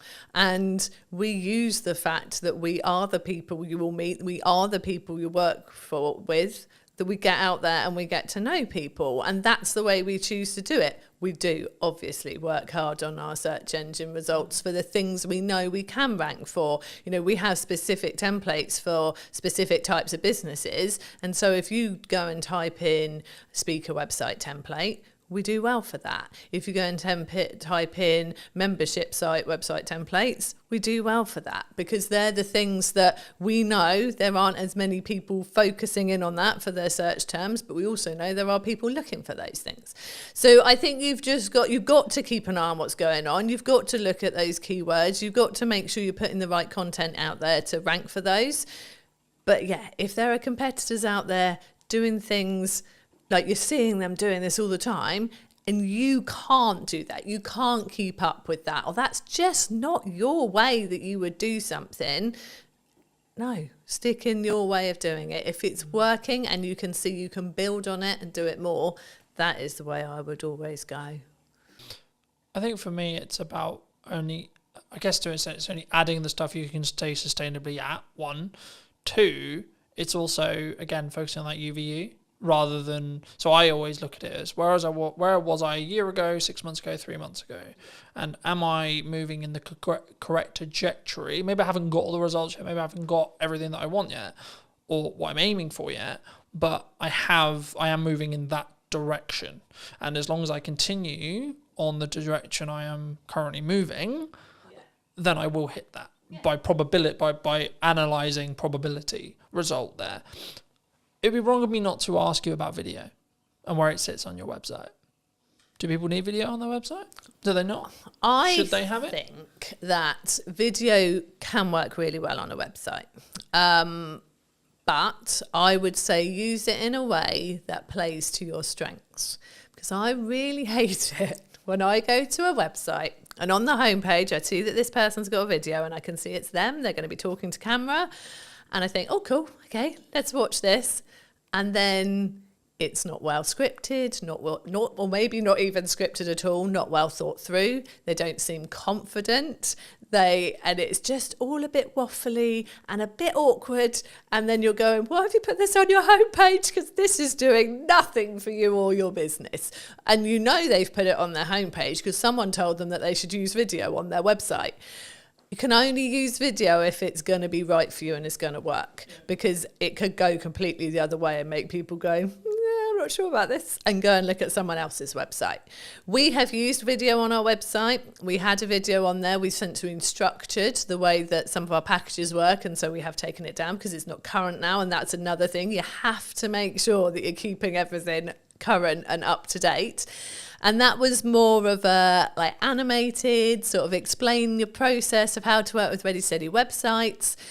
And we were quite surprised actually that it didn't get as many people watching it as we thought. We really thought that more people would watch the video on the website than choose to read it. But actually, there wasn't as high a percentage when we went and looked at sort of the views and the people who had come to the website in the same period of time. There wasn't as high a percentage of people watched it as we thought there might be.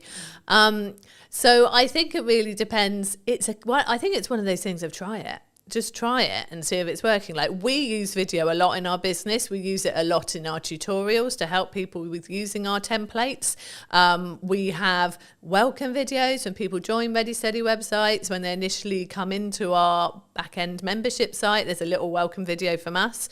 We use video a lot with our clients, handover videos when their website's ready.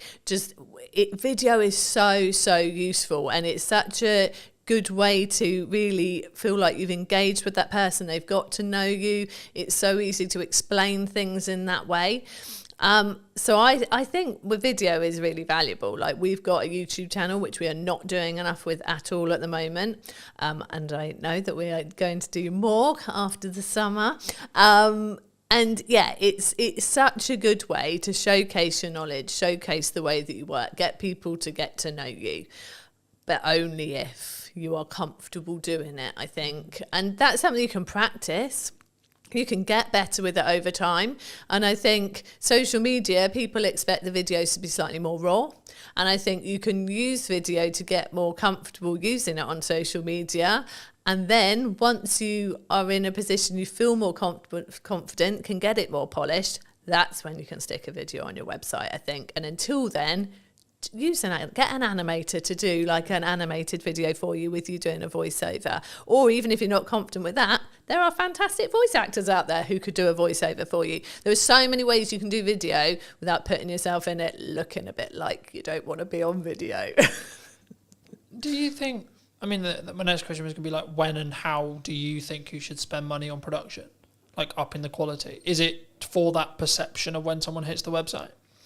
I think, I definitely think it's worth having a professional quality video on your website.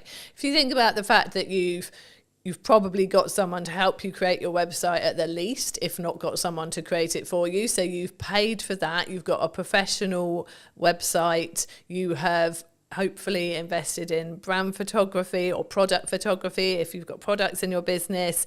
You know, all your photos are looking great on there. You've got your content written in a way that you're happy with, whether you've used a content writer or you've done it yourself.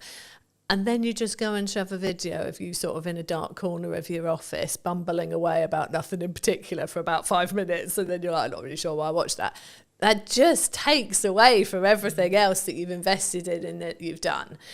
So yeah, I definitely, and especially as, I don't know if people have a perception that to get a professional looking video, they are going to have to pay thousands and thousands. There are so many places now, we are sitting in one of them, where you can go and get a video created that, you know, is filmed using good quality cameras, good quality mics, proper lighting, in a nice background. Go and just pay for an hour in a room like that and get someone who knows what they're doing to help you. And it's not a lot of money. Like, I'm sure business owners would drop the same amount of money on belonging to a networking group or something like that without even thinking about it more in a year of belonging to a networking group. And once you've got all those fantastic people you've met on networking coming to your website, it'd be good to have something decent there to make them realise you're definitely the person to work with. I think for me, it's understanding what stage you're in. Right? I still film stuff on my phone, right? But if I'm doing a production piece like this, people expect a certain level of quality, I would say, personally, for me. And also, I want a level of certain quality for this kind of thing. But if I've got a thought, pick up my phone and film. Oh, definitely. I'm not against doing it. I think that's where sometimes people get it wrong. They think, I can't do video because I don't have X camera, I don't have XY lighting, I don't, etc. But I think action is always better than perfect in that respect, I think, for me, because then you can gain the understanding of what your audience wants. But I think where it changes is that heading video that we're talking about here. Like I was served an ad on YouTube a handful of weeks ago, and it was like, hello, I'm this person from this company, filmed on a webcam with dodgy audio. And I just clicked off straight away. And it wasn't even necessarily the delivery. It was actually the I think for me, now I sit back and go, well, why did I click off? Why did I not engage? I think actually the reason was because of the combination of, it was a webcam video with dodgy audio and there was no hook. I was like, in nicely possible, I don't give a shit who you are. Yeah. You could have made £1 million and I'm not, just don't care. So I think, you know, even if you just do some basic research and understand how to structure a video, I've got videos talking about it, James has got videos talking about it, there's lots online, etc. Right? I think for me, if you use your phone and you have a decent audio, which is the only thing I would say that actually really matters, because if I can't hear you or I can't hear you clearly, then I'm going to click away. Psychology-wise, I'm going to. I will go, okay, maybe it doesn't look beautiful, isn't as high quality as I would want, okay, fine. But actually, the energy, how I sound, and then the structure, and then the value that's delivered in the video is infinitely more important. Is that the same when it comes to websites and copy? So I think... And how you structure your website as a whole? I think, structuring your website is really important. So with the whole like DIY videos, selfies, all that stuff, I am there on social media with that. And I think that is important for getting people to like you. Like, I don't think you should turn up too polished. I actually was scrolling through my LinkedIn this morning trying to find some stuff I'd written ready for this interview to remind myself of some stuff. And my biggest performing posts on LinkedIn are all selfies or photos of me doing something mainly not related to the business, because people go, I resonate with that, I do that too, or like I've been there, or whatever it is. And so they like that. That works on social media.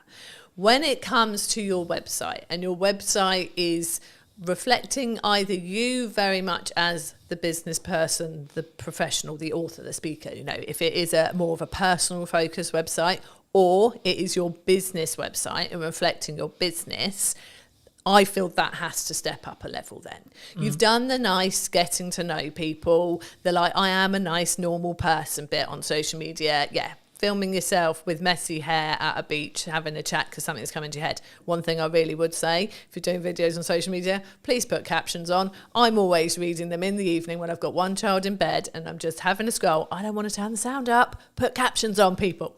Anyway, so yeah. But then when they get to your website, yeah, that's a different level. And yeah, you do really need to think about the structure of it. And it's very much the same. Like you said with the videos, you want a hook, you want a reason to keep watching them. It's the same with your website. I always say in that top hero area on the homepage of your website, you want to have, I call it an engaging statement. But it's the hook. It's the thing that someone comes to your website and goes, I am in the right place. So I want to scroll down and I want to read more. In those first couple of lines and that first statement, you need to basically say, this is what I do. This is who I do it with or for. And so therefore I can help you.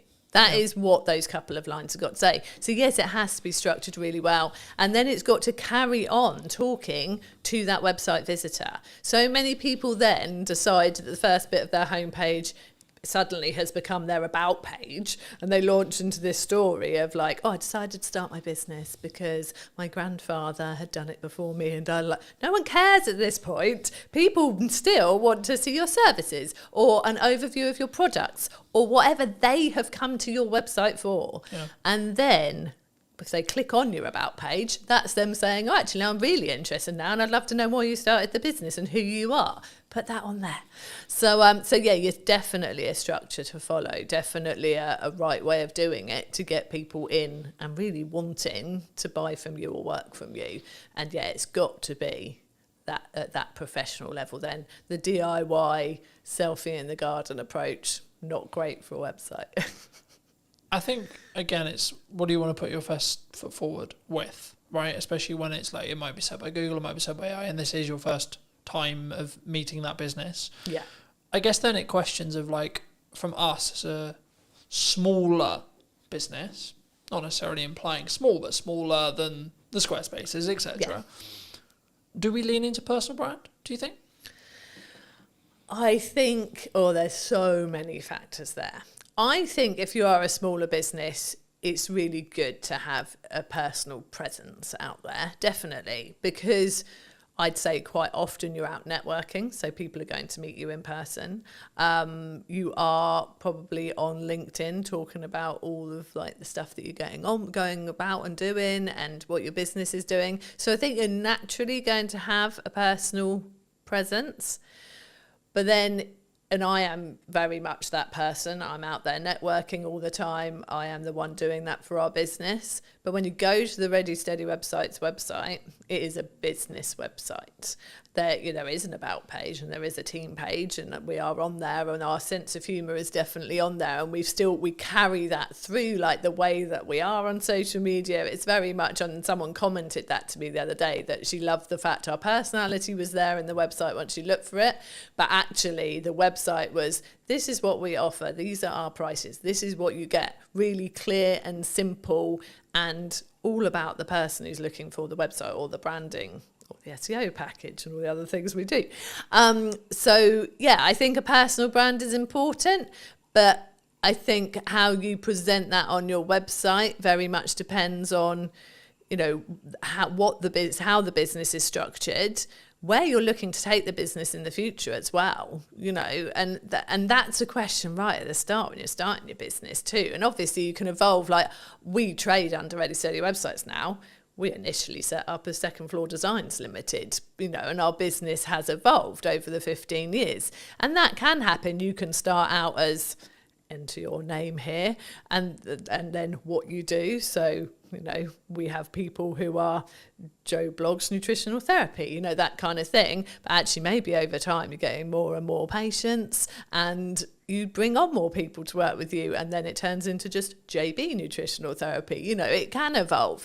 And I think whether you go out as really as a personal brand really just depends on like your vision for the business, where you're taking it, and how comfortable you are with that as well. Like some people don't want to put themselves front and center. They're very good at what they do. They want to do it under their own steam. They don't want to go and work for somebody. But actually, they're not this person. They're not out there doing the podcast interviews. It's not them. They actually they want to be a business and they don't want to be front and center. And I think that's fine as well. If you can find the right way to get it out there, to get your like seen and marketed, then that's great. But I think it's like with the videos, you've got to be comfortable to do a really good video. You've got to be comfortable putting yourself out there as a sort of personal brand, I think. I think for me, and I had this conversation many years ago and I've had it 1,000 times since, like a CEO of a C-suite company, doesn't matter who he was, but he was like, I don't want my kids involved in content. I don't want them physically involved in content. I don't even want people to know they even exist. I'm like, cool, no worries. He was like, how are we going to make sure that happens? I was like, do you have control over your mouth? I said, yes. He said, yes. I said, congratulations. You will not talk about your children, their existence, or anything about them in any way, shape, or form then. Yeah. It's that simple. Exactly. Right? Yeah. And I think sometimes and that's why I always phrase it that way, because I think so many people, we sit and go, I have to be really public, and I have to be this, and I have to be that. It's like, yeah, but we forget we have control over what we say in every moment. And especially if you're post-editing it, even if we have a conversation or the conversation ends up going into a realm that you feel is inappropriate, I feel is inappropriate, or we don't feel comfortable having out live, then you just ask, would it be impossible to remove that section? Yeah. Or I just feel, actually, that's just a tangent that's not really relevant, so I might chop it from the set, etc. But it's doing it for a place of comfort. Yeah. Because I'm like, okay, everything I talk about publicly is everything I talk about publicly. I don't talk about the challenges I'm going through today or the things I'm healing from today or whatever, if I am, because that's not appropriate and I'm not ready for it. But I can talk about it in hindsight, right? And in the same way, like, if you don't want the ability or the fact that you have children to be known, then don't mention it. Yeah. It's really that simple. It is. And I think, which I get, right? Like, I'd be like, no, but also, what's it got to do with business? What's that got to do with business? Now, you could make the argument, but it humanises you and yeah, but you made that you have to make that decision. Yeah. Yeah. You know, no one else is going to make that decision for you. And it's important to make sure that everything you put out is A, relevant to the business, but 2, is in your... And I use the term comfort zone loosely here because it's not about whether it's like comfortable, but it's whether it's within line with your values, I think, is the more important thing, right? It's not about, it's uncomfortable, because I think we should push ourselves for a level of uncomfortability to do things that we're not comfortable with. But that's different to, no, I just don't want, in the kids example. What do you think is missing in marketing right now? What do you think people could be doing, should be doing, that they're maybe not doing? Oh, that is a good question. I think the thing I see people like, so we're looking at very small businesses here. The thing they are missing in marketing is consistency, which I think can be really, really key. I think there's people who think, well, I put this out there and therefore, you know, everyone will know about it now because I mentioned it once. So I've marketed that, and that doesn't work. Like, there's so much out there, like people, the term, like so much noise that people are having to deal with, whether that's visual or audio. But there's so much out there and people aren't consistent with it. So I think that being consistent in whatever form of marketing you're choosing. So whether you are using social media, whether you are doing email marketing and putting emails out there, whether you are, putting out flyers places, you're doing some actual putting up posters and that kind of thing. You have to be consistent with it. You have to be doing it in a range of places. And I think people feel like, well, I don't want to bother people. I don't want people to get bored of me because they're hearing it so much. And you have to do it an awful lot for people to be hearing it so much they're getting bored of you. And I think that is one of the key things that I think people are missing. I think in marketing in general, what's missing, I suppose, perhaps I'm seeing so much of the personal stuff. It might actually be nice to see actual more businessy marketing. I wonder if that would actually catch my eye more these days. Rather than people out there doing all the talking about themselves and I've been here and I've been there and this, that and the other. But actually, I don't see that many people putting out from business perspective, this is what we achieved this week. This is what we did this week. This is actually what a proper week working with a client looks like. Or these are all the testimonials I got in 1 week. And I don't know if that's because it's a bit braggy, isn't it? If you get lots of testimonials or telling you you're lovely, but actually that's what's going to make people really want to work with you. If they go, wow, they put that many sites live this week and that many people said that stuff about them. I actually don't see that much these days. And I am bad at doing it myself. I know I am. Is that because it's easier for you to talk, as you're walking down the beach, or? Oh, of course, it's so much easier. Or when you're in the garden, or etc. It's not. Yeah, it's easier from a couple of perspectives. One, that takes no preparation. Just going, quick selfie, talk about this that I did here. Whereas if you want to put out okay, this website went live this week, we got this testimonial, I've got to sit there and make that look nice in a visual before I stick it on social media. And, if it's a busy week, I'm not taking the time to do that. And I know I should. And I think that is a key thing, that doing it well always takes time. And we all have a finite amount of time. And if we are busy in our business, obviously, we've got to make sure those deadlines are hit, those clients get their websites, that the support tickets are responded to, the site that went down because the server got overloaded is put back up again. We're doing all that stuff that we actually have to do as the actual stuff in our business that pays the bills. And then we've got to go, oh, do you know what? Yeah, testimonials, do this next week.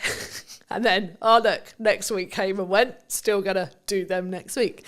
And actually, I think, and this is something that's clicking in my head right now while I'm talking to you, that, you know what, some of that might stand out a bit more because people aren't doing it as much. It won't be the stuff that gets the likes and the shares and the comments on social media. There'll be those 5 nice people who are always lovely on every post and go, oh, that's so nice that you've got such a lovely testimonial. Well done, Jude. And I love those people for taking the time to do that.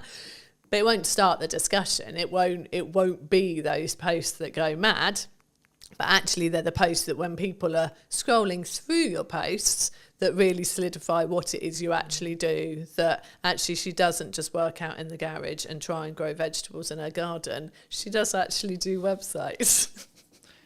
Do you think, I've just filmed Gemma's one, and we talked about the fact that some marketing agencies that I've seen in my lifetime are what I would call fall into the classic trap, in my view, that when they're busy with work, their marketing kind of shuts off, or they stop as much as they maybe should, either completely or as much as they should.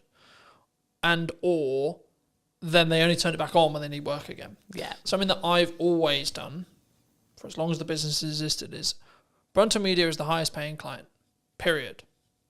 It's not the most priority, but the reason why I always frame it as the highest paying client is it means it's the amount of resource, energy and time that it consistently gets. Yeah. Because regardless of how well I do my job for clients, if I'm growing, there will be a point where we don't work together anymore.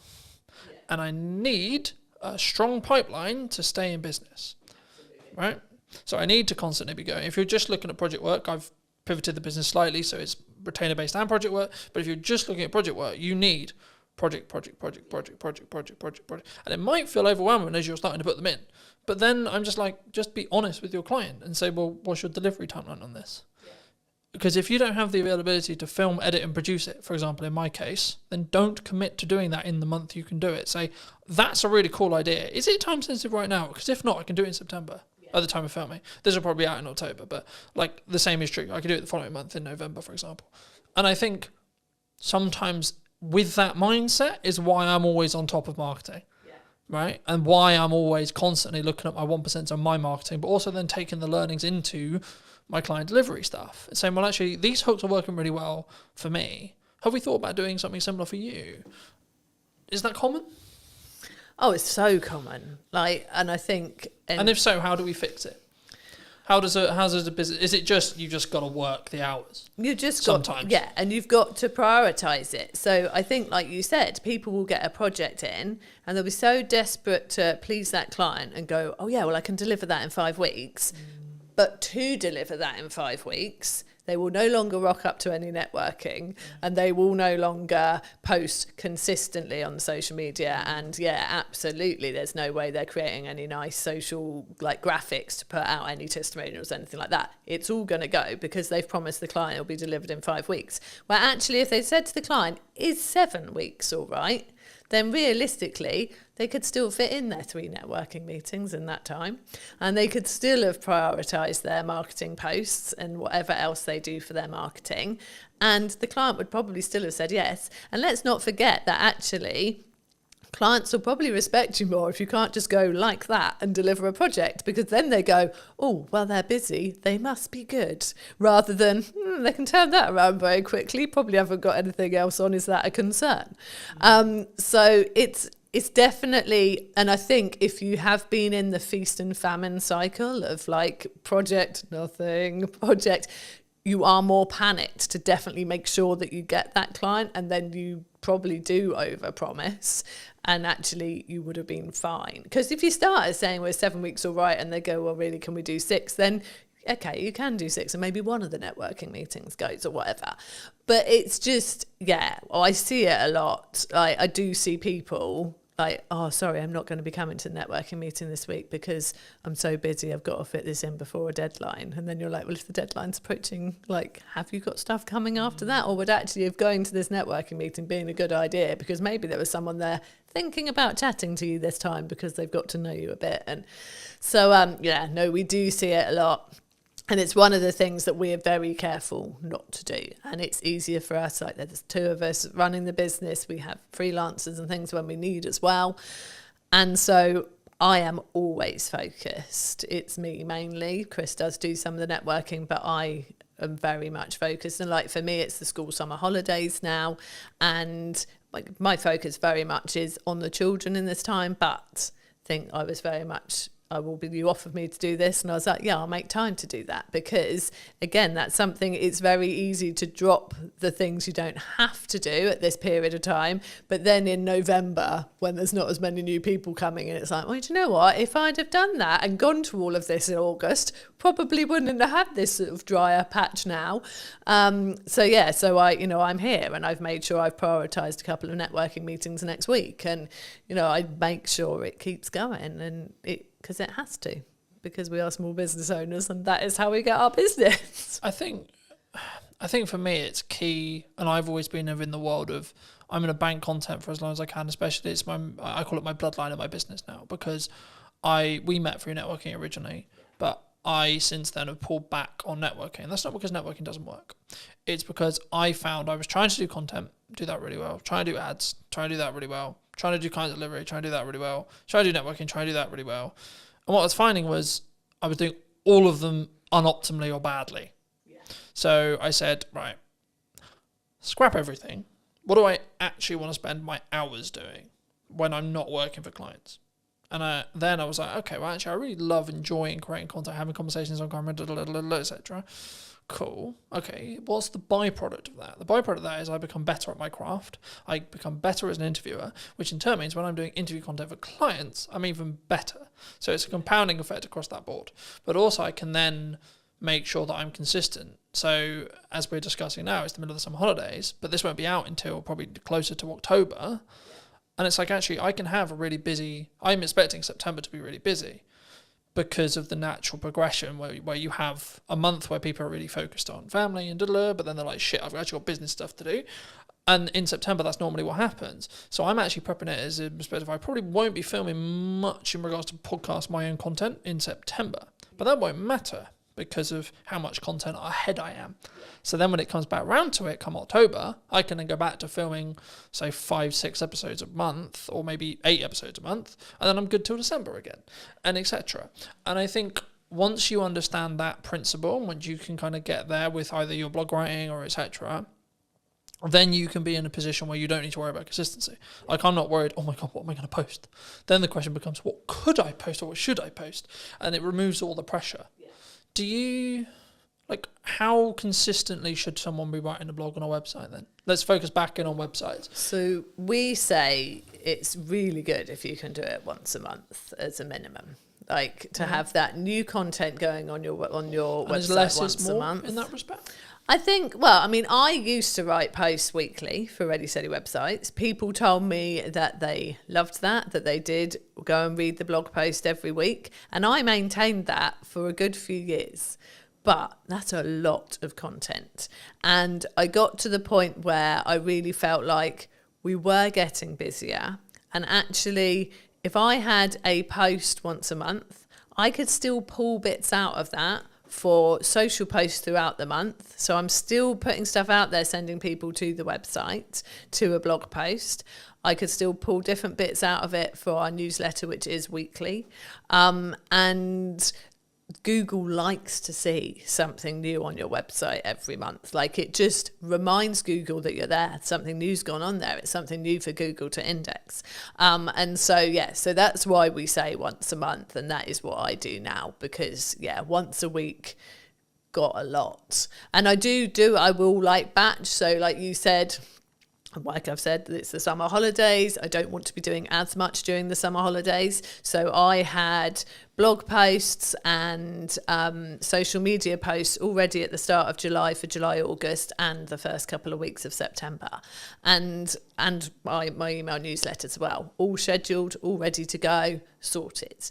And I think it feels like that's a lot, but actually that took me not even 2 days to write the emails for every week, 3 blog posts, and I haven't written the social posts fully because I do like to be more reactive on social media, but I've written like probably 2 for each week, like full, solid, good posts that are more business related, and then I can put in my fluff of like, sat in the school field today and did this type thing, and yeah, so it can be kind of a mixture.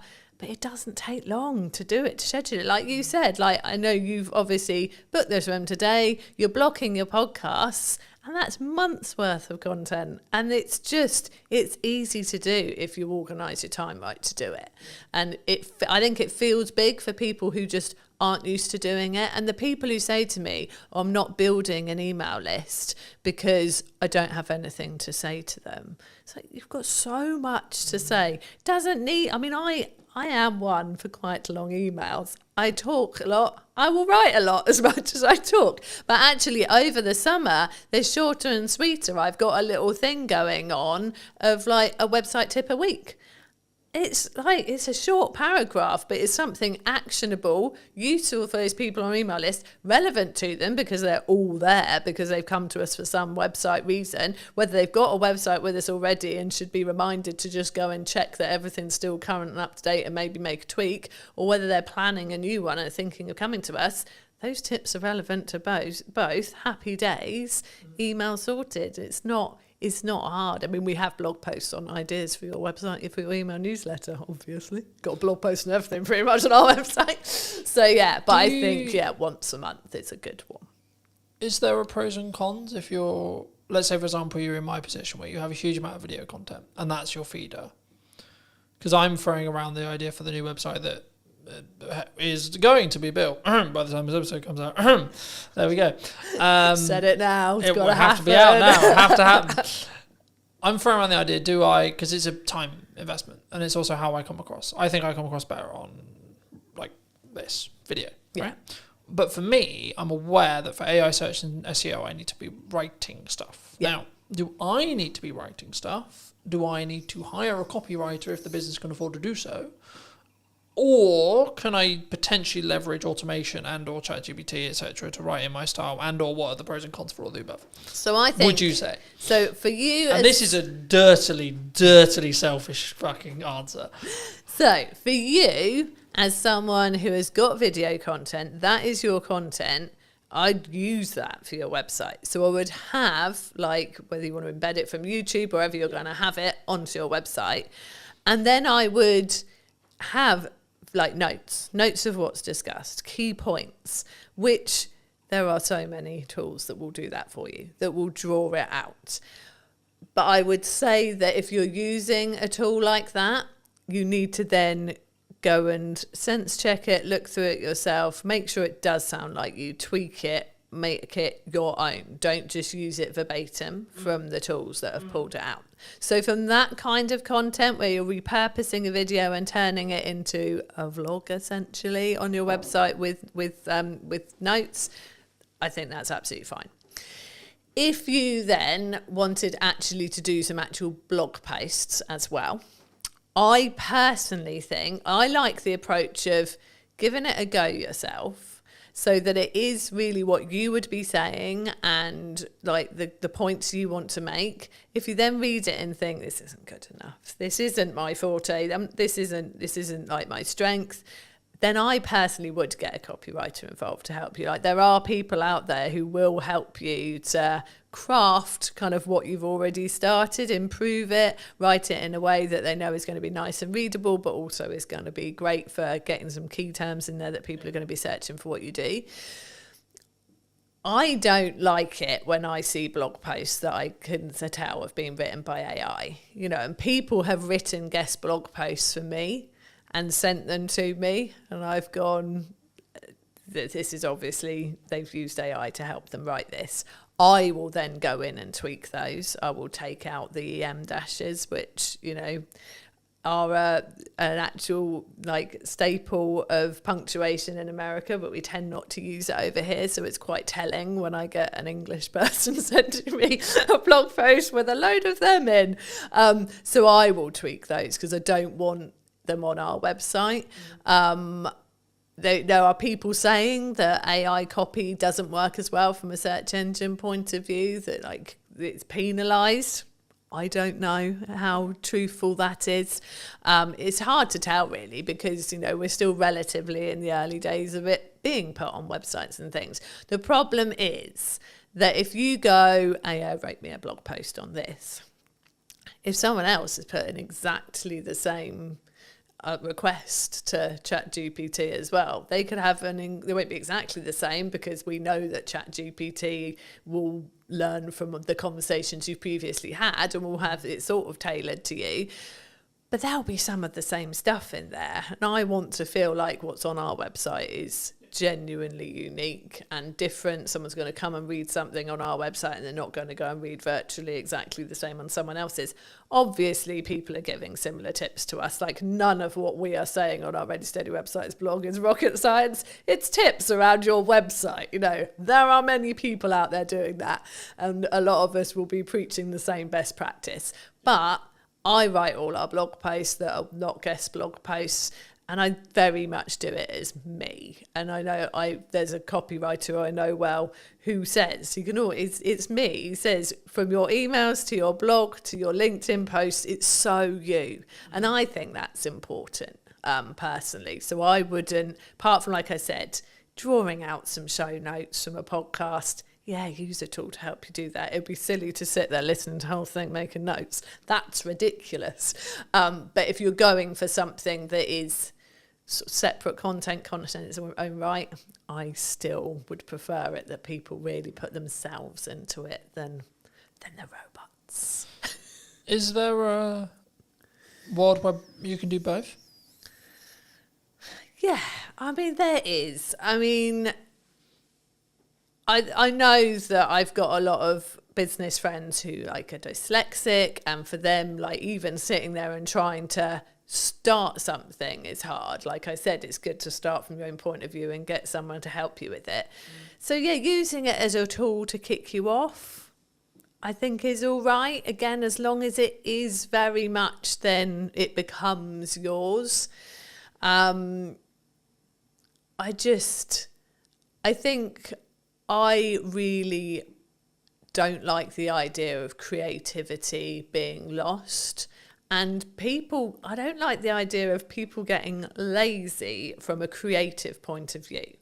I think AI is great if it can help you with the really practical things. Like I said, like Chris uses it for coding, which you could say is a creative thing in its own right, and it is in many ways, but it's functional, isn't it? Yeah. Like it's I think it's whether it's grunt work or not, in my view, right? And I think the key of what we're talking about here is in crux is the cognitive ability of being able to critically think. Yeah. So for me, I'll give you an example that I've probably used on other podcasts. Apologies if I have, but for me, I'm now basically solely only reading a physical book out of principle, because I'm aware that I'm utilizing AI in tech, and I want to balance the cognitive ability that I'm losing for using AI, but I'm gaining efficiency, but I still want the cognitive ability to be able to think and get creative ideas, etc. But I'm also leaning into like, let's do more stuff in person because I think the energy is better where possible, etc., etc., etc. And I think there's the conversation will flow better, so on, in that respect. And I think it's actually, to an extent, you can utilize both sides of the world as long as you're aware of the caveats. Yeah, is which I think what we're touching on here. Yeah, definitely. And I think I had a brief conversation in comments on LinkedIn the other day with somebody who said, you know, do you use AI for writing blog posts? Do you ask it its opinion for things? Like, do you get it to do it? And I said, you know, to a certain extent, but I'm really concerned that people will stop using their brains. But like you said, if you're aware of the fact that you're using AI for certain things and you go, do you know what, I do need this to keep working, I can't just let this computer think for me the whole time, then that's great. And I think there is that balance there, and that's good. But I'm letting AI do the day-to-day stuff I wouldn't really find that hard or challenging to think for me. So I have freed up capacity and then the ability to think longer term problem solving, larger scope problem solving, longer term business challenge, growth challenge, and so on, for clients and me. And I think for me, that's potentially where the people who are utilizing AI correct will rise to the top. Yes. Because I think, and there was this kind of AI is going to take our jobs-esque, the world's over kind of principle, I guess. I've been of the view that it's a tool. Right, and that's why I use the analogy of sharpen the knife and then use the knife yourself. So you're using AI to sharpen your knife, and then you're using it to cut up whatever you're cutting up, etc. And that allows you to then move forward. Yeah. That allows you to be more efficient, and that's kind of the, I'm going to work smart and hard simultaneously thing, because it's not just about. It is a level of, because I was like, in my head, whenever I look at content, I'm going quality or quantity, but actually, you need both to be able to understand data, to be able to then work out what the market thinks is valuable. Because, and I suppose it doesn't matter what you think is valuable. Yeah. It's what the market thinks is valuable. And the only way you're going to get there is through a level of quality at volume, in my view, at least. Because then you have, like, this video got 300 views, this video got 1,000. What's the difference, for example? You know, in that respect. But for those who've maybe really connected with this conversation, you know, really enjoyed it, or maybe they just want to check out what you guys are doing, where's best for people to reach out? Where's people to connect with you? Well, our website. It's got to be the answer I give, really. So our website, readysteadywebsites.com. If they want to have a chat, they can book a call there. But we are on socials. We are Ready Steady Websites on Instagram, on Facebook, and on YouTube. And I am Jude Wharton on LinkedIn if people want to connect. And I'd like to end the episode by asking you to give advice to your younger self. So 5 years, 10 years, 15 years ago, what advice would you give to that person? I'm going to keep it on a marketing theme. Like, we started our business 15 years ago, and I wish right then we'd started to build an email list. We didn't start doing it for about 5 years. And once we built our email list, that was when the consistency of work coming in massively picked up, because those people were there and we were talking to them every week and they were getting to know us, like us, really understand what we could do for them.